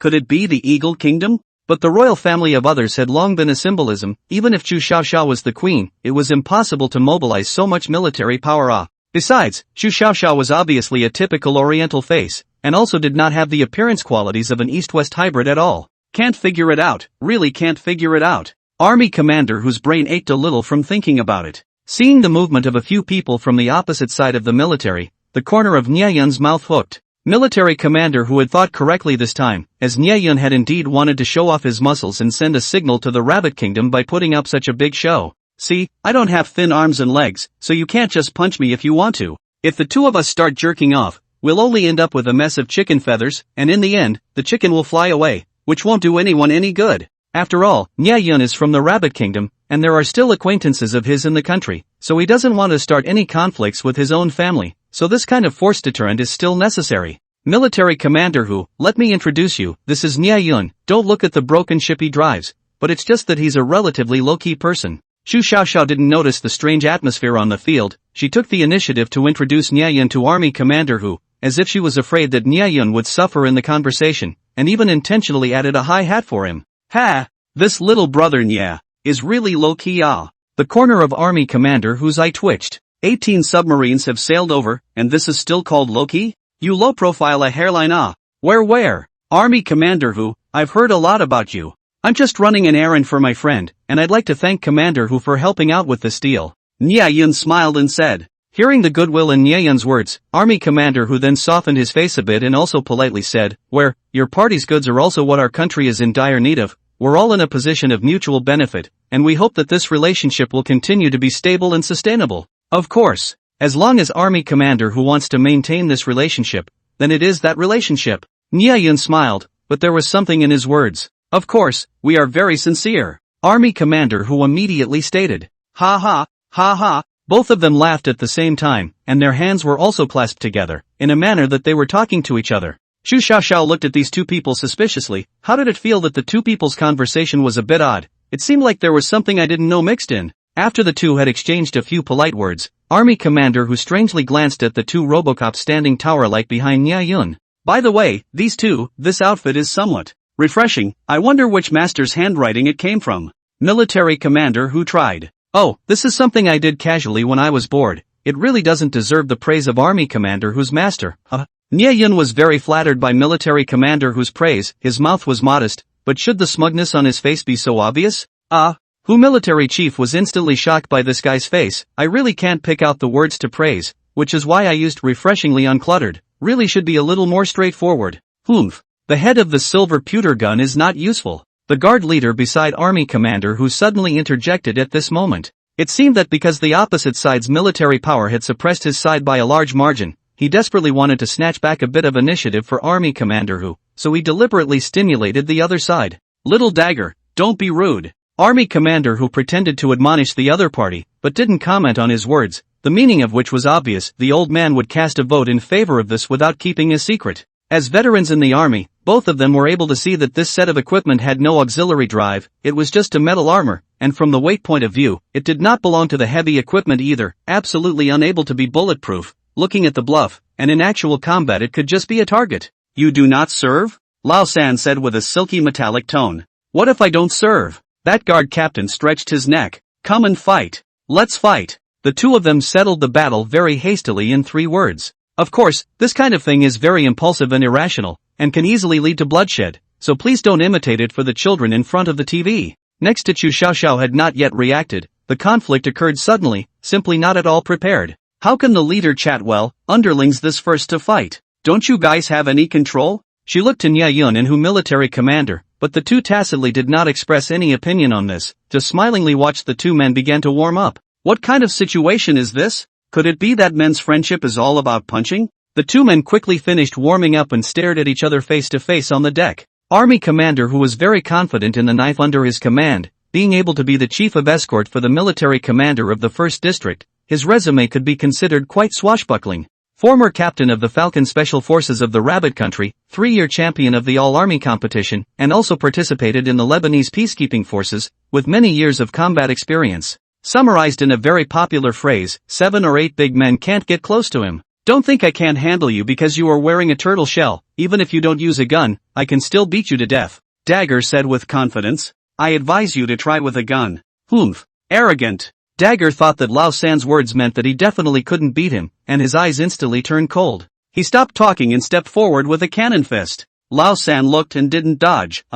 Couldn't dodge anyway. Although the Braveheart battle armor protection is almost invincible, but the weight of dozens of pounds is no joke. The flexibility of the body is definitely affected. Do not say dodge, to the other side of the body to see, indeed than their own superior. Their own punches are useless, simply cannot hit each other. The old man is very dry, give up resistance. I'm not a fighter, I'm a tank. Bang! Heavy punches hit Lao San's chest, and he didn't even wobble. Crackle! Another storm of blows. The knife specialized in weak spots, neck, knees, ribs. But it was useless. Lao San didn't move. But Xiao Dao was not too surprised. This kind of armor, ordinary cold weapons are not broken, and how can it be injured by human power? But a small knife eyes of fine light flashed. He a flash to the old 3 behind. One hand pressed his shoulder, one hand grabbed his arm. Today I'll let you see the power of military grappling. I screwed. There was a moment of silence on the field. Oh, I forgot to tell you, this battle armor has an anti-joint technique design. The boss's teasing voice came from the side. Dagger snapped and let go of his hand to retreat a few steps back. The joint technique is useless even if he draws his own knife seems to be unable to break the defense, and was embarrassed at the moment. I told you earlier, you'd better try with a gun, don't say I'm bullying you with my equipment, because I'm bullying you with my equipment. He. Dagger instantly exploded at that. You really think this thing of yours is bulletproof? If you could use a gun, you'd be down already. Don't say I look down on you. I'll give you 3 chances, fire 3 shots at me. If you can injure me, you're considered competent. What? These words made the military people all freeze. The other party was looking for death? Alright, guns and cannons have no eyes. What if you hurt someone? Dagger, stop it. Military commander who spoke up at this time. Cooperation with Nyayan was still in the honeymoon period. There was really no need to fall out with the other party just for the sake of a fight. In case he killed the other party's guards, the relationship between the two sides would surely crack, which was something he didn't want to see. Well, army commander who has a point. San, don't be blind there, bullying people all over the place based on your battle armor. Both army commander Hu and Dagger twitched at the corners of their mouths when they heard Nyayan's words. What do you mean by bullying? This battle is a draw at best. I think you're the one who's the most pleased with yourself. Yes, boss. This brother, I was wrong. I shouldn't have bullied you. Dagger's forehead veins jumped. I endure. As an atonement, I'll just punish myself with 3 shots. The next moment, everyone was stunned by Lao San's words. Punish myself with 3 shots? Did I hear wrong? There's such a thing as self-forgiveness? However, before the crowd could react, Lao San pulled out a 54 from his waist and fired 3 consecutive shots at his chest. Afterward, he walked back to Nyayan and stood behind him as if nothing had happened. The crowd was shocked as they looked at Lao San, who was alive and kicking, and then looked at Lao San's chest, which didn't even have a white mark. Hiss! Everyone, including the people from Chu's group, drew in a breath of cool air in disbelief. This is really fucking bulletproof. Nyayan's trio left with the ship and its cargo, leaving a trail of eyeballs in their wake. The bridge of the military frigate. Dagger, what do you think of the body armor on the other side? Army commander who said with a serious face. Army commander, I can't tell. Obviously very light in weight, but with heavy armor general defense, this is simply incomprehensible. Dagger mood is a little low, just now the battle he obviously lost, not use the gun you cannot help people, but both sides if both use the gun, that get down is certainly also their own. That body armor must have odd, the other party must have mastered the bulletproof technology that we do not know. This proves that the other party's forces are very powerful at least in terms of scientific research capabilities. But there's no need to worry too much, this kind of thing shouldn't be able to be mass-produced at the moment, either the cost is too high or it can only be manufactured on a small scale in a lab, otherwise news of such a strong defense would have already been spread out. Dagger nodded approvingly. If this thing was equipped in large quantities for the army, small arms could be declared out of the stage of history. Army commander who bowed his head in deep thought. Nyayan had given them a hard time this time, but all in all, he didn't have any malicious intent, merely wanting to show off his force and prove that he had the qualifications to deal with the Rabbit Kingdom on an equal footing. Regardless, this matter should still be reported to the chief as soon as possible to see the attitude of the top before saying anything. Right, how's the military satellite surveillance going? Army commander, everything is going well, we've got a death grip on the other side. Well, even if we can't figure out their origins, we should at least know their lair.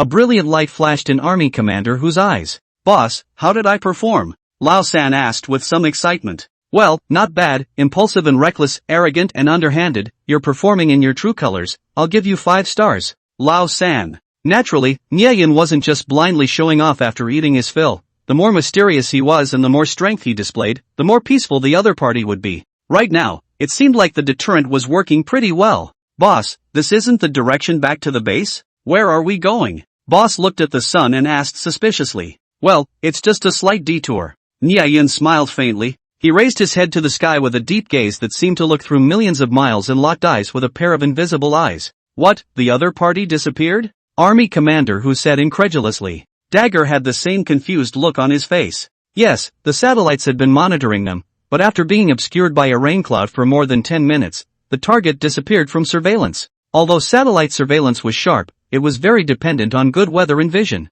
There aren't any islands or anything nearby? Could it be hiding in? No, there's a vast ocean in a radius of nearly 100 kilometers. Then how is their sailing direction? In the direction of the East Sea. But since the other party has an anti-reconnaissance sense, I'm afraid that this is also a false impression. Well, this force, it's really becoming more and more mysterious. Army commander Hu frowned and muttered. Naturally, they couldn't have imagined that sinking a ship and then walking the shipwreck was Nyeyun's traditional program. After diving back to the base, Nyeyun immediately commanded the mechanical bugs to start devouring the nearly 10,000 tons of cargo on the freighter and the frigate. With today's number of mechanical bugs, it would only take roughly a day to complete the job, and Nyeyun wasn't idle during the process. For every item the mechanical bug devoured, Nyeyun would immediately synchronize and analyze its construction and design principles, absorbing all the technology applied to those items and storing it in the mechanical bug's body. The mechanical bug's ability to copy and analyze had been tried 1,000 times by Nyeyun, and he was already familiar with it, but this time, he wasn't simply copying and absorbing the technology, he was starting to optimize it.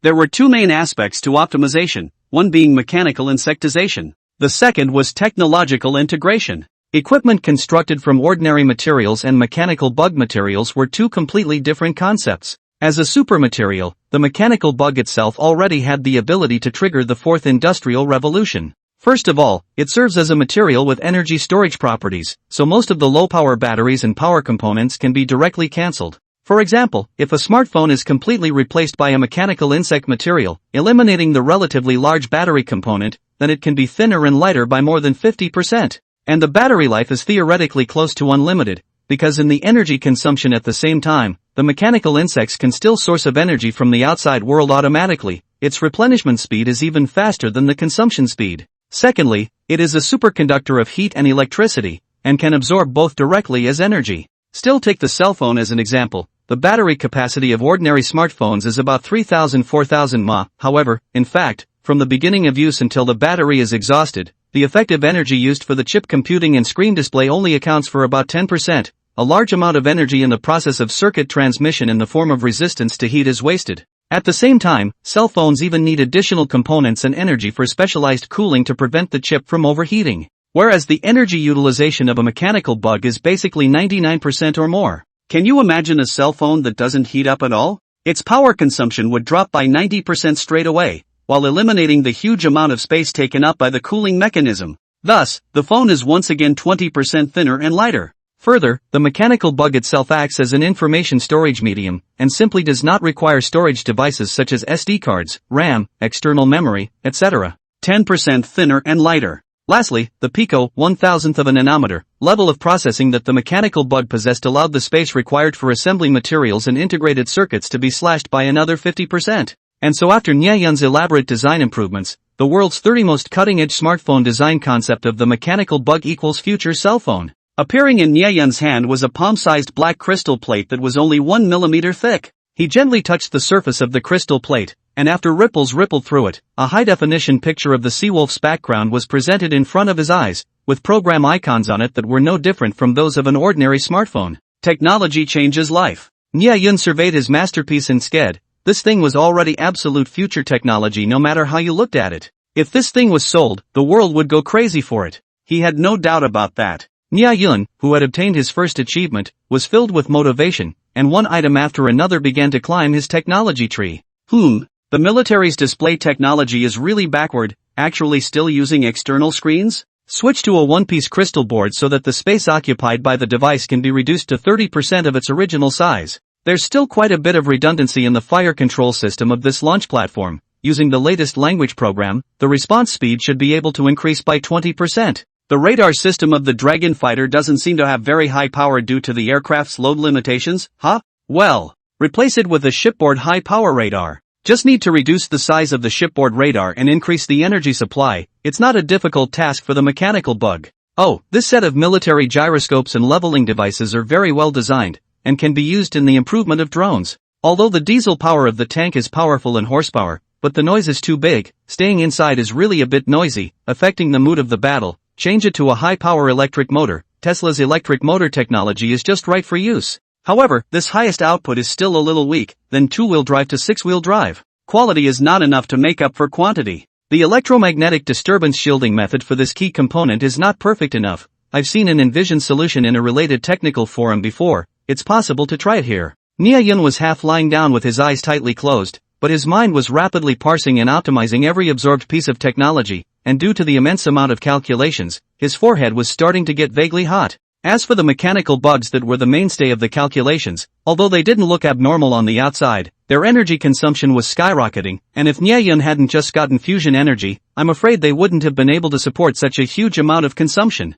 In fact, Nyayun hadn't created any new technologies in the process, but was simply taking the best of what he had to offer and integrating his resources. If your circuit boards are well designed, I'll use them. If your engine produces more power, I'll use it. Your logic program is more reasonable, I will use it. By utilizing nativism to its fullest extent, such a technological miracle has emerged. Thousands of years of human civilization had given birth to a vast ocean of scientific and technological crystals, and Nyayun was picking up the best of these scattered around the world, then sifting and fusing them into the brightest scientific and technological pearl of all. It wasn't that he was looking farther ahead, but because he was standing on the shoulders of a giant. The entire Earth is his logistics base, and the wisdom of the entire human race is being utilized for me. Base stock. The two brothers were holding a fishing rod each, sitting on the bank and fishing. Boss, the boss has been in there for 2 days, why hasn't he come out yet? The oldest yawned a bit bored. Can't you see that all the boats are gone? I guess the boss should be making some big move.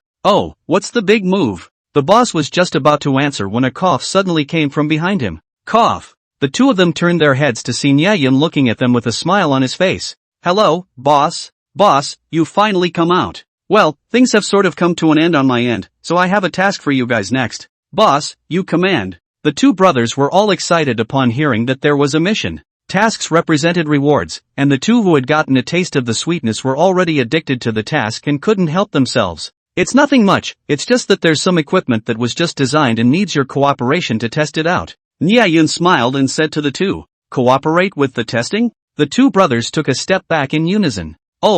Boss, must we go? The oldest asked apprehensively. What do you say? The two brothers looked at each other and resolutely took out a bottle of medicine and poured 2 pills directly into their mouths. What are you guys eating? Nyayun wondered. Motion sickness medicine. Nyayun. Boss, is this the equipment to be tested? Old San had already put on his battle armor by now and said with an excited expression. Displayed in front of the two of them were 2 silver-colored shuttle-type flying machines, streamlined fuselages with beautiful lines that were all natural, with not a single trace of mechanical riveting visible throughout the body, as if they were works of art molded in a single stamping. This is the combat flying machine I just designed, named Silver Shuttle. The Silver Shuttle was only about 3 meters long, using a single turbocharged engine. Without the combat parts of an ordinary fighter, it looked more like an ordinary flying machine. Boss, this is a combat flying machine? Then what kind of weapons does it have? Boss asked as he looked at the sci-fi filled flying machine with a face of infatuation. The eagle striking the sky and soaring into the blue sky was every man's romance.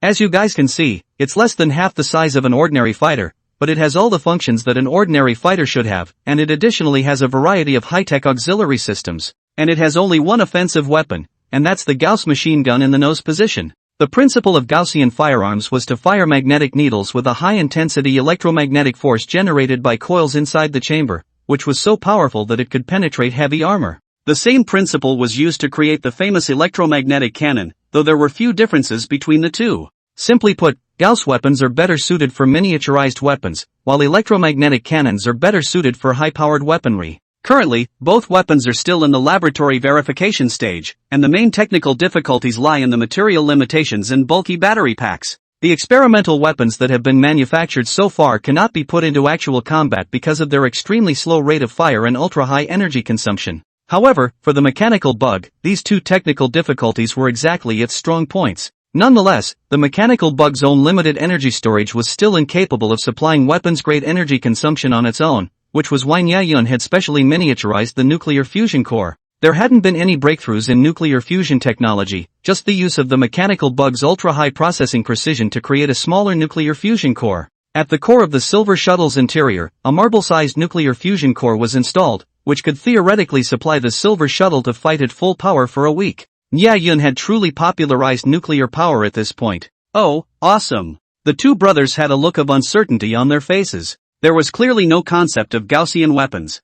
Boss, how come I can't see the transparent hatch of the cockpit? The boss asked suspiciously. Although he hadn't flown a fighter jet, but hadn't he seen a pig run before? It's not like a photo of a fighter jet's appearance was a secret, but the Silver Shuttle was silver-white metallic in color, with no glasswork at all. Oh, Silver Shuttle doesn't need that sort of thing. Nyayun narrowed his eyes and laughed. Could it be 360-degree panoramic imaging? Boss got even more excited. This was proper alien black technology. Well, it's not wrong to say so, you guys will know when you experience it in a while. But boss, at most we only have a C1 driver's license, we've never flown an airplane before? After the boss got excited, he remembered a big problem. Which pilot must not have gone through years of training before flying an airplane, and you let a rookie come up and fly an airplane? That's a bit whimsical, isn't it? Don't worry, this is an autopilot, an absolute foolproof operation. Nyeyen's words caused the two to no longer have a single concern, and they immediately patted themselves on the back to ensure that they definitely complete the test mission.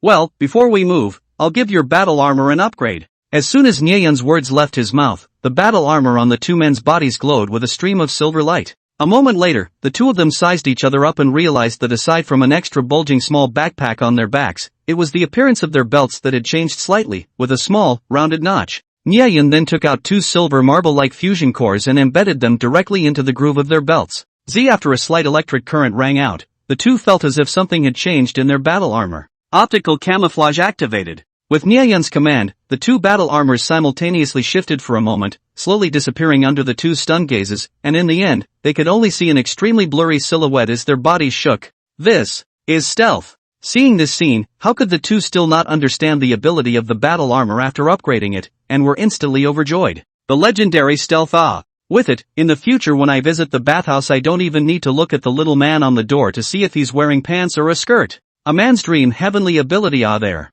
It's not really stealth, it's just an optical camouflage that combines bionics, flexible screen technology, and plasma shielding technology, but it will still be exposed when you get close. The silver shuttle also has such a stealth system. It also has a good shielding effect against infrared detection and radar waves, making the surface of battle armor and fighter planes into flexible screens? Only a black tech material like a mechanical bug could do that. But to the two brothers, this kind of technology was already beyond their imagination. Boss, when are we leaving? Oldest three was already a bit impatient. Nyeyen smiled before controlling the mechanical arm to slowly rotate the two silver shuttles to adjust their position, and finally the tip of the nose pierced straight into the blue sky, standing at a vertical angle. The silver shuttle was designed to be able to take off and land vertically without a runway, a process similar to a rocket liftoff. Well, you guys are now standing on this platform. Nyeyen pointed to the two circular platforms under the belly of the aircraft. The two were a bit confused. Could it be that the entrance was in the belly of the plane? Still, they stood up as instructed.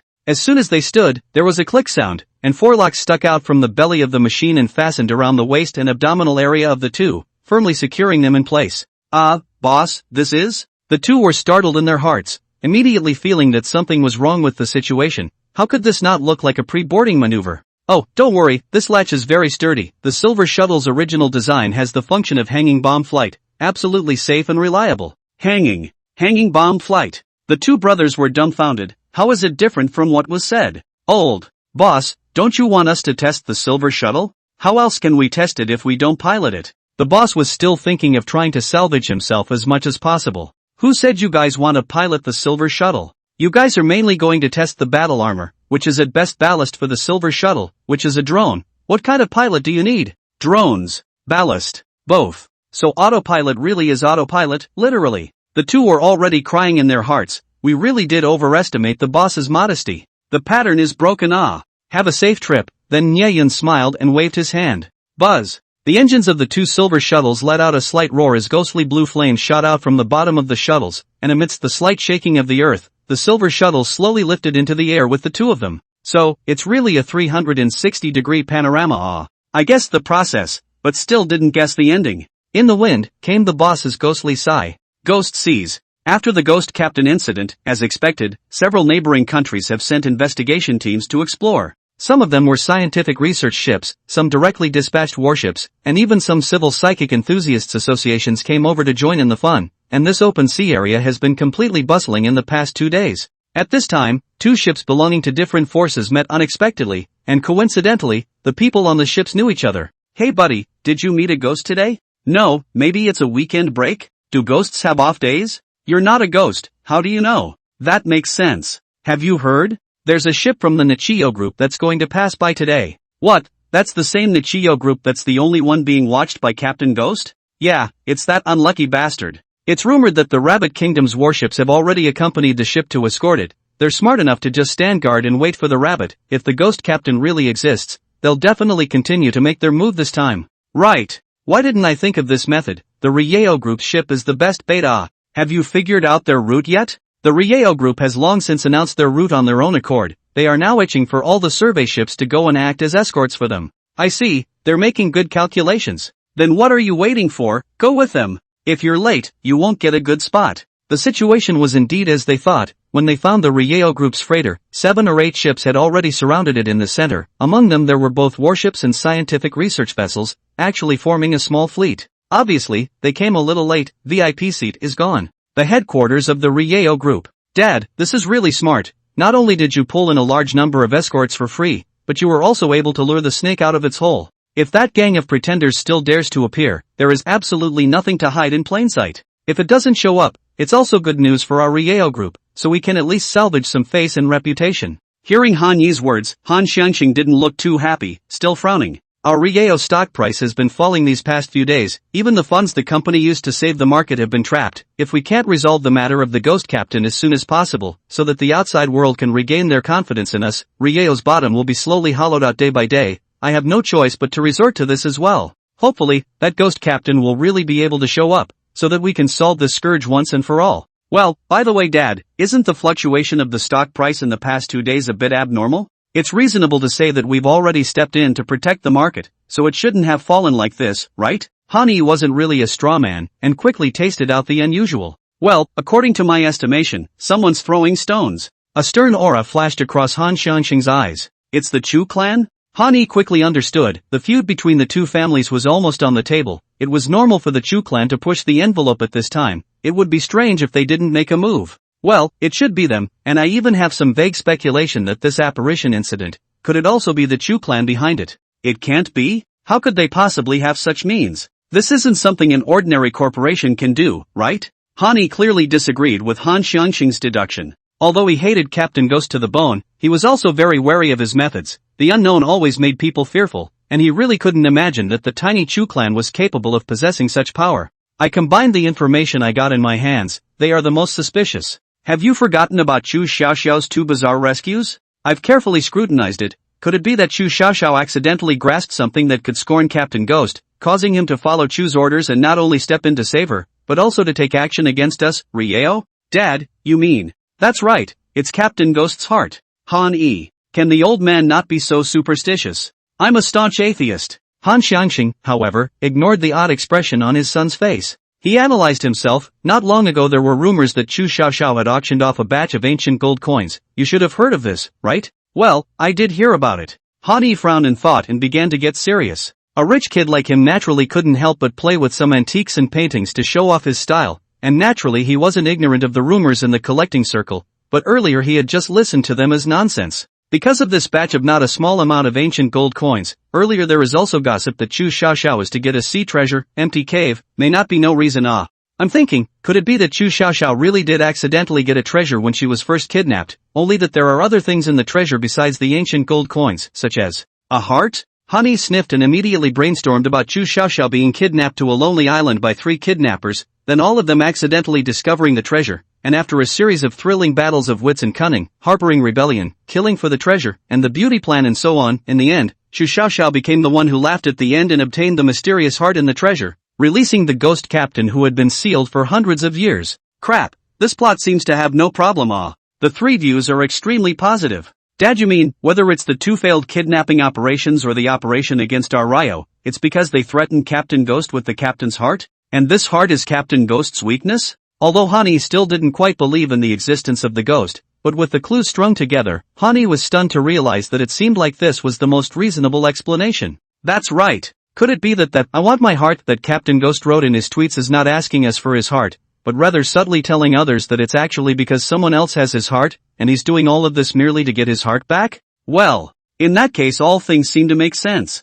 Now that I think about it, it's only since the kidnapping of Chu Xiaoxiao that odd things have been coming out of the woodwork. Right, there's also that Nia Yun. Han Yi suddenly thought of Nia Yun's bizarre abilities, and what happened to Scar was similarly unexplainable by common sense. Well, that's good. Another very important reason why I'm speculating so much is this equally mysterious Nia Yun. According to you, Chu Xiaoxiao still had to go out to sea to meet the seemingly ordinary fisherman despite having just been kidnapped, and then your mercenaries were all wiped out. Could it be that this Nia Yun is the ghost captain or one of his men? and those mercenaries just happened to hit the gun. This is indeed quite possible. With that Nyayun's bizarre methods, it is indeed quite possible that the group of mercenaries were all wiped out. In addition, didn't our undercover agent in the Chu clan report some time ago that they once mobilized almost all of the Chu clan's security forces to escort a treasure? What kind of treasure would require such attention from the Chu clan? What if it's Captain Ghost's heart? Han Yi. With Han Xiangxing's ringing analysis, Han Yi's materialistic beliefs began to falter and then collapse. It was really that this set of inferences was too damn impeccable.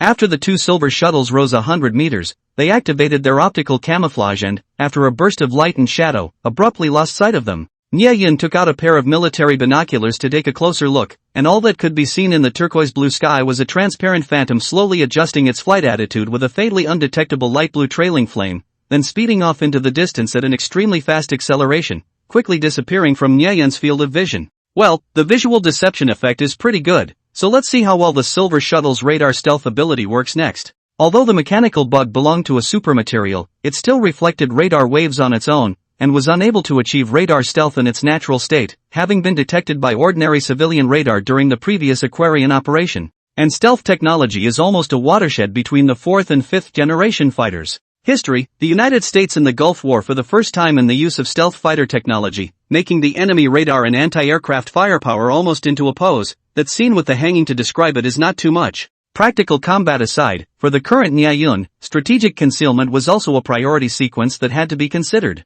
That was why he had spent a great deal of effort developing the mechanical worm cloaking device. Unlike the optimized aircraft shape and stealth coating technology used by the MiG, Nyayun chose the plasma stealth shield technology that was still in the theoretical research stage. Plasma was the fourth qualitative form after solid, liquid, and gas, and was thus also known as the fourth state of matter. The reason why plasma has a stealth function is because it has a refractive, reflective, and absorptive effect on various beams. The same reflective cross-sectional area under the radar reflection effect can be reduced to less than 1% of the original. The downside is that it consumes a great deal of energy, and opening the plasma shield also affects communications. But energy wasn't a problem for the silver shuttle. As for the connection between the mechanical bug and Nyayun, so far no method had been found to block or interfere with it. In most cases, the silver shuttle would act in accordance with the intelligent program written by Nyayun, and would only need to give out mission objectives without interfering too much. Nyayun's test this time was to verify the applicability of the silver shuttle's various body functions and intelligent programs in order to make further optimizations.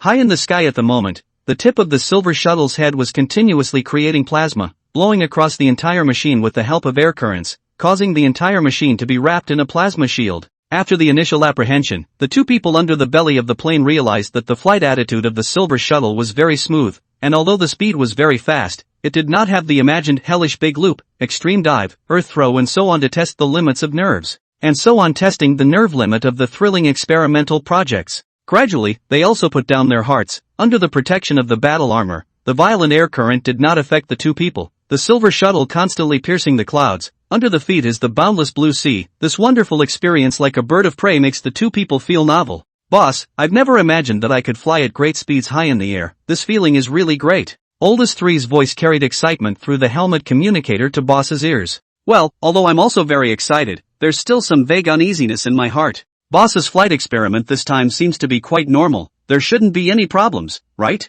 Thinking of the last experiment, Lao San's heart was also a bit anti-furry. I hope so. Dad, if Chu really has mastered a supernatural power like the Ghost Captain, then how can we still fight against each other? Han Yi said worriedly. That's right, but this is both a crisis and an opportunity. A brilliant light flashed in Han Xiangxing's eyes.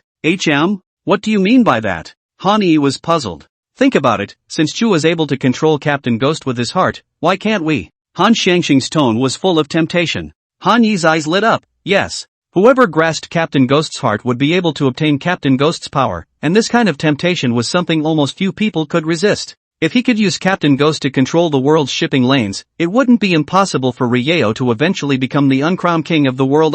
However, after his excitement, he turned to think and hesitantly said, but we don't even know where Captain Ghost's heart is hidden by Chu? What's more, both kidnappings were easily defused by Captain Ghost, and now that they're on the defensive, even if we target them personally again, with Captain Ghost around, I'm afraid that we'll still go for as many deaths as we can? Well, not bad. In order to paralyze Chu, we can't make a move against Chu's mother and daughter for the time being, so as not to provoke them again. Now that they are hitting our Rieo by blocking the shipping lanes as a means, I suspect that there are two possibilities. One is that the Ghost Captain's ability can only be used at sea, and the other is that they don't want to expose more of the Ghost Captain's ability, and want to slowly drag down the Rieo in this way. If it's one, it's fine, but if it's two, then if we provoke them again, God knows if they'll just let the Ghost Captain make a direct move against us personally. But just because we don't move against them doesn't mean we don't have a way to find the heart. Dad, what do you have in mind? Han Yi asked urgently. Do you think Captain Ghost can be willing to be threatened with his heart? Why don't we find it to cooperate? Thinking that if it's Captain Ghost himself, he should be able to provide some clues about his own heart, right? You mean that Nya Yun? Not bad, no matter if he's Captain Ghost himself or one of its henchmen, by contacting him, there's a good chance we'll be able to reach Captain Ghost. Wouldn't this be a little too risky? What if the other party is in league with the Chus and knows that we've gotten hold of this amazing secret of theirs, and wants to kill them outright? Then make a few more firewalls. Didn't that Nya Yun earlier also fail to realize that Scar was someone we sent? This risk is worth taking. Well, good. I'll immediately arrange for someone to contact this Nya Yun. Han Yi ultimately chose to trust his father's judgment. Ghost Seas. All the investigation vessels had formed a mixed fleet of 12 ships slowly advancing. The control room of the Arizona, a freighter belonging to Rieo's flag, which was surrounded at the core like a starry night sky. Everyone is on alert, pay close attention to all abnormalities, we're already approaching the accident-prone area, keep your eyes peeled and report immediately if you find anything. A middle-aged, slightly fat captain said with a serious face. Yes. The control room resounded with responses from everyone. Everyone knew what the captain meant by frequent accidents. The group had already had 4 freighters disappear or sink here before and after. This was an ominous place for the ships under the Ryoshi group. If not for the fact that Riao spent 10 times the amount of payoffs, and there were no casualties in several phantom events, or else they would not be willing to come here even if they were killed, and anyone with eyes could see that they were here to act as bait. Seeing the nervous looks of the various crew members in the control room, the captain opened his mouth to console them. Everyone doesn't need to worry too much, look around you. There are warships from the Rabbit Kingdom, the Neon Kingdom, and the South Rod Kingdom here, as well as scientific research vessels from many other countries. We are absolutely safe. Captain, these warships are formidable, but will their weapons be useful against the ghosts? The first mate said apprehensively. Cannons to fight ghosts? It sounded very sensual, but isn't it common knowledge that energy systems don't eat physical attacks? No need to worry. With so many of us, it's still a toss-up whether it dares to show up or not. Besides, even if the weapons are ineffective against Captain Ghost, we still have one last scattershot weapon. The captain had a serious face.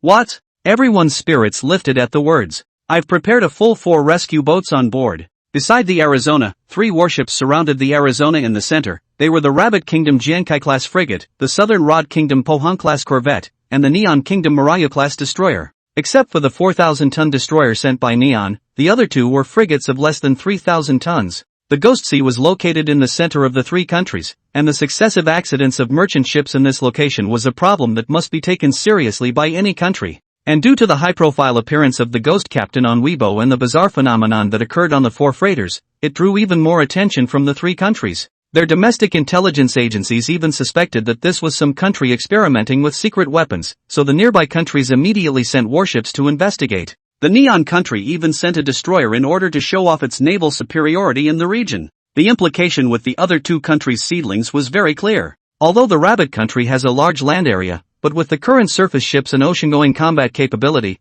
there are still some gaps with the Neon country, not to mention that behind the Neon country there is also a Rice country father. Relative to their own merchant ships were robbed must come out of the Rabbit country and declare the status of regional affairs of the Neon country. The Southern Stick country is purely to join in the fun to play soy sauce, and by the way come back to see the Ghost Captain is possible to be their own lost outside the ancestor, fight for a little cultural heritage and so on. In addition to the 3 countries, 7 research ships from Indonesia, Malay, Annam and other countries also came to this recently rumored Ghost Sea with different purposes. The remaining one is a temporary investigation group formed by paranormal enthusiasts from all over the world. Some of them were also fans of Captain Ghost. As this complex ghost investigation task force gradually penetrated into the Ghost Sea, everyone immediately raised their attention. Radar, sonar, and all kinds of strange and weird psychic detectors were turned on at maximum power, paying close attention to the surrounding movements. However, all the instruments and equipment failed to notice that thousands of meters above their heads, 2 transparent silver shuttles were approaching the fleet at high speed.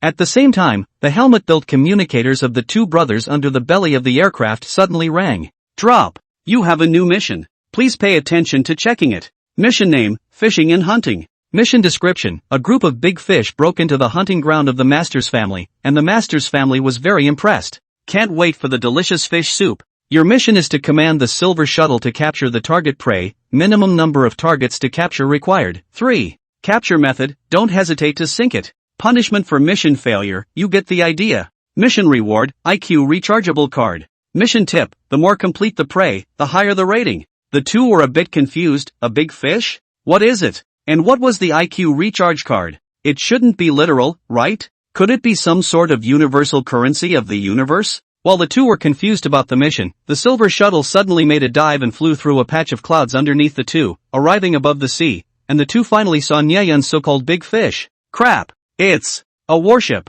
The boss couldn't help but burst out. Then several red collimator stars suddenly appeared on the two men's helmet visors, aimed at the small fleet below, alongside the target's star rating description. Gonkai-class frigate, 3-star big fish. Pohang-class corvette, 3-star big fish. Morayu-class destroyer, 4-star big fish. Arizona freighter, 3-star big fish. Ordinary research vessel X7, 2-star small fish. Ordinary passenger ship, 1-star shrimp. This is for us to catch ships? And 3 of them are fucking warships. With just the 2 of us and 2 drones? The brothers are crumbling inside at the moment. Undersea base. Nyeon stood in front of a huge floor-to-ceiling glass window, and in front of him was a huge ship that was gradually taking shape, its massive body occupying almost the entire undersea base. On the hull, the mechanical worms in many places were still writhing and changing, and it was clear that Nyeon was in the process of designing and remodeling it. He took a sliver of his mind out of his busy schedule to sense the message sent back by the silver shuttle, and the corner of his mouth couldn't help but hook. It's begun.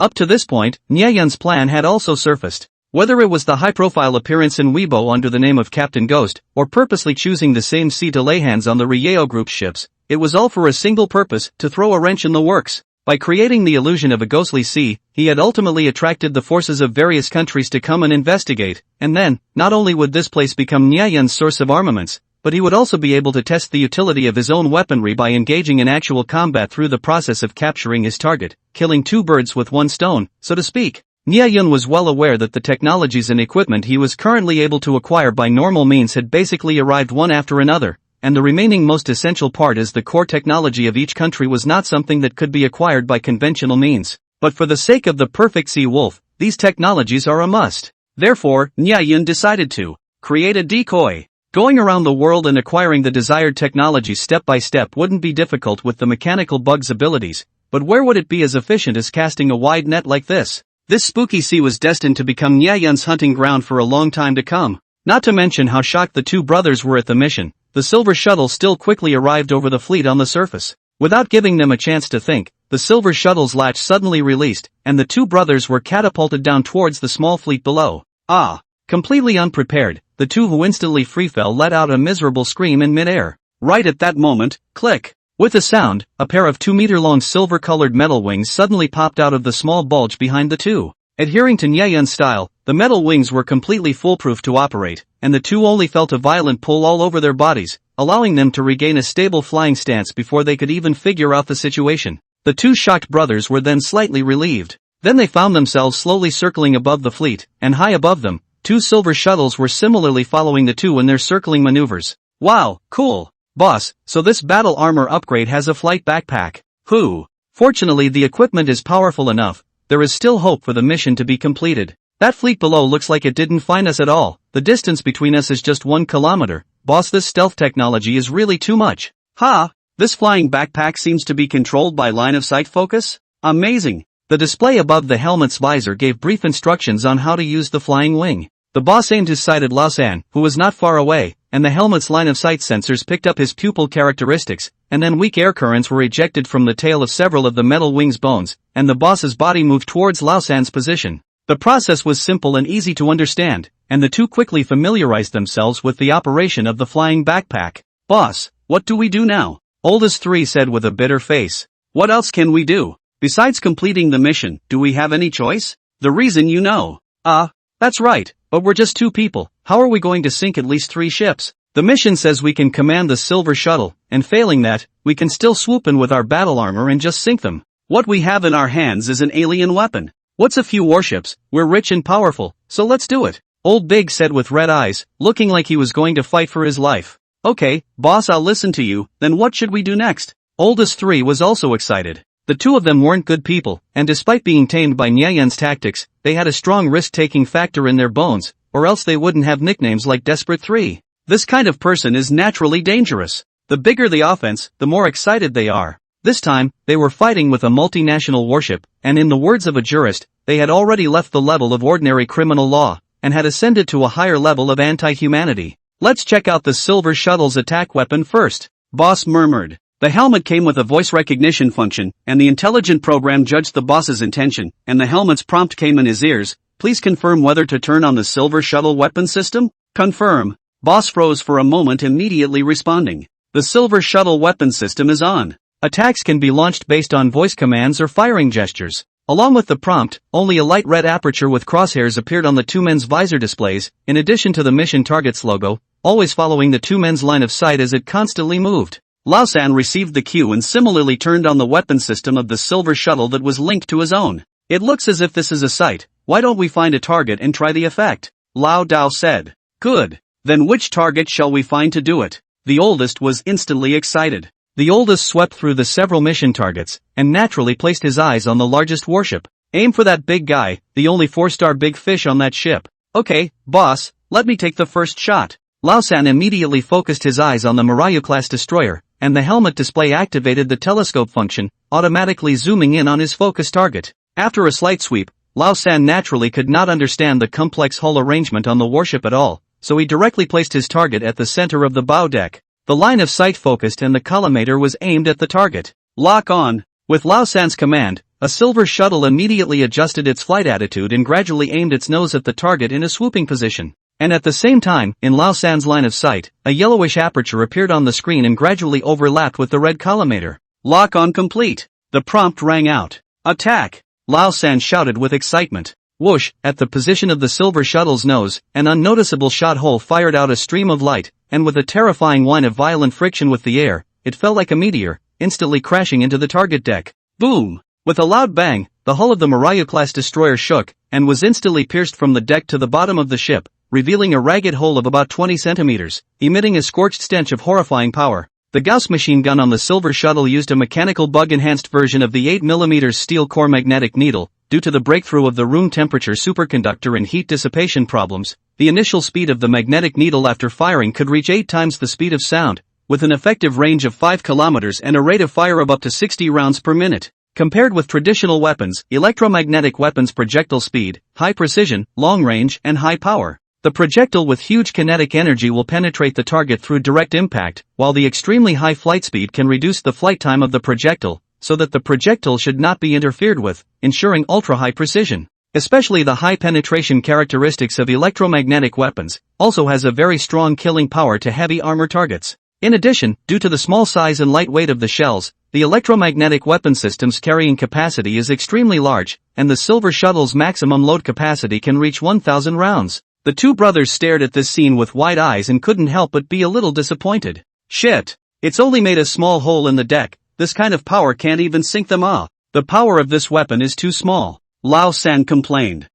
This power indeed doesn't seem to be too small. The oldest was also a bit disappointed. Being high up in the sky, they could only see the breakage at the deck, not realizing that the shot had pierced through the entire warship. And at this moment, the neon soldiers on the ship had already exploded. At the bridge location, a captain with an 8 beard was roaring loudly. What's going on? What's that sound? Are we under attack? Why was there no warning at all? Quick, summarize the damage and find out the cause immediately. Soon, a subordinate reported the situation through the comms. His Excellency the Captain. The hull of the ship is suspected to have been pierced by an unknown high-speed falling object. The source of the attack is currently unknown. The damage to the hull is not significant, except for a slight leak in the bottom of the ship. The maintenance team is currently making every effort to repair it, and it is expected to be able to temporarily repair the damage in 10 minutes. Hearing that the damage was minor, the captain was slightly relieved. The source of the attack is unknown? The radar didn't detect any anomalies? He queried. No suspicious targets were detected,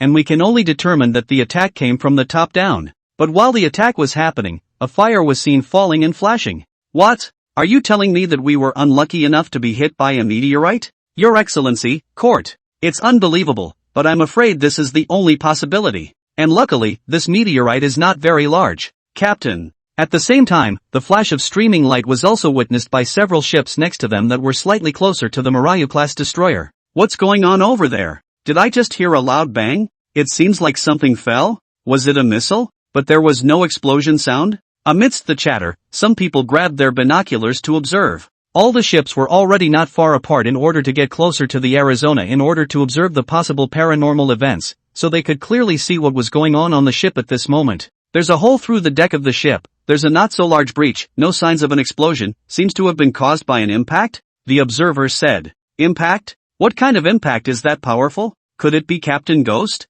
Someone immediately associated it. It can't be? Didn't they only focus on the Ryo group? How could they strike at the Neon Empire's warships for no reason? Maybe he thinks we're all in league with Nichio? We're sailing like this, do you think it looks like we're its frigates? That seems reasonable to you. But all our probes aren't responding, and the attack came from the sky? Is it hard for a ghost ship to fly? Is a flying ghost ship strange? Don't all ghosts fly? That makes good sense to you. After being informed of the situation, the captain of the Arizona, who was already on the highest state of alert, immediately tensed up and immediately ordered the crew to start acting according to the predetermined plan in case something untoward happened. The military personnel of the two countries on the other two warships, while raising their vigilance to prevent a possible attack, were quick to laugh in their hearts. Because of historical reasons, the two countries originally on the Neon country is not good. This time the other side sent a destroyer and hidden pressure on the two countries, this time to see the other side of the bad luck, where there is no reason not to gloat. As for the suspicion that the ghost of the captain of the ghost of the ghost of the ghost of the ghost of the ghost of the ghost,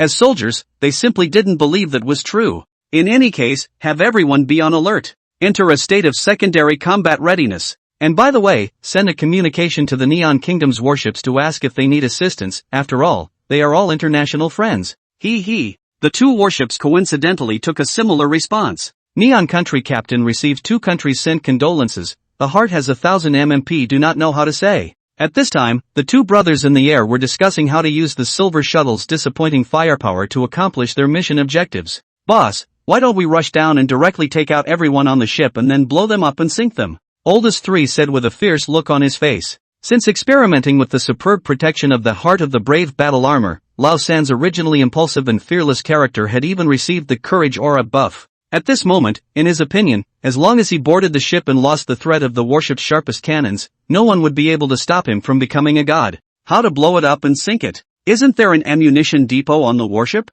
Just sneak in and detonate it directly. Ha! I didn't realize that you've still used your brain. The boss looked at Lao San with some surprise, and was instantly a bit impressed with him. No, boss, you are too kind, huh? Boss was just about to say that for a silly big guy like you, being able to think of such a method was definitely an irony. As a result, Lao San's next words made him directly stifle those words, mainly because it's written in the combat strategy above the helmet display. Lao San laughed nervously. Boss. The corner of his mouth twitched as he looked at a pouch icon next to the operation interface that said combat tips. He cursed himself for being careless, and then hurriedly clicked on it. Ghost sees combat tips in full. 1. Silver Shuttle in hand, I have the shipwreck. 2. The art of explosion. Don't you know that the fastest way in the world to get a warship sunk is to detonate an ammo dump? Sneak in, don't shoot. Explosion is art is so simple. 3. To kill someone with a borrowed knife, you need to find a legendary USB port first. Above. The final interpretation of the strategy belongs to the boss. If there is any misunderstanding, not responsible. The boss looked at the last line and his heart jumped uneasily. These 3.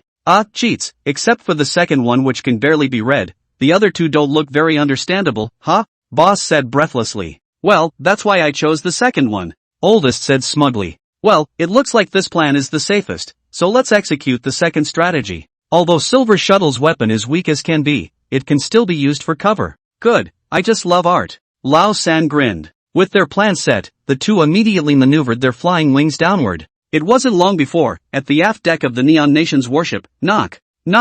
After 2 metallic crashes, 2 blurry transparent figures successfully boarded the warship. A mechanical transmission sound then resounded in the air, and the flying wings behind the 2 men retracted back into their backpacks. Boss, no one seems to be here? Oldest's voice came from the air. Nonsense, they've all been attracted to the foredeck by that attack we just sent. It's only strange that there's anyone here. Let's go, now is a good time to sneak in. Subsequently, tap. A light sound of footsteps rang out, extending all the way to the entrance of the bridge. However, when the 2 arrived not far from the entrance, they realized that two neon soldiers were talking here. Narita-kun, you saw the breach just now. As an expert in weaponry, I wonder what you have to say about it? Your Excellency, Captain, this should be a kind of damage after a high-speed object has hit, very similar to the electromagnetic kinetic energy weapon being experimented with. However, the attack is from top to bottom, the angle is nearly vertical, the size and energy consumption of an electromagnetic weapon of this power is quite huge, it's impossible to be carried on a flying vehicle, even ground-based weapons, there is not a single country that has completed the practicalization of it yet. Besides, the radar didn't pick up any anomalies at all. So, I'm more inclined to think that this is a high-density meteorite of modest size, or an outer space fallout. Only the probability of it hitting us right in this case is probably less than 1 in 10 million. Captain. He had just received condolences from both countries, naturally his mood was quite bad, and after listening to the expert's explanation, his face became even darker. What a bad fucking year. Such a low probability can be our encounter. Boss, what are these two muttering about? I don't know, I do know a little bit of Neon, but after listening carefully just now, I realized that their conversations are using very profound words, I don't understand any of them, maybe they are talking about some secrets. Damn, boss, you actually still know Neon language, worthy of being a senior student of Tsinghua. Ugh, how to talk. You're the high achiever, your whole family are all high achievers, I'm a serious scum, if you keep saying that I'll sue you for slander. The boss carefully looked at the monitor, as if he was afraid that someone would overhear their conversation. This formal staff will be every day, if not accidentally downgraded to internship, then it will not be directly click as a flower fertilizer Oh, I see, boss. What Neon languages do you know, boss? Almi Dad, Iku, Hanasi Sticker, Hajikasi. Lao San. They're blocking the door like that, we can't get in what to do. Lao San said. Although the optical camouflage was powerful, it was still possible to see a transparent blurred figure when it got close, and there was a risk of exposure. The two waited for a while, seeing that these two seemed to be addicted to chatting, without the slightest intention to move. Humph. Give it another shot to draw the people over. And so, boom. There was another loud bang, and the roar of metal clashing shook one's ears. What the hell? The captain and weapons experts who were analyzing the source of the attack were startled. They followed the source of the sound and looked over, only to see that on the left deck of the hull, a breach of about 20 centimeters was smoking, the shape of which made it look familiar. A short distance away, there was also a Neon officer who was staggering to his feet covering his ears, obviously shaken from the attack just now. What happened? The captain stared at the scene with somewhat unbelievable eyes, and after waiting for a while to see that there was no abnormality in the surroundings, only then did he go up with the weapons experts in unison to check the situation. Just when everyone was attracted by another attack, all the attention, two blurred figures quietly sneaked into the entrance of the bridge. Report, Captain. The left side of the hull has once again been hit by an unknown attack. The situation is exactly the same as it was just now, and this time the course of the attack is only 3 meters away from the ammunition depot. The maintenance team has now departed to urgently check for safety hazards and patch holes in the ship's bottom. A Navy soldier hurried over to report the situation to the captain. What? Although he had a guess in his heart, he was still a bit unable to accept it when he heard this reply. Still no detection of where the enemy is? Reporting to the captain, there is absolutely no sign of any enemy. Captain. At this time, the weapons expert who had scrutinized the damaged area came over. Your Excellency the Captain, I have just checked and it is indeed exactly the same as the first time. Even the size and volume of the impacting objects are similar. The top deck of the battleship doesn't have as strong a protection as the side decks, and even if it did, I'm afraid it would be difficult to stop such a high-speed impact. Then what do you think is the cause this time? Based on the current situation, I think we're in a meteorite-prone zone. I have a bold guess. That is that the Earth's magnetic field in this area has been affected by an unknown reason, which will attract fixed-sized, high-density metallic meteorites flying towards Earth to this area. The weapons expert said with an excited face as if he had made some major discovery. Then tell me, why is it that the other ships don't have any trouble at all, but we're the only ones that have been continuously hit? The captain squinted at him and said indifferently. I think maybe it's because we're a bigger target and it's easier to pull this unknown magnetic field, but according to my estimation, the probability of us getting hit like this twice in a row is less than. The weapons expert didn't notice his captain's increasingly dark face at all, analyzing to himself. But he hadn't even finished his sentence yet. Baka. Pa. The captain, who had veins rippling on his brain, couldn't help himself and directly gave the guy a big slap. The weapons expert who was knocked out by a slap looked at the opposite side of the captain who was already on the verge of exploding in complete uncertainty. His eyes were innocent. Fuck your sister's magnetic field. Fuck your sister's meteorite. Can't you see that there's a 10,000-ton ship next to us? Can our target be as big as theirs? Are you out of your mind? What's wrong with you? The captain cursed at him. Then he huffed and walked towards the control room. If he still thought this situation was an accident, then he would be too stupid to be a captain. Back in the control room, the captain immediately gave a series of orders. I order that the entire ship immediately enter a state of first-class combat readiness. This is not a drill. Repeat, this is not a drill. In addition, immediately contact military satellites to thoroughly search the airspace of this area for possible enemy aircraft. The other party most likely has radar stealth capabilities and practical electromagnetic kinetic energy weapons. Explain the situation to the military headquarters and request strategic support from the staff department. Yes, Captain. With everyone answering yes, the entire ship was suddenly busy. Just as the Neon Empire warship realized that it had encountered an unknown attack, the rest of the surrounding investigation vessels and warships also noticed that the situation was not right. One time it was a meteorite, it couldn't be a meteorite twice, could it? The captain of the Arizona was even more nervous. Even the warship dared to do it. What else would the ghost captain not dare to do? The other two warships also raised the alert level, of course, did not forget to send a condolence message through the public channel again. Compared to the undisguised gloating tone of the South China, the Rabbit Kingdom was much more subtle. The content of the message they sent was roughly like this: we express our sympathy and condolences for the losses you have suffered once again, and we sympathize with the suffering of your ship, and will provide you with international humanitarian assistance to the best of our ability. If you need to board the ship and rescue services, please press 1 directly, we will be happy to serve you. When the Neon Captain saw these two messages, he was so angry that he almost vomited blood. Boarding rescue? What a beautiful thought. Who knows if you are coming over to rescue or to spy on the military? He immediately ordered a reply with 2 identical, strongly worded messages. We have suffered minor losses and do not require rescue at all. Please exercise restraint and keep a safe distance from us, otherwise there will be unnecessary misunderstandings, and you will be responsible for all the consequences. To put it bluntly, this means, I just got a nosebleed on fire, no such thing. Don't come over and watch out for me scratching your face. Just as this investigation fleet was stirring up because of the 2 attacks against the Neon Nation's battleships, inside that unlucky battleship, in a corner not far from the control room. Boss, how do I get to the ammo dump? Why don't you look it up on the radars? Just then, a footstep came around the corner, and the 2 brothers immediately silenced their voices, keeping their bodies still to keep the optical camouflage at its best.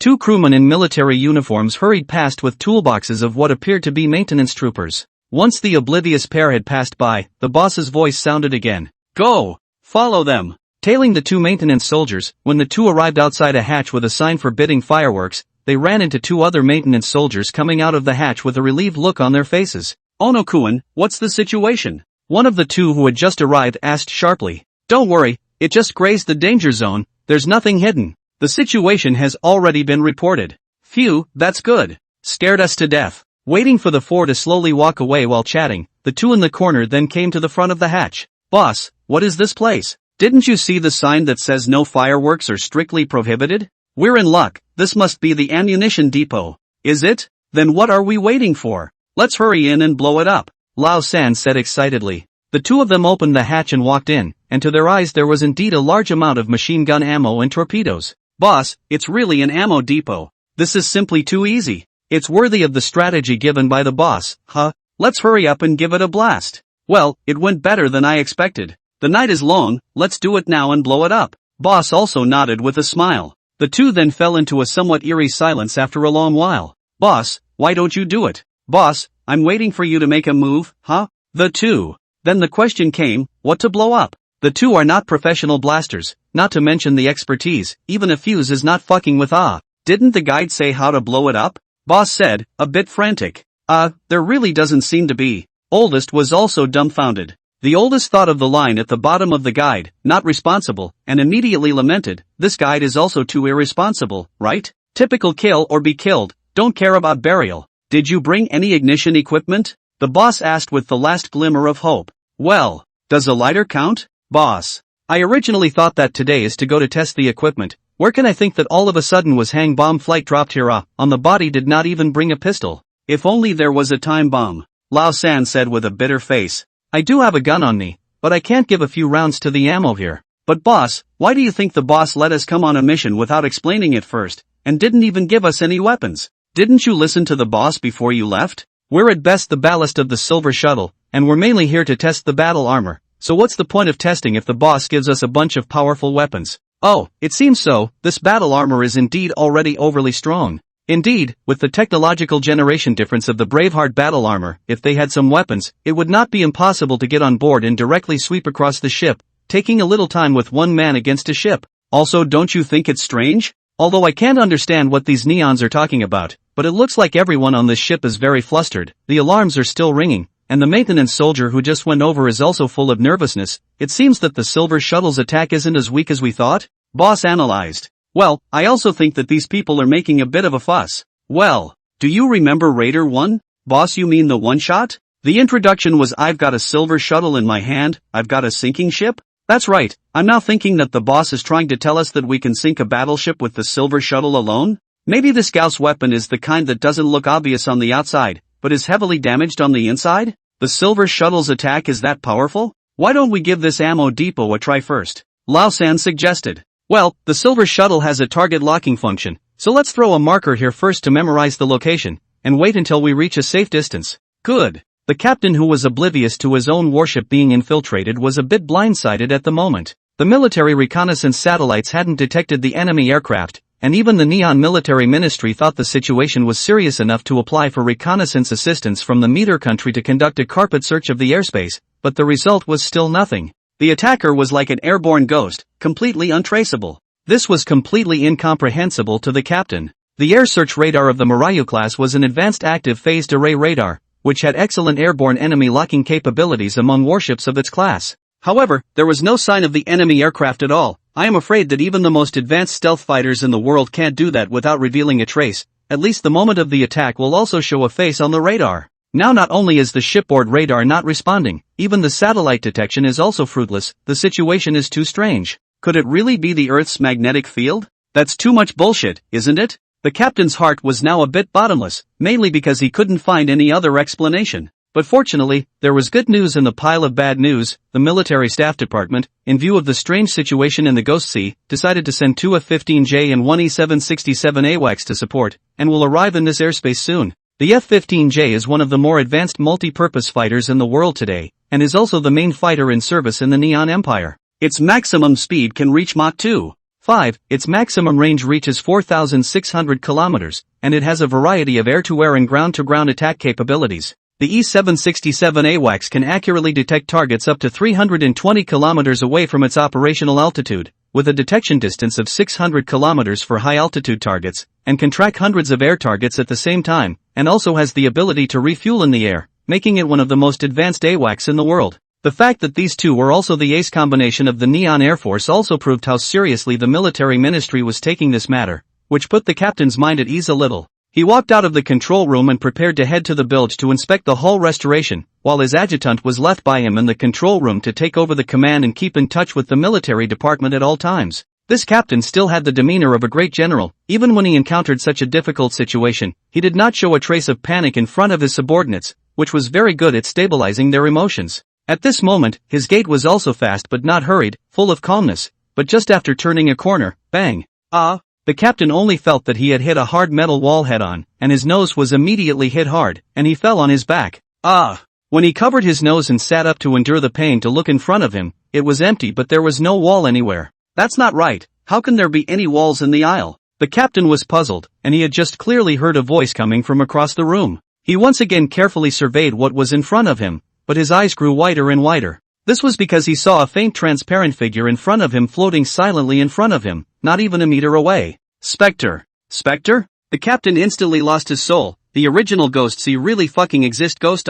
Then the next moment, he felt a pain on his neck, his eyes rolled over, and he simply fainted. Boss, what about this guy? You still have the face to ask me, why didn't you just walk more carefully? Boss glared at the air beside him without a good look. This can't be blamed on me. Who knows, this guy walks like he's floating. Not only is he silent, but he's also a fucking thief. I just wanted to dodge and I got hit. If we leave him here, the people on the ship will soon realize the abnormality. Let's go. Let's move him to the next room and hide him. Boss swept around and spotted a cabin not far away. Good. Then the captain floated weirdly and was moved to the door of that hatch. The door was opened and the captain slowly floated in, then slowly closed it. Control room. Hi. My subordinate understands and will definitely cooperate with the Air Force to thoroughly search the sea area. Please don't worry about the military department. The adjutant stood at attention and then put down his communicator. Then he instructed the communicator next to him, "The Air Force support has already departed and is expected to arrive at us in 20 minutes. Notify His Excellency the Captain immediately and make sure to return to the control room as soon as possible to sit down." "Hi." After a while, the communications officer next to him spoke strangely, "Your Excellency the Adjutant, the Captain is not responding." "What? Try a few more times, perhaps the maintenance site is too noisy." The adjutant frowned. "It's been tried many times, still no response." Then contact the maintenance crew in the bilge and contact the captain through them." After another moment, "Sir Deputy. Lieutenant, the captain, he's not in the bilge. The maintenance team said they haven't seen the captain at all." "Huh?"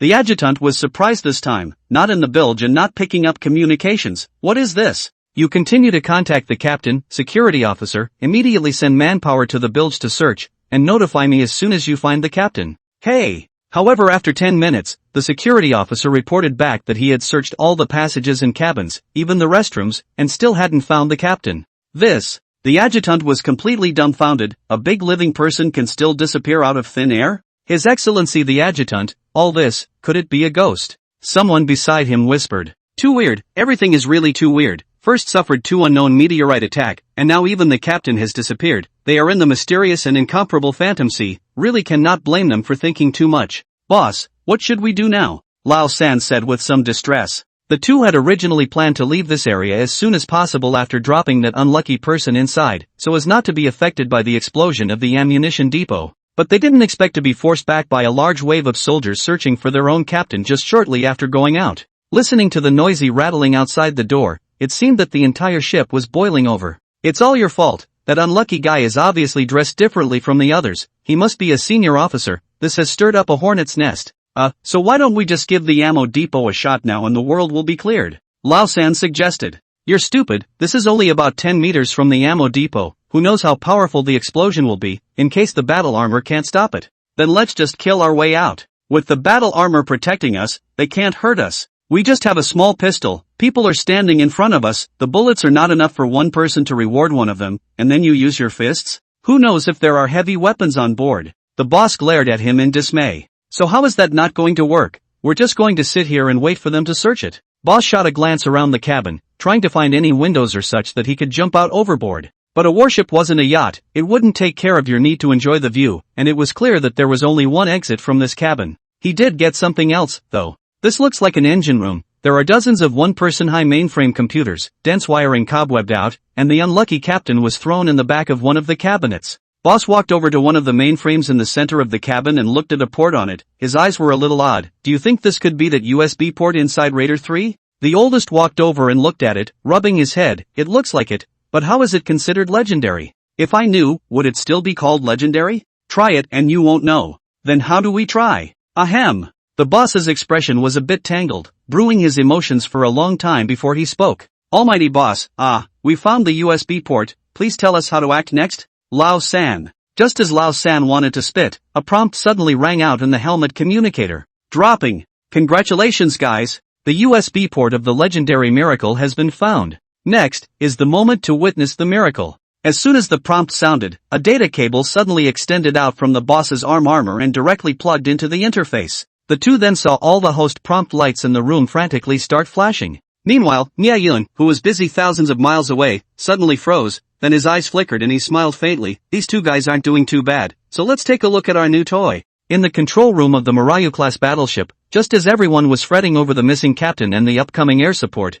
all the monitors suddenly flickered with a simultaneous image, and a pirate symbol of a pointy-eared skeleton plus 2 crossed bones appeared. The eerie skull's mouth opened and closed, and a low metallic tone spread throughout the ship through the peripheral PA equipment. "Do you feel the death? Neon?" There was silence in the room. Everyone was confused by the bizarre situation, and they looked at the eerie skull symbol on the screen with chills running down their spines. "Spooky. Ghost Captain." Someone couldn't help but say in fear, and those 4 words instantly made everyone's hearts jump. "What's going on here?" The reacting adjutant roared angrily. "Sir, someone has hacked into our shipboard systems," an electronics soldier at a nearby console said with a sweaty head while crackling the keyboard. Just then, a crew member next to him suddenly screamed, "The ship's guns are moving on their own." "No. Good, no. One missile silo also opened by itself. Our fire control system has been invaded." "What?" Everyone was shocked. Even though there was already a hint of foreboding, the fact that the fire control system had been taken over meant that their ship's mainframe had fallen completely.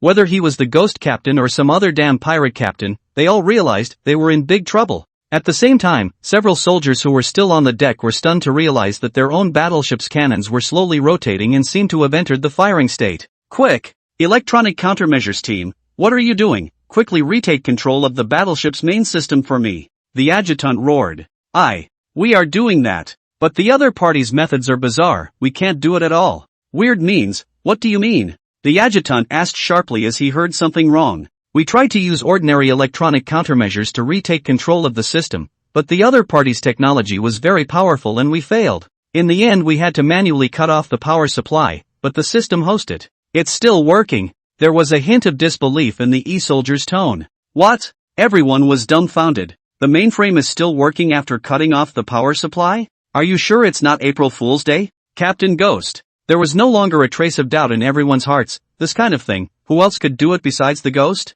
Give me an immediate trip to the mainframe room to check the situation. Blow it up if necessary. The adjutant quickly recovered from the shock and immediately fumed. It's too late to come. It's already locked onto the target and has entered launch criticality. What? What is its target? The adjutant asked sharply. It's the South Rod Kingdom Pohang class. The adjutant's brain buzzed at the words, completely messed up. A Neon Kingdom warship openly attacked a South Bangkok Kingdom warship. What kind of offense is this? One bad move and this was a serious international dispute. He didn't know if the two countries would fight in the end, but he, as the chief officer, definitely couldn't escape the fate of being court-martialed. He had only one thought in his mind at the moment, to stop it. But before he could give the order, boom, boom, boom. The characteristic roar of a high-velocity naval gun came as if it had directly struck the adjutant's heart. His face went white, his legs went weak, and he fell directly onto the reclining chair. It was over. This was his only thought at this moment. Outside the control room, the roar of the ship's guns continued, the thick smell of smoke filled the waters, and all of the Neon Empire's crew members stared blankly at this scene, their eyes filled with astonishment.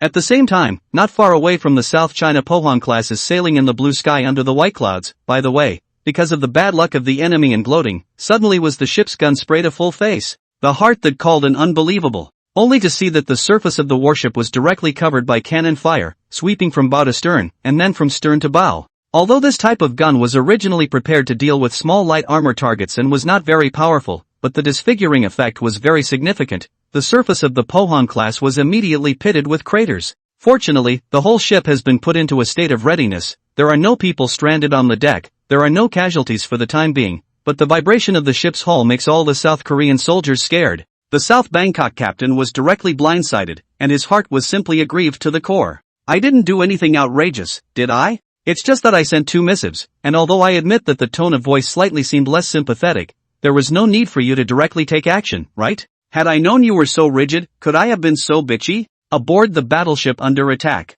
Captain, what do we do now? A crew member asked. Immediately maneuver to avoid the attack and return fire with the ship's cannons. Also, the comms officer contact the Neon Kingdom battleship for me. Is this an attempt to start a war between the two countries without declaring it? The captain said angrily. His orders were quickly carried out, and as the naval cannons on the South Rod Kingdom's battleships roared, the Neon Kingdom's warships were immediately and equally covered by the South Rod Kingdom's naval cannon fire. Both sides frantically fired their naval cannons at each other from a distance of less than 300 meters, and large flashes of fire continued to emerge from the two warships, which soon became completely disfigured. The rest of the ships in the surrounding mixed fleet all stared blankly at the two battleships that suddenly opened fire without saying a word, and all of them had black question marks on their faces. Who can tell me what's going on here? Why are they fighting? The captain of the Rabbit Country was in a cold sweat. He clearly saw the Neon warships first open fire, and then the South Rods had to return fire in the whole process. In his heart, he secretly guessed what kind of sarcasm the South Rods had said that had provoked the other side to directly strike at the drop of a hat, and he instantly brainstormed the conversation between the two sides in his mind.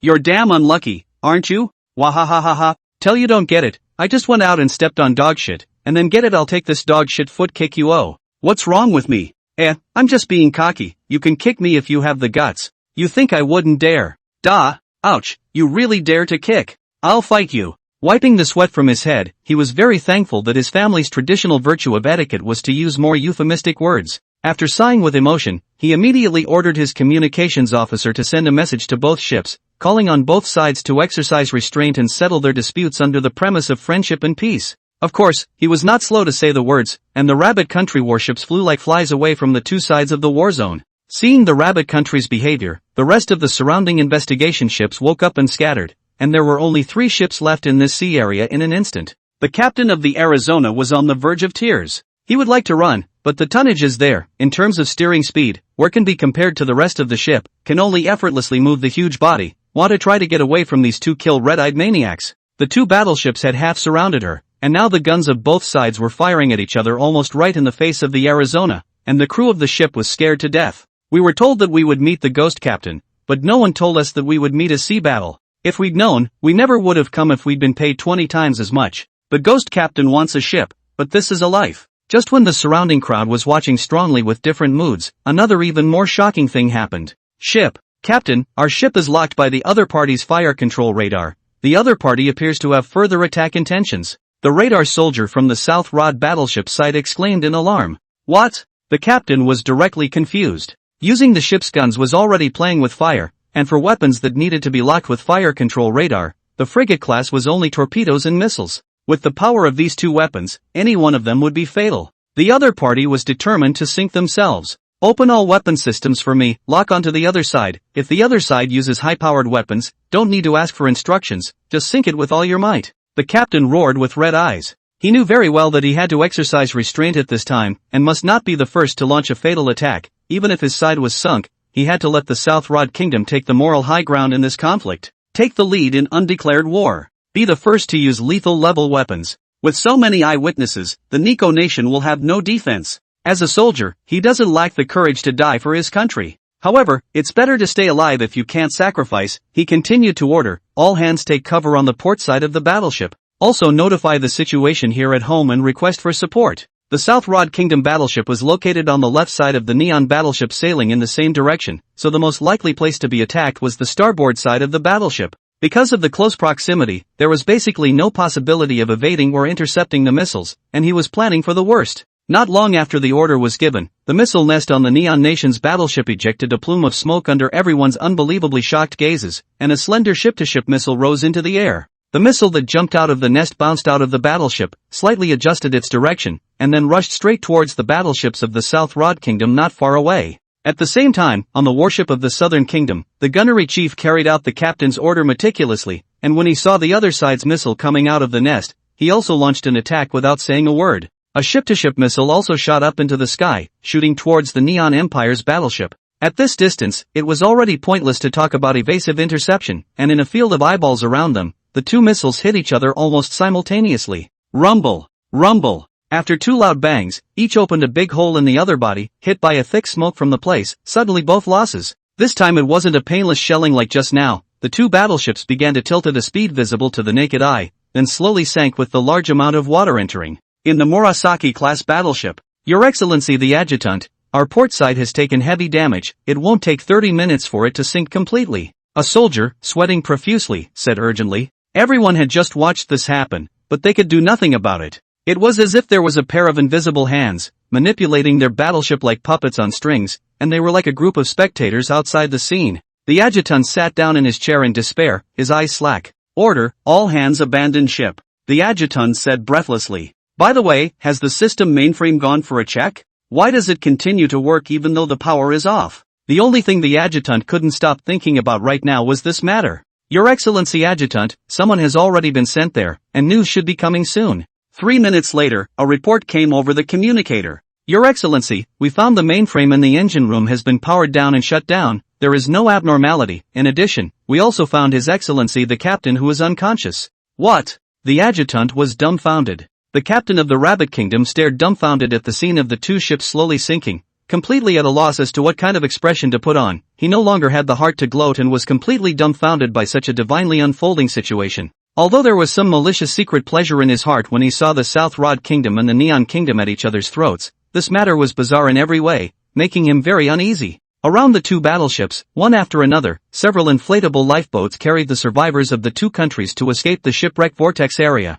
Everyone did not notice that on the Marayu class, two transparent figures took advantage of the chaos to silently dive into the sea, followed by a jet of air from the backpacks behind them, propelling them as they flew close to the Arizona. The two brothers were worshipping their boss's ability at the moment. They had indeed witnessed a miracle, literally using only a USB port to accomplish the miraculous borrowing of a knife to kill a man. Just as everyone was at a loss for words as they looked at the two slowly sinking battleships, a whistling came from the sky. Two gray-blue F-15J fighters swept through the waters at extreme speed from a height of 1,000 meters. And even higher up in the airspace, an AWACS plane with a slightly slower speed was also rushing here with all its might, as the Neon Air Support Team finally arrived late. Blue Falcon Air Support Team to Marayu 086, we have arrived over the designated coordinates, please respond. Blue Falcon Air Support Team calling Marayu 086 again, we have arrived over the designated coordinates, please respond. The two fighter pilots who had arrived at their destinations immediately attempted to contact the friendly battleships. After a long time had passed, the communication remained silent.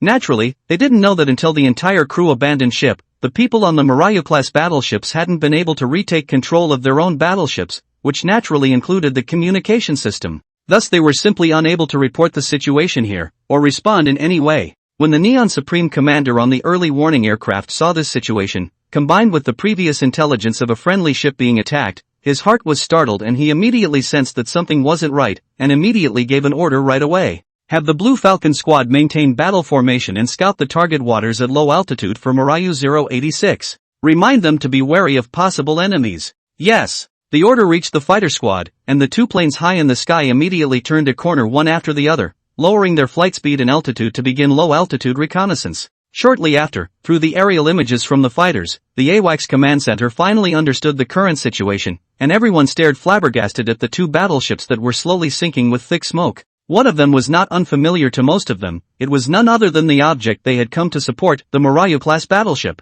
The commander looked at the very ravaged and miserable-looking Marayu on the screen in shock, with a look of incredulity on his face. How could it be that not long ago it was calling for rescue, stating that the damage was minor and the situation was stable, and now it was directly in the middle of sinking? The other one, which was in a similar situation, seemed to be a battleship from the South Rod Kingdom. What's going on here? Could it be that the Rabbit Nation had taken the Rabbit Nation by surprise and killed it? This was the only possibility he could think of. After all, in this vicinity, only the Rabbit Kingdom frigate could have possibly sunk two battleships in a short period of time by surprise. But with so many witnesses around, how could the Rabbit Kingdom dare to do this openly? What's in it for them? If not, could it be the mysterious assailant that the Marayu-class battleship reported earlier? Immediately notify the military ministry of our encounter and request for a rescue ship to be sent to search for our survivors. The commander ordered. Also, turn on the radar at maximum power and look for possible enemies in this airspace. Then inform the Blue Falcon squad to immediately detach from the low-altitude area, and while being alert to the Rabbit Nation's warships, thoroughly search the nearby airspace for suspicious craft. Yes. As soon as the pilots on the two fighters received the order, they immediately climbed up in altitude to be on full alert. And just as they were rapidly climbing, Nyayan similarly detected their presence through the nearby silver shuttle, a flash of surprise passing through his heart. I originally wanted to catch a few big fish, but I didn't expect an extra surprise. He immediately maneuvered the silver shuttle and began a new round of hunting. Blue Falcon 02, this is Blue Falcon 01, escort my right side, maintain dual formation, use this place as the center of the circle and begin spiral flight to search the region. Blue Falcon 02 copy. Just as the two fighters began to maintain formation to start their search, a ghostly transparent figure flew through the airspace between the two fighters, bringing up air currents that caused the fuselages of both fighters to shake slightly. What was that just now? Did I blink? The pilot of the Blue Falcon 01 was stunned. Nah, I just saw it too. Well, it seemed like a transparent shadow. The speed was so fast. At least Mach 3. Blue Falcon 02 shouted. Why is the radar not responding at all? Is it invisible? Whoosh. Just then, another phantom swept past Blue Falcon 01's left side. Bear. With a soft sound, a piece of the Blue Falcon 01 fighter's left wing was directly sliced off. The more sophisticated the weapon, the more it could not tolerate the slightest mistake. Even though the left wing was not missing much, the fighter's flying attitude was still immediately unbalanced, and it began to shake and break away from the formation, falling downwards. Blue Falcon 01, what's happening? The wingman exclaimed. My left wing is being attacked by an unidentified craft. I can't control my balance. The pilot of Blue Falcon 01 shouted in terror. What? Just as they were shocked, whoosh! A fiery red stream of light suddenly appeared out of nowhere in the air not far away, and in the blink of an eye, it accurately hit the center of the Blue Falcon 02's right wing, cha-ching. A big hole opened up in the ground. When the pilot reacted, he could only see parts being carried away by the strong wind from time to time from the hole, and the entire right wing immediately appeared to be in danger, and the fuselage also shook violently. The pilot of the Blue Falcon 02 saw such a bizarre attack, and his soul was in a state of panic. This is Blue Falcon 02, we've also been attacked by an unknown party, and our right wing has been severely damaged. We can't return to base safely, requesting a forced landing. The two pilots' panic-filled communication was heard word for word by the command center on the AWACS. Everyone's faces turned white, the radar didn't respond in the slightest, even their bodies were transparent, and the rumors in their minds about the spooky sea immediately surged to the forefront of their minds. Difficult. Could it really be a ghost? The commander was completely confused. However, he quickly sensed that now was not the time to consider this issue and picked up his communicator and shouted, "You are permitted to choose forced landing if you are certain that it is unsalvageable, and you may voluntarily eject and flee if necessary." As a result, the crews of all the ships, including the Rabbit Country frigate, all stood on the deck and watched in awe as the two neon fighters in the sky above hurriedly came in, and then it didn't take long before they hurriedly came down and staggered to make a forced landing on the surface of the sea, stirring up splashes and debris all over the sky. At the same time, two parachute flowers appeared in the sky, and the two foggy-headed pilots above them were looking around nervously, fearing that the Phantom would continue to attack them. Fortunately, the Silver Shuttle was not the least bit interested in them. Their fears did not happen. There were also people who once again saw the incredibly swift stream of light that attacked the fighters, but still no one saw the attacker. Captain Ghost. A name surfaced in everyone's mind at the same time. And seeing this scene, the captain of the Arizona very simply ordered all the crew to board the lifeboats and directly abandon the ship and run away. Look at the weird situation around. This is not the handiwork of the Ghost Captain. What else could it be? And look at the style of the Ghost Captain. Even warships and fighter planes are one by one jacked down. What else does people dare not do? Even suspected of their own protector is this end. The Riao group this only by the Ghost Captain attention of the unlucky egg and what can be spared. By virtue of your tonnage, don't be ridiculous. That just makes you more visible. So when the two brothers infiltrated the Arizona, it was already empty. It was a shock to them, but how could they be bothered with a mission objective they picked up for nothing? The two men easily opened the ship's large through-sea valve manually, and the ship slowly sank with a large amount of water entering it. Seeing the bizarrely sinking Arizona, its captain instantly celebrated his wise decision. "Your sister, this job is too high risk. If I don't die this time, I'll jump ship tomorrow and never stay at Rio again." The stunned captain of the Arizona made up his mind. An hour later, several Sea Wolf ships that had undergone stealth modification picked up the two brothers, then dragged the three trophies and the wrecked bodies of the two fighters and silently disappeared into the deep sea. What happened in the Phantom Sea quickly spread to the East Asian countries with lightning speed, and then spread to the world, and everyone was in disbelief. Originally thought to be just a paranormal investigation, it turned out that the warships of the two countries, Nehong and Nanbang, beat each other up and sank, and Nehong even took two fighter jets with them. As the main character, the Arizona also did not get rid of the fate of the sinking, following in the footsteps of its predecessors. Its process is even more bizarre and strange. First, the Neon warships were mysteriously attacked, and then quickly lost control and took the lead in attacking the South China,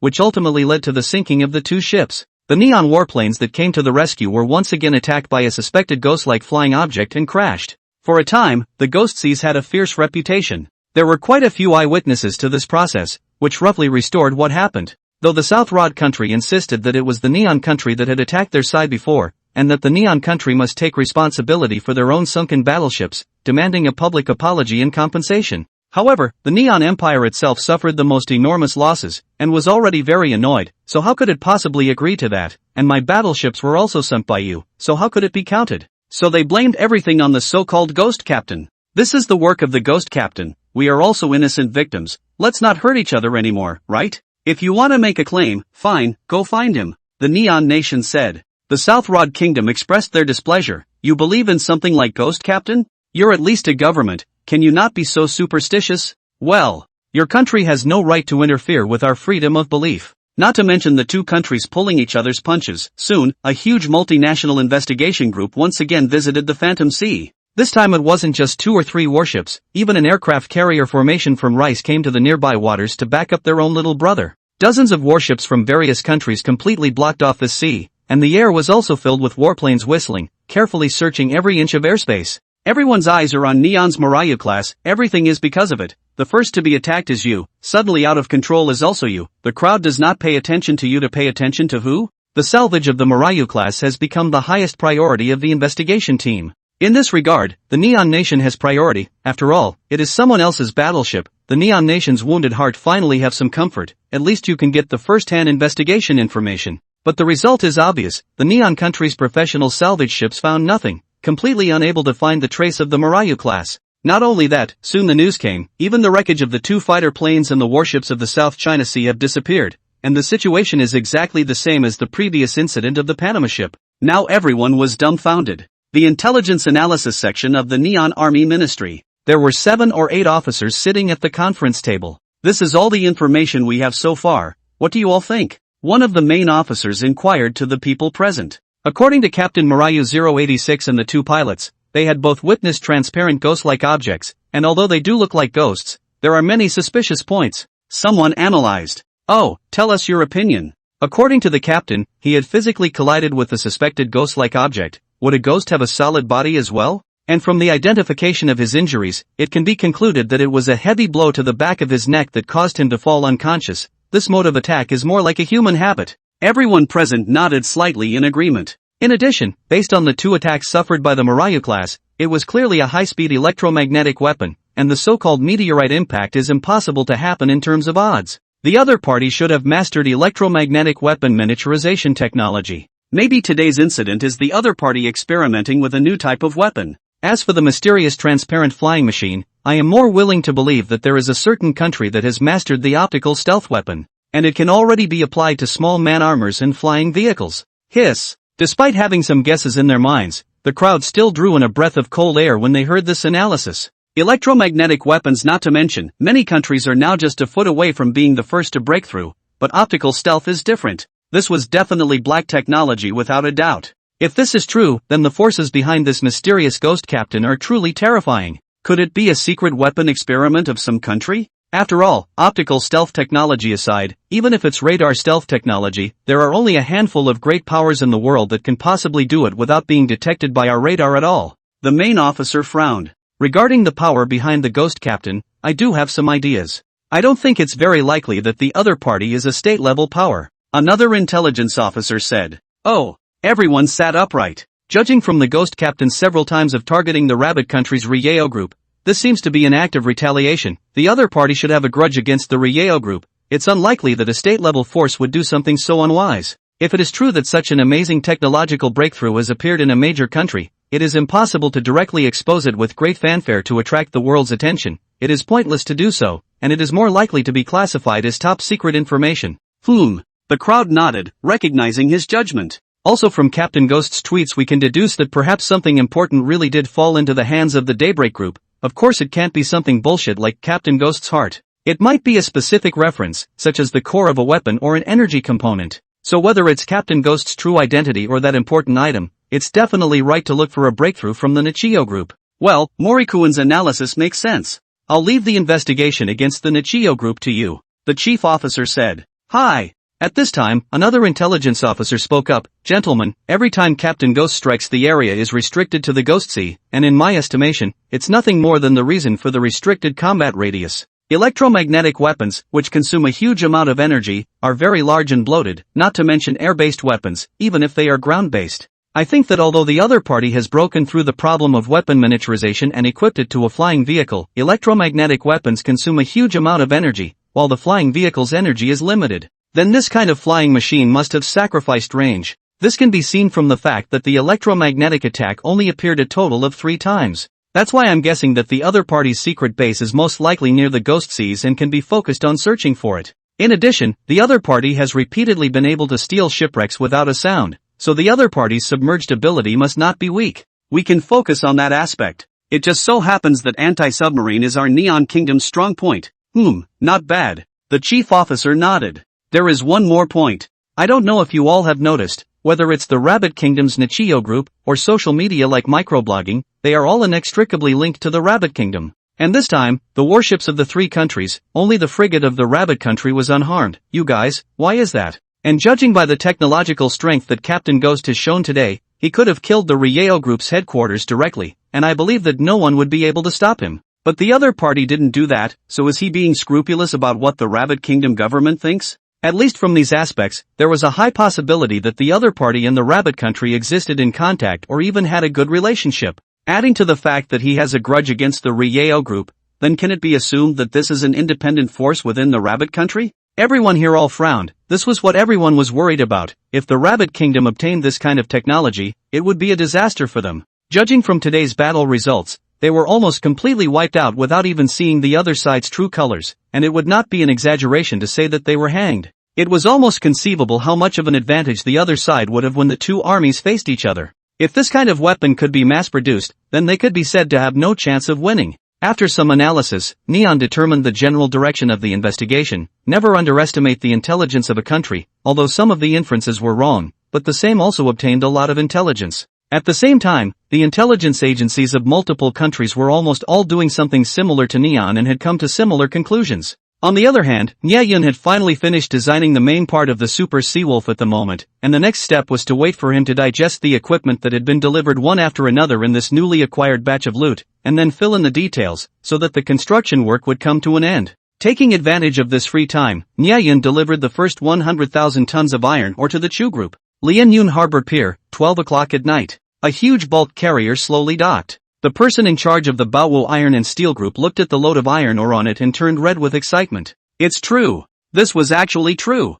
100,000 tons of iron ore that was 10% below the market price. And this was only the first batch. Chu Dong, on behalf of the group, I would like to thank you for your great contribution to the domestic steel industry. The person in charge solemnly thanked Chu Feng beside him. Beside the two of them, there was also a liaison from the military region standing in charge of recording the transaction process. Mr. Ma is too kind. We are merely just pulling strings for mutual benefit. Chu Feng laughed, but his gaze toward the cargo ship was also tinged with a bit of surprise. Chu Dong, then please also introduce me to the people on the supply side.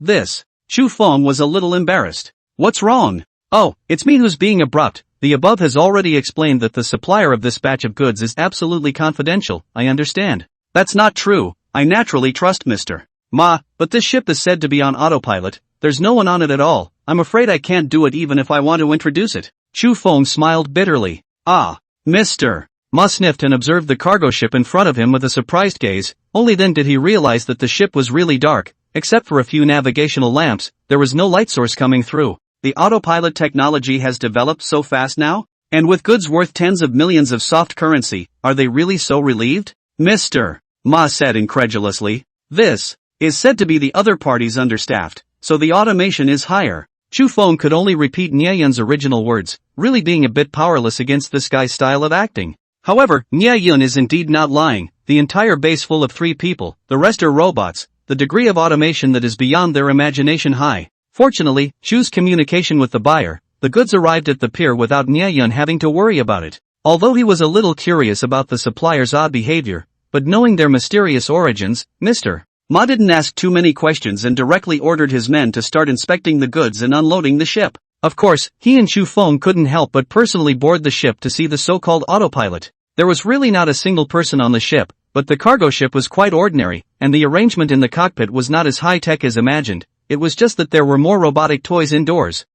This Mr. Shipowner's hobbies are really something special. Looking at the dozen or so robotic toys wearing pink dresses, Ma couldn't help but twitch the corners of his mouth. Where does this look like some autopilot control room? A toy showroom is more like it, and it's still the same style. Just how much do you like this type? Chu Feng, on the other hand, looked at these toys somewhat strangely. She remembered that not long ago, Chu Xiaoxiao had asked her to find someone to order a pair of robots of this style, a male and a female, and this female version of the robot was simply modeled after Chu Xiaoxiao. But why did so many of them suddenly appear here? Greatly disappointed with the so-called autopilot, the two left the control room, and they didn't notice the silver light flashing in the eyes of the robot behind them. A few people got off the ship, and that's when the men came over to report on the acceptance. Mr. Ma, after preliminary inspection, the quality of this shipment is completely fine. The iron content is above 50%, it has already reached the rich ore standard. But the composition is a bit strange, it seems to be sea ore. Sea ore? Could it be that the other party has discovered some large undersea mineral deposit that is extremely easy to mine? There was some doubt in Mr. Ma's mind. The work of acceptance and unloading went smoothly, and after unloading the goods, Mr. Ma immediately arranged for the 20,000 tons of steel purchased by Chu to be loaded onto the ship. For the big patron who was both a cheap iron ore supplier and a steel purchaser, Mr. Ma simply hated that he could not be offered up as God. However, the main body is not in, he can only target on Chu's group this intermediary, and made up his mind to maintain good relations with Chu's. The loading and unloading of such a large quantity of goods is not a short-term solution. The loading and unloading of such a quantity of goods was not something that could be completed in a short period of time. The handover had been completed, so Chu Feng left early. Then until the next morning, the last batch of steel loading was completed. Personnel all withdrew from the cargo ship. Mr. Ma just wanted to notify Chu Feng, did not expect the cargo ship actually own anchor start, slowly left the pier. He foolishly looked at the unmanned cargo ship slowly moving away. This autopilot intelligence is a bit too much, isn't it? Rieo Group. When the Han family's father and son received the latest news about the Phantom Sea, they were both stunned. Even though they had already overestimated the abilities of the Ghost Captain, they were still shocked by the fact that he could even jack a battleship or a fighter jet. They couldn't care less about the loss of another freighter and the subsequent impact it would have on the Rieo Group. Judging from this incident today, this Ghost Captain's bizarre abilities are far beyond our imagination, and he acts without any scruples. It's too risky for us to cooperate with him. Han Xiangxing frowned. Dad, I would disagree with you. The stronger he is, wouldn't the benefits we gain after controlling him be greater? We're businessmen, we're able to risk our lives for a 300% benefit, not to mention that this gain is more than 1,000 times greater nowadays. Hani said, an ambitious gaze emerging in his eyes. Ever since he had learned that Captain Ghost possessed combat power comparable to that of a national level, he had been unable to calm his heart. The Rieo Group was able to reign supreme in the southeastern provinces, but that was all. In front of the real top forces, they were still like ants. Now, with such a chance to reach the sky in front of him, how could he give it up? This time, the attitude of father and son towards this matter is the opposite of the previous. More young and radical Hani insisted on continuing to seek cooperation with the Ghost Captain, trying to find a way to control him. However, Han Xiangxing was awakened from today's events. An existence that could rival the state-level forces was not something that they could covet, and if they were not careful, they would have to be crushed to pieces. I'm afraid that because the influence of the Ghost Captain is getting bigger and bigger, as the only object of his attention, his own Rieo Group has also entered the desk of some national intelligence departments. Even the Rabbit country's government will definitely take action against Rieo. Even the government of the Rabbit country will definitely take action against Rieo. If he makes small moves at this time, is he afraid that he won't die fast enough? This matter has exceeded his previous estimate. To the strength of the sunshine cannot bear such a risk, that can only be called not self-conscious. After all, Han Xiangxing was well-read and knew the reasoning behind the rush, and immediately made a decision. There's no need to say anymore, my mind is made up.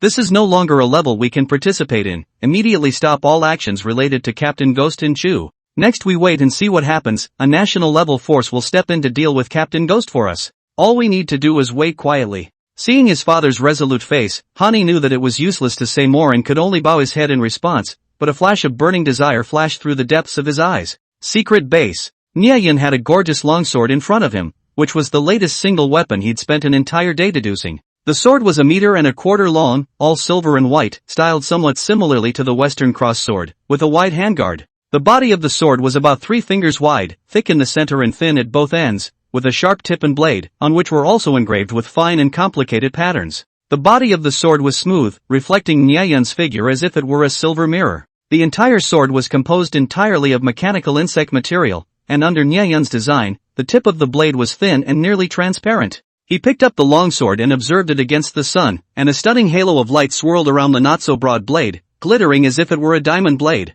This blade alone was far beyond the most precise scale that could be processed in the current world, while its toughness was equally extraordinary. A long sword like this could no longer be described as a divine weapon in the ordinary sense, and even an ordinary person holding it would be able to directly slice through a tank. After Niayan's experiments, there was currently nothing that it couldn't cut through, and the effect was comparable to the legendary high-frequency shock blade. However, this long sword, which cost Niayan a great deal of computing power to derive, naturally wasn't as simple as that. Its sharpest means of attack wasn't its indestructible sharpness, but rather the small electromagnetic weapon embedded in the center of the sword's body. That's right, this sword was actually a strangely shaped electromagnetic rifle. In the center of its handguard, a transparent crystal bead the size of a glass bead was embedded, and in its center burned a small flame that glowed outward with a soft, star-studded light that was quite bizarre. This was a miniature fusion battery designed by Niayan to balance aesthetics and practicality. The long body of the sword was actually the electromagnetic gas pedal of an electromagnetic rifle, while the lines on the sword were miniature electromagnetic coils.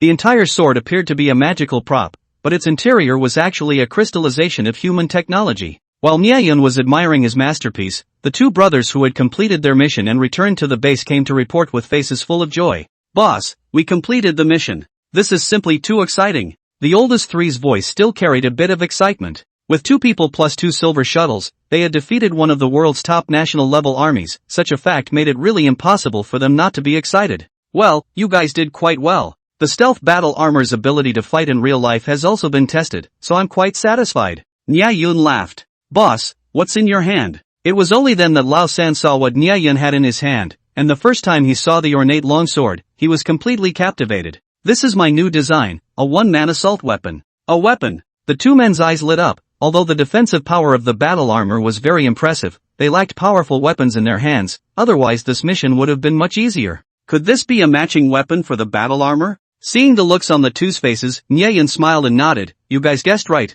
this is indeed a matching weapon for the battle armor. The two were instantly excited at the words. Was this a bird's eye view? Have you guys ever played a game? Nyayun suddenly asked. They froze, not knowing why their boss's question was so jumpy. The boss nodded. I've played a few games, but I'm not too proficient. Then you should know the game's definition of character attributes. They can be roughly categorized into attack, defense, speed, intelligence, and physique. Well, that is indeed correct. Boss replied. Then what do you guys think that the Braveheart battle armor grants you? Hearing such a simple question, the oldest answered right away without thinking. Naturally, defense. That's right, an invincible defense can give one the courage to go forward and charge into battle. What about an invulnerable attack? The two shook their heads in uncertainty. An invulnerable attack will surely bring the desire to fight with aggression like fire. Therefore, I have named this sword. Named it? The two brothers looked at Nyayun with fiery eyes. Named Little Fire. Eldest. Oldest. Mechanical Bug. Why was there a feeling of regret that something good had been spoiled? The scene instantly chilled.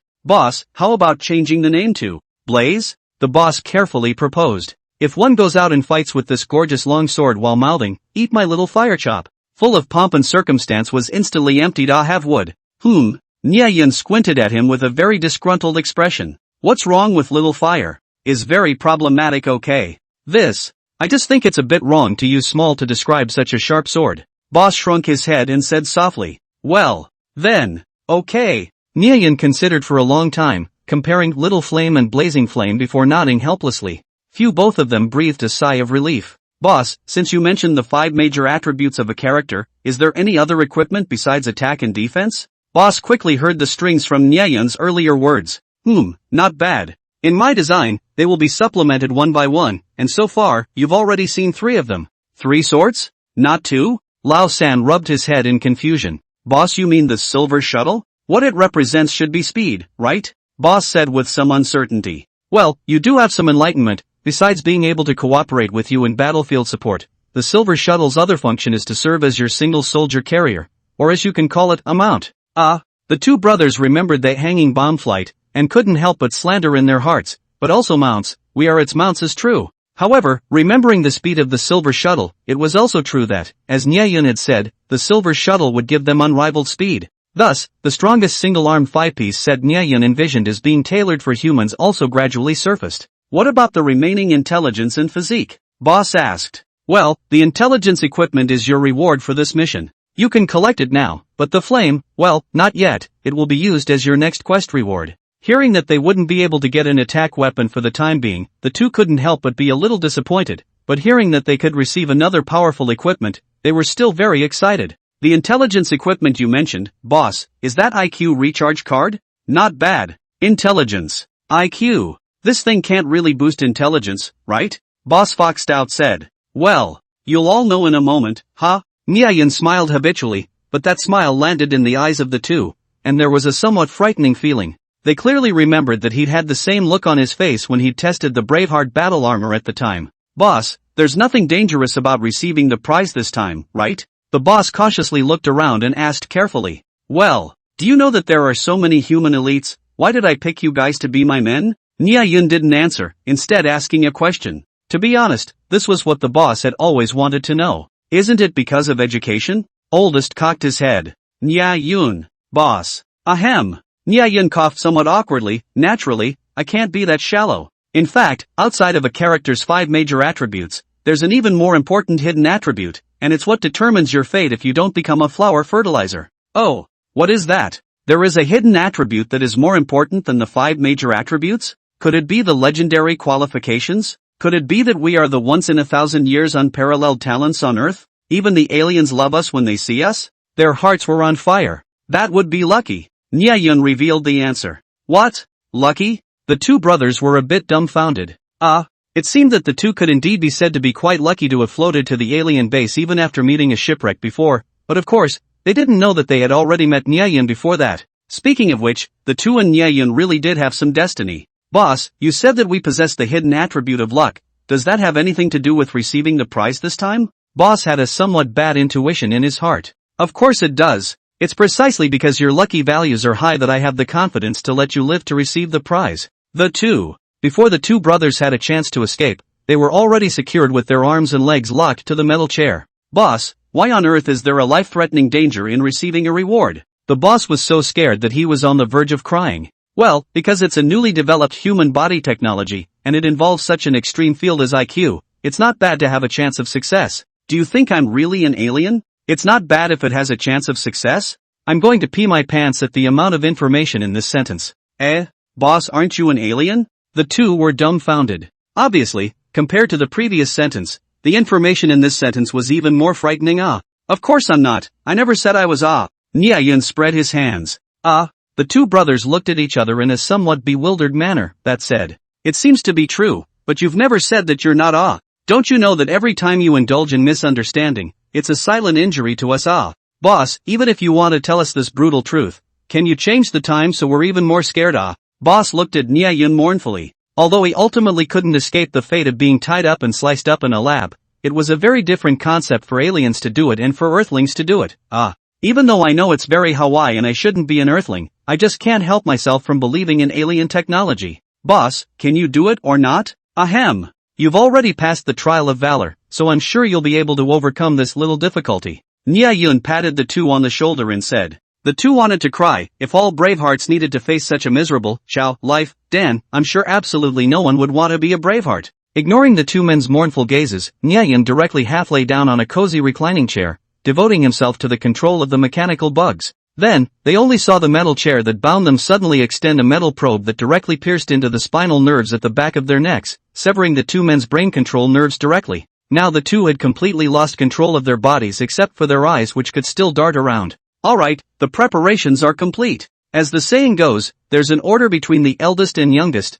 Let's start with you. Nyayun laughed. In the next moment, another extremely thin probe pierced directly into the back of Big Boss's head. Inside the brain, which couldn't be seen from the outside world, the tip of this probe ejected a large number of mechanical worms, which gradually combined to form a chip the size of a fingernail cap. The chip then shot out countless densely packed threads like spider silk, one by one quickly connecting the two regions of the brain. If an expert in neurology had been present, they would have been able to realize that these two regions were the core areas of the human brain that controlled computation and memory. Nyayun's method of boosting the two men's intelligence had actually been envisioned long ago, and that was to implant a miniature supercomputing chip in the human brain. The world's most cutting-edge field of neural engineering technology was currently maturing, and the combination of the human brain and computers had become one of the world's most cutting-edge scientific research directions, and was considered to be the core technology for future human change, with an importance that could be compared to that of artificial intelligence. Although the technology of brain chips was currently immature and had yet to reach the clinical stage, the system's theory was gradually being refined.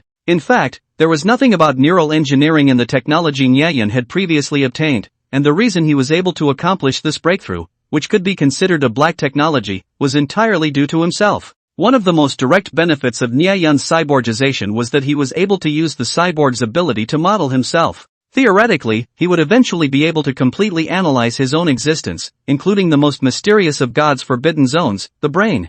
However, the mystery of the human body is so complex that even though he had already used all of his spare computing power to deduce it, he only had a preliminary understanding of the functioning of the brain's nervous system, and was still far from being able to truly penetrate into the brain. However, even so, it is also enough for him to complete the initial connection between the supercomputing chip and the brain's nervous system. Hence, the birth of this superhuman brain assist chip that combines neural and computer technologies. At the moment, Nyayun's forehead was sweating a bit. Although he had a lot of confidence in his own technology, how sophisticated and complex was the human brain? There were millions of neurons that needed to be connected, and even with his control over the mechanical bugs, he needed to be careful again and again. One slip-up and one of his only two henchmen would have to be turned directly into an idiot. It could be said that even if Nyayan made all of his technical information public, it would be impossible to connect the chip to the brain's nerves with the current level of medical technology on Earth. The extreme micromanagement of the mechanical bug was likewise one of the indispensable conditions.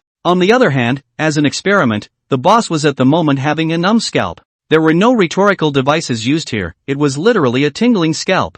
It's like someone opened your skull and blew into your cerebral cortex, then another breath, and on and on. This thrill is simply explosive. There is no. If he could still control his body at this moment, then he would only have one thought. Scared to pee. Scared to pee. Scared to pee. And it was both physical and psychological scared piss. His face was already covered in a fine cold sweat, his eyes were wide open, and his gaze was already somewhat dull. Although he didn't feel the expected severe pain, but that indescribable fear was like letting a person who was afraid of ghosts watch 1001 Night horror movie in a row. It was definitely a torture comparable to torture. Finally, 10 minutes later, the surgery was over and the control nerves were reattached to the boss, and only then did Nyayan let out a sigh of relief. Looking at the boss, whose gaze was still a bit dull, Nyayan's heart was a bit fuzzy. This can't be a failure, right? It shouldn't be. Theoretically, the success rate is still pretty high, right? Snap. Nyayan gave him a slap without hesitation. Well, where am I? The boss's eyes gradually regained clarity during Nyayan's wake-up call service before he shook his head in a bit of a daze and mumbled.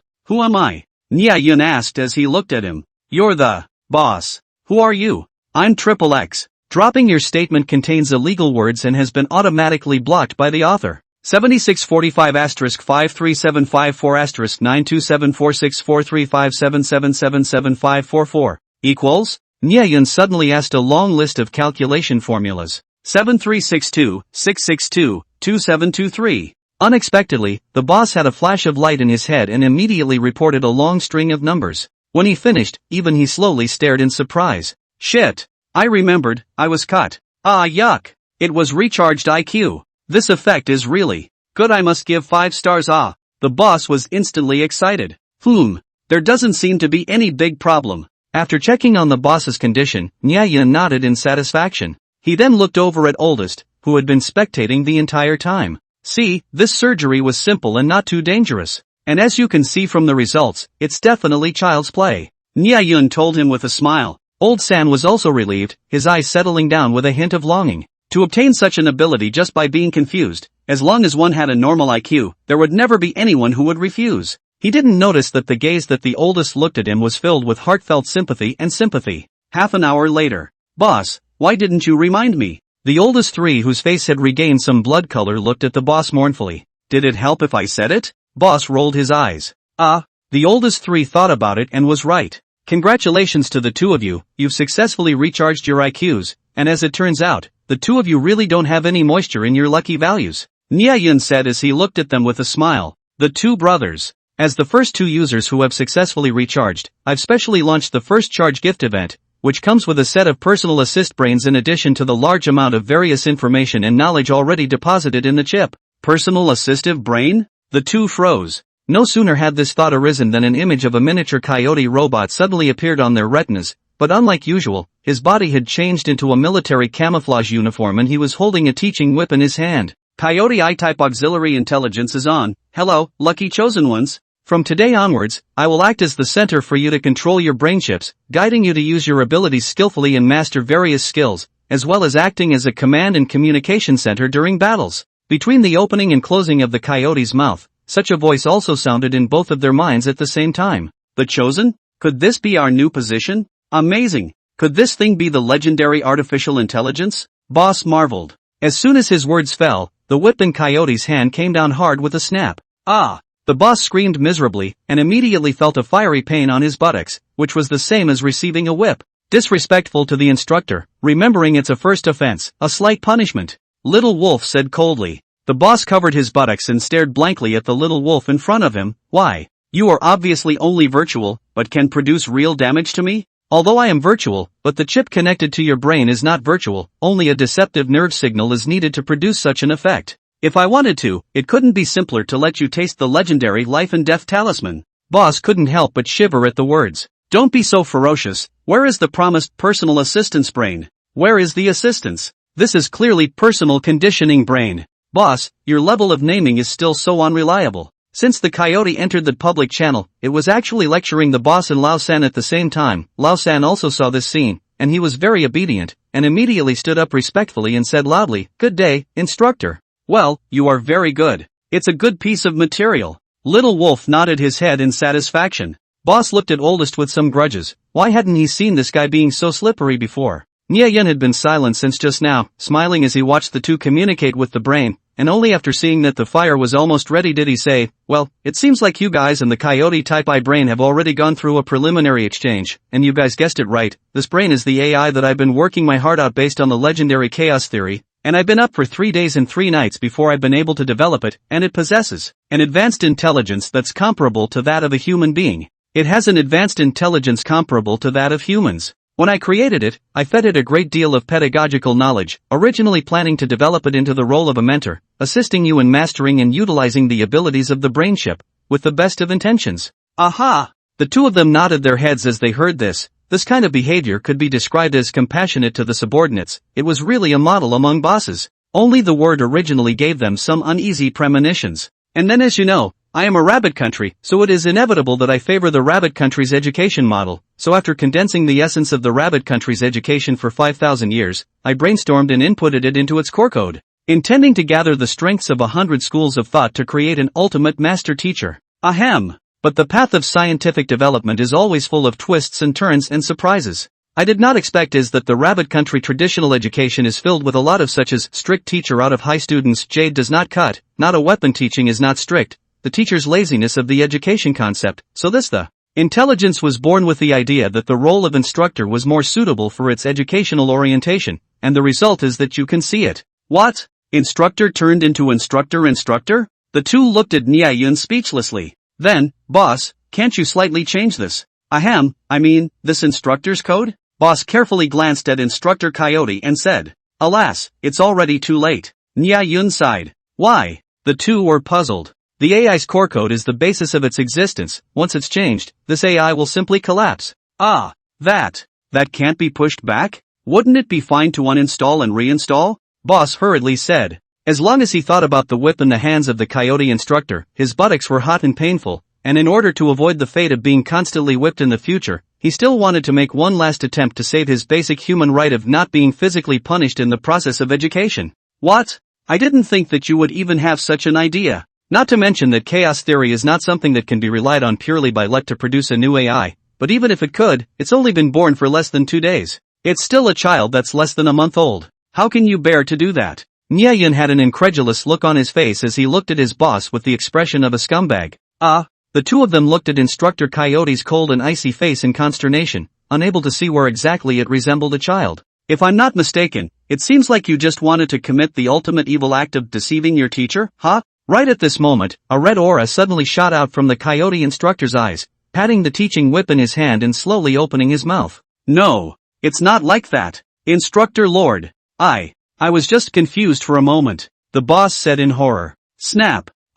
Pop. Ugh. You can't die if you don't make it. Why don't you understand it? Niayan let out a long sigh, turned around with some reluctance, and shook his head as he left the hot teacher-student exchange scene. Niayan walked slowly into the undersea base with his hands behind his back, his mouth revealing a hint of a bad smile as he sighed. What a simple child. That's right, what chaos algorithm, what artificial intelligence, are actually all lies. Although the brain chip can greatly enhance the information processing ability of the individual, but soon the two will realize that this is a more terrifying means of control than the high-tech blood drops. If you want you to live, you will live. If you want you to die, you will die. That's not an exaggeration at all. Even if Niayan was a bit more desperate, slowly guiding their emotions and controlling their minds wasn't completely impossible. Under normal circumstances, the two would have reacted with a sense of rebellion after being coerced, but Niayan had created an artificial intelligence out of thin air to give the two the illusion that Instructor Coyote was a personality capable of independent thinking. As a result, the hatred of the two would largely be attracted to Instructor Coyote, and even though they were fully aware that Niayan was the mastermind behind all of this,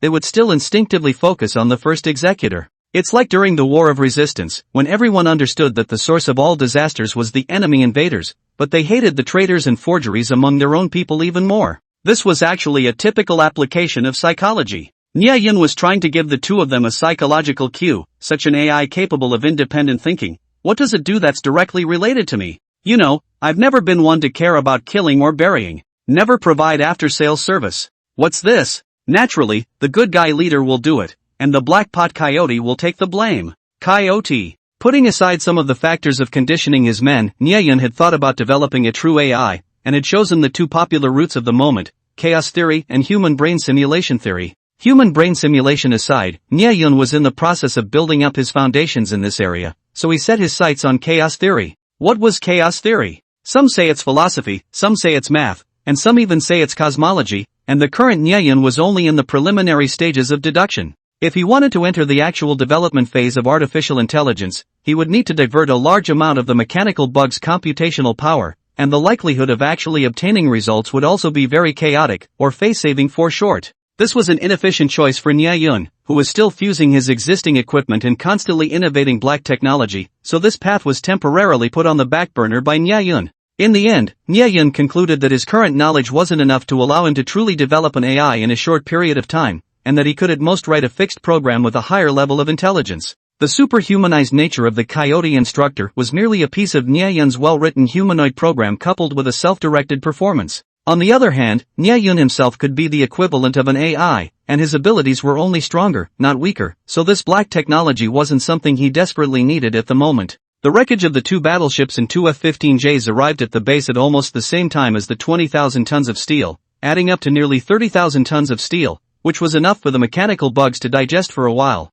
Nyeyun immediately archived the completed skeleton model of the Super Seawolf and then disbanded it on the spot, joining the devouring army. The time it took for the mechanical bugs to revert back to their liquid metal form was very short, and in almost less than 3 minutes, the Super Seawolf's skeleton disappeared. But destroying could be easier than building. Trying to build it back up wasn't so simple. Since the Super Seawolf was too large, and also had a large amount of wiring and precision equipment inside, if one wanted the mechanical bugs to reassemble it according to the model, and restore it to the current stage of the construction progress, it would all take about an hour to do so. By the time the Super Seawolf was built, this time would probably be even longer, and the amount of energy consumed would be just as much. As the Seawolf grew in size, the time and energy costs of disassembling and combining it would also grow, so when the Super Seawolf was finished, it would exist as Nyeyun's semi-permanent equipment, and unless it encountered a situation where it needed to devour a large amount of materials or be remodeled and upgraded once more, Nyeyun wouldn't be able to easily disassemble it again. Looking at the large amount of steel that was being slowly devoured in front of him,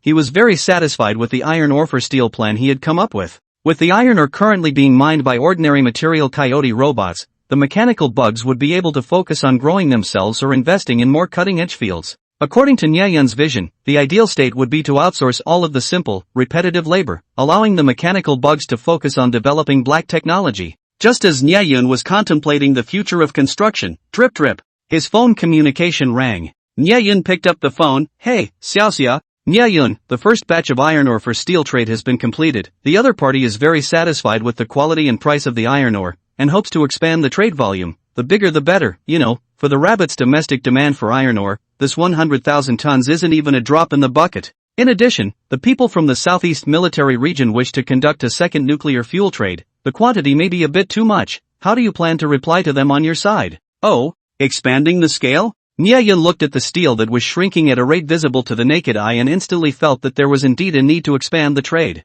Alright, no problem. I'll continue to deliver to Lianyungang 3 days later, expand the next trade volume to 200,000 tons, and in the future, increase the trade volume by 200,000 tons every 3 days until the ceiling is 3 million tons. Nyeyun slightly calculated in his mind the amount of production he could increase by immediately expanding now, and reported such a set of figures. Zhu Xiaoxiao directly lost her words. She was completely confused by this figure, an incremental increase of 200,000 tons one by one, and the upper limit is to provide 3 million tons every 3 days? What kind of concept is this? This means that the rabbit country can be provided with nearly 30 million tons of high-quality iron ore every month. How much iron ore does the rabbit country import in a month? According to the latest data, it's less than 100 million tons. In other words, Nyeyun's organization alone was able to take up around 30% of the entire rabbit kingdom's iron ore supply. This mining thing is a long-term investment project. How can they increase production at such a rate? But if they said it was the original production capacity, then who did they sell all this output to before?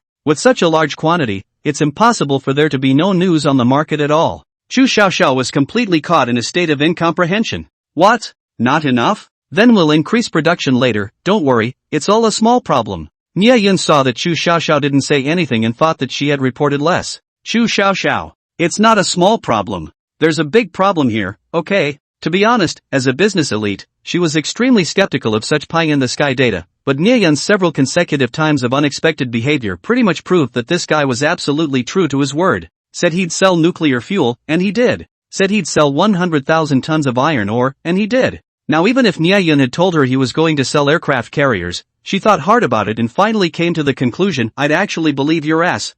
She took a deep breath to calm the shock in her heart. Enough is enough. Instead of saying enough, let's say too much. It's a bit beyond our imagination. It seems that our company must immediately change its plans and make a new set of planning programs. Well, good, I trust you guys let go of the operation. As for the nuclear fuel, how much do they need? Don't bother splitting it up so many times, just get it done at once, let them report the number. It's still the same rule as last time, take weapons and equipment and high-tech stuff in exchange, but the ones I bought last time won't be needed. If the stuff isn't enough, valuable technology transfer is acceptable to me, and if it's not enough anymore, then just convert it into soft sister coins and directly credit it to your company account, and just keep purchasing steel for me. Nuclear fuel all at once? Chu Xiaoxiao was already shocked and somewhat numb. She nodded calmly, automatically ignoring the unscientific aspects, and then asked strangely, why don't we need what we procured last time? As a matter of common sense, doing arms business would concentrate on making a few boutique weapons with good sales, so as to be able to better open the market and build up word of mouth. No one would change their products frequently, even those who hadn't properly studied marketing knew this common sense.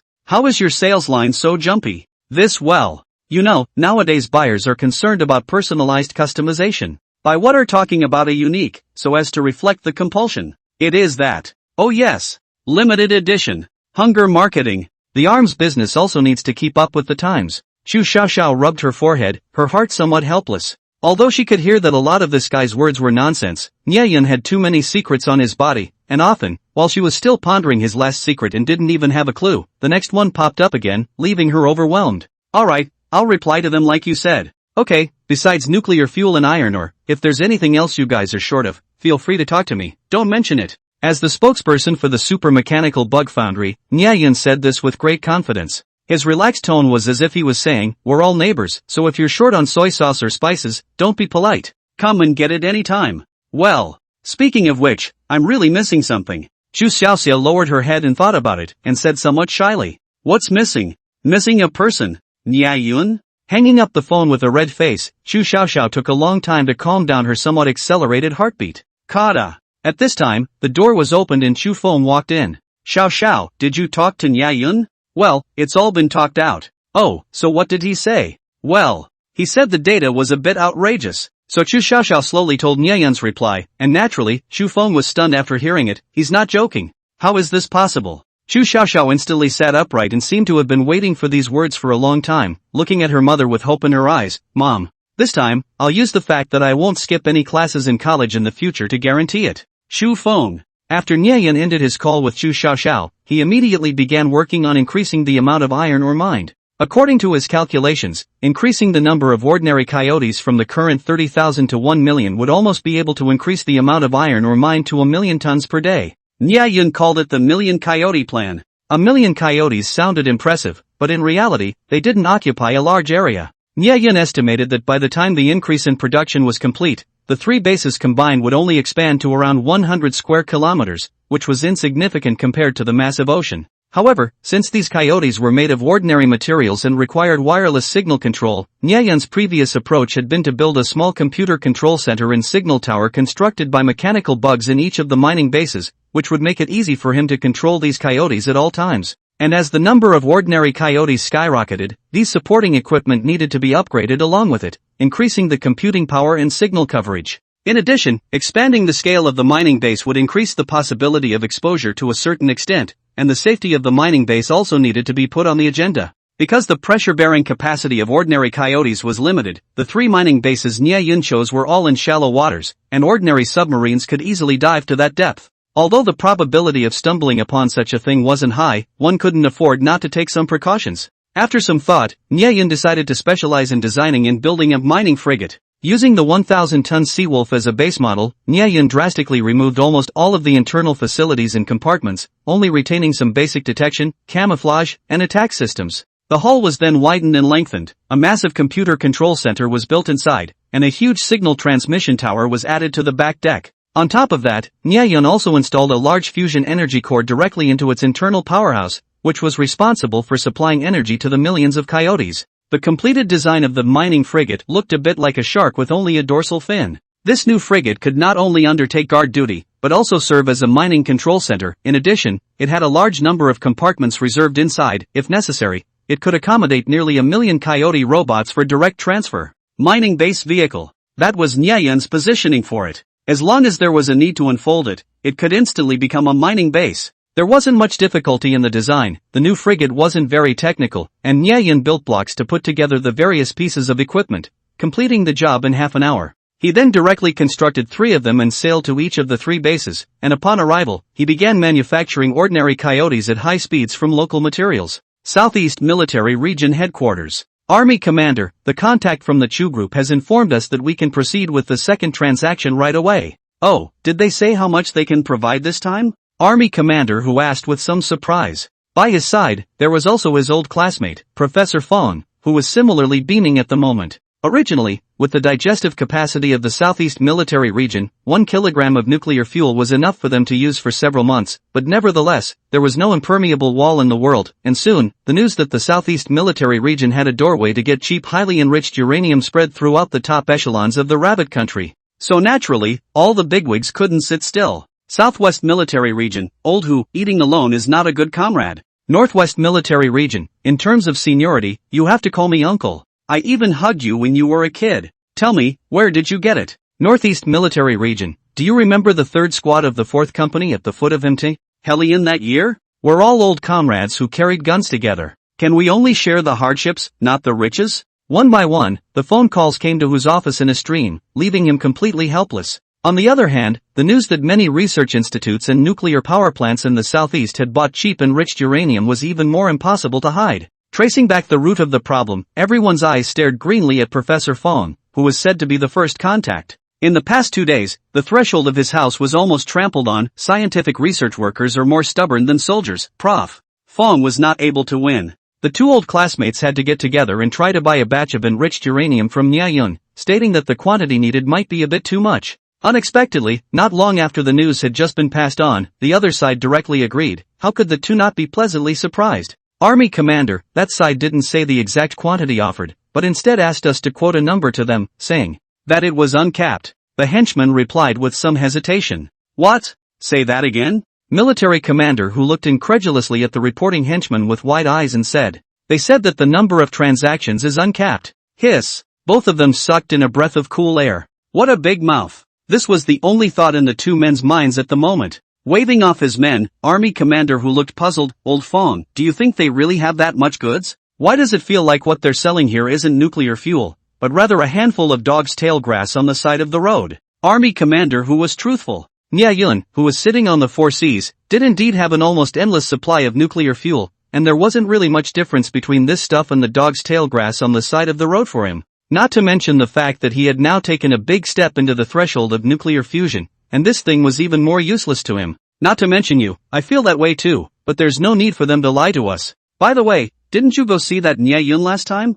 I can't believe you didn't put out a test. What was the result? Professor Fong asked. Tried and tested, but, cough, didn't try to find out anything. Army Commander who said with some embarrassment. He didn't have the face to go into detail. The last time they met, it could be said that they were suppressed by Nyayun the entire time, and in the end, they hadn't even probed the other party's bottom line. What? You old fox also had a slip-up day? Professor Fong looked at him in surprise. Ahem. It's not like there's nothing to gain. Military Commander who immediately spoke out his guesses about Chu Xiaoxiao's identity. What? Chu clan's eldest miss is that mysterious powers princess? Are you damn sure you're not teasing me? Professor Fong couldn't help but burst out. He looked askance at Army Chief Hu, that said, Old Hu, you're a soldier, why are you still guest starring as a detective? Look at your analysis, you have a good sense of what you're doing. I almost believed it. Hu military chief rolled his eyes. What, just allow you Professor Fong to be both civil and military, but not allow me Hu to be brave and resourceful?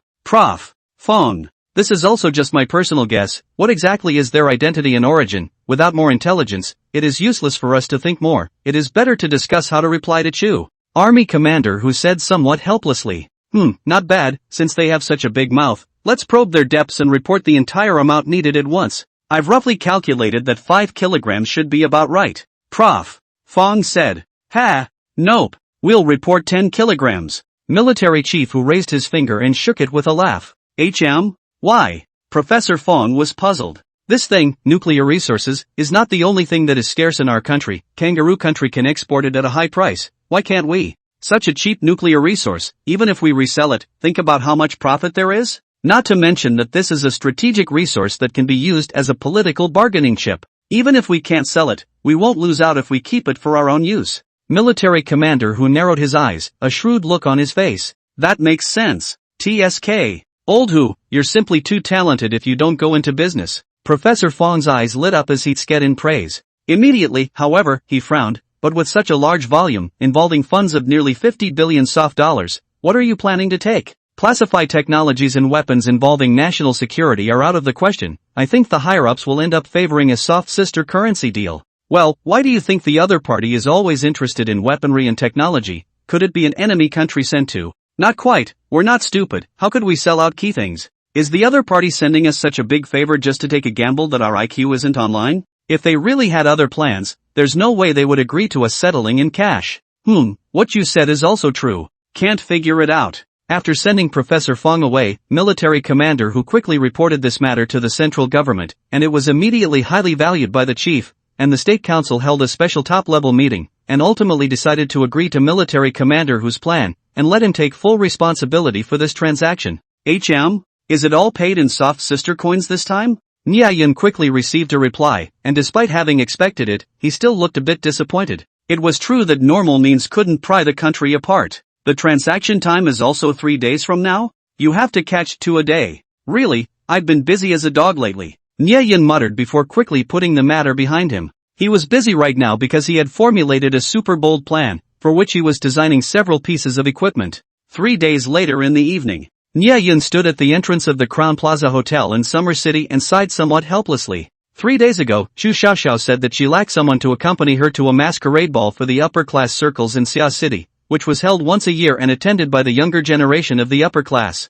Chu's is one of the top large enterprises in Xia City, naturally cannot be too out of place, so despite being very disliked, Chu Xiaoxiao still must participate. The girl had held back her shyness and invited, so how could Nia Yun, not come? So he had just finished the matter at hand and appeared here without stopping. Behind him, there were 2 big men standing straight up, precisely the desperate two. All 3 were dressed rather strangely, with Nia Yun wearing a vintage black trench coat, black boots, and a silver longsword on his waist. The 2 behind them were still in that cool Robocop-like battle armor, and their masks covered their faces so tightly that they couldn't see their expressions. Behind them, one person was carrying a metal box with a 3-leafed fan-shaped symbol. The 2 bodyguards generally stood quietly behind Nia Yun, and the somewhat gangly and diffident feeling from before disappeared, replaced by competence and ferocity. However, in just a few days' time, the temperament of the 2 had undergone a drastic change. Naturally, this was thanks to Nia Yun's personal assist brain. Nia Yun still remembers that when he notified the 2 of the end of their training not long ago and prepared to take them out on a mission, they froze for a quarter of an hour before hugging each other and crying in pain, which was truly a scene of tears for those who heard it and sadness for those who saw it. The 2 brothers who experienced the 3-day trip to hell are now truly transformed, becoming Nia Yun's sharp fangs. Such a trio is already very eye-catching, but compared to those in and out of strange clothing, they still belong to the category of normal human beings. Pumpkinheads, mummies, avatars, reptiles. All sorts of strange species descended from the luxury cars and entered the hotel's main entrance, passing by Nia Yun's trio, who weren't dressed to impress, but their unique temperament attracted a lot of attention. If the celebrities attending the ball were elk playing in the forest, then the 3 of them were lions patrolling their territory, and the suppression of the food chain made them unconsciously stay away from the 3 of them. Many people secretly wondered why such out-of-place people would come to their ball. They seemed to be people from 2 different worlds. Right at this moment, the hustle and bustle at the hotel's entrance suddenly quieted down, and Nia Yun's trio curiously turned their heads to look. Instead, they saw Chu Xiaoxiao, who seemed to have just gotten out of her car, standing quietly on the red carpet with a pair of crystal shoes.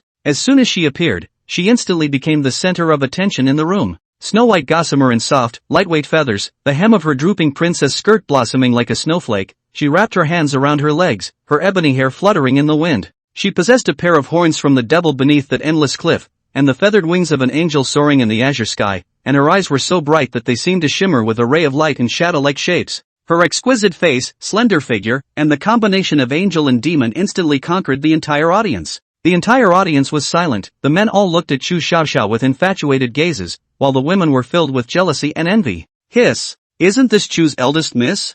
I remember her attending this kind of party in previous years was very low-key. Today how? She still seems to have no male companion today as usual. Decided, I must become her male companion today. Don't dream about it. I haven't heard of anyone succeeding. Amidst the various murmurs, Chu Xiaoxiao looked around, then immediately spotted Nia Yun, who was also a bit of a crane. When the two of them looked at each other, Nia Yun's feet couldn't help but slowly walk towards her. He admitted that in the face of such Chu Xiaoxiao, his heart was moved. Nia Yun and the two brothers, who were following along at the same pace, arrived in front of Chu Xiaoxiao, and Nia Yun smiled as he extended his hand to her before Chu Xiaoxiao placed her small hand on it with a bit of a blush. Wow! A commotion and the sound of all the men's hearts breaking came from all around. Chu Xiaoxiao took Nia Yun's hand and entered the hotel's front door, and it wasn't until the two men's backs disappeared that everyone came back to their senses, and the scene was in an uproar. It was obvious that the goddess already had a master. Who is that guy? This was the question on everyone's mind as the crowd speculated on Nia Yun's identity, and just which family's son had managed to hold a beauty without saying a word. In an inconspicuous corner of the hotel, Nia Yun and Chu Xiaoxiao were sitting opposite each other, conversing, but the content wasn't the flirtation that outsiders thought it would be. Well, brought the stuff? Chu Xiaoxiao was looking for words without words, her eyes somewhat wandering as if she wasn't quite used to this atmosphere.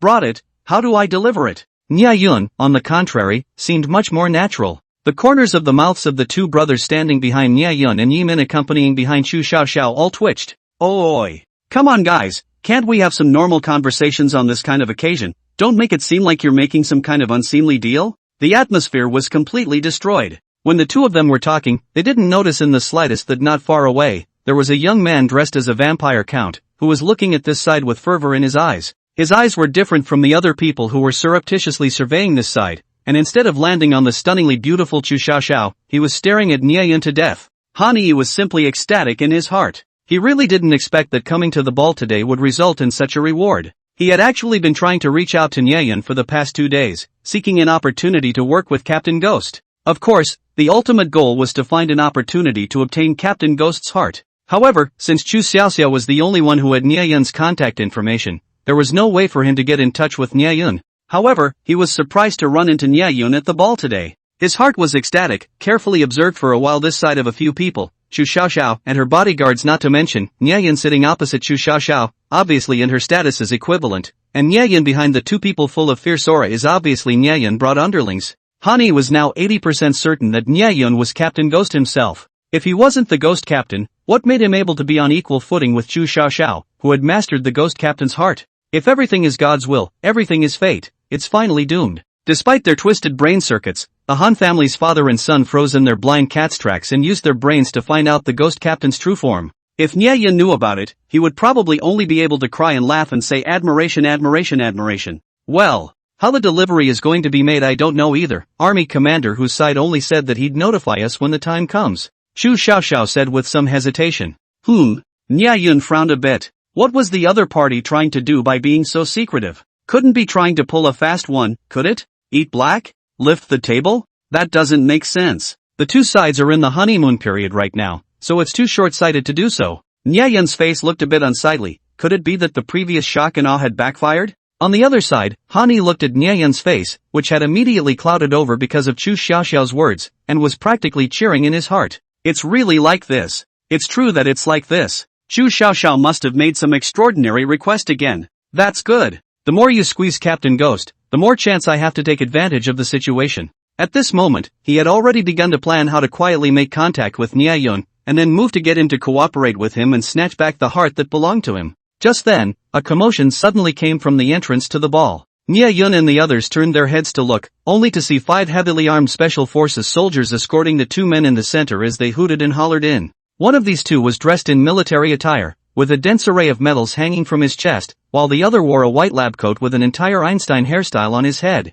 Although this outfit wasn't exactly rare, the 2 men were obviously older, and were very much out of tune with the handsome men and women who were all over the place. Nia Yun and Chu Xiaoxiao were both a bit stunned when they saw the faces of the 2 men. Who else could it be if it wasn't military commander Hu and Professor Fong? When army commander Hu came in, his sharp eagle eye swept around and quickly spotted the 2 men in the corner, grinning and striding over. When he and Professor Fong nonchalantly sat down beside Chu Xiaoxiao and the two of them, 5 special forces immediately surrounded the place, blocking the prying eyes of the outside world. The leader of the 5 was still Dagger, who had fought with Lao San last time, and at that moment, he looked at the two behind Nia Yun with sharp eyes, quickly judging Lao San from his figure, and hummed softly at him. Lao San, on the other hand, swept a glance at him and ignored him, still standing quietly, exuding an aura of being uninviting. Dagger froze, only then did he realize that he hadn't seen him for a few days. How come this guy gave him a completely different feeling? He felt a sense of oppression from old 3. Could it be that it wasn't the guy from before? How can a person's aura change so quickly?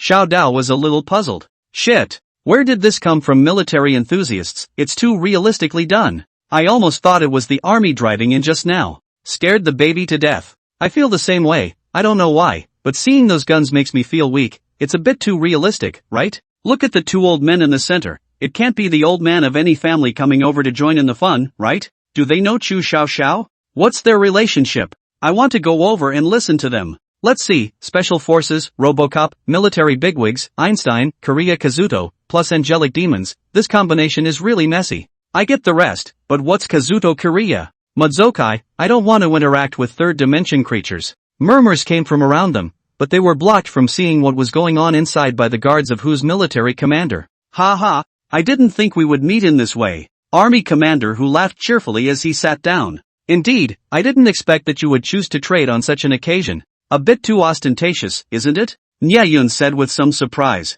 Great concealment, trading here instead won't attract attention. Army commander who had a confident look on his face. Nia Yun tugged at the corner of his mouth when he heard this, glancing at the curious crowd of spectators outside and saying, what on earth gives you the illusion that it won't be noticeable? However, he naturally wouldn't care about such minor details, and it would save him the trouble of having to rush the scene again. In that case, I'll deliver the goods now. Nia Yun waved his hand, and the two behind him unclipped their backpacks and placed them on the table. Military Commander Hu and Professor Fawn looked at the 3-leafed fan-shaped logo on a yellow background printed on the backpack, and their eyes twitched at the corners of their eyes. Your sister has printed up the radioactive symbol of nuclear weapons, who in the end is more ostentatious. Luckily, the masquerade was a mass of demons, so who would think that what was inside was really nuclear fuel? Nia Yun opened one of his backpacks, revealing 5 thermos cups neatly stacked inside. Chu Xiaoxia covered her forehead. This guy is still so out of tune. Each backpack here is 5 kilograms of goods, so Professor Fong can inspect them. Nia Yun laughed. There's no rush to inspect the goods. Brother Nye can deliver first and let us pay later. Wouldn't it seem too petty if we can't trust Brother Nye anymore? Military Commander Hu laughed. That's what he said, but his movements weren't slow, immediately grasping one backpack tightly in his hand. As for the other, it had already been firmly held in Professor Fong's arms. Prof. Fong was already smiling. Originally still doubt Nyayan could come up with so many goods. At this moment, the bag is safe. The big stone in his heart finally fell to the ground. The phone can be turned on, but also can finally go home to sleep a peaceful sleep. By the way, a few days ago, the leader approached himself and said that after the matter was accomplished, he would give himself a dean's mention. He still had to find time to remind him.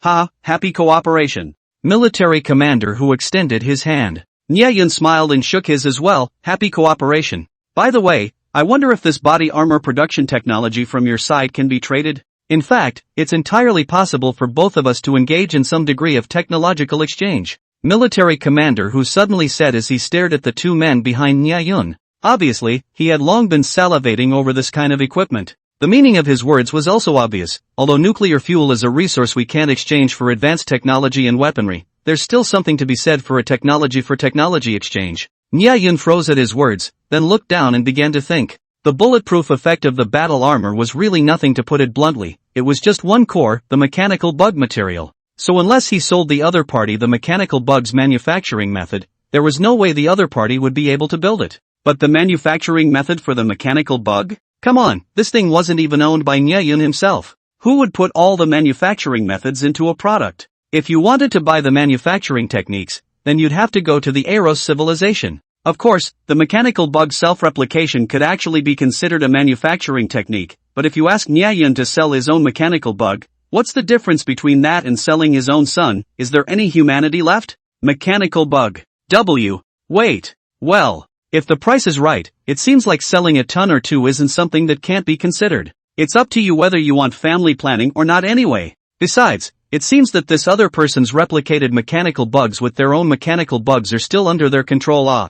Wouldn't this be like laying an egg with a borrowed chicken? At best, it's just a child being adopted by someone else, so it shouldn't be considered selling a son, right? Nyayin cupped his chin and began to consider the feasibility of this scenario. Mechanical bug. Give me back my touched-off soul. Well, still can't, in case the country researches any methods of restraining the mechanical bug, or cuts off the connection between itself and the mechanical bug, or directly cottages a new mechanical bug, then wouldn't it be Spartan for himself? One couldn't underestimate the country's scientific research power. Nyayin ultimately shook his head to throw away the idea of selling the mechanical bug. Mechanical bug. Even if that's the case, I won't be grateful. Military commander who watched Nyayin bow his head in deep thought for a long time, but his eyes gradually glowed. To be honest, he hadn't thought that Nyayin would agree to it. After all, such an important technology, others must be dead set on covering it up and not leaking it, but looking at Nyayin's posture, it seems that there's a door.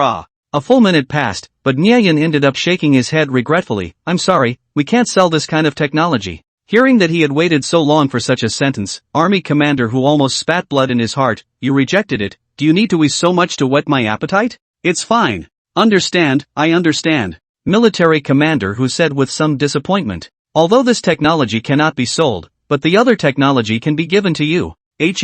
What technology? Wait, what did you just say? Send. To us? Military commander who was flabbergasted for a moment, and then only then did he react, his eyes glazing over. Are you sure you said it right? Is it a send? You're not talking about some crappy bicycle manufacturing technology, are you? Well, that's right, it's the improved drawings of the Lord Dragon and VT-4 main battle tank, conservatively estimated to be able to improve their performance by 20%.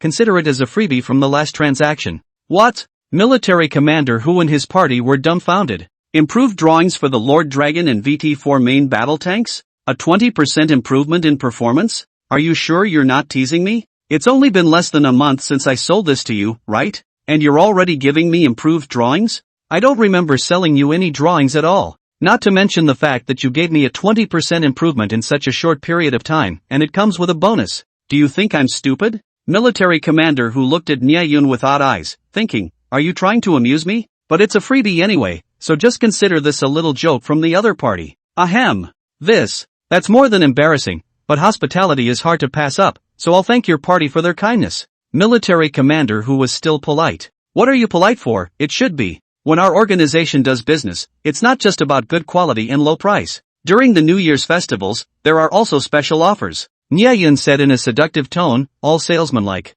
The corners of army commander whose mouth twitched, and he instantly didn't know how to take this. A big discount on New Year's Eve? Then do I have to pick a day to buy something in the future? Do you still want the whole double 11? That's still really good. He held back half a day and could only hold out this sentence. By the way, what's your QQ number, Army Chief Hu? Nyayin suddenly asked. QQ number? What do you need this for? Army commander who was a bit unable to keep up with Nyayin's thinking and was puzzled. He did indeed have a QQ number, it was still something his grandson had applied for him to facilitate chatting with his family, and he didn't usually use it much. But this kind of serious occasion, Nyayin managing to ask for his QQ number still made him feel a bit out of place. I'm not a pretty girl, what do you care about me asking for my QQ number for? Of course it's for you to send improvement drawings with. I and Xiaoxia send files with this mailbox. 30G large capacity, ultra-fast transmission speed. It also supports intermittent transfer. Everyone who's used it says it's great. Nyayin gave a thumbs up, revealing a mouthful of white teeth that shone brightly. Military commander who? Prof. Phone. Chu Xiao Xiao. Everyone present. Using. To transmit this kind of classified weapon drawings with a QQ email? How the hell did your brain circuits grow? Tell me straight, how much advertising money did Surname Ma give you? The deal was over, and military chief Hu and his party quickly got up and left. The hotel's general manager was there in person, and sent them away respectfully. Although this is a masquerade ball, but these people in addition to the Einstein asterisk Fong, the other people are definitely not makeup. You ask the general manager of the hotel how to know, did not see the roof apron is still parked a military helicopter gunship. How could I not know? The helicopter gunship slowly lifted off and quickly disappeared into the night. In the helicopter. As soon as Professor Fong came up, he immediately took out the portable testing instrument to carry out a preliminary inspection of the goods. Don't look at what they said seems to be very unconcerned, but actually in the heart concerned about it can't be good. This is something that is worth a lot of money, and it is not too much to be careful. Who? Goods nothing wrong, and last time the same quality. Soon after Prof. Fong let out a long breath. Well, that's good. Army commander who sniffed and was also quite relaxed. It's just a pity we couldn't buy that body armor technology. He was still a little nostalgic about it. Still don't know enough. Didn't they also include 2 technical drawings with it? Prof. Fong joked. Who would believe this? Have you ever seen such classified weapon drawings sent by QQ email? Military commander who rolled his eyes. Then you've seen nuclear fuel in a thermos cup?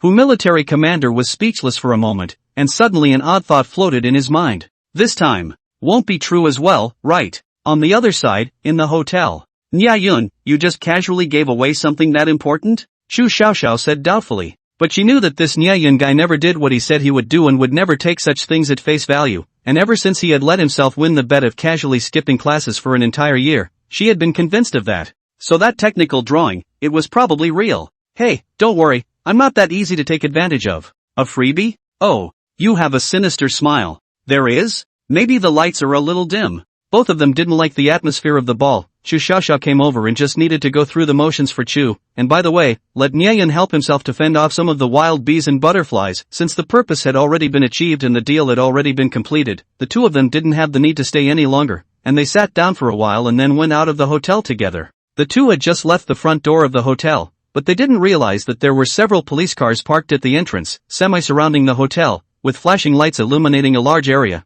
causing people around them to stop and watch. And quite a number of people came out to check out the situation in the hotel as well. Nia Yun and Chu Xiaoxiao were both a bit puzzled. A case happened at this hotel? Seeing Nia Yun and Chu Xiaoxiao come out at this time, 5 or 6 people dressed as police officers immediately surrounded the two, obviously rushing them, the leader of which was an old acquaintance, precisely Lu Guodong, the director of the Public Security Bureau. Nia Yun frowned. He hadn't even gone off the beaten path. How could the police have discovered his whereabouts? Could it be that there were their people in the hotel as well? Are all cops this efficient nowadays? What he didn't notice was that among the crowd of onlookers coming out of the hotel, a young man was showing a smug smile. Who else would it be if it wasn't Han Yi, the son of the Han family? That's right, it was Han Yi who had deliberately had Nia Yun's whereabouts revealed to the police, which had attracted them. Han Yi was quite excited at the moment. He had been secretly staring at Nia Yun and his group while he was in the hotel, and when Army Chief Hu and his group left, he keenly realized that the backpacks that had originally been carried on the shoulders of the two men behind Nia Yun had already reached the hands of this later group. They're making a deal. He immediately realized this keenly. The hotel general manager's attitude of respectfully sending off that group of soldiers made him even more suspicious. Adding to the fact that previously, Chu Clan had used some means to get on the line of a certain bigwig in the military, and had transformed into a military industrialized enterprise. He also used this to get rid of the stumbling block that the Ryeo group had placed on them at customs. With all these clues connected, he immediately flashed a bold guess. These people were probably not in makeup. They were really from the military. That person who was covered in medals and was very tawdry was most likely really a big shot in the military. Chu's guess of using the ghost captain to get on the military's good side was again fucking valid. Dad, I'll give you 10,000 kudos. It's a shame you're not a detective. No wonder our country's warships were the only ones that survived the battle in the Phantom Sea. The military has been working with Captain Phantom for a long time. They're basically in cahoots. So what's in those two backpacks? Captain Ghost's treasure? Well, is not right. Judging from the symbols on the backpacks, it looks more like a magical weapon of mass destruction? Wait a minute. Could it be that the battle in the Ghost Sea was nothing more than a self-induced drama by the military and Captain Ghost? The purpose was to test this mysterious magical weapon of Captain Ghost with the armies of other countries? Judging from the effect, taking out 2 battleships and 2 fighters without a sound in a single strike, this power definitely qualifies as a weapon of mass destruction. Now that the weapon had been successfully tested, the military definitely couldn't wait to pick it up. No wonder those people from the military were smiling so happily when they left. In that backpack, it must be this mysterious weapon without a doubt. Why did they choose to trade at the masquerade? It should be to cover up the strange presence of Captain Ghost and his men. Hani glanced at the 2 tightly wrapped, completely unrecognizable henchmen behind Nia Yun, and immediately conjured up a hideous skeleton face in his mind. It was only on occasions like this that their odd attire wouldn't be suspected, right? The corner of Han Yi's mouth hooked as he saw through everything. At this point, all the suspicions were all solved. All the clues proved that this reasoning of the Han family's father and son was indeed flawless. Han Yi only felt that his thoughts were clear and his body was soothed. Our Han family really has excellent genes. We're not only good at business, we're also gifted in deduction. A tiger's father is not a dog's son. Dad, in terms of reasoning, my son has not disgraced you. He was so excited that he felt he had discovered a great secret. So much so that his desire for Captain Ghost grew stronger. The mysterious weapon is mine. Captain Ghost, you will definitely be mine as well. Hani gasped for air, his eyes reddening. He forced himself to calm down, although he now knew the inner workings of their deal. How could he separate Chu Xiaoxiao and Captain Ghost and create an opportunity for a separate session? If the two left just like that, one would never have the guts to follow them. One must know that it was Captain Ghost. A mortal like himself to follow them? Who knew if he'd be discovered halfway there, and then the other party would directly turn himself into ash with a single sword strike? After he confirmed Nie Yun's identity as the Ghost Captain, where else would he think that the sword on the other party would be an ordinary decoration? It must be a very ferocious magic sword without a doubt. Tracking him down won't work, but if we let this opportunity pass, who knows when we'll run into the 1,000-year-old mansion Nie Yun again? Then we'll have to use official forces to separate the two. At least from the looks of it, Captain Ghost was cooperating with the national military, so he certainly wouldn't choose to go on a killing spree against the state apparatus. Thus, there was the current scene. Seeing a group of police officers surround them, the two brothers behind them immediately took 2 steps forward to stop in front of Nie Yun and Chu Xiaoxiao, and after some thought, Yimin stood on Chu Xiaoxiao's side. Mr. Yeah, please don't get excited yet, we have no intention of arresting you, we're just asking a few questions. Lu Guodong hurriedly shouted. Looking at the fully bearded Nie Yun in front of him, there was some incredulity in his eyes. Previously, he had clearly seen this man jump directly from a cliff of nearly 100 meters, so even if he didn't die, he had to be maimed. But now, alive and well, he appeared in front of him again. Combined with Scar's bizarre incident, this Nie Yun really wasn't an ordinary person. Looking at the odd dress of the few people in front of him again, the corners of his eyes twitched a bit. These rich kids really know how to have fun. And you too, do you really think you're RoboCop just because you're wearing makeup? Nie Yun looked at Lu Guodong, and was a bit helpless at this cop's persistence, but people were performing their duties, so he couldn't just go on a killing spree, could he? Director Lu, what's going on here? Nie Yun is my friend. What case does he have that he needs to assist in the investigation? Chu Xiaoxiao stepped forward at this time and said in dissatisfaction. It's about a brawl at the South Bay Pier with a punk named Scar, Mr. Nie is also one of the parties involved, and it's not a big deal, it's just a routine matter of questioning Mr. Nie about some details. Lu Guodong hesitated for a moment and said. He didn't say that there was also the matter of your Miss Chu being kidnapped. It was obvious that Chu Xiaoxiao was trying to hide Nie Yun from the last kidnapping incident, and by blatantly saying so himself, he would definitely draw Chu Xiaoxiao's displeasure. Scar? Chu Xiaoxiao was puzzled. Director Lu, I'm afraid I can't answer any of your questions. Nie Yun laughed at this time. Lu Guodong frowned. You're so outspoken in refusing to cooperate with the investigation. You clearly have a ghost in your heart. Are you going to use force? Even though they all had guns with them, they'd arrived in a hurry though, and hadn't had time to send out the SWAT team. He's still genuinely unsure about facing Nie Yun like this. Mr. Nie, I'd like to remind you that as a citizen of the country, you're obligated to cooperate with the police. Before he could finish his sentence, Nie Yun had already brushed out a small book. There was also a lifelike golden dragon engraved on the cover. What is this? Lu Guodong looked at the small book with uncertainty. Everyone also looked at that small book with a puzzled face. I am a member of the National Dragon Team, my actions belong to the National Special Classified Secrets. Your rank is too low to have the right to ask questions. If you need to initiate inquiries, please go through the internal process and report to your superior first, then I'll see to it that it's handled in time. Nie Yun had a faint expression on his face. Dragon group? Everyone was stunned. What did I hear? You think this is writing a novel? Are you still going to say that the Dragon Group is full of psychics that are silently fighting for world peace? Lu Guodong's face twitched as he tried to take over the small book to take a closer look, but Nie Yun had already taken the first step to put it away before looking at him indifferently. This, Mr. Yeah, I've never heard of the country forming any Dragon Group, so to prove your identity, I'm going to have to look at your identification carefully, and I'll also need to verify with the above that you're. Unexpectedly, this time he hadn't finished speaking again, and Nie Yun had already slowly pulled out the silver longsword at his waist. Clang! The shining blade of the sword flickered with a hauntingly eerie glow under the light. Lu Guodong was the closest. He could be sure that this thing was definitely the real deal with an open blade. Hey, you are carrying a dangerous controlled knife. He took a wary step back, his hand pressing on the holster at his waist, and the remaining few police officers were also on guard, nervously looking at Nie Yun. With his sword pointed diagonally at the ground, Nie Yun looked at Lu Guodong indifferently with his sword in hand. Director Lu, I'm on a secret mission, so if you have to get in my way, then I have the right to run the license to kill of a member of the Dragon Team, and none of you will receive martyrdom treatment if you die in battle. Crap! This sentence is so bullish looking. Could this guy really be some damn dragon team member? The surrounding people were dumbfounded. Big brother, you don't act it. Act it again, I'm going to believe it.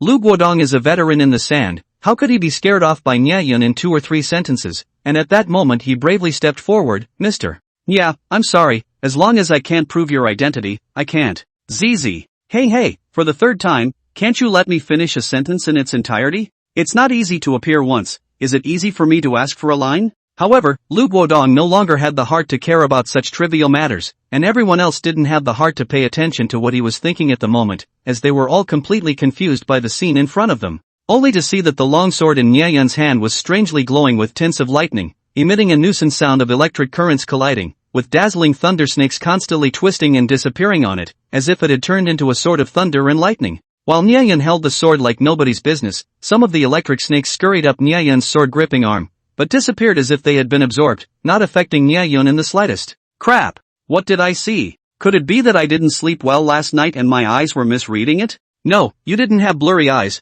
This should be Kiriya Kazuto coming to our world to play a game. In fact, you're just a virtual NPC. This world is actually a game world. This brother, which hospital security didn't do a good job and let you escape? Shit. Different. Alien. The National Dragon Team really exists. Awesome. Is this the legendary Thunder System alien? So handsome.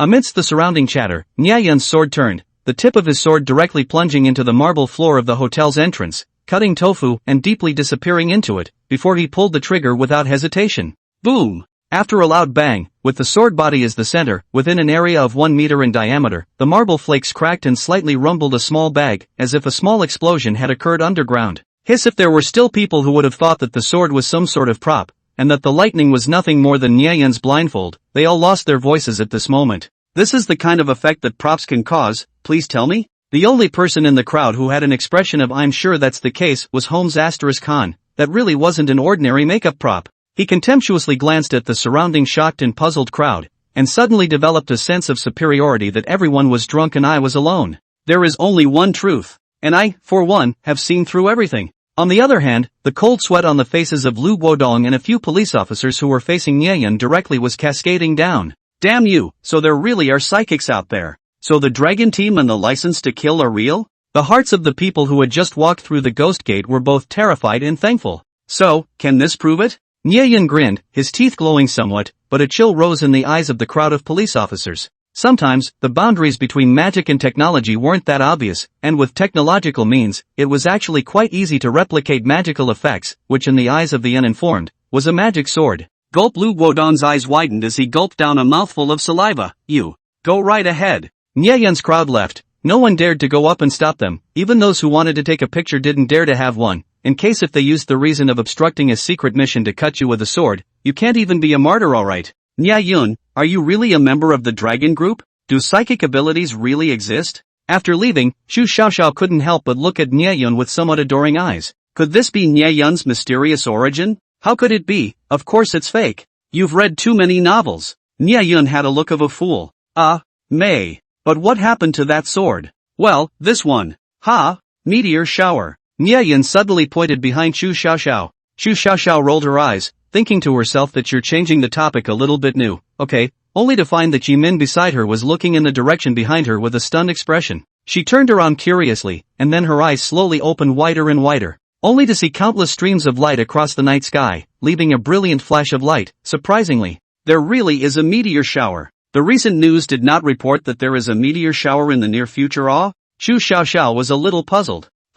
Wait, this meteor seems to be not quite the same as the previous scene? But where it was different, she couldn't tell for a moment. Next to her, Nya Yun's mouth hooked. This meteor was none other than the secret plan he was executing, which he dubbed the reverse * meteor plan. Spectral seas. A huge black shadow in the night, half exposed on the surface of the sea, the waves lapping at the silver-colored metal body, shattering into countless splashes. This was the unfinished Super Seawolf. At the moment it was fixing itself firmly on a reef to maintain its stability. From the inside of its hull 2 parallel silver metal rails extended outwards, nearly 100 meters long, pointing diagonally towards the sky. After confirming its orientation, the large fusion reactor inside the hull began to provide a surge of electricity. A slight hum began to emanate from the guide rails. Whoosh! A stream of light was suddenly launched out from the guide rail, disappearing into the night sky and cutting a beautiful trajectory, followed by a continuous stream of light being rapidly shot out, instantly going away with a violent whistling of friction with the air. In the coastal areas surrounding the sea, if someone were to look up at the night sky at this time,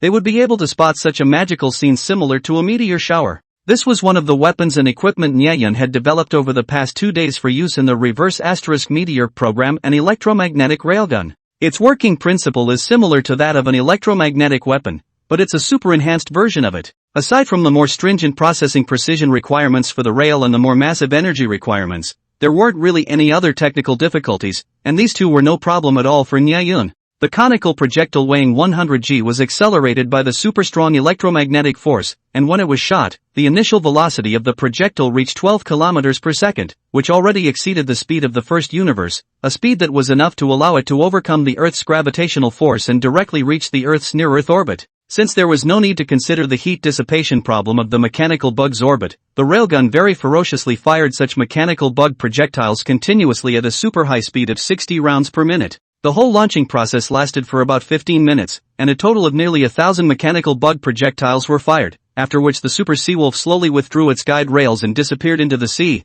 and then turned on its stealth mode to dive into the deep sea and start returning. The matter was over, and the deep sea was hidden. Although the launching had stopped, things naturally didn't end that simply. Although this size of projectile, with such an amazing high-speed flight, ordinary radar and other detection equipment simply cannot capture its trace, can only roughly determine the direction of its shooting. However, large-scale atmospheric friction phenomenon, even if observed with the naked eye, was enough to make people notice the abnormality, not to mention the fact that the area around the Spectre Sea was being closely watched by multiple countries at the moment. However, by the time the search forces of each country sent their warplanes and warships to search, they naturally found nothing, and could only report the anomaly up the chain of command. This was another reason why Nyeon had specifically chosen the location in the Ghost Sea. Dumping the pod on the Ghost Captain would also help it brush up on its heat, wouldn't it? On the other side, after the mechanical insect projectiles weighing only 100 g were launched at high speed, their speed gradually decreased in the high-speed friction with the air. After about 20s, these less than fist-sized projectiles left the 120 km air resistance effective zone and entered the thin atmosphere of the Earth's high altitude,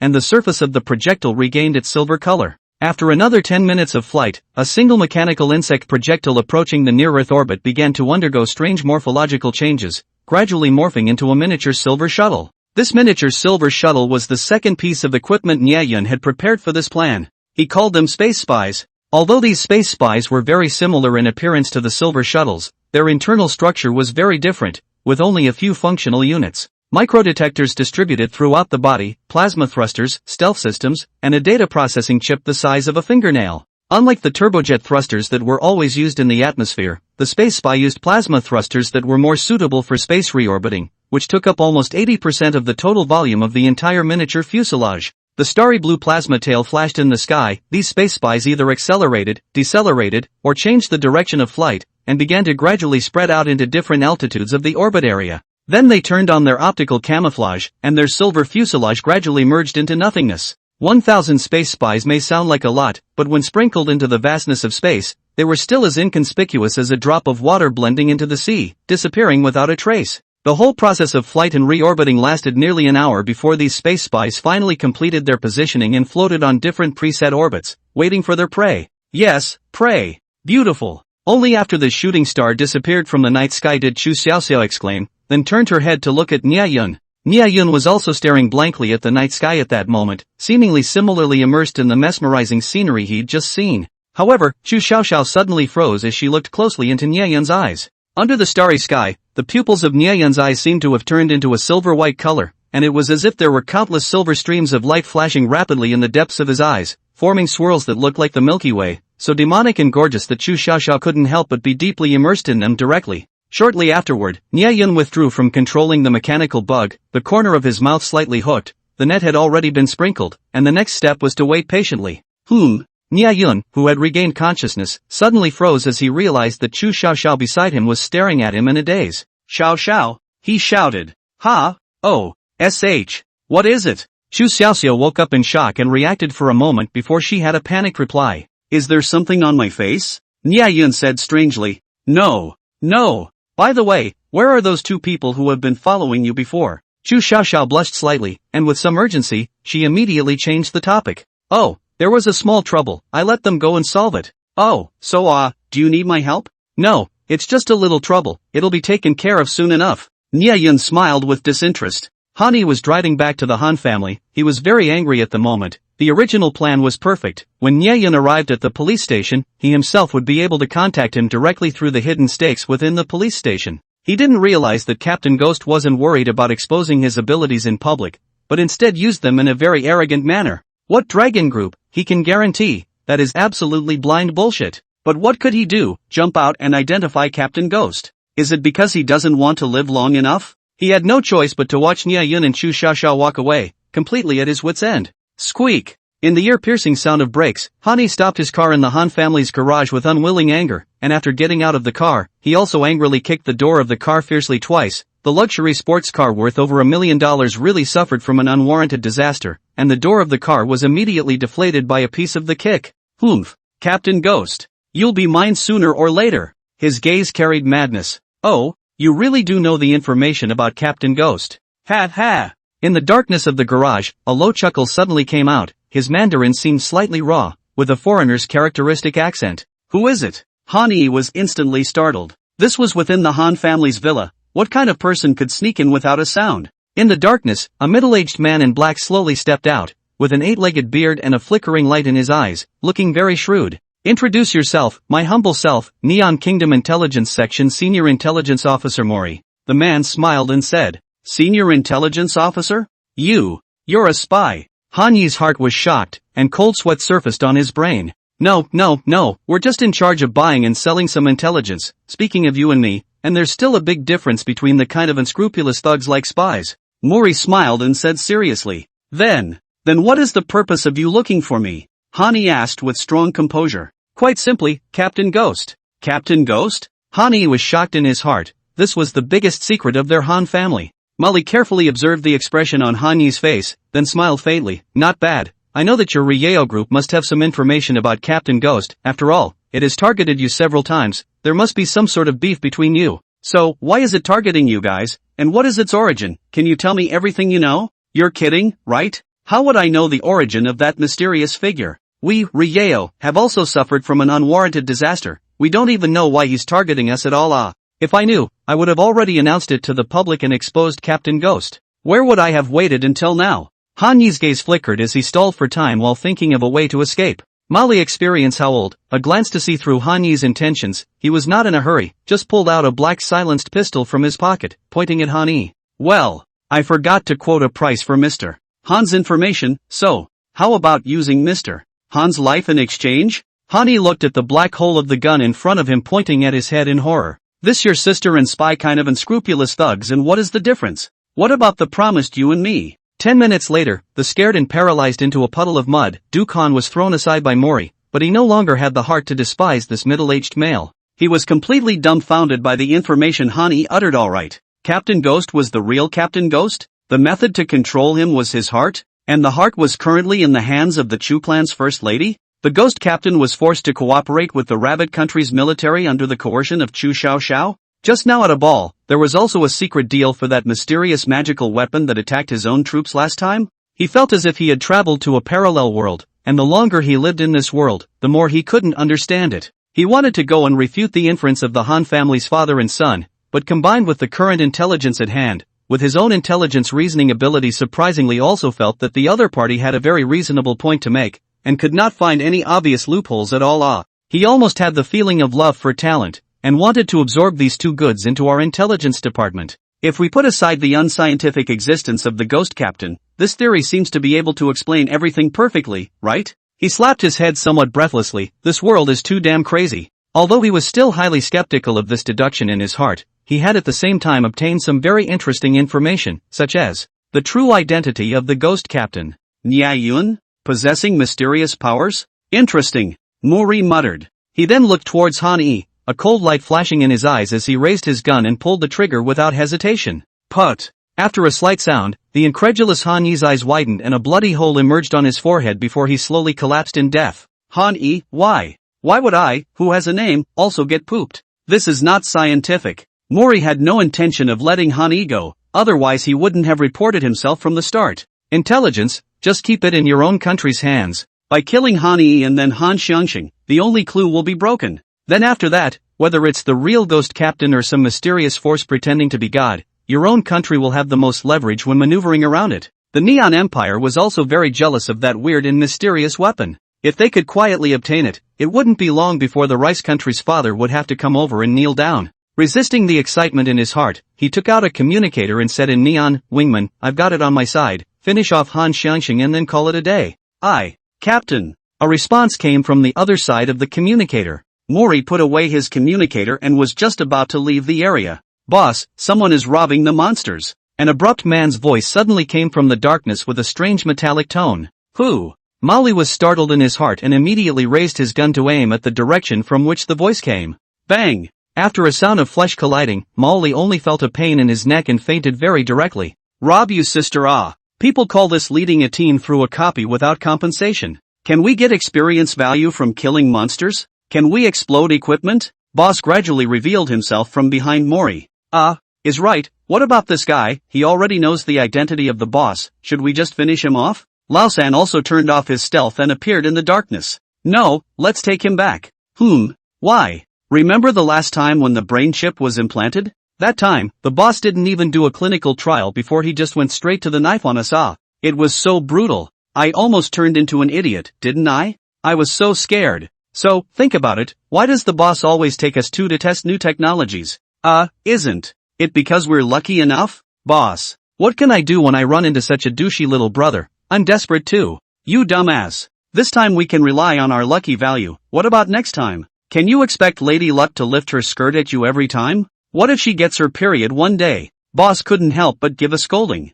Use your brain to think about it. Why does the boss use us for experiments every time? That's of course because apart from the two of us, there's simply no one else in the base. The boss explained with a face of hatred. Well, that's true, but it can't be helped. Bossy has so many robot henchmen, he doesn't need much manpower at all. So let's capture this guy back, then won't we have a ready-made test subject? Next time there's some kind of dangerous experiment, let him top it first. At least let the boss increase his proficiency a bit. Wouldn't that make us safer? Boss had a shrewd face. Right. Why didn't I think of that? But, without the boss's permission, will it not be too good for us to rashly bring people back? What are you afraid of? When the boss doesn't agree, we'll just directly pull him to be a flower fertilizer and it won't be over. Well, worthy of being the boss. Hiya! Hey! The two men stared at the fainted Mori, their mouths emitting strange laughter, which was exceptionally creepy in the darkness. The two brothers looked at the dead Han Yi. This guy really doesn't know how to die, he dares to trip and shade the boss.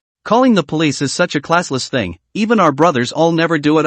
If you don't do it, you won't die, why don't you understand that? The boss lamented a sentence. Who says otherwise? Speaking of which, this face recognition system that the boss added to the helmet is really good. One sweep into the crowd and I found this little rat from the Han family, not to mention putting on makeup. I could have pulled you out even if you were turned to dust. How come there's a picture of him in the database? Let's see. Oh, this guy was last year's top 10 outstanding youth of Xia City, and his photo was publicized online. Tisk, so it's better to keep a low profile as a human being. Han E. At this time, the communicator on Mowgli's body suddenly rang. The boss thought for a moment and answered the communication. Reporting to the captain, we've successfully taken out Han Xiangxing, now retreating along the original planned route. A gibberish neon language came from the communicator. The brain chip's intelligent assistance system automatically recognized the voice and carried out simultaneous translation. Being proficient in the languages of various countries was one of the benefits brought by the brain chip. Boss's eyes rolled and an idea came to mind.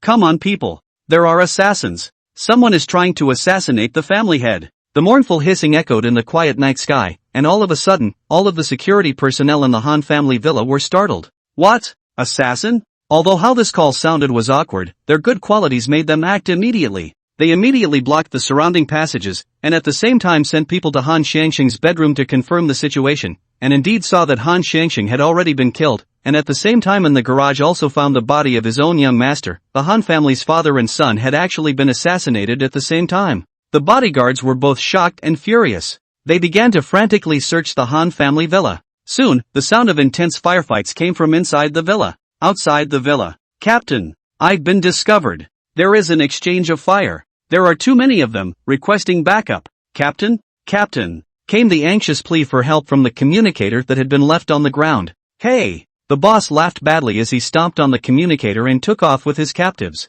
After sending Chu Xiaoxiao home, Niayun ascended to the roof of a nearby high-rise. He waited for a while, and soon a subtle buzzing came from the night sky not far away. Niayun smiled faintly and suddenly leapt, then with a heavy step on the parapet, he actually leapt directly off the roof of the building, the night wind curling up the corners of Niayun's trenchcoat as the entire person fell straight down like a shooting star. At the same time, a nearly transparent phantom in midair whistled past with a low hum, passing through the gap between the two tall buildings and accurately catching Niayun, only to see the location where it came into contact with Niayun strangely indented, slightly cushioning the force of Niayun's descent, and then directly engulfing Niayun's entire being. A moment later, the indentation was restored to its original state, with no trace of Niayun to be seen any longer. After picking up Niayun, the phantom's light blue tail flames spat out violently as it suddenly accelerated high into the sky, quickly disappearing into the night sky. Niayun sat in the cockpit and set the automatic return mode, then closed his eyes and began executing the second half of the secret plan. At this time, after nearly an hour of flight and orbit changes, the space spy had only just completed its final positioning, floating on different preset orbits and becoming a small mini-satellite.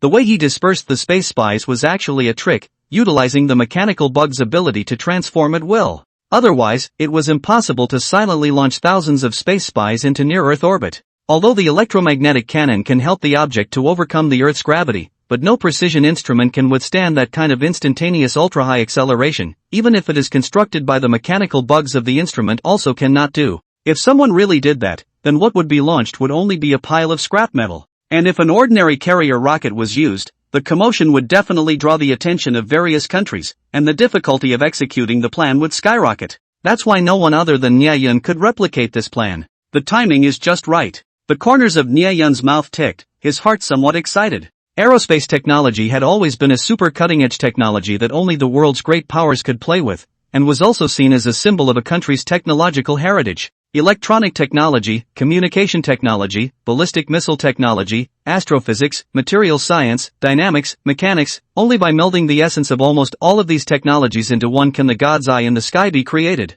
It could be said to be the best indicator of a country's comprehensive strength in science and technology. Even Niayun, whose technological prowess had skyrocketed, didn't dare to say that he would be able to successfully launch a satellite. There were too many technological gaps that Niayun had yet to master. So the bottom of the top technology, countries do not have to ask, is certainly covered to death. Even look will not easily let you see. Niayun is a mousepole turtle, nowhere to go down. However, your local stuff is covered tightly. The sky above is not still floating a large area of it. If I can't steal your local stuff, then I'll steal it from outer space. Space Spy is not designed to be used as a spy satellite. That kind of high-altitude reconnaissance technology he has not mastered. Want to change cannot be changed. What it does is what a spy is supposed to do. However, Niayun was much more ruthless. Not only did he want to steal space technology, he didn't even plan to let go of all the satellites and space vehicles. According to the latest data, there are about 1,200 satellites in orbit around the world, of which the rabbits, furry bears, Russia, and European Union, each account for about 10%, while the U.S. accounts for nearly 50%, with the rest of the world splitting the remaining 20%. Such a number of satellites were scattered in various orbits, rotating around the Earth day after day, without realizing the approaching danger. As time passed, soon enough, Niayun's mind stirred and he spotted his first prey. He immediately focused his attention on one of the spy satellites, and through the miniature camera, he was able to see a golden communication satellite flying in the same direction as himself in a slightly higher Earth orbit. Two long solar panels were spread out like wings, and the golden coating glistened under the sun's rays, showing its pride in being the most advanced technological creation of mankind. There was also a star-spangled banner printed on the satellite, and it looked like it belonged to the communications satellite of the United States. Due to the speed difference between its different orbits, it was now gradually approaching the space spy. Niayun's mind made rapid calculations and instantly came to the conclusion that if there were no accidents, it would pass by this space spy at a speed difference of 23 meters per second, 154 meters apart. But would Niayun let this delicacy go? The space spy was instantly ready to fire. Ugh! Don't move! Niayun suddenly said to the space spy in a serious manner. Mechanical bug? In the next second, Niayun did nothing else but ka-chow. Ka-ching! He took several pictures of the satellite. Only then did Niayun nod his head in satisfaction. Taking pictures before dinner is basic etiquette. Mechanical bug. After taking the photos, Niayun immediately took control of the space spy and began accelerating, changing orbit to a higher orbit. The speed difference between the two was getting smaller and smaller, and their orbits were getting closer and closer, but the communication satellite was unaware of it. Finally, the two collided with each other with a very small speed difference, and it was a smack. If there was air present, then you could hear a slight slapping sound. Then only to see a puddle of palm-sized silver-white irregular graffiti suddenly appear out of thin air on the golden surface of the communication satellite. The contrast between gold and silver was very striking. It was as if a fine work of art had suddenly been dumped in a puddle of mud. Due to Nyeyun's extremely careful control of the difference in speed between the two, coupled with the not-so-large mass of the space spy itself, the communications satellite's orbit was barely affected. Subsequently, the mechanical bugs that had successfully landed directly devoured a hole the size of a pinpoint on the satellite's surface, and then all of them poured into the interior of the communications satellite, bypassing most of the precision equipment under Nyeyun's careful control, and began to spread out into the interior, searching for the satellite's control center. For Nyeyun, whose technological prowess wasn't what it used to be, even if he didn't know the technical details of the satellite, finding the control center through the arrangement of the electronic circuits wasn't a difficult task for a tech savant like him. Soon, the mechanical bugs gathered around a piece of the main control chip, as if they were diners with knives and forks ready to feast. Do it! With Nyeyun's command, the mechanical bugs swarmed around it, completely devouring it in less than 10 seconds, then immediately flew to assemble an identical chip to replace it. Stealing and replacing. The mechanical bugs then immediately began to follow the design of the original chip, carrying out data processing and communication liaison, making the satellite appear to have no abnormalities on the surface. Rice NASA's Satellite Control Center. DDT. The console let out a warning sound. Ha! A technician who was monitoring the satellite data suddenly realized that the communications satellite numbered 067 had lost contact. He was shocked and was just about to make a move to check out the problem, but he didn't expect that the satellite signal would soon be restored again and the warning sound would disappear. Ha! Could it be cosmic particle stream interference? The technician shook his head. This kind of thing happened occasionally and would cause a short period of communication interruption, which was normal. He just recorded this abnormality in his system and stopped bothering about it. Until 5 minutes had passed, the satellite still hadn't received any abnormal commands from the ground, and everything was operating as usual. It's done! Nyeyun cheered in his heart. He knew that this meant that the other party hadn't noticed any obvious abnormalities. Then, with the chip as its center, the mechanical bugs began to eat away at this satellite from the inside out. This satellite weighs about 1.5 tons. The main body is made of aluminum alloy and magnesium alloy, titanium alloy and stainless steel are used for parts that require high strength, and in order to improve rigidity and reduce weight, some high-strength graphite fiber materials are also used, so there are not many materials that can be used for the mechanical bugs to proliferate. A Sky Spy only has 100 g of mechanical bug material, and if you want to completely devour a satellite that weighs more than a ton, not to mention the lack of material, but also the time will be quite long, so Nyeyun just let the mechanical bugs inside the satellite slowly nibble away at it, waiting for external help. Outside help was simple to say the least. In addition to these satellites, there are also many pieces of space junk, small dust, or asteroid fragments in space, and the metal content inside these things is not low, so they are objects for the mechanical worms to devour. And if the space spies encounter such a target, they'll also rely on it to proliferate themselves. The solar energy here is more abundant than on the surface of the Earth. Mechanical insects do not have to worry about the energy problem. And once the swallowed mechanical bugs have multiplied to a sufficient number, they will immediately reproduce another space spy, and then spread out to continue to look for the next target. These space spies were like a virus, spreading and multiplying throughout the 36,000 kilometers of space until they turned this place into Nyeyun's second backyard. Of course, this process might take a bit longer. After the first target was successfully captured, Nyeyun did so with even more skill, as the second and third. More and more satellites were brought under Nyeyun's control. Right in the middle of this continuous harvest, Nyeyun quickly returned to the base before seeing the two brothers waiting for him with fawning smiles on their faces. Behind the two, there was also a dumpling bundled up. Boss, this is the captive we captured back, some kind of high-ranking intelligence officer from the Neon Kingdom. Boss, look, should we just chop it up and use it as flower fertilizer, or do you want to waste it for a bit, like slicing it up or something? Boss explained a little, then kindly reminded. Captive? Nyeyun froze, then instantly scanned the records of the mission's proceedings in the two men's brain chips. Neon Intelligence Section? Interesting. Nyeyun instantly thought of another good idea for getting equipment. But what the hell is that Han family's father and son's reasoning? Even I feel like I have to be Captain Ghost after hearing it myself.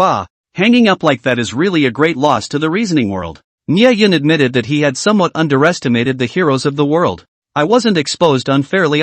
He then looked to the two brothers. Well, test subjects? Nyeyun cupped his chin and stared at the boss with a smirk. This guy had ideas. The boss was a bit intimidated by Nyeyun's gaze with a smirk, and smiled sardonically. Well, there's a recent experiment that's indeed more dangerous, so keep it for now, Nyayun said after some thought. The two brothers were practically cheering in their hearts when they heard this. At the same time, they secretly rejoiced that if it wasn't for their own bright idea, the people waiting for this high-risk experiment would definitely be their own two unlucky bastards without having to ask a question.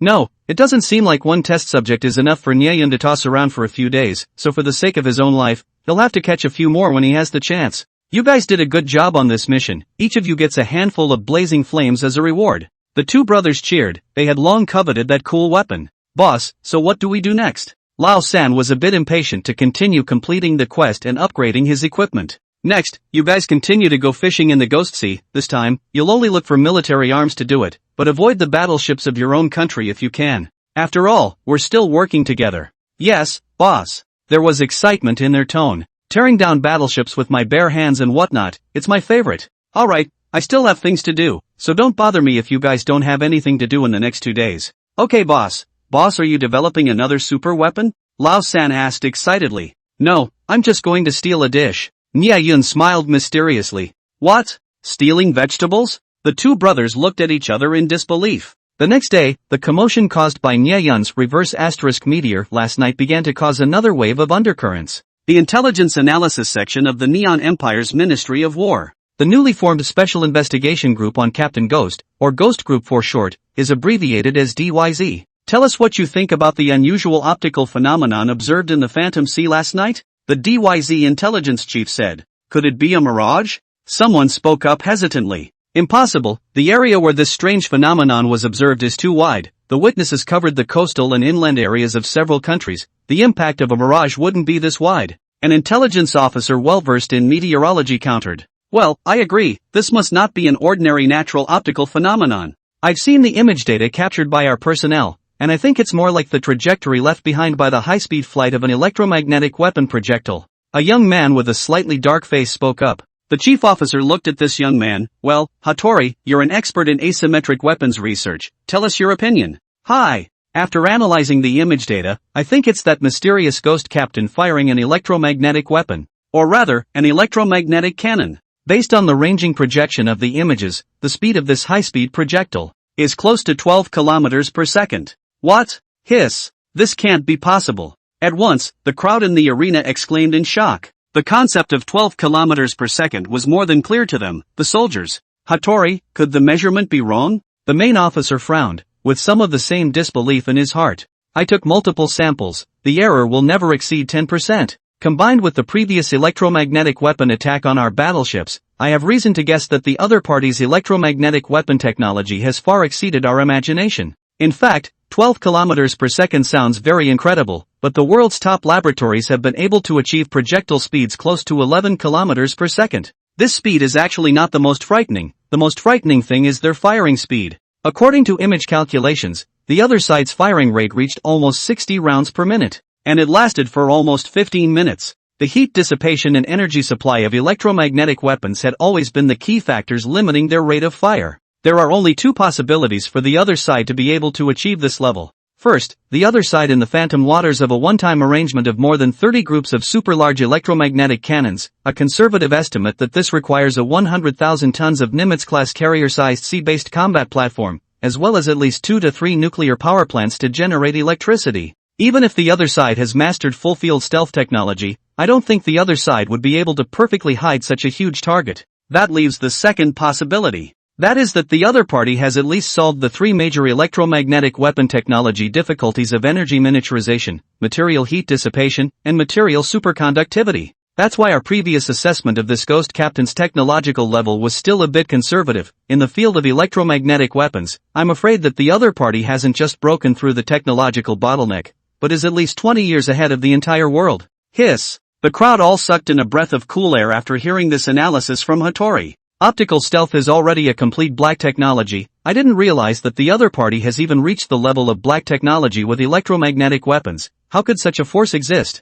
In fact, in addition to the other party's unbelievable level of technology, there is another very puzzling question that I have never figured out. Hattori frowned. Oh, what is it? The master officer asked. The other party's purpose. They have to have a purpose for making such a big commotion in the spectral sea, right? Yet I can't see what their purpose is. According to the direction of these projectile shots, it can be said that they are aimless. The other side even seemed to have specifically bypassed the major air routes of each country, surprisingly like they were worried about accidental injuries. I also once suspected that this is the other side against the space satellite attack, because in addition to the countries are currently researching the laser weapons, electromagnetic weapons level to the other side of this point, in fact, has been able to cause effective killing of satellites. However, until now, there is still no news of any country's satellites being attacked. In other words, this is like the other side firing a gun into the air, which is completely meaningless except for drawing attention to itself. Well, the analysis makes sense. The chief official nodded his head in appreciation. The crowd then immediately started a heated discussion and analyzed the images captured yesterday multiple times, and eventually basically approved of Hattori's deduction. However, the crowd fell into an even greater confusion. What exactly was Captain Ghost's purpose in doing this? Is it just to watch a meteor shower? Just at this moment, someone outside hurriedly ran in. No, it's no good. Quickly go look at Captain Ghost's tweets. The man was sweating in a hurry. What? Captain Ghost's tweets? What is that? The crowd was slightly stunned before someone reacted to the fact that this was a kind of social networking platform within the Rabbit country, and it was on it that Captain Ghost followed the Daybreak group. As a member of the DYZ, naturally, he was aware of this information, and Hattori, who was proficient in Chinese, had even registered an account to follow Captain Ghost, and at this moment, he reacted to the situation by immediately using his laptop to open his own microblog and click on Captain Ghost's homepage. Only to see at this moment the Ghost Captain's microblogging homepage was almost a message burst. The following comments are almost a post up to be brushed to see the disappearance. The degree of fire can be seen. This message was very simple, only that Hattori just read it, and then directly froze on the spot. Hattori, what does it say? Is Captain Ghost releasing another message? A surrounding intelligence officer who couldn't read Chinese asked. Captain Ghost unfollowed the Ryeo group.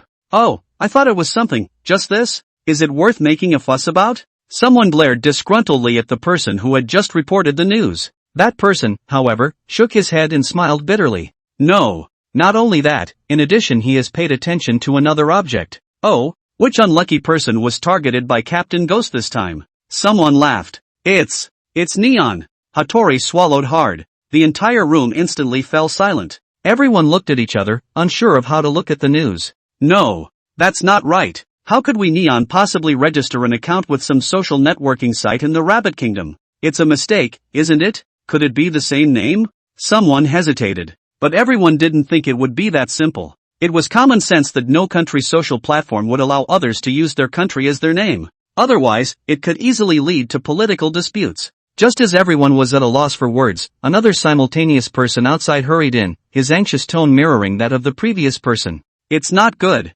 Mao. Morikuan and their mission has failed. What? The intelligence chief officer stood up abruptly. Mali is his very optimistic underlings, whether it is experience or ability is one of the best among his peers, went to carry out only against the Ryeo group this kind of lowly role in the intelligence collection. According to reason it should be 9 out of 10. Could it be that he encountered agents from other countries? This was his first reaction. Not only that, Morikuan disappeared during the mission, and someone else was captured by mistake, and is currently being held by the Rabbit country's officials, and although they strongly deny it, the other side confirmed it was one of our personnel from the entry and exit information. Currently they have sent an official contact letter, questioning why our side killed the chairman of the other country's Nichio group and its heir for no reason. The man continued. What? Everyone was shocked. Killing the chairman of the Ryo group and his heir? And was caught in the act? Then someone immediately reacted and turned his head with difficulty. Difficult. Does that mean? Everyone looked at the laptop, on which was none other than Captain Ghost's homepage.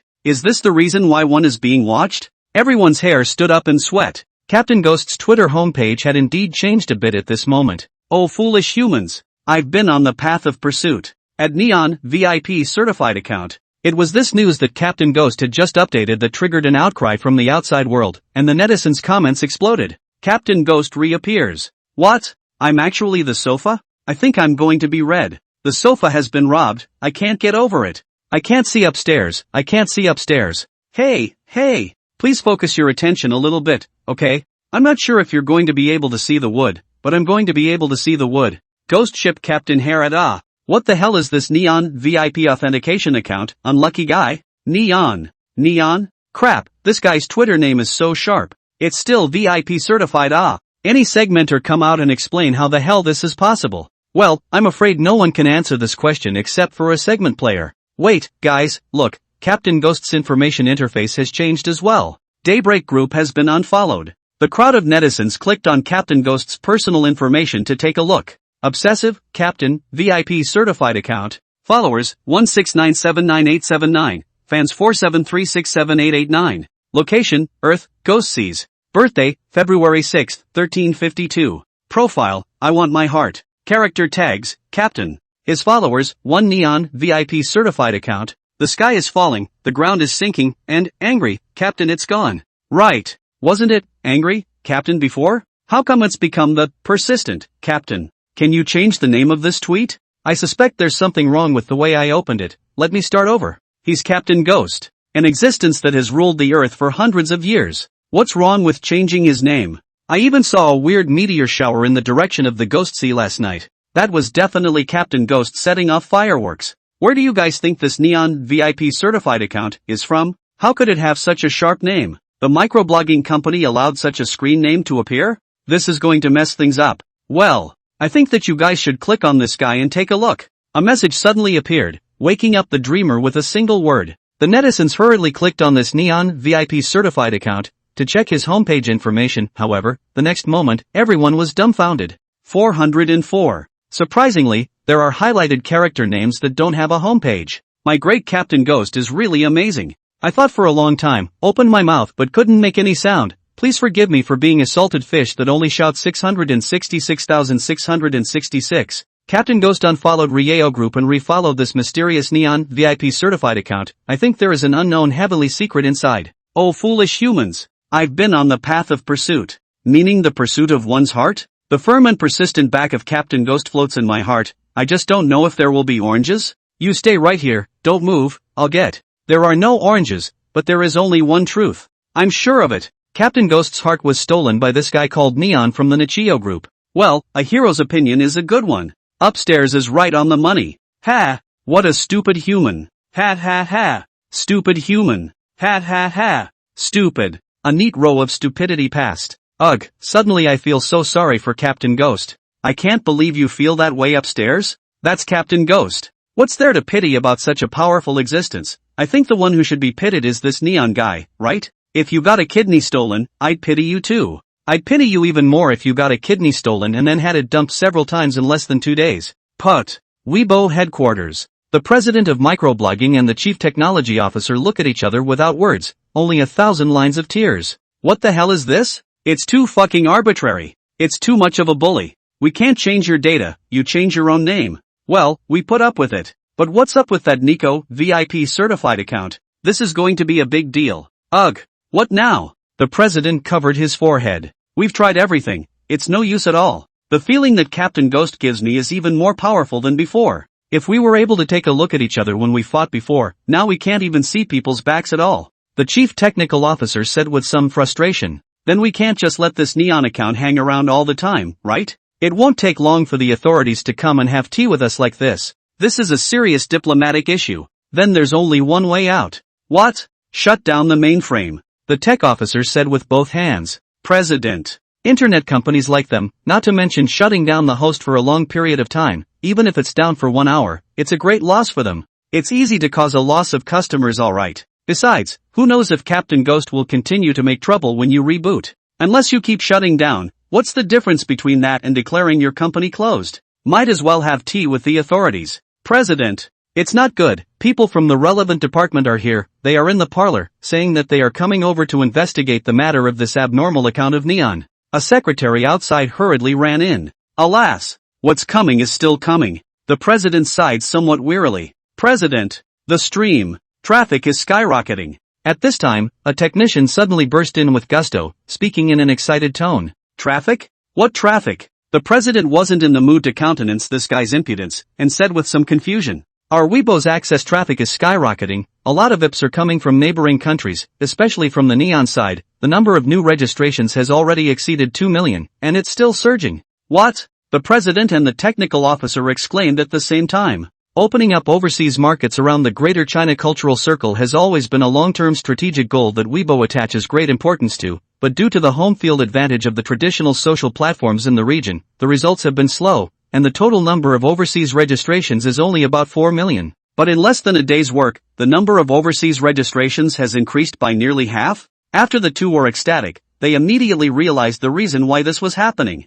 Ever since the battle in the Ghost Seas had been exposed by the media, Captain Ghost's attention had once again skyrocketed, and this time, Captain Ghost had only released the new news on his own microblogging platform. So what was this? This was a first-hand exclusive report. As soon as the news spread, it immediately drew attention from the surrounding groups, and rightfully so. This was the power of an international V. The president immediately swept away his disillusionment and was refreshed in spirit. Technical officer, dispatch manpower to me immediately to maintain the overseas version of the microblogging system. We must seize this opportunity. Open up the market. Yes, the technical officer said excitedly. Immediately afterward he was a little apprehensive. But president, the relevant departments there. Well, let's directly open the back-end authority to the relevant departments. Frankly tell them that this is a hacker invasion, and ask the network security department to intervene and help recover the data. The president hemmed and hawed with a bad smile. Wonderful. The technical officer's eyes lit up. Wouldn't this leave himself with no responsibility whatsoever?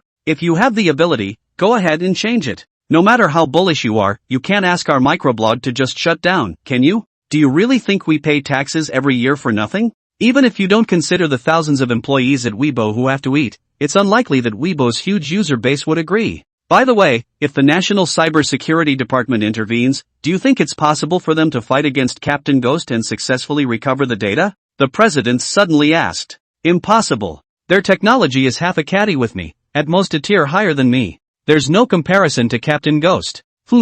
I'm relieved then. Technical officer. The final conclusion reached was much the same as Neon's, that is, this mysterious force must have very advanced technological strength. As the sole object of Captain Ghost's attention, the Ryeo group was supposed to be the focus of the investigation, but he didn't expect to be assassinated last night by Neon spies who had double assassinated the important clue, Han's father and son. There were even signs that another Neon spy had escaped early from last night's assassination and was currently nowhere to be found. Despite the Neon officials' strong denials, the matter was already very obvious, and everyone had been engaged in an unknown number of back-and-forth spy wars, and military commander who naturally knew that this kind of thing was not much use in fighting a war of words. For the spy dark war, governments have always tried to cover up, generally will not be this tear between the two countries to the public, who wins and who loses, we each according to their own skills. Only the other side actually targeting civilians. This kind of thing was not caught just now. Since they caught a current, then the other side must also need to pay a certain price in order to quell this matter. If you've done something wrong, you have to admit it, and if you've been beaten, you have to stand up straight.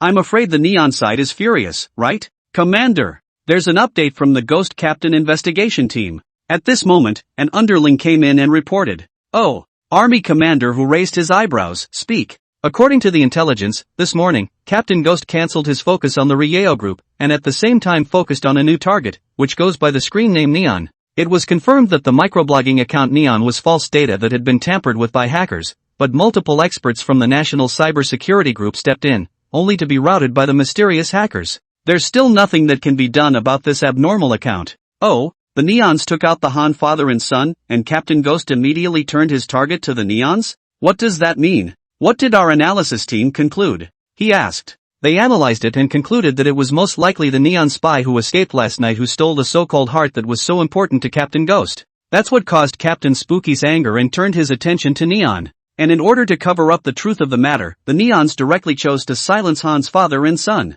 Of course, this was only their initial guess, and there were still a lot of doubtful points in it, such as Captain Ghost's weird technological prowess, weird hacker prowess, and how to precisely locate the heart, none of which could be explained. However, there was one thing that they were relatively sure of, and that was that this so-called heart was very attractive to Captain Ghost or to Han or Neon. It must have an extraordinary function, and that's what caused the three parties to grab it. Captain Ghost's heart? Oh, this is really interesting. What exactly is it? But if the thing really falls into the hands of the Neons, it's not a good thing after all. Military commander who stroked his chin. In this way, you go and quietly set up a bit, and secretly proclaim what happened this time, and especially be very sure to reveal the news that the Ghost Captain's heart has already fallen into the hands of the Neon spies. I believe this news will be of great interest to all countries. He. Military commander who smiled. Whether the heart is in your hands or not, you'd better take the blame. Believe it or not, I believe it anyway. Yes, sir. Understood. After his men went out, military commander who sat back in his office chair and sipped his tea comfortably. Except for the matter of the Ghost Sea that gave him a bit of a headache, This period of time could be described as a springtime for military chief Hu. Not only did the nuclear fuel trade allow him to greatly sell his favor in front of many military regions, even the central government has praised him many times, and I heard that he is setting up a foreign trade team over there, intending to export the excess nuclear fuel and make a good profit. This is a great deal of credit for myself. If the benefits are good, we will consider continuing to buy low and sell high in the future. If there is a bargain, you're a son of a bitch. I heard that iron ore will also continue to expand the volume of trade, although the Chu side has not specified the number of specific increases, but this is also a bargain. The more the merrier. When he thought of this good thing coming true, a smile appeared at the corner of Army Chief Hu's mouth. Then he suddenly thought of the bonus Nyayun had mentioned earlier, and although he didn't believe the other party's bullshit about a 20% increase in performance, he was still a bit curious about Nyayun's so-called bonus. But of course he wouldn't just open the file sent by the other party without a fight. After all, who knows if it could be a virus? Necessary precautions still need to have. At that moment, he picked up the phone and dialed Director Zhao of the Military Region Research Institute. Hello? Old Zhao, immediately arrange for an independent sandbox security computer. I need you to help me check a document. Okay, military chief. Then how will the document be sent over? Ahem. That. Do you have a QQ? Ha? 1 hour later. Ring. The phone on the table rang. Military Commander Hu was burying his head in documents, casually picked up the microphone and continued to sign the documents while listening. Hello? Who military commander? Where did that document come from? It's simply unbelievable. Director Zhao's tone was somewhat agitated. Army Chief Hu froze at his words. Oh, what is that thing? What? These 2 weapon improvement drawings were sent over by you, and you actually don't know what's inside? Well, that's not important. What's important is that these 2 improvement drawings have some very advanced design concepts in them, especially that Lord Dragon improvement drawing. It can be said to have solved several of our fighter design problems. Although the time is too short to see much at the moment, we can be sure that this drawing is worth its weight in gold. What did you say? Hu military chief dumbfounded. Stop signing action. Pen snapped, fell on the table. The drawings are real? Are you guys sure you're not mistaken? He was still somewhat incredulous. We are quite certain. Although the Dragon itself is a castrated export fighter, and there isn't much point in improving it, some of the technology in this modification drawing is universal. Even if they were applied to the rest of our more advanced fighters, they would still be very useful. Army commander Hu was completely dumbfounded by what he had heard. If what Director Zhao said was true, then, with only 1 prototype, the improved drawings came out directly in less than a month. So what kind of strength should their reverse engineering team possess? I'm not sure what to think. If you want to improve a piece of equipment, you have to eat through it first. This is basic common sense. The other thing is that the freebie of this deal seems to be more valuable than the goods itself. Hanging up the phone, although Hu military commander of the White to get the technology is also happy, but soon fell into a daze. Out too generous. It had to be said that the other party's vigor scared him. Even if you spent more money on this kind of thing, others wouldn't necessarily be willing to sell it to you, but Nyayun? He even said he'd give it away. Anything that goes against the grain must be a demon. But what exactly is the purpose of the mysterious force behind Nyayun? And the other party's technological parsing strength is a bit unbelievable, isn't it? He frowned deeply. Afterward, he slowly turned his head and looked at the information about Captain Ghost that had just been on the table. If the appearance of 1 such mysterious force was a coincidence, then what about 2? Military commander whose fingers slowly tapped on the desktop, frowning in contemplation. After a long time, he finally raised his head, and a brilliant light flashed in his eyes. He then picked up the red-headed phone on his desk and dialed the central chief's office. Hello? Good day, chief. I have a situation here that I need to report to you. It is. The situation is this. The undersea base's main control room. Nyayun sat on a silver-white metal chair with his legs crossed, and a very realistic holographic projection of a blue planet, very sci-fi, was suspended in front of him. Around the image of the planet, there were also thousands of densely packed points of light. Nearly half of these points of light were red and the other half were blue, and from time to time, a red point of light suddenly turned blue. This is the Earth and its artificial satellite model. After nearly a day of hard work, Nyayun had quietly occupied nearly half of the satellites in orbit. Most of the remaining satellites had already had their orbits recorded by the space spies, so it was only a matter of time before they were captured. Now, there was a special place that had attracted most of Nyayun's attention, the International Space Station, ISS. The International Space Station, ISS, was an international collaborative project led by Rice and Woolly Bear, with a total of 16 countries, including Europa, Neon, Maple Leaf, and Brazil, participating in its construction. Equipped with a series of advanced observation telescopes and scientific research equipment, scientists from various countries are able to use it to conduct many scientific experiments on medicine, geology and astronomy, etc. It is a very precious platform for cosmic experiments. In November 1998, the first module of the International Space Station was launched into space, followed by the launch of modules from various countries to gradually expand its docking. Until now, this $100 billion orbital laboratory occupies an area equivalent to the size of a soccer field, with a total weight of 431 tons. Rabbits once hoped to participate in the construction of the International Space Station, but was opposed by the Rice country. The reason is that the space station technology has a military use, to avoid the leakage of military secrets as the reason for the rejection of rabbits. What could the rabbit do? He was helpless too. But space technology is definitely the future of mankind, and cannot not engage in. Therefore, he can only be angry and strong, to engage in their own small space station, which is difficult for outsiders to understand. This International Space Station is actually nothing special, even if it's a bit bigger, it's just a bit more work for Nya. But the trouble is that there are 3 astronauts from various countries stationed inside. Although secretly replacing the station's control center with mechanical bugs wouldn't be difficult for Nya, these 3 people are like groundhogs in his own backyard, and even though they're harmless, they're just an eyesore. If Nya wanted to plant some flowers and plants in the future, he'd have to guard against being seen by these groundhogs, which would surely tie up his hands. So Nya decided to send them back to Earth once and for all.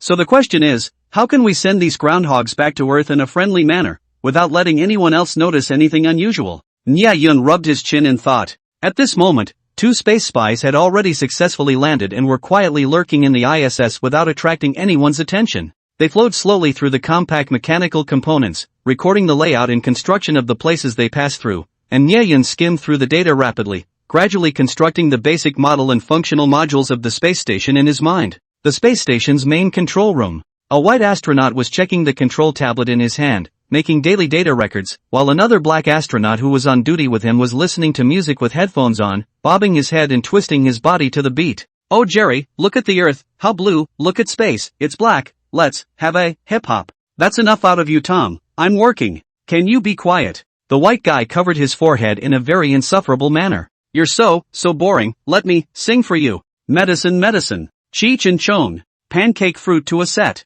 Verb datsy verb. I say pancake you say to. Pancakes to be cheeky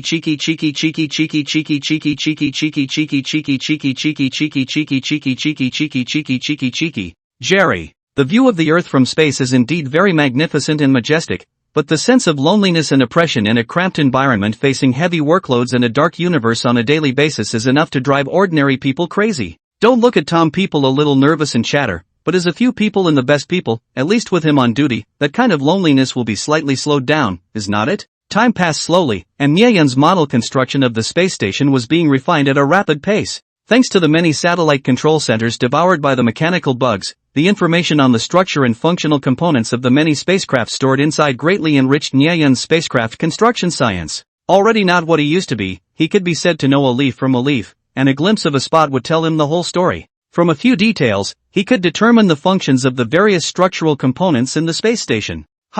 This seems to be a oxygen tank? Nyeon's eyes lit up. Oxygen in the space station mainly comes from electrolyzing water and storing it in high-pressure sealed tanks, while hydrogen, a byproduct of water electrolysis, can react with the carbon dioxide expelled from the astronaut's respiration to regenerate water to participate in the electrolysis, forming a self-supply cycle. And the electricity consumed by electrolyzing the water is provided by the station's solar panels, enough to supply the astronaut's long-term oxygen needs, provided, of course, that he has something to store the oxygen in. Ha. Nyeon let out a bad smile, and the mechanical bug in the space station immediately morphed and transformed into a long silver needle. A cold light flashed from the head of the needle. Mischief starts with puncturing tires. It's a shame that I grew up living by the sea, all of which had no wheels. This is truly a lifelong regret. Nyeon shook his head and sighed. Then he saw the silver needle stab straight in and pull it out. Even though he couldn't hear the sound, seeing the white misty gas spewing out, Nyeon automatically replied in his head, "Bear. Childhood is now complete. Nyeon lamented with a face of intoxication. Mechanical bug. In the space station. Drip. The sudden sound of an alarm interrupted the joyful routine of both Tom and Jerry.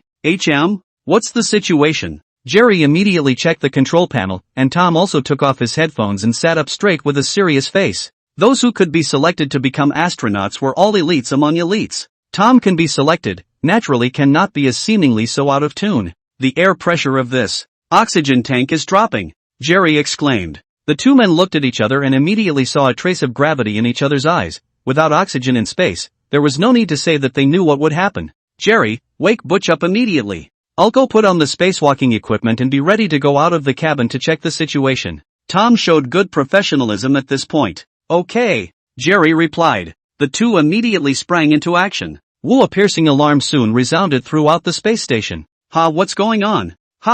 It's the alarm. Butch, the other astronaut in his sleep, woke up in a panic and immediately rushed to the station's control room. Jerry, what's going on and why is the alarm being pulled? The oxygen tanks seem to have been hit by something and the air pressure is dropping. Jerry's head was a little sweaty as he crackled the keyboard. What's going on? Is it space debris? Butch exclaimed. Not sure. Tom's already donning his equipment and getting ready to head out of the silo to see what's going on, so go help him and be ready to pick up the slack. Okay, I'll go right away. After Butch left, only Jerry remained in the control room. Jerry, it's Tom, I'm ready to get out of the bay. What's the damage? Tom's voice rang out over the comms. The pressure is still continuing to drop, but luckily, it's not dropping very fast. The damage shouldn't be too big. According to the calculations, counting the emergency oxygen tanks, we still have 2 hours and 56 minutes. If it's not patched up by the time we've got, then we'll have to go into the escape pod and head back home. Phew! The situation isn't too bad, there's still almost 3 hours left. There's plenty of time, I'll immediately exit the pod for repairs now. Going back home and all that, let's wait until you're almost married. Jerry. Shortly thereafter, one of the station's hatches was seen to be opened, and Tom, dressed in a bloated spacesuit with a repair gun in his hand and a safety harness strapped behind him, floated awkwardly out of the station, slowly moving down the preset handrail on the outer wall toward the oxygen tanks. After a full 10 minutes or so, Tom arrived at the oxygen tank, and the first thing he noticed was the tiny breach that was spewing a white mist of gas. I saw it! Right in front of me in plain sight, thank God. The break isn't too bad, I think it was caused by space dust impact, don't worry. I'll fix it in no time, Tom said. Great! Jerry sighed in relief. I've informed the ground command center of the situation here. Keep us posted on the repairs on your end. Take care of yourself. Roger that. Then Tom grabbed the handrail with one hand and came to the breach with the repair gun in the other. The repair gun is a special repair gun for space equipment, somewhat similar in appearance to a nail gun, with a square muzzle.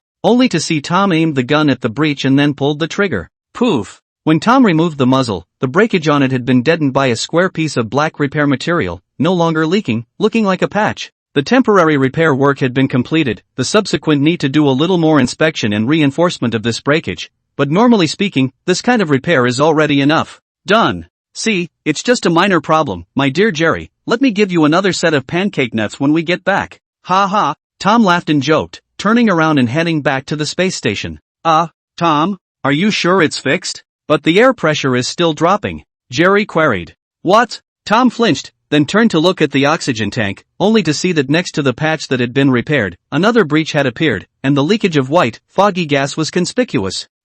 Maybe. It's because I just looked away, there's a total of 2 breaks and 1 leaking gas, don't worry. I'll fix it right away. After Tom replied to Jerry, his mind was a bit strange. He clearly saw that there was only 1 damage, right? How can you see it wrong even from such a close distance? But no matter what, it was just a small mistake, and Tom immediately started the repair work. Poof! Another patch was put on, and Tom checked it up and down this time to make sure there was no problem. Jerry, it's done, I guess I was sleep deprived. Looks like I'll have to switch shifts with Butch early. But the pressure is still dropping, Jerry said, somewhat breathlessly. What? That can't be possible. I've obviously fixed it, Tom exclaimed. He carefully examined the break twice more, the helmet of his spacesuit almost sticking to those 2 patches, and finally confirmed that the repair was perfect and there was no sign of air leakage at all. But the pressure is still dropping. Could there be another breakage? Tom then proceeded to survey the rest of the oxygen tank, and as there was indeed none in sight, he turned around the outer wall of the tank, and then was shocked to find that there was actually a break not too far away that was leaking air.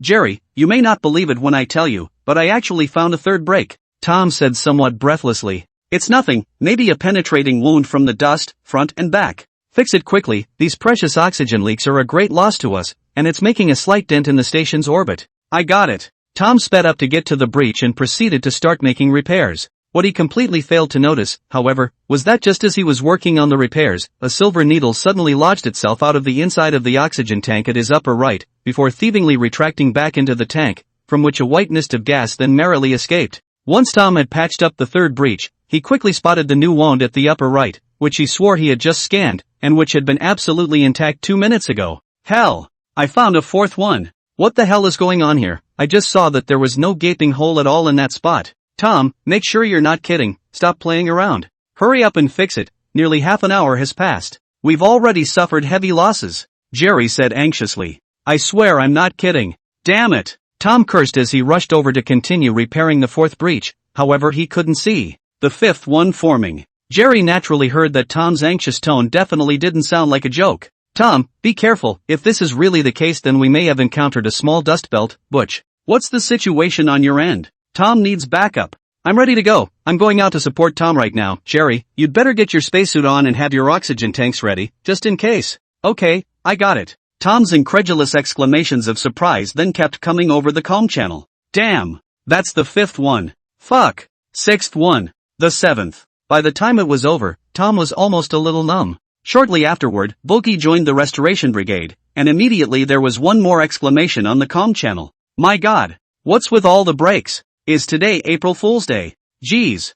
I just passed by here, there's no abnormality at all. Where the hell did these gaps come from? Control room. Jerry. Outside the space station, two astronauts are seen carrying out a seemingly never-ending repair job. The two figures go up and down, left and right, Baba, playing a dangerous game similar to whack-a-mole. Finally, half an hour later. I swear, this situation is definitely not normal. Tom panted breathlessly as he looked at the outer wall of the oxygen tank, which was covered in dozens of patches, and said breathlessly, Jerry, what's the situation now? We've run out of repair materials, and the oxygen won't support it for long. Boogie was equally exhausted, the weightlessness draining the body's activities even more drastically. But the pressure it's still dropping, and the rate of oxygen loss is accelerating. We have less than an hour left now. What the hell is going on here? Why are there so many breaches in the oxygen tanks themselves? I've observed that there's no sign of the dust belt appearing around here at all. Jerry's tone was anxious. Tom stared at the oxygen tank with odd eyes. Maybe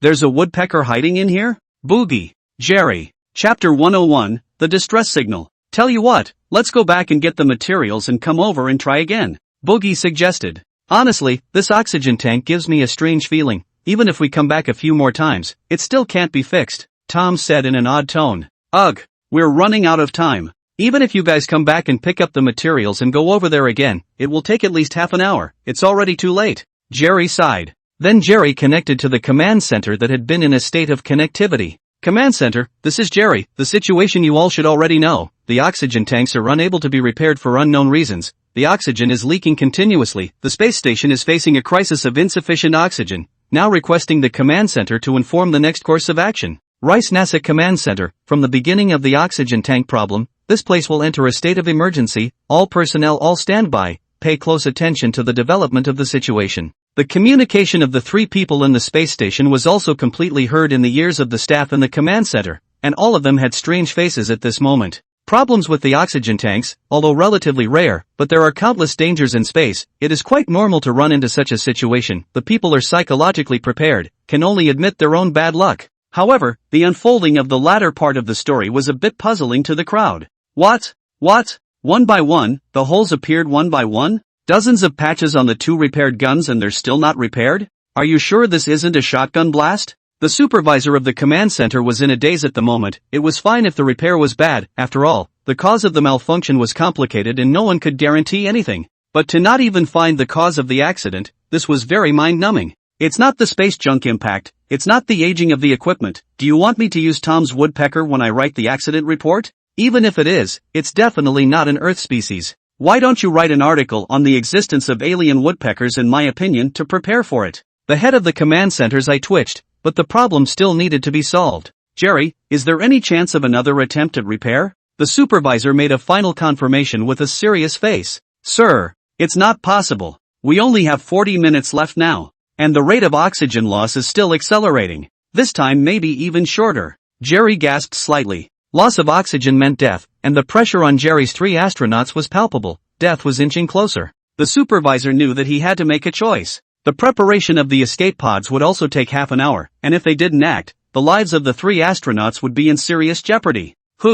Okay. I command. All astronauts temporarily evacuate the space station. Everyone entered the escape pods immediately. The supervisor exhaled a long breath and ordered with difficulty. He knew that once this order was given, the space station's member states were faced with the possibility of billions of dollars in economic losses. It would also be at least a month before astronauts were dispatched again, and the research gap in the meantime would be an even more incalculable loss. But he had no choice. Otherwise, if anything happened to these 3 astronauts, he, the head of the command center, could not be blamed. Jerry also sighed helplessly when he heard this order. Tom, you return to the space station immediately, make evacuation preparations as fast as you can, move fast, the rate of oxygen loss is still increasing, I will be responsible for injecting all the remaining oxygen into the escape pods. Ugh. Okay. Tom too looked at each other, helplessly replied. The 2 returned to the capsule one after the other. Tom fell behind, and when he passed the corner, he turned around and took one last look at the oxygen tank that brought them infinite confusion, and then suddenly just froze. Before, when he stood close, he felt that the location of those breaches was disorganized, but now when he stood farther away, those patches seemed quite coherent. S.B. Blackface Tom cocked his head. Half an hour later, the escape capsule successfully detached from the station, jetting white streams of air to decelerate and plummet toward its intended landing site. After the astronauts were forced to evacuate, the empty space station lost its last bit of popularity and floated in the cold and silent space. And at this moment, on that oxygen tank that baffled all the astronauts, was sitting a pocket-sized robot with 2 pointy-eared antennae, wearing a small undershirt and staring with big, adorable eyes, and waving its arms at the escape capsule in which the astronauts were traveling. Well, the eyesore has been dispatched, so for the rest of the day, let's make this our temporary base. Nice tonnage. Thanks to our international friends for their contribution to the space industry. Little ones, let's eat. With Nyeyun's command, a large number of space spies that still had no target began to converge on the space station, and from time to time, puddles of silver-white graffiti would suddenly appear on the surface of the station, before quickly drilling into it and disappearing. Inside the space station, there were already dozens of coyote robots wandering around, constantly looking for valuable targets to devour. As long as after scanning, it was determined that there was scientific and technological value or contained steel components, it would dart up and start devouring it as liquid metal. At once, the interior of the space station looked like it had suffered a disaster, and was not into a puddle. At this point, the station's communication base station and control center had long since been put under Nyeyun's control, and the station's operating parameters were still being sent to the control center on the ground as usual by Nyeyun, so on the surface, everything in the station was still running as usual. Even the station's internal video data was transmitted back to the control center in real time. However, it's clear that what the control center is able to see is definitely an old picture that has been frozen in time, just like this space station, which is about to become history. Ugh! What's this called? Jerry, who was securely fastened to his safety seat, looked in the direction of the space station and let out a long sigh. Without even knowing what the reason was, he was inexplicably driven back to Earth, a feeling that made him very suffocated and depressed. Maybe something went wrong inside the oxygen tank, and as things stand, we can only wait for the ground to send another oxygen tank up, Boji said. Well, it can only be so. It always feels so unwilling. Ugh. The two of them looked at each other with a depressed expression. Ha, Tom? Jerry looked at Tom beside him in confusion. Usually he was the one who talked the most, but now that he surprisingly hadn't seen him open his mouth for a long time, he was a little less accustomed to it. When Tom heard Jerry's shout, as if he had only just come to his senses, he lifted his head and looked at him somewhat blankly. Jerry, do you think there's a kind of woodpecker that understands the alphabet? Jerry. Okay, so let me rephrase the question. What does the combination of S and B mean? Could it be a distress signal for some creature? It's similar to SOS. Jerry. Chapter 102. Is it a person? Lian Yungang Pier. Mr. Ma, the person in charge of the Baowu Iron and Steel Group's Chu project, who was previously responsible for contacting Chu, was currently staring dumbfounded at the large amount of iron ore piled up on the pier. Chu Don, how come this? Supply of iron ore is 200,000 tons this time? Mr. Ma incredulously said to Chu Feng beside him. Not bad. The supply has increased. In addition to the 100,000 tons that we promised you before,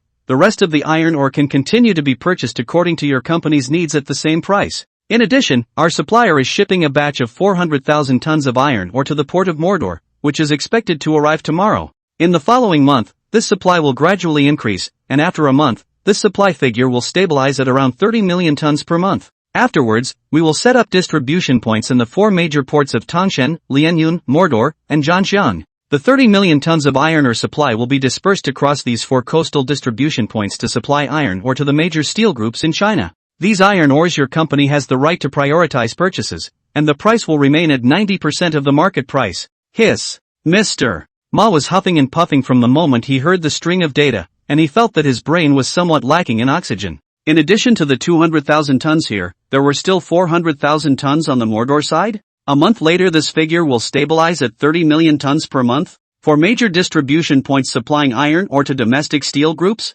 Don't talk to me about unbelievable big data, hello. But the heart again feel unbelievable, in front of the 200,000 tons of iron or in front of their own real, no way you do not believe. Moreover, the other party has no reason to say this kind of lies that can be broken at the first poke. Shudong, can you tell me, which of the four major mining giants is the supplier? Or which two? General Manager Ma asked carefully. In addition to them, Mr. Ma couldn't think of anyone who would have such a huge amount of iron ore mining. This thing is not a leak, you can just cut a large area. Sorry, we need to keep the identity of the supplier a secret. Chu Feng said helplessly. If I can, I also want to know. Well, understand. Mr. Ma was a little disappointed. Then soon he immediately got excited. The identity of the supply side was just a small detail. What was important was these goods, and the low price of these goods.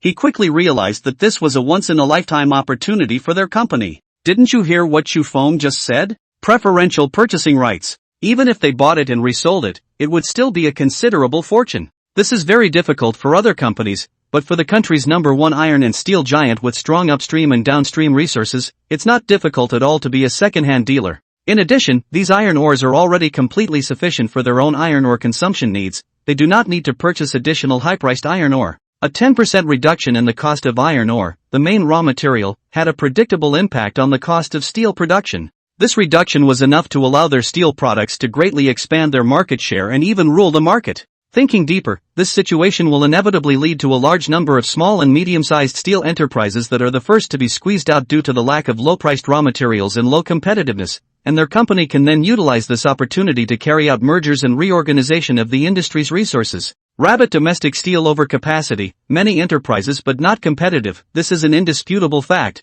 The country in recent years have been advocating supply-side reform, and steel supply-side is definitely the core of the core. If your own company can utilize this opportunity to improve the status quo of the domestic steel industry, then what does it mean? For people in the state-owned enterprise system, this is not only performance, this is political achievement. And as a person of merit who played an important role, it would simply not be too easy for him to go one step further before retiring, right? Mr. Ma instantly became excited. Shudong, I don't know if there is a purchasing limit for our company's preferential purchasing right? General Manager Ma asked with glowing eyes. Chu Feng smiled faintly, as if he had expected the other party to ask this. General Manager Ma, your company can purchase up to 20 million tons of iron ore, but we have a request. When Mr. Ma heard the figure of 20 million, he was already on the verge of jumping up and down with excitement. That meant that 2/3 of the goods would be sold by them, which had greatly exceeded his expectations. Chu Feng naturally had a reason for doing so. Chu's seniority in the steel industry was still shallow, and 30 million tons of iron ore was actually beyond the scope of Chu's digestive capacity. Therefore, they needed a strong distributor in the industry. And Baowu Iron and Steel Group is the perfect partner. Tie them to their chariot with some benefits so that it would be a win-win situation. On the other hand, Chu's positioning would be that of a trading group, and as long as the supply of raw materials was in their own hands, then Chu's voice would still be pivotal. Shudong, please speak. No matter what the request is, our group will definitely not say anything if we can do it. General Manager Ma said cheerfully. We want to sign a long-term steel procurement contract with your party. I hope that your side can give some price concessions. That's no problem at all. What we supply to your party is definitely the lowest price within the company. I can guarantee this. Mr. Ma rejoiced. Not only supplying raw materials at a low price, but also purchasing finished products for a long period of time. Where else can I find this kind of high-quality partner? Please give me a dozen more, okay? Good. Then happy cooperation. Of course. Happy cooperation. Soon, the news reached the headquarters of the Baowu Iron and Steel Group, then the ears of military chief Hu, and then the top leadership of the country. Everyone was naturally shocked by this huge figure, and then the top brass immediately started an urgent discussion. However, after the discussion, for some reason, the country even chose to deal with it coldly. The instructions given to the following were very clear: get rich quietly and keep it quiet. Thus, the deal was secretly carried out without the outside world realizing it. Undersea base. Drip. Nia Yun was in the middle of counting his harvest of stolen vegetables when his communicator suddenly rang. Hey Hey, Nyayun, I'd like to inform you that arrangements have been made for the iron ore trade, and in addition, 300,000 tons of steel will be delivered to your designated location every month, or it can be increased or decreased based on your needs. Good. This month's 300,000 tons is enough for now, but my subsequent demand will definitely increase again. Nyayun, what does your organization need so much steel for? Chu Xiaoxia still couldn't help but ask. Well, this, my carrier building friend. Alright, I won't ask anymore, okay? Before Nyayun could finish his sentence, he was interrupted by the speechless Chu Xiaoxiao.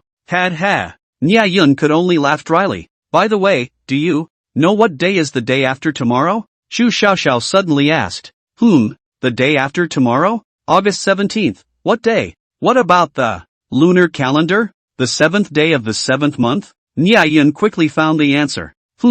Are you alone then? Nyayun's heart thumped when he heard this. Crap, you're so jumpy with this question. Is this an attempt to trap me? Could it be that my identity has been exposed? You say that, if I'm not a person, could I still turn into a dog? Chu Xiaoxia. Beep. Nyayun listened to the busy tone that suddenly came from the microphone, and fell into deep thought with a bewildered look on his face. Am I exposed? Or not exposed? Mechanical bug. Chapter 103. Follow me. When Mori woke up in a ghostly manner, he found himself in a room constructed of silver-white metal and filled with a sci-fi feeling. Where am I? Still a bit dazed, he tried to raise his hand to rub his forehead, but was immediately struck dumb. He realized that his arms and legs were bound to a metal chair, completely unable to move. Wait a minute. I remember that I was originally in the Han family villa, on a mission to investigate the ghost captain, and then the mission saw that it was about to be completed, but suddenly a voice rang out beside me, and then I fainted. Oops. I was captured. But how in the world did I get knocked out? Immediately realizing his situation, Mori tried to break free but found it completely useless. He then immediately observed his surroundings. The room was empty and completely devoid of anything that could be utilized. A series of thoughts quickly flashed through the very experienced Mori's mind, and he immediately concluded that it was impossible to break free from his bonds with just his own strength. But since the other party chose to take prisoners instead of finishing himself off on the spot, he must be trying to get some kind of information from me. That's right. The Han family's father and son have all been killed by us, and Captain Ghost's information is now known only to himself. They must be trying to get information about Captain Ghost from me. That must be it. Who are they? Rabbit's national security? Or are they agents from other countries who are lurking in the Han family with the same goal as us? But whoever you are, as long as you guys want to get information from me, then this is my chance. The corner of Mori's mouth curled up in a confident arc. I'm afraid that the people who captured him still don't know that his escape training course rating is SSSS. More than that, he is twice in the mission from the captured state back to kill each other. Jedi turnaround is by the Neon domestic secret agent community known as the Trojan horse of the man. Even if I get a quill, I'll show you how it's done. I'll show you what a mistake it was to capture me. I know you guys can see me. Since I've fallen into your hands, I'll admit it, so please come out and talk. Mori said as he observed the walls of the room, which he was sure had cameras or one-way viewing glass installed. There must be someone next door to the room watching my every move, judging my mental state and looking for a breakthrough in the interrogation.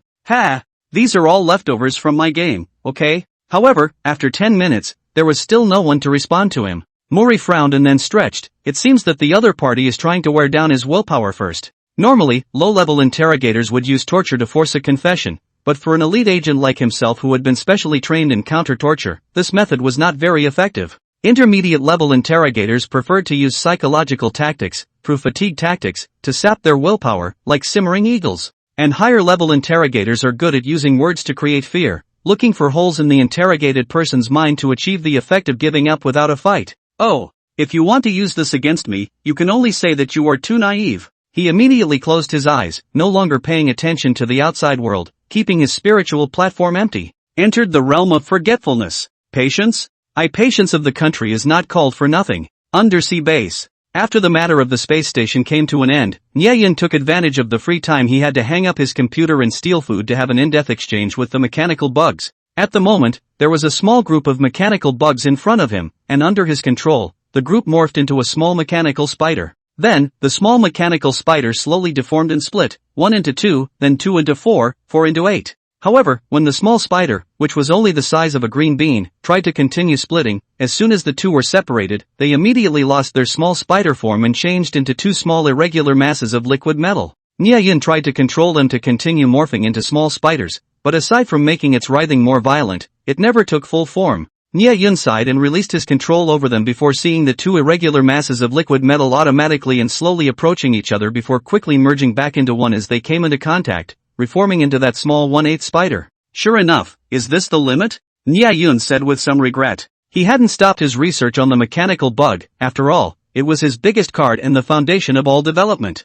There was no doubt that the mechanical bug was strong, but it also had a weakness that wasn't really a weakness, the smallest unit of consciousness. As he had just seen, Nya Yun had a minimum requirement for precise control of the mechanical bugs. The larger the group of mechanical bugs, the more thorough their comprehension of Nya Yun's commands would be. The more precise the control would be. A group of less than a certain range of mechanical bugs would only be able to roughly receive commands, as they did just now, but would have lost the ability to be accurately controlled. Previously, Nya Yun didn't understand the reason for this situation, so he never dispersed his mechanical bugs over a large area. But as his theoretical knowledge grew, he gradually came up with a conjecture, which was the minimal consciousness unit conjecture. First of all, we have to know that if it was a single mechanical bug, due to its tiny size, it didn't actually have the ability to make complete logical judgments in its construction, and Nya Yun's complex commands would be completely ineffective. Just like a computer's storage unit, the smallest storage unit can only store two numbers, 0 or 1, so if you want to deposit the letter A into this storage unit, it will be absolutely stupefied. So how do you deposit the letter A? That's right. You need more memory cells. Anyone who has studied computers knows that a letter takes up 1 byte, or 8 binary bits, to store, while more complex Chinese characters use 16. What about more complex sentences? In other words, the more complex the information, the more storage units you need to use. Similarly, Nya Yun's command could be viewed as a complex message of consciousness, and in order for the mechanical bug to understand and execute such a message of consciousness, then the mechanical bug would need to possess a storage capacity that exceeded the size of this piece of information. Otherwise, there would be a situation where the mechanical bug would have absolutely no idea what you want it to do. For example, if a certain number of mechanical worms had the storage capacity of 3 words, but Nya Yun gave them the command "get the hell out of here," what would the mechanical worms do? That's right. It can only receive commands like "get the hell out of here," and then it will roll around in front of you in a cute manner. Ahem, of course, this is just an analogy. Human consciousness is so complex that no one has ever been able to articulate its form of existence,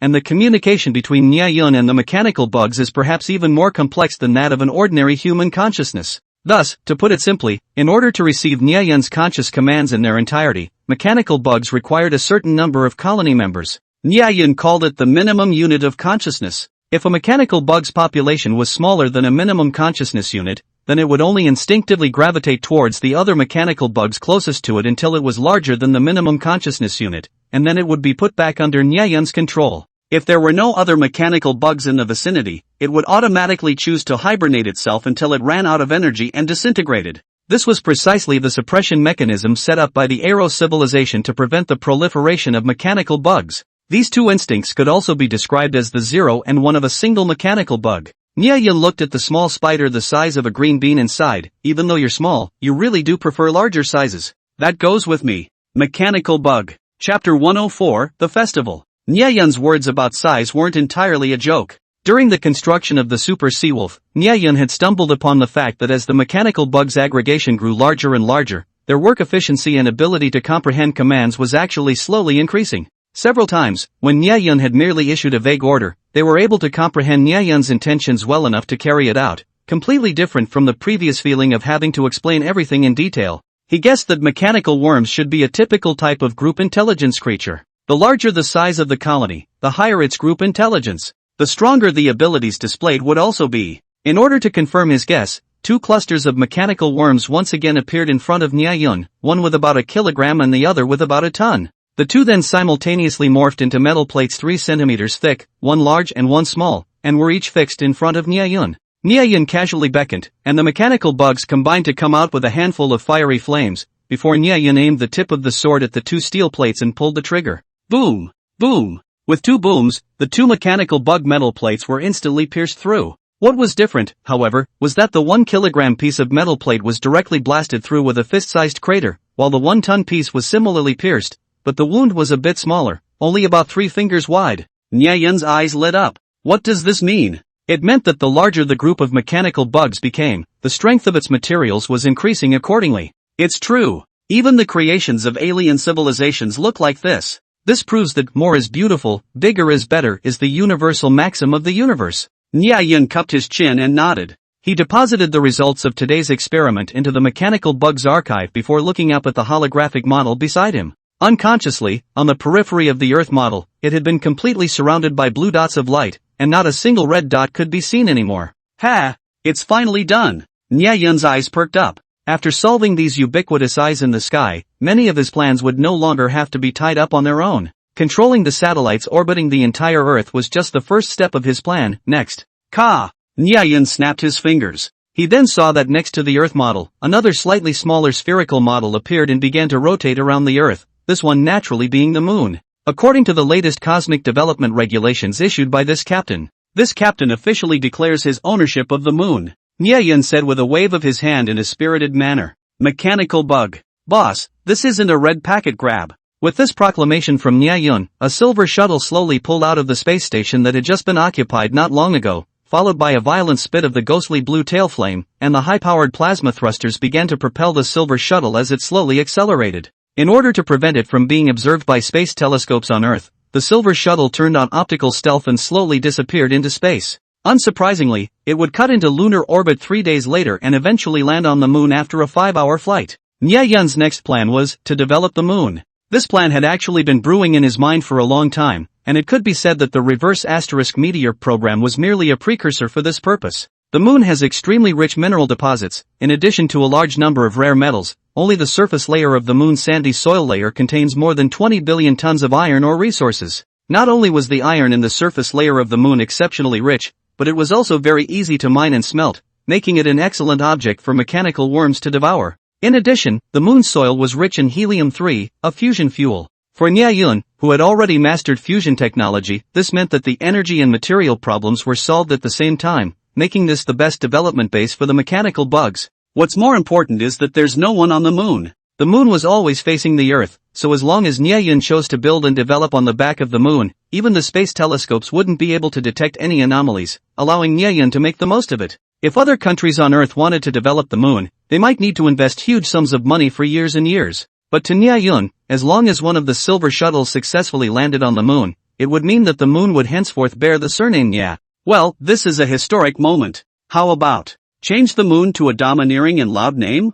Nya's naming fetish was at it again. How about calling it Nyabal? Mechanical bug. Southeast Military Region Headquarters. After 2 full days of research, the Military Region Research Institute had finally eaten through the entire set of improved drawings and gained a very pleasing harvest, with multiple technical difficulties being overcome. Director Zhao was ecstatic. Military Chief, where exactly did this drawing come from? Please make sure I meet the designer. He's definitely a weapons design genius. Director Zhao said excitedly. Army Chief Hu, on the other hand, was in a tangle. The identity of the other party needs to be kept secret. Can he say that this is a freebie from a merchant's discount when I bought something? It's hard to say this there. Oh, I understand.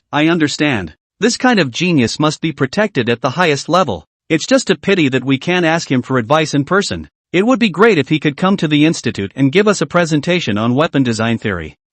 This kind of thing should be unlikely. Army Commander Hu said breathlessly. Such a powerful weapon designer, it's too late for others to cover him up. Can he rest assured that he will be able to come to someone else's home turf to do some academic exchanges? Instead of this dream, why don't you pick a lucky day and then go buy something? Maybe you can still meet this good thing. People said, there will be discounts on New Year's festivals. Always feel that I think so have become a little abnormal. Hu Military Chief's heart is twitching at the moment. But these turned out to be really valuable weapon modification drawings.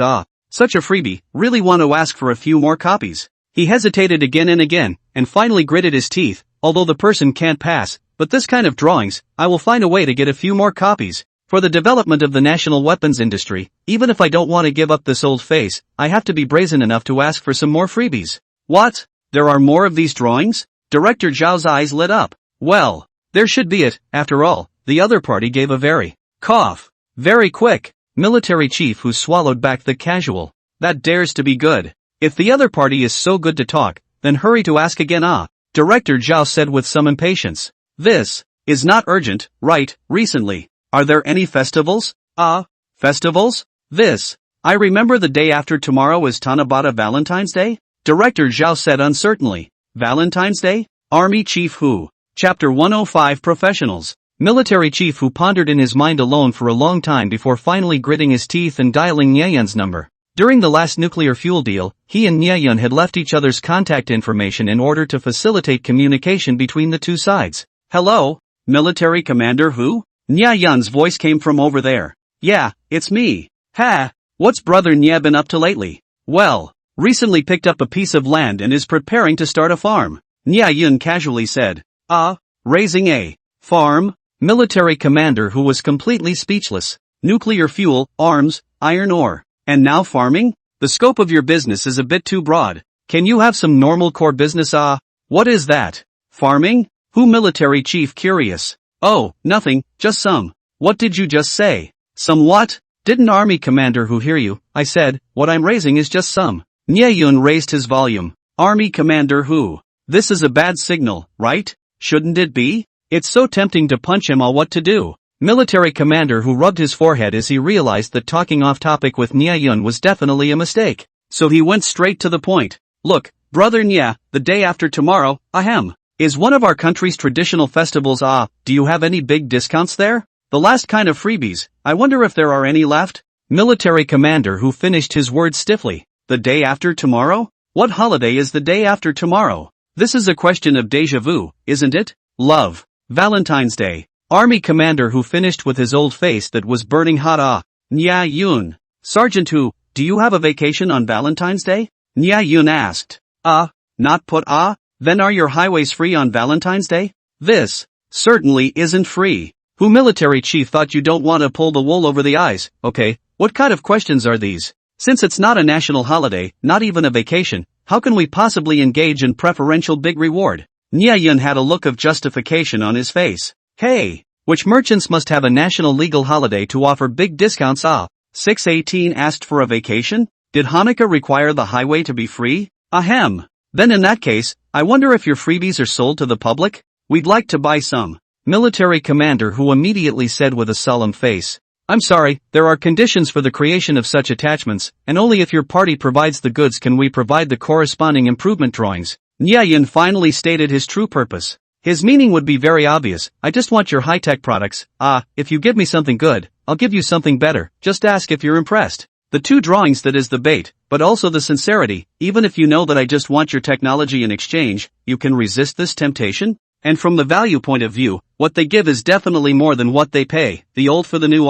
Where can you find such a good thing? Indeed. Army commander who had already made some guesses, said in his heart. He didn't believe that pie would fall from the sky. If the other party really had nothing else to ask for, that would make people doubt the other party's purpose. Trading his own technology for better technology? Military commander who was naturally moved. Although it was clear that with the other party's reverse engineering capabilities, such a deal would undoubtedly expose a great deal of his own technological underpinnings, it was like taking drugs. It would be addictive. Brother Nye, I can't make a decision on this matter. I need to ask for instructions from above. Is it okay if I get back to you later? Sure, anytime. Hanging up the phone, a smile appeared at the corner of Nyeyun's mouth. The bait had been placed, it was up to the fish to bite or not. On the other hand, Nyeyun was recently furious. First, his own spy was caught in a slip-up, leaving a huge handle in the rabbit's hands. Then he himself was actually inexplicably followed by Captain Ghost. Although none of the accounts were registered by himself, it was obvious that this was being targeted by Captain Ghost.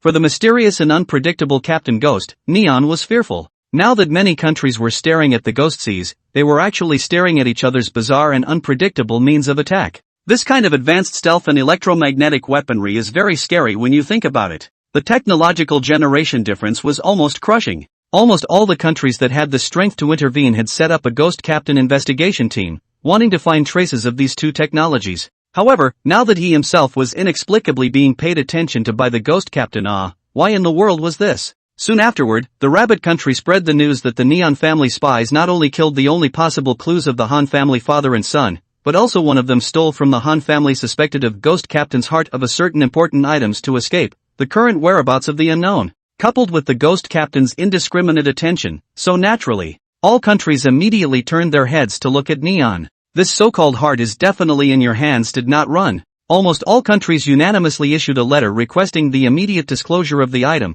from which to find out the clues of the ghost captain. Rice even secretly private messaged Neon, found a good thing secretly hide, dad is not happy Neon was in tears. Things in my hands even so, but I have not even seen the hair of that thing.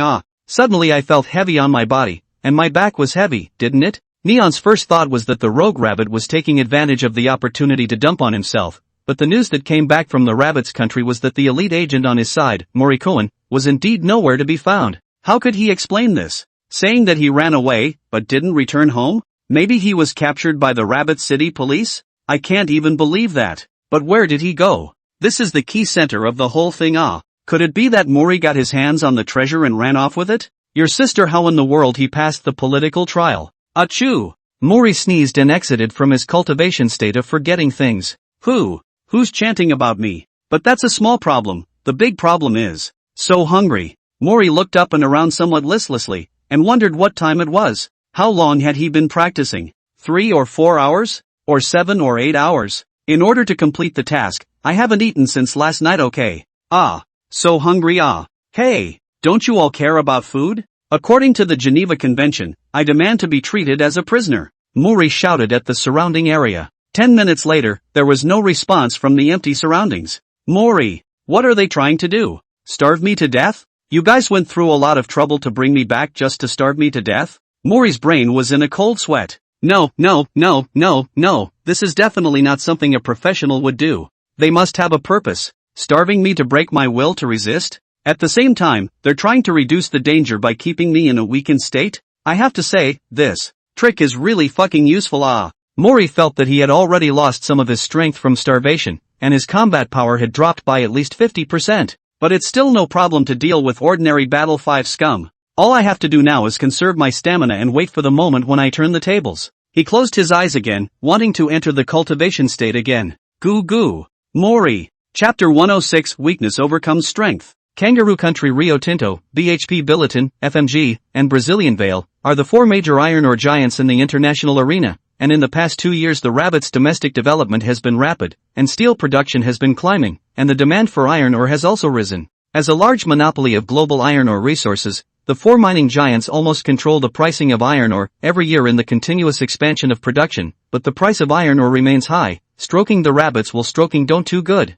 However, recently, Baowu Iron and Steel Group next month, iron ore purchases will be reduced by 50%. Of the overall news of the 4 mining giants have some commotion. Baowu Iron and Steel Group is the largest domestic, the world's second largest iron and steel group, its iron ore purchasing volume close to the rabbit 10% of the total domestic purchases, all of a sudden reduced by half. The impact can be imagined. To them, this was a not so small piece of bad news, so they immediately held meetings to discuss the matter. How is this possible? Without raw materials, could it be that their factories are going to stop production in a big way? According to their company's internal statement, it's due to the haze problem in the country, and the Environmental Protection Department is requesting a production restriction. I'll believe the hell out of him. Who would limit production by half at once? Business is still not done. Well, I also think this is a smokescreen. Could they have found another source of supply? We know those international mines very well. There must be no major changes, so it could only be their domestic mines. That's even more unlikely. Their domestic mines, not to mention the high cost of mining, the grade is also very low, and a large number of them were screwed over by our low price dumping several years ago.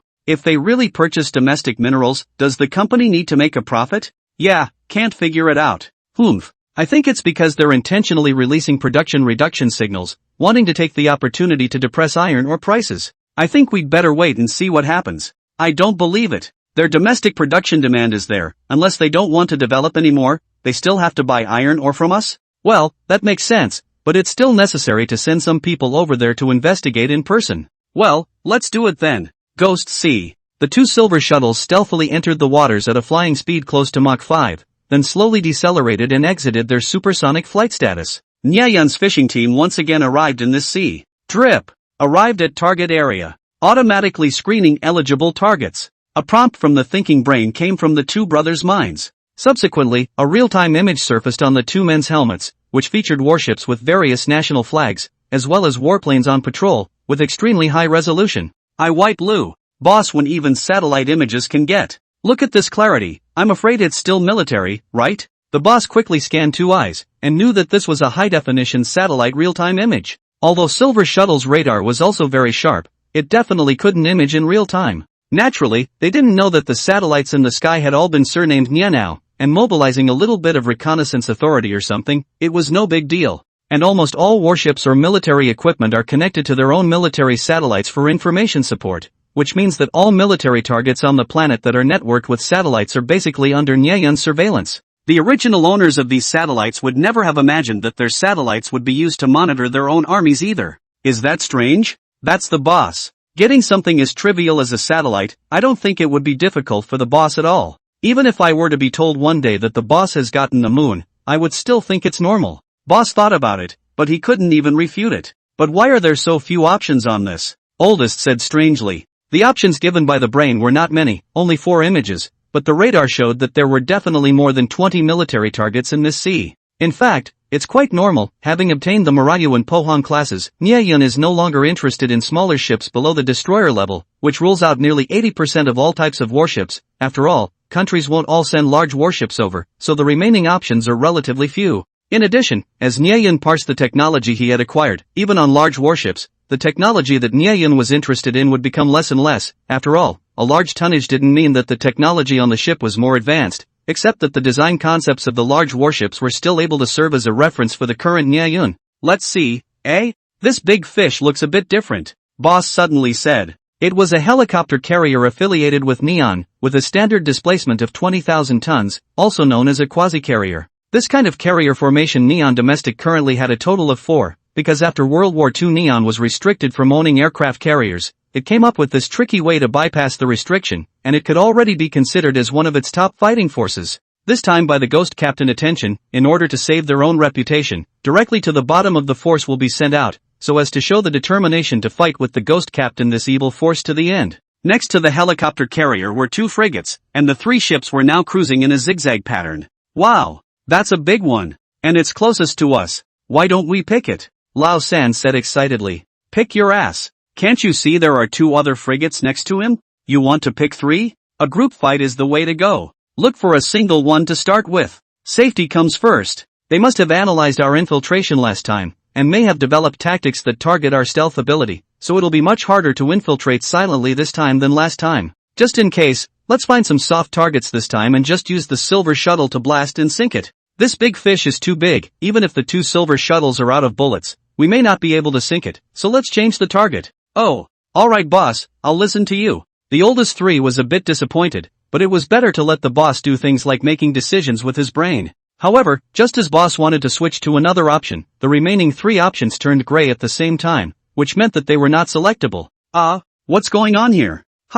Looks like I still need to come and teach you guys a lesson. The image of Instructor Coyote suddenly appeared in front of the 2. Hello Instructor. The 2 directly just reflexively shouted. After nearly 3 days of hellish training, they had long since learned how to honor the teacher. Well, your analysis just now was good. The enemy is indeed likely to deploy against your stealth ability this time, so there's nothing wrong with being cautious. Instructor Coyote first praised the boss's analysis just now. This is all because the instructor taught me well. Boss shyly patted his ass. Well, nice ass kissing. But I was only responsible for teaching you the use of the brain chips. I don't remember giving you tactics lessons. The oldest gave a dry laugh, while the 3rd stifled his laughter. Now then, let me teach you guys the first tactical point in battle. This tactical point that you guys learn well, you can often overcome the strong with the weak. Boss and oldest simultaneously made serious faces and listened attentively. This point is the enemy's strongest point is often the weakest point. Instructor Coyote stretched out a finger with an inscrutable face. Aha! The 2 of them couldn't stop nodding their heads. I think I've heard that before. It just sounds so reasonable and powerful. So, you guys will practice this tactical point today. After the Coyote instructor finished speaking, he simply disappeared into thin air, and then he saw the silver shuttle begin to accelerate, swooping down to low altitude at a rapid pace. Wait, what does that mean? Before the 2 of them could react, they saw that after the silver shuttle drilled out of the clouds, the figure of the massive helicopter carrier appeared below them. The strongest point? No. It can't be? That phrase can still be understood like that? The boss's entire body was bad. They finally reacted to the fact that this sentence made sense a hell of a lot. This wasn't even teaching you how to overcome the strong with the weak, but rather fucking forcing you to overcome the strong with the weak. Chapter 107, Forgetting Something. The bridge of the helicopter carrier Izumo. Captain. Just now our towed sonar detected a weak signal in the deep sea, but it quickly disappeared. A radar soldier reported. Oh. Target size, depth. The target is judged to be a small submarine at a depth of 1,500 meters. What? 1,500 meters? Are you sure? The captain said with some disbelief. A normal conventional submarine's diving depth is usually 200 to 300 meters, and a nuclear submarine can be below 400. The record for the deepest nuclear submarine was Manhwa's Akula attack nuclear submarine. A total of 5 were built, and the deepest dive was 1,200 meters. This is due to the fact that the Manhwa uses double-hulled boats, but in reality the depth of dive is not indicative of combat effectiveness. Underwater 600 meters below the strong water pressure will be crushed weapons, can only float to 500 meters above the attack, the latest Virginia-class dive depth of less than 300 meters. Yes, Captain, although we can't tell the exact position of the other side, but the general data should be correct. This depth. It must be the Ghost, Captain. We've already judged that the other party has a strong diving ability, and now it seems to be true. Instead of panicking, the captain was excited.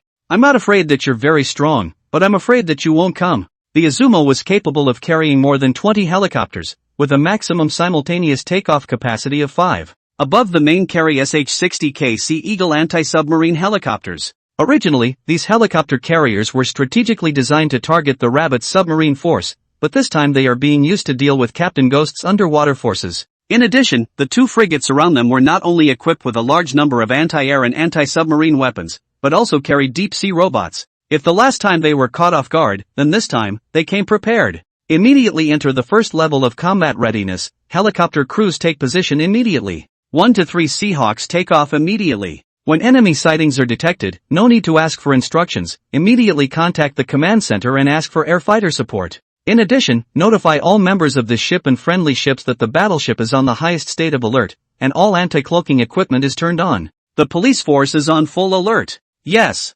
Snap. Snap. With 2 soft landing sounds, there were 2 more phantoms on this helicopter carrier. Ka ka ka. The flight wings on the back of the 2 men automatically retracted. Since he couldn't resist, let's finish the mission in peace, the boss sighed. After such a long time, he had gained some understanding of his own boss's acting style. Any tactical points were definitely nonsense, and I'm afraid it was only true that the boss had his eye on this ship. However, he didn't know that not only did Nyayan have his eye on it, but he had also dug a hole for the 2 of them along the way. Lao San was a bit excited, dismantling an aircraft carrier with his bare hands, although it wasn't the real kind that carried fixed-wing fighters, but it was very emotional all the same. They looked around. The pass-through deck was spacious, nearly the size of a standard soccer field, leaving them plenty of room to maneuver. There were 5 helicopters parked on the deck, and only 5 or 6 logisticians were performing maintenance on one of the helicopters, about 100 meters away from the 2 of them. The 2 brothers confirmed that their surroundings were safe, and they were about to start moving, when those logistics soldiers were suddenly startled, and then as if they had received some instructions,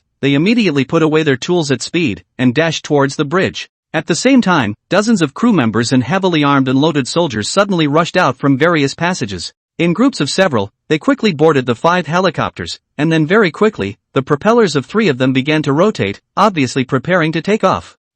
What's going on? The 2 brothers watched all of this dumbfounded, and their hearts immediately had some unpleasant premonitions. Could it be that they were discovered? It can't be, can it? We haven't even started moving yet. Naturally, they didn't know that Nyayun had already given them a nice assist. As he watched the 3 helicopters roar into the air with a loud noise, the boss clenched his teeth. Let's go. Let's dive in while we can. So the 2 of them lightly dived towards the bridge. However, what the 2 did not notice was that not far in front of them, there were several thin and unnoticeable red lasers crisscrossing across at a height of 5 centimeters above the ground. The 2 passed by unnoticed and stepped on them. Drip. Unusual target detected. The system in the bridge of the Izumo automatically prompted, and the 3-dimensional picture of the battleship on the monitor simultaneously marked the location of the area where the abnormal target was detected. Only 2 small red dots stood out in a location near the bow deck. ZZ. The sound of mechanical rotation rang out, and the 2 small automatic launchers hidden in the shadows nearby turned to the direction of the 2 men almost as soon as they detected the unusual target, and then thud.